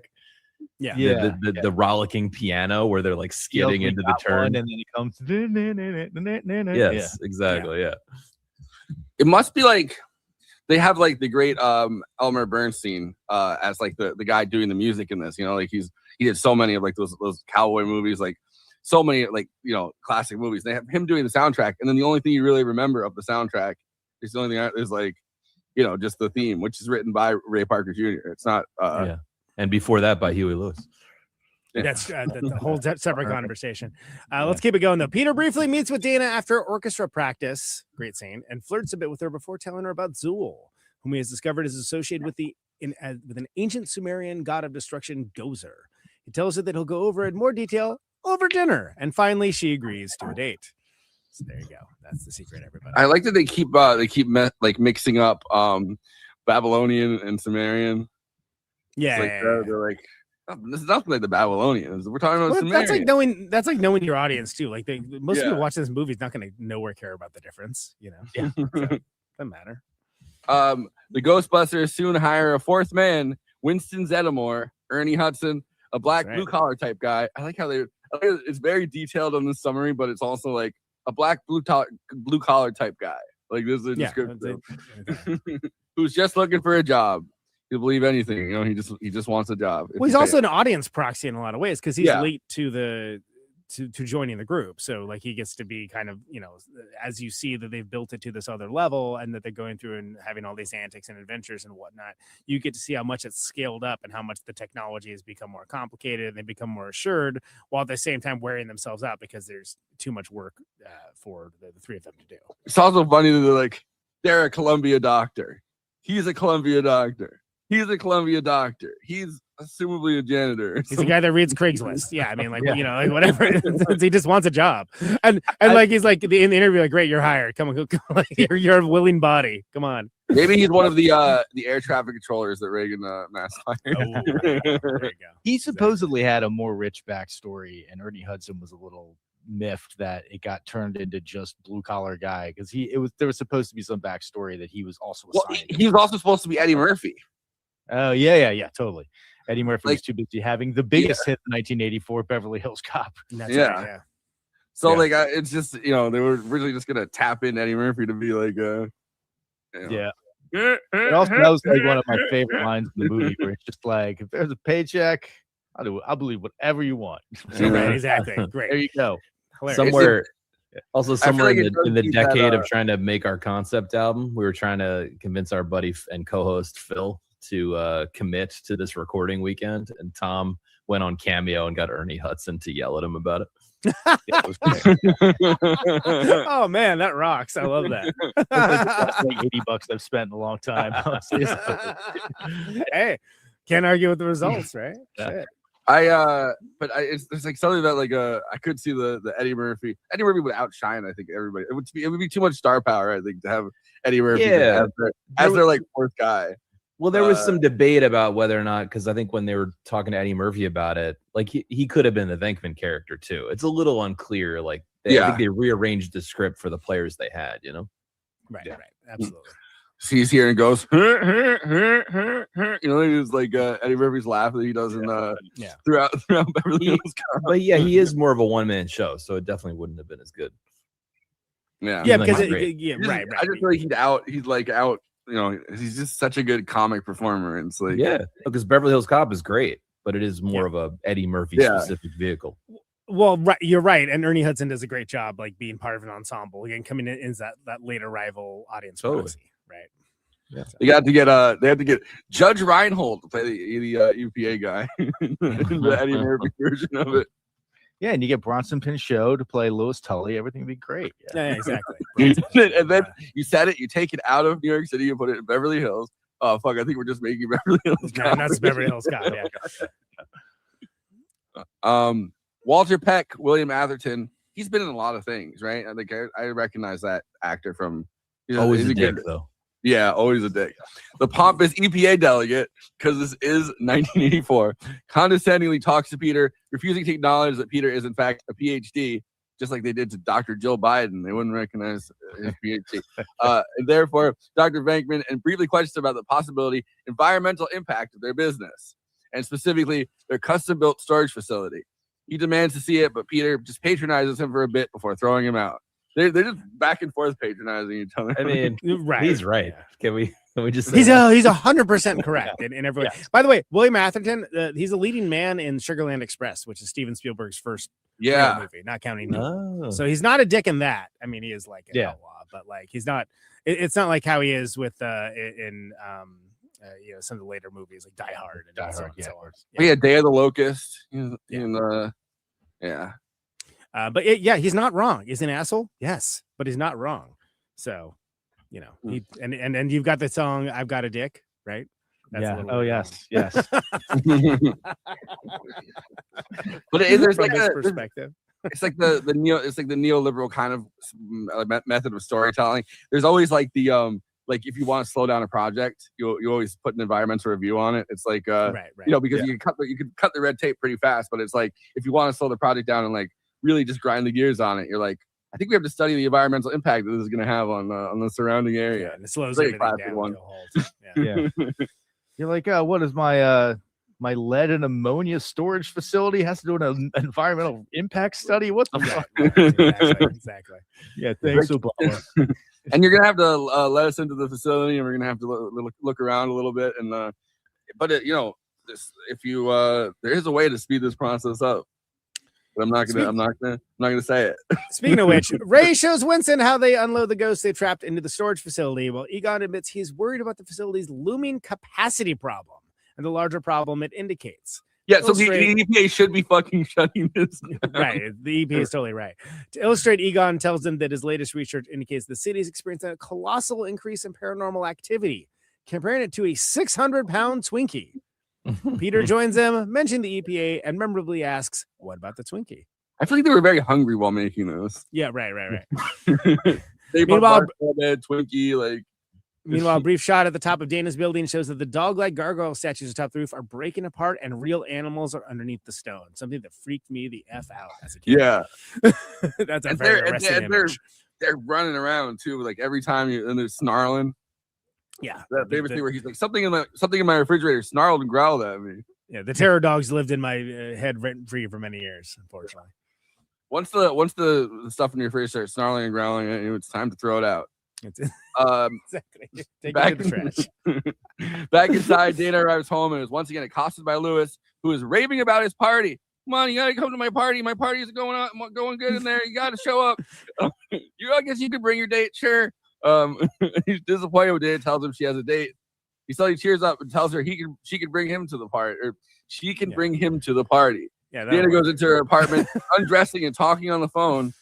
She sits in an armchair for a moment before noticing the same growling sounds from the kitchen. The cheese has escaped from the fridge. Before she can react, the three monsters' arms burst from the chair. That's what terrified me as a kid. Freaky. It holds Dana down, and she's dragged to her kitchen floor to one of the terror dogs. Up on the roof, the gargoyles have completely broken apart, and whatever was in them is loose. The juice is loose. I love how they get Dana in her apartment. And for some reason, they're like, no, Louis Tully, he's the guy. And then he chases him all the way through to like Central Park. You know, it's not like there's like 40 other people at the party that they could have gone after, but he's like fixates on Louis Tully. But they lock him out at one point. Like his guests are not big fans. No. So speaking of which, Lewis's party continues as he rambles on about the price efficiency of his hosting a party. Great.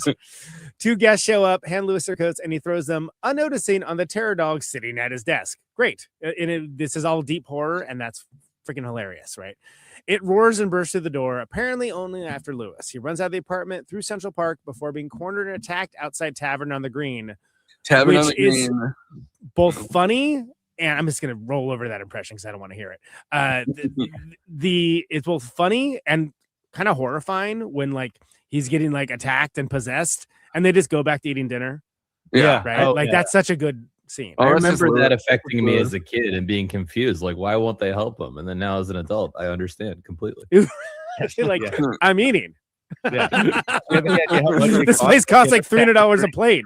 Crazy homeless person banging on the window. What does that have to do with me? Yeah, no, that was a resting image for me for the same reason, Rob. When I first saw it, I was like, why won't they help him? And my dad's like, We'll get there. They don't want to get involved. And then he starts telling me about how he's the keymaster, and I'm just like, I should not have stopped my dinner for this. Speaking of which, meanwhile, Peter arrives at Dana's apartment, stepping over the carnage of Lewis's party, and knocks on the door. Dana opens it, dressed in a slinky red dress, he certainly is, and asks, "Are you the keymaster?" Peter says no, and she angrily slams the door in his face. Great. He knocks again and enters after answering the question, yes. Dana says that she is Zool, and they must prepare for the coming of Gozer the Destructor. Peter talks to her and resists the possessed Dana's aggressive advances before requesting to speak with the real Dana. At first, Dana coyly replies, "There is no Dana. There is only Zool," trying to kiss him. But Peter, still trying to get through to the real Dana Barrett, restrains her. That to me, you know? Yeah, exactly. The possessed Dana now becomes visibly annoyed at his persistence as Peter once again inquires about the real Dana. She replies in an unearthly demonic voice, "There is no Dana, only Zool." Peter sarcastically dismisses her and gives her to the count of 3 to talk to the real Dana. With each count, Dana presents further signs of her possession, at first demonically rolling her eyes and then panting like an animal, and finally roaring like a demonic beast and levitating above her bed. She turns over in midair to face down at Peter, whom she asks her to please come down. Dana roars fiercely at him, finally frightening him. Buddy, this is what you wanted. Yeah, hold on for 1 second. We gave him credit early on in the show for not trying to take advantage of Dana. I forgot that she was literally levitating. Yeah. Like, all right, well, unzip. Let's get logistical difficulties.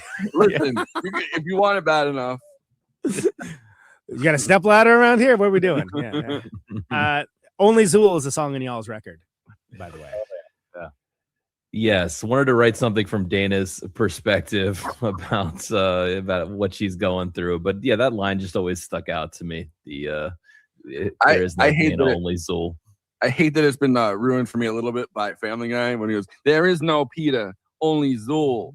When Lois is trying to Family Guy ruining everything once again. Yeah. Lewis, looking disheveled and generally abused, this is what he normally looks like, runs out from Central Park rambling and asks a handsome cab horse if he is the gatekeeper. The horse says, "Nay, I'm not." The driver, Danny Stone, chases him off, so he runs away, screaming about the sign of Gozer's arrival and yelling that everyone will perish in flames on 9/11. Wait, on 9/11? The NYPD arrives at the Ghostbusters headquarters to drop off Lewis, who's been captured. So the NYPD is just dropping we don't know what to do with this guy. Is this one of yours? It's like every paranoid schizophrenic, they drop him off and they're just like, nope, just back it on the street. All right. Well, that's definitely because Reagan closed the mental hospitals, right? Exactly. They both the city jail and Bellevue's psych ward. Egan looks at him briefly and takes him inside. Lewis reveals his name is Vince Clortho, keymaster of Gozer. He goes on about the history of. I think that just suddenly is like rip off Lord of the Rings or I don't know, like he's chatty too. Dude sounds like he's about to start a podcast about it. Like he's just like, oh my god, this guy's got a lot of information about. There's one thing that he says. He's like he brought in the Gozer of Torth or something. And I'm like, It's like, all right, save for episode 3. We got an ad break. Goes on about the history of Gozer and how the goddess whose various forms would mean the destruction of the civilization he targets. During the exam, Peter calls and tells Egan about the developments with Dana, who is now heavily sedated on the bed next to him. Maybe he's not. Maybe he's not taking advantage of this. Egan tells Peter in return about Lewis's psychic transformation and insists that Peter come back to headquarters, but is also suggesting that Dana and Lewis meeting might be hazardous. Yeah, you think? Yeah. Maybe we should introduce the gatekeeper to the keymaster. They have so much in common. I feel like maybe we should get them together. It's like a setup, right? Winston and Ray are driving back to the office. Winston driving while Ray examines the very odd blueprints of Dana's apartment building. Winston asks Ray about his belief in God and speculates that the reason they've been so busy lately is because the dead have been rising from the grave, as was foretold in the Book of Revelations, as a precursor to Judgment Day and the end of the world. Ray ponders this. Great scene. Yeah. I love that they all know. They just all know the Book of Revelations by heart too. They're like, and then the skies will open up, and the dead will rise, and there will be floods, and there'll be. Well, and Winston's a believer, but obviously, like Aykroyd's character is coming at it from the perspective of just like studying all like the ancient texts for all those like occult stuff. The sacred text. Yeah. Well, that's also one of the. It's a keystone part of the movie, I think. Totally. Because if you actually believe that there are ancient gods, why wouldn't you believe that there's like an ancient Jesus and he's just a god that was, from back then as well? It's like one of, because like Winston being like, yeah, I get down with that Jesus. I totally see Ray being like, yeah, I get down with him too, man. He's cool. Like all them other ancient gods. Right, exactly. We got no Jesus, only Zool. All your faves. Yeah. All right. Take it first. Back at headquarters, Walter Peck has returned with a court order. He doesn't have a dickhead ass name. A cop and a Con Edison worker. Yeah, he was bringing the Con Edison worker with him. They're like, Bellevue Hospital, they reject us, city jail, but we got to bring this Con Edison worker. This is like, I don't know, New York's finest. Intent on shutting down the storage facility. Egan tries to talk them out of it, and Peter arrives just in time to antagonize Peck some more. Really going down on that Pecker. Before the cop intervenes, and the Con Ed guy, though, highly reticent, handling equipment he has never seen before, shuts off the power grid. I love when he goes, he's like, there's like this moment where he's like, don't tell me how to do my job, just do your job or something. Like they're going back and forth. A warning buzzer sounds as everyone clears the building as the storage facility rumbles and begins to destroy the basement. A supernatural light show occurs as all kinds of paranormal energy bursts through the building and shoots out of the roof. I think something's going on in this town. Across town, Dana immediately wakes up from her sedation and walks towards her living room window. Lewis is excited, claiming this is the sign he was waiting for. Ray and Winston arrive to witness the disaster's immediate aftermath, which Reagan defunded FEMA, so I wouldn't wait around for government help. The nine words of the English language. I'm from the government. I'm here to help. They're not coming. Even as Peck demands, they all be arrested for causing it. Enraged at this self-righteous blowhard outright lying about them while ignoring his own responsibility in this disaster, Egan attacks Peck, getting everyone arrested. Okay, so first of all, even as a child, I was like, no, don't do that. That's a terrible idea. Like the audience knows, like, no, this is a clear, oh, should I do it? No, don't do it. Don't do it. Everybody knows this is a bad idea. Yet it's been set up in such a way that it doesn't seem egregious that this guy is clearly set up to make a real dickhead, even if he's not wrong. It forces the issue and it works. It doesn't seem like contrived or forced because it's like, well, it's a natural reaction of like how he would, take this to the next course of point of like him trying to shut them down as he would literally shut it down. So, of course, they definitely paint him as like a kid that you would know in grade school. That would be like, like the kid who would like remind the teacher you didn't have homework or something. Oh, big like hall that. monitor energy. Yeah, for sure. Yeah. For sure. Like this dude absolutely worked on Hillary Clinton's campaign. Yeah, I guarantee. Yeah. At one point, he tells the cop, "Oh, you can shoot them if they resist." It's like, you're escalating the situation. Like, I don't think the EPA has the authority to tell them to shoot people. EPA is not authorized. The only weaker kind of guy who could really get there is like the ATF.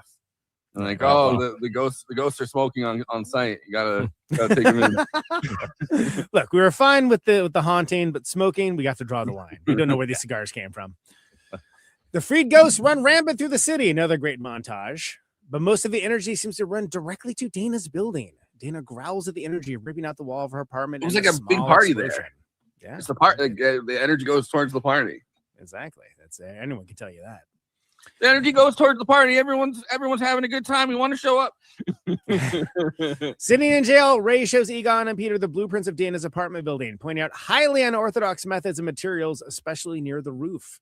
Egon tells him the building he's discovered was designed by an insane architect / surgeon named Ivan Shandor. Yeah. So you got to spread it out. You don't want to just limit yourself to one discipline. Architect / How did an surgeon. insane architect get a contract of that size in New York City? Look, it was different times, my friend. Yeah.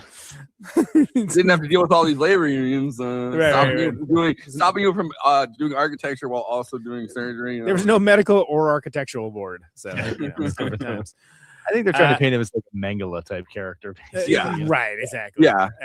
It's repeated to performed unethical surgeries and experiments. And in the 20s, Shandor was evidently so disgusted by the He's first. like, oh no, I put the door handles from the building into the guy, and I put the guy's organs into the building. Whoops, not again.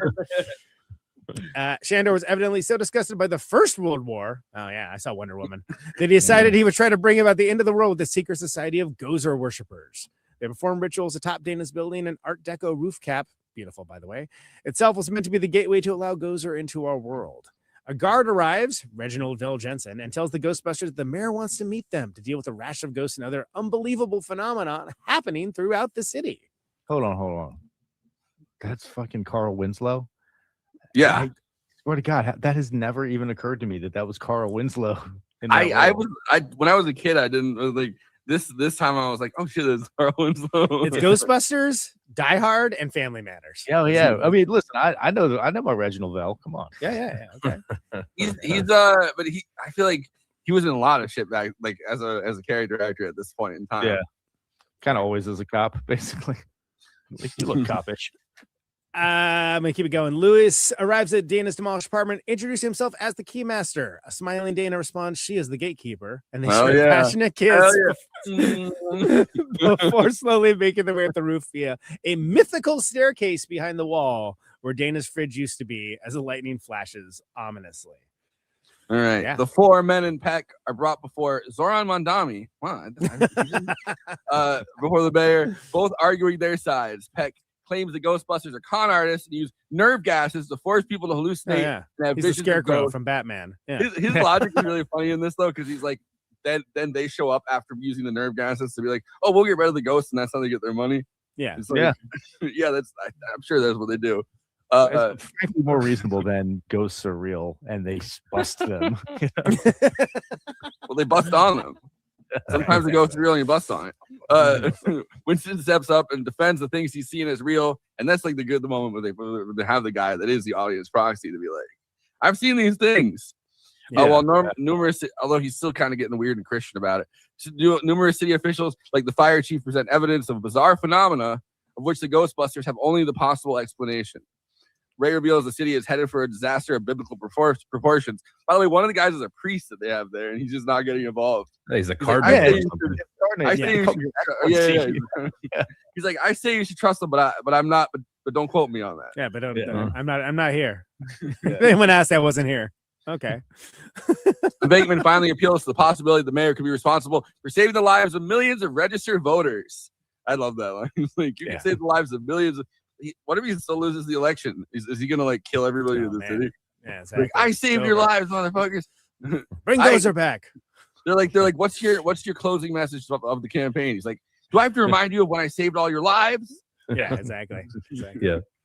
Why is Gozer doing so well in the polls? Gozer's a strong second, actually, in ranked choice voting. There's like a lot of suicidal people in the city. They're like, I didn't want that. I didn't want you to save my life. I didn't I'm ask voting you for to the do other that. guy. I'm voting for the guy that never saved any lives. And we're voting for the destroyer for mayor. Thank you.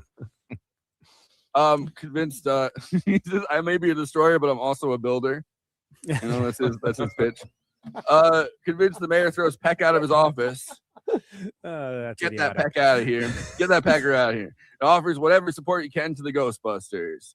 People have gathered all around the apartment building, which has nearly become the center of the entire mess. They cheer as the Ghostbusters arrive with a police escort and following National Guard troops. Peter mugs for the crowd. Of course, because he wants to get fucking pussy in the crowd. 4 men put on their proton packs and are prepared to enter, but a sudden earthquake seems to swallow them beneath the street. Eventually, they emerge unharmed to continue cheers from the crowd. They band together and head inside. So what I like about that is it reinforces just how absolutely dangerous there is, because there's like a light moment where it's like, oh, they're being hailed as heroes. That's great. I'm like, no, this is like serious business. Like this is actual end of days stuff, and it gets that across while also getting to play to the character strengths. You know what I have to say about that? Dead, no excuse for laying off work. Oh, there. you have it ready. That's a in all honesty, they kind of gloss over it, but a lot of stuff falls off of that roof, and there's people not that far away from the bottom of that building. Absolutely, people got crushed and killed, no question about it. Well, it's like there's like a bit of a space and then people and then a bit of a space. Like you always know people are gonna get crushed when that. Yeah, that's probably the original Aykroyd script where it's like, all right, and then we pan in on this body part strewn outright slaughter. Once inside, they must climb the stairs to Dana's 22nd floor apartment. And strangely, another scene that really resonated with me, and I think about every time I climb a bunch of stairs, I think of this goddamn scene from Ghostbusters every freaking time. Totally. I was thinking about it on the Little Steven's Underground Garage Cruise. I was like, yeah, it's like the scene in Ghostbusters, except for not at all like that. I stayed in a Rome, like an apartment in Rome that had it was on the 3rd floor, but the stairs were winding and they would stop and then start again.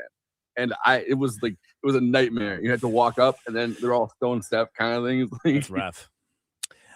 So Dana and Lewis lie on a large stone table as lightning flashes in the dark sky above them. Dana seductively wakes up. Okay, I think she just wakes up, but fine. I mean, I guess she looks hot.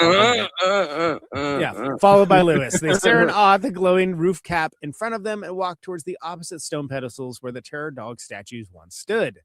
The Ghostbusters arrive to find Dana's apartment burned out and more or less destroyed, and they see the staircase in the kitchen and they go up. Dana and Lewis stand on their pedestals and raise their arms to the sky, suddenly struck by bolts of lightning, which they redirect towards the cap store, causing it to grind open and signaling the arrival of Gozar the Gozerian. When the temple doors finally open, Dana and Lewis now absorb their full power as the Ghostbusters arrive just in time to see the lightning converge on the demonic couple in a huge blast, transforming them back into monstrous terror dogs who now turn and roar menacingly as the Ghostbusters before leaping towards the side of the temple doors. Does Gozer need the Gozerian in their title? I mean, that we know they're for Gozer. It feels a little bit like Department of Redundancy Department, doesn't it? It's like, yeah, we get it. You're called Gozer. You're Gozer the Barbarian. Yeah. Gozer appears in the form of an exotic female with a tall, dark, flat top and blood red eyes. Slavica Jovan. I don't know. Clearly influenced by David Bowie. Yeah. Very, very Bowie coded. Yes. And much like David Bowie, made me feel a little strange when I saw it. Is it okay that I have this erection right now or no? What are we doing? Egan points out that she's not really a woman, but rather takes the shape of whatever it wants. You don't have to you don't have to try to misgender her. Peter goads Ray into talking to her. Ray very formally requests that Gozer returns to her place of origin, but she responds by asking on behalf of the city of New York, the county of New York. Like, he goes through the whole thing. It's great. It's really good. It sounds very official. He says no. And Gozer responds by shooting lightning from her fingers and nearly hurling the Ghostbusters off the roof.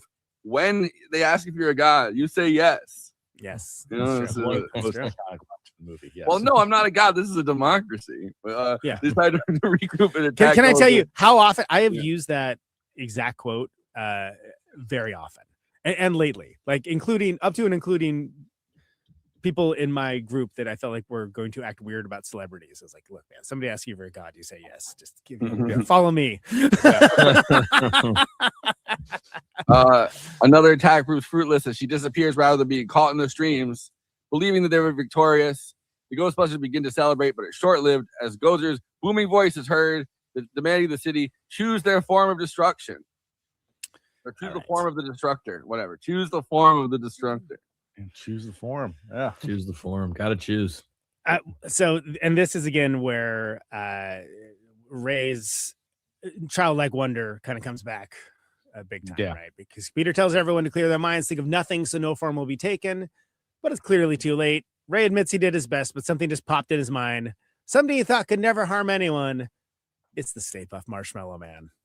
Yeah, I mean, it's the Stay Puft Marshmallow Man. Yeah, man. Yeah, look what diabetes is doing to society. Never harmed anyone. He's still stuck in Blues Brothers voice at that point too. He's like, yeah, it's the Stay Puft Marshmallow Man. Yeah, he's going deep Chicago accent for it. That's great. And of course, no, it's the Bears. Of course, later, many years later, influencing the record Stay Puffed by the Chop. Indeed, yeah. We also thought it was a Sly Boner reference. Yeah. I thought of something that I knew couldn't hurt anyone. It's the Bears. Bears run around. Like, you thought this couldn't hurt anyone? A 10-story white puffy, why's it gonna be a white one? Puffy marshmallow man begins to walk in the streets of the city, crushing everything underfoot.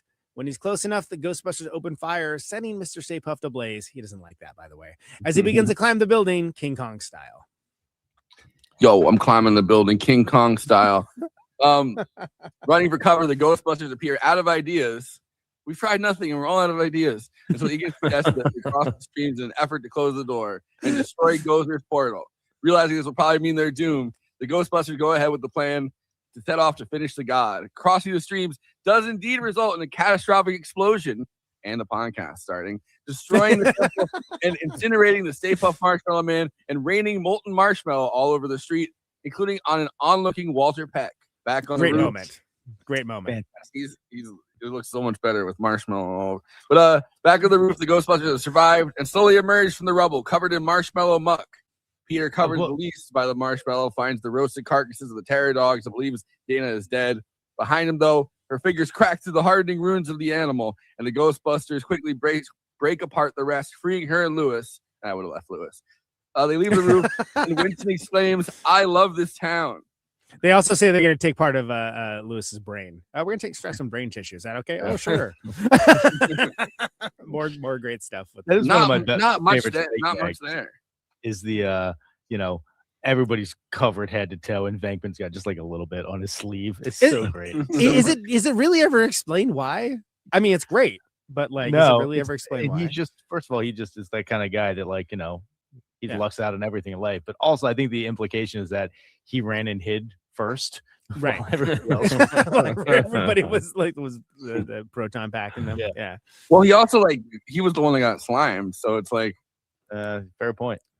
That's true. He got it in the beginning. Winston getting that great line. That's awesome. And then as the closing credits roll, the Ghostbusters return to the street to the roaring cheers of the crowd. Peter and Dana kiss in front of everyone. Lewis is helped into an ambulance, and as they drive off, the green ghost from the hotel roars toward the camera as it fades to black. Bye, John Belushi. Bye, John Belushi. It's been real. We have I Ain't No God, right? But I'm trying to think of the others. I'm afraid of no God. The Traveler, right? There's some Gozerian. From Gozer's perspective, written as if he was a drunken lover returning home, pounding on the door, asking you to let him in. But also probably, I think, inspired by the Dana Zool voice, using the tape effect of speeding the tape up and singing to it and slowing it down to get the monster voice going on, which was a very fun thing to do in the studio. And luckily, shout out to Tim Green up in Louder Studios in Grass Valley for friend of the show, or friend of my show. He's a friend of the show, but for just dealing with all of our juvenile experimentation in the studio. Yeah. I completely forgot about this until we were gonna cover this, and I was thinking about it. I have this picture from when I was a kid where I'm just dressed pretty much as a Stay Puft. I look like the Stay Puft Marshmallow Man, and I always called this when people ask me what I was dressed up, I'm like, it's the Stay Puft Marshmallow Man. Even though clearly, I definitely was like a sailor or something. Right. It's a good bit.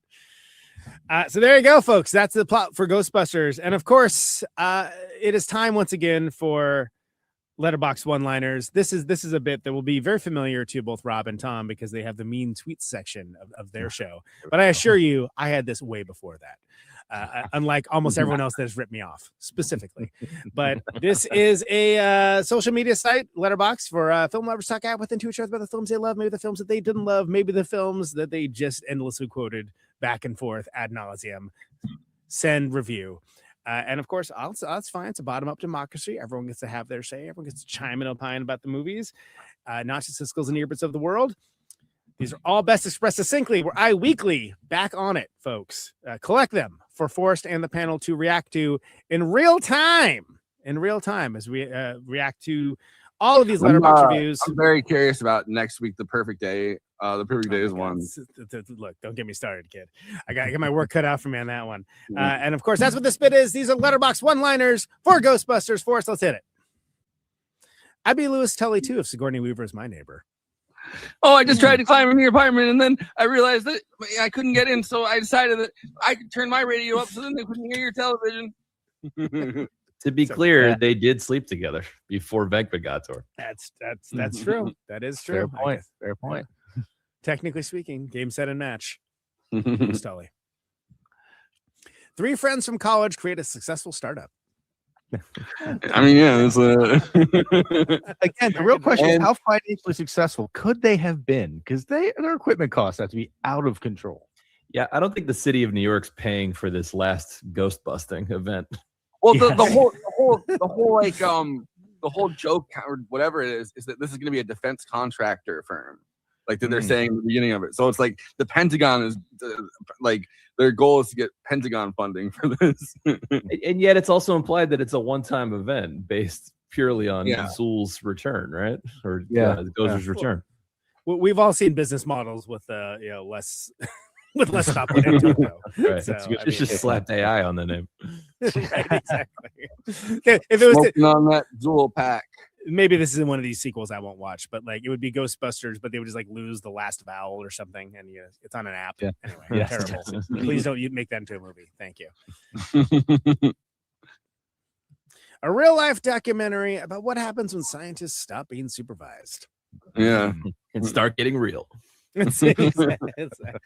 Well, once you're in the private sector, it's really just up to you. You don't have a university staff watching you all the time. What's that old saying that everyone talks about mad scientists? It's like almost all mad scientists are actually just mad engineers. And so that's really, whoever was the engineer making all of the fucking proton packs and the traps and whatnot. Those are the actual people. It's Egan, right? Like he's the guy that's like his role in the firm. I like it's 3 guys. It's 3 guys from college and their black friend that they met recently.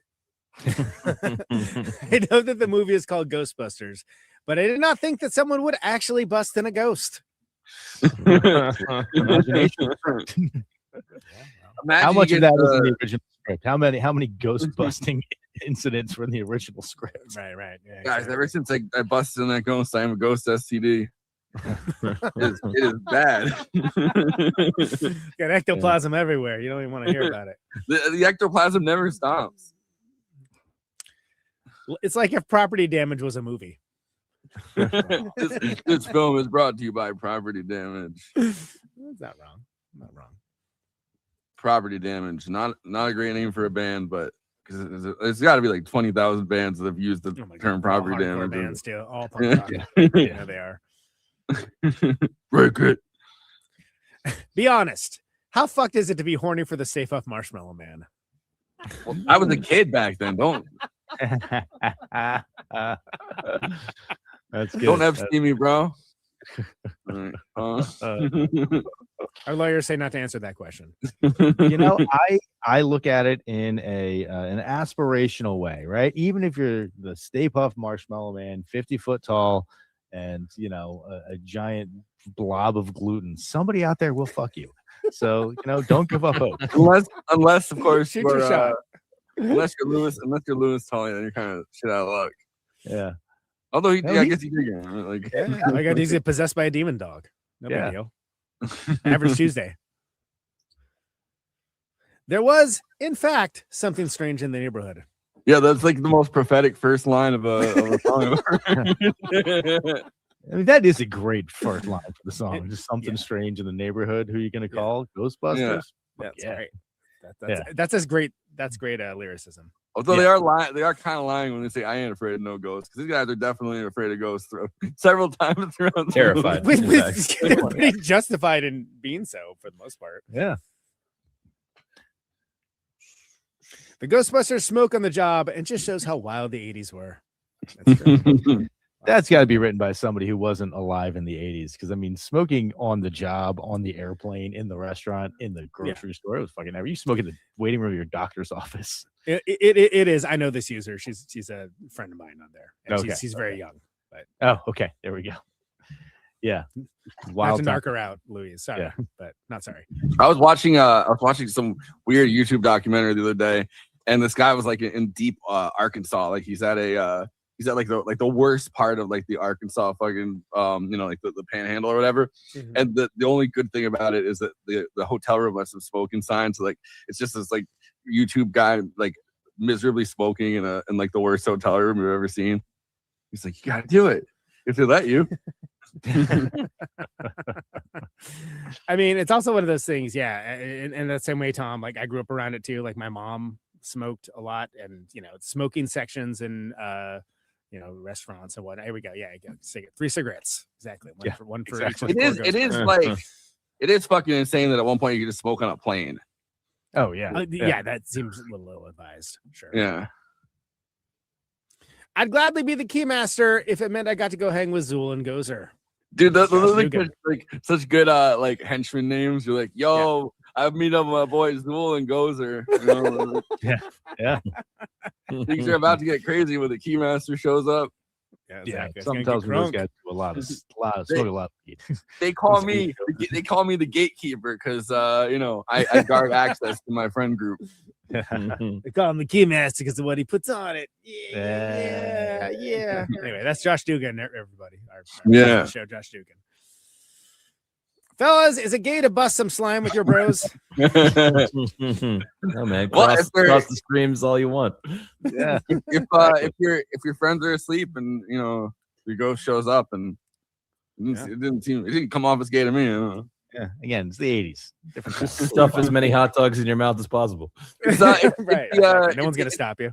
It's the early 80s, so the old age crisis hadn't started yet. Or nobody cared about it yet. At least, Purposely being ignored. Right. Those are Letterboxd one-liners for Ghostbusters. Please follow the show on our Letterboxd HQ account at Movie Night Extra, where we have all the great attendant short-form content, clips, and related paraphernalia. Sure, I'm still thinking about those key bumps. Apparently, from this show on the format. At Always Flacco, your host over there. Bustin makes him feel good. Also makes him feel good when you do a Letterboxd follow. Girls do like to go home with the keymaster if key bumps are involved. All right. I, of course, Total Protonic Reversal, name my podcast, everybody. At Conan Neutron. Follow me along for the highbrow, the midbrow, the popular sphere, all that stuff. I've recently logged 3 movies because I did not watch a single movie for a month because I was busy doing other stuff. We'll get to that in the plugs. But follow me at Conan Neutron Letterboxd as well. Christina, Adam, Christina. Fellas, I don't think you have Letterboxd accounts. It's okay. This isn't peer pressure. If you do, shout them out now.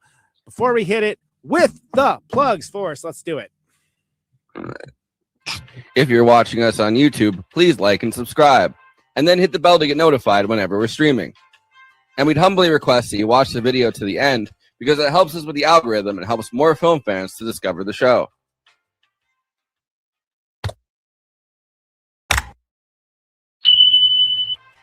We're also monetized. If you want to get your chat questions definitely read on stream, you can always send us a super chat, which will help us keep the show going. Every cent helps. If you're watching on Twitch, you can gift us a free sub on Amazon Prime with your Prime membership, but getting subs on Twitch is always appreciated, and it helps to follow us on there as well. We also have an audio feed, which is available wherever you download podcasts, if you prefer to listen to podcasts rather than watch the stream. That's updated usually the same day we stream, but watching on YouTube and Twitch is the best way to get the show first, live as it happens. If you want to support us with a monthly donation and get access to all of our after parties forever, which go patron only after we do them, you can become a patron at patreon.com/movie night extra. Link is in the description for that. It really helps us keep the show going since we do have some expenses to make this happen. We also have a Discord community. Link is in the description for that. We sometimes watch movies we cover on there. We get into conversations about everything from film to TV shows to related podcasts. We even have a Discord channel for memes. It's really fun on there. You can find us on all the social media platforms, Facebook, Instagram, Blue Sky, Twitter, and Threads. You connect with us on all of those. Talk to us. We'd love to hear from you. Lastly, we recently made a TikTok at Movie Night Extra where we're putting up short-form clips from the episodes. Okay, passing this to Conan so he can tell you about his music and this week's Protonic Reversal. Conan, who's on Protonic this week? That's right. So there actually is no Protonic this week, but next week, Nathan Carson of Point Line Plane, Nanotear Booking, Two-Ton Boa, so many other great bands that's coming on. He's a wonderful man with a lot of rock experience. Of course, it has been 6 weeks since Protonic was last on air, so that's longest break in a while. But yeah, protonicreversal.com for that. $1 a month advance access on patreon.com/protonicreversal. There's a bunch of good stuff coming for May and June, and I'll be announcing that as that comes along the lines. The reason why, of course, I was out on tour with the Mighty Red Cross for most of April and most of March. The shows were great. They were wonderful. I met fans of this show as well as fans of 1001 Album Complaints at various locales. Nice. If you were there, you know, and if you weren't, you missed it. But yeah, great crowds, really awesome time. Can't say enough nice things about it, but I will mention in the after party. I will also say that we had shopping bags made up. The mighty Who Dares logo. Nice. As well as the classic Death is Coming, Eat Trash, Be Free raccoons as well. they were meant to be arriving in Austin at about a third of the way through the tour, and somebody didn't sign for them, so they basically went on their own tour around the country. And so the short story is that we did not have them for any of the shows, which is something people asked about constantly. Do you have any bags for these records? And I was like, no, we don't. Don't get me started. So that's annoying, but I'm putting them up on the neutronfriends.bandcamp.com merch store. So they'll be up for sale tomorrow morning for that. I recommend doing them. I personally enjoy the band shopping bag thing quite a bit because, I'm bougie as fuck. So I like that, going to get my artisanal produce and whatnot with a band bag. I'm still got it. I'm still rebellious.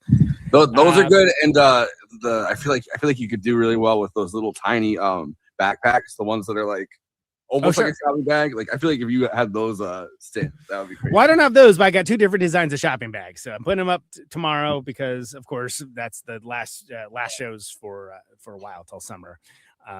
But yeah, you can find all the records except for Art of Murder now out of print for the second time, and then Adult Prom out of stock. We don't have any in right now, but you can special order Way of the Neutron as well as any. What do you have at this point? Like all the other records, like 6 other records. There's plenty to buy, people. It was just like this out of stock. We didn't get these bags. It was a big tour. What can I say? I mean, the Art of Murder thing it sucks because it's the 10th anniversary of that record in the fall, and I don't know when it's gonna be back in print. Don't ask me. I don't know. Yeah. But it's always nice when people buy things and like things.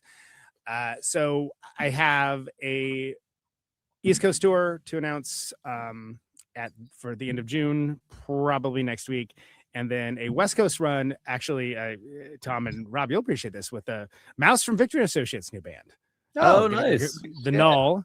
And so we're going to have a West Coast tour with them at the end of August as well. And a few other cool things that are kind of annoying. I'm going to be on the East Coast for the summer. I want to find out what your dates are. Let's talk. Absolutely. Yeah. Just don't cross the streams. East Coast, West Coast, separate. Right. Exactly. It's got to be a Gozerian style effort, really. Yes. If you do. Conan Neutron and the Secret Friend sparks the next East Coast, West Coast rock. I had no idea. Yeah, just trying to sell these shopping bags. You can, of course, stream Way of the Neutron, all the various streamers, as well as Bandcamp, by digital as well. So we have all those other tour dates coming up. There's like 2 or 3 things I can't talk about yet, but they'll be announced fairly soon. Caterwaul is up and running. Single day tickets went on sale on Monday. So go to caterwaul.org for that. Right Coalition's playing, digits, crosses, like it's pretty amazing. One would think I would have an image for that ready. I don't, but hey, I've been at sea, literally at sea for a little while anyway. And what can I say about that? And the fact that I'll get together next week. So follow me along for all that. Of course, Christina is streaming. What is Christina doing? Why is she not on the show? No, she wouldn't be. That if she was like, I'm going to stream at the same time, I'd be like, no, you're not. Oh. She's just she was dog sitting and just I think it was just not enough time to make it home. Okay. Yeah. Well, she'll be on next week, he said, hopefully for our episode Perfect Days with the Marta Jones. It's funny though, like Christina this week wasn't on this, and then I was like, I can't swing doing Absurdity Space this week. Like I'm still unpacking my shit and like getting everything. So it's like I made this one with the seat of my pants, really. Like yeah, I mean, that's why I want to do an easy one, which. Despite that plot synopsis being 50 pages long, I should have. who wrote this? Screen priest. I think it was Lewis telling you. Yeah, I was trying to remember what what's the character where he's rattling on about we're doing the Ghostbusters thing and everyone's here and here's what the movie said. right, exactly. Starts talking about. He definitely calls you up and just explains the movie like plot point by plot point. Like, here's what you missed. You didn't come to the movies. Anyway, that's what's going on with me. Let's kick it, Tom. For plugs, what do you got going on? Listen to 1001 Album Complaints, baby. That's where we are every week, spending God knows how many hours researching backstories on various albums, and then arguing with our friends about whether or not great art should be heard. Check out Stay Puft. You did Green Day, I think, this week, right? And Queen before that. Queen good. Before that, yeah. We've been tackling some big ones lately, and hopefully throwing out some controversial but well-researched opinions. Rob and I are actually playing a show together as the Beverly Crushers, coming up on, which of course is your Star Trek themed tribute band. We barely touched on that. So. Yes, our Star Trek: The Next Generation. Yeah, Next Generation tribute band. It's very specific to just that era, sir. Yes. But yeah, we're going to be playing a show in Walnut Creek on the 7th of May. 9th of May. The 9th of May. Saturday, the 9th of May. What's the name of the record store, Rob? You're so much Up the Creek Records. Up the Creek Records in Walnut Creek. Very excited for that. Will it be in costume? A year, so. Is this it's always in costume. Oh, yeah. Well, okay. Yeah. Don't act like everybody knows that. Why would I get on stage without a costume, my friends? Yeah. Good question. That's good.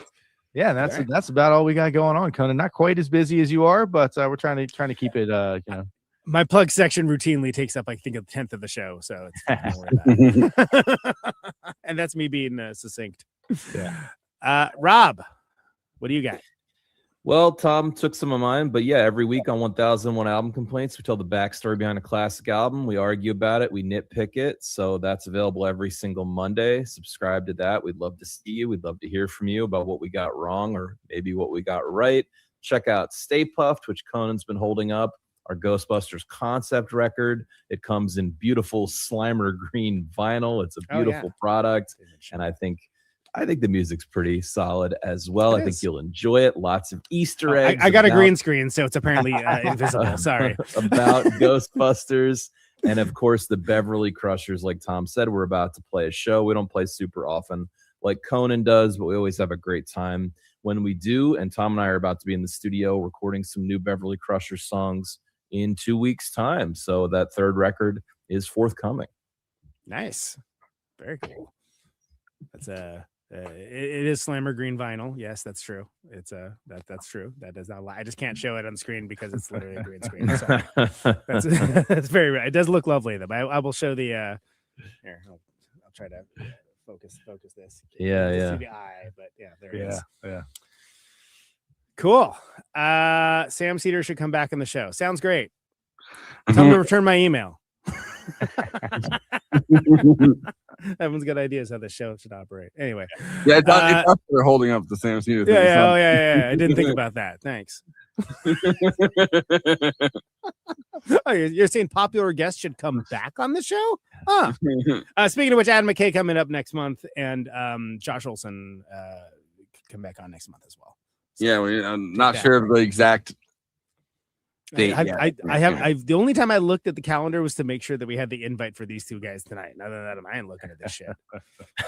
Anyway. I don't even know what month it is anymore. I don't even know what a calendar is. What is it? Anyway.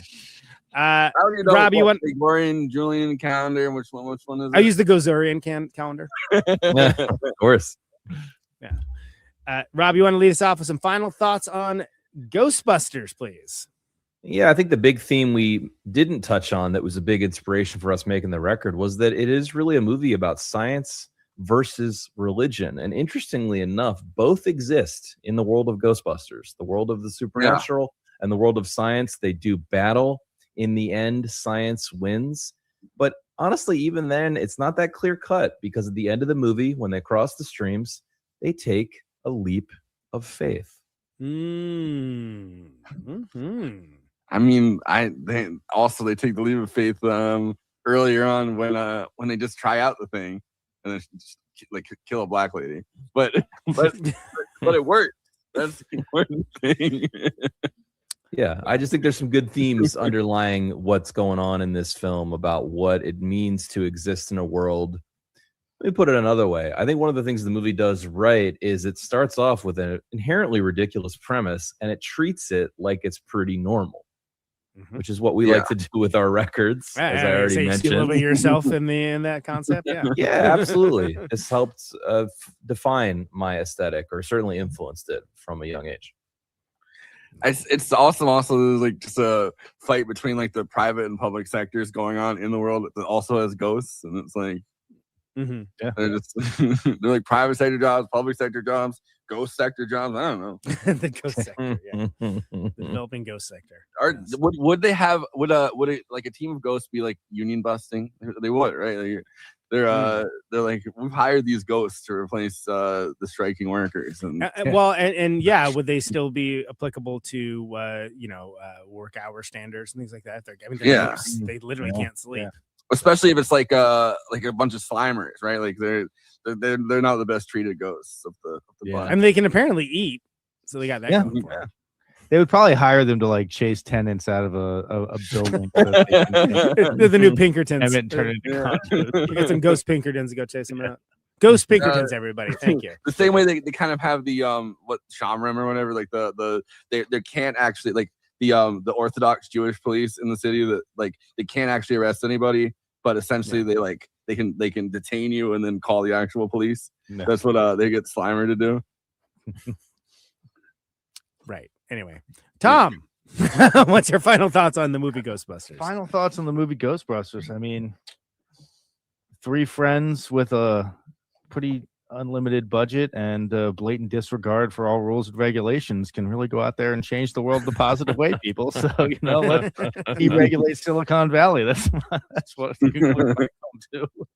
We need to deregulate the ghost space. Yes. But in all honesty, like I feel like this movie helped to shape my entire sense of humor and cynicism for the world, and also cynicism tinged with a little bit of hopefulness, because I feel like the movie is very cynical, but there's definitely some hope in there. And so, yeah, absolutely transformative movie. Show it to your kids at way too young of an age. It's actually good for them.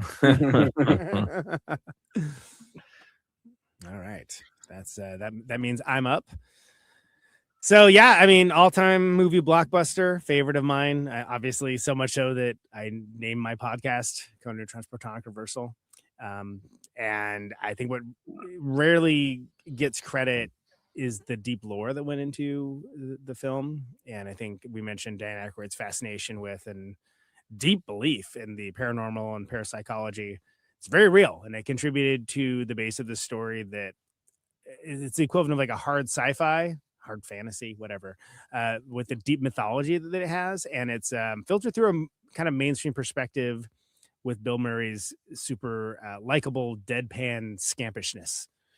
And the balance between the comedic beats and the hard pseudoscience is a fine balance. And it to my taste, has never quite worked in this same way again. I think the principal characters are unique with defined roles and depth, and you don't often see that in big budget blockbusters. And the movie's great, but I think the magic truly begins once we get Ernie Hudson, because he's just a guy looking for a steady paycheck that doesn't mind a quite dangerous job that, quite frankly, most people wouldn't even believe. And, that makes it an audience proxy. It works very well. Are there a few kind of suspect and or regrettable scenes? Ghost blowjob, sure. Does it rule? Yes, it does. So yeah. I think it's why it's maddening to me that none of the other movies or spin-off media really ever nails the tone. But yeah, Bustin' does indeed make me feel good. Wow. I think he is still selling Crystal Skull vodka. Yes, Jack. Yeah. And he's still suing. I believe he still regularly sues people with other kinds of like skull-shaped thing. Like there's this big thing where people are getting upset because there's like skull. There's like a skull hot sauce. And he trademarked skulls. Yeah, he sued the creator of Skull Hot Sauce. I was getting into this because I was getting into this the other day because I was like, is the crystal head vodka any good? And it's like, no. And also anybody else that tries to sell stuff out of it, I guess he's very litigious about it. Despite the fact that some of that stuff is like from the same time, like it's not like Yeah. But First in the post for trademark law. Shout out to Reddit for the thing. That someone's like, Shout out to Reddit. Shout out to Reddit for the someone was just like, I've come to the conclusion that anything with a cool bottle, like vodka with a cool bottle, tastes like shit inside. They spent the money on the bottle. That's where it's. But yeah, we're going to. Well, first of all, we have Perfect Day next week. The Wim Wenders, classic, which I saw earlier this year, so I'm excited to talk about it. I have been to those toilets when I was in Japan. Yeah. You sent which sounds like an insane sentence, but actually, I just coincidentally watched that 2 weeks ago. Yeah, and enjoyed it. Yeah, it's great. Yeah, it's a good movie. Yeah, it's good. Watch a different kind of Japanese toilet movie than you guys did. Busting makes me feel good. All right, Chuck Berry. Fine. But and we're gonna have an after party tonight. If you guys want to come on the after party, you can. No pressure to do that. I completely forget to every time say that before we go on air. It's almost like putting people on the spot right when the show's about to end is. But yeah, we're gonna be going over to the old after party in a second here. We're back. And I put the link to Stay Puffed in the show notes too, so everyone can check out the record, stream it, maybe purchase a copy, so on and so on. Awesome. Thanks, dudes. All right. So much. See you on the other side, the spiritual realm.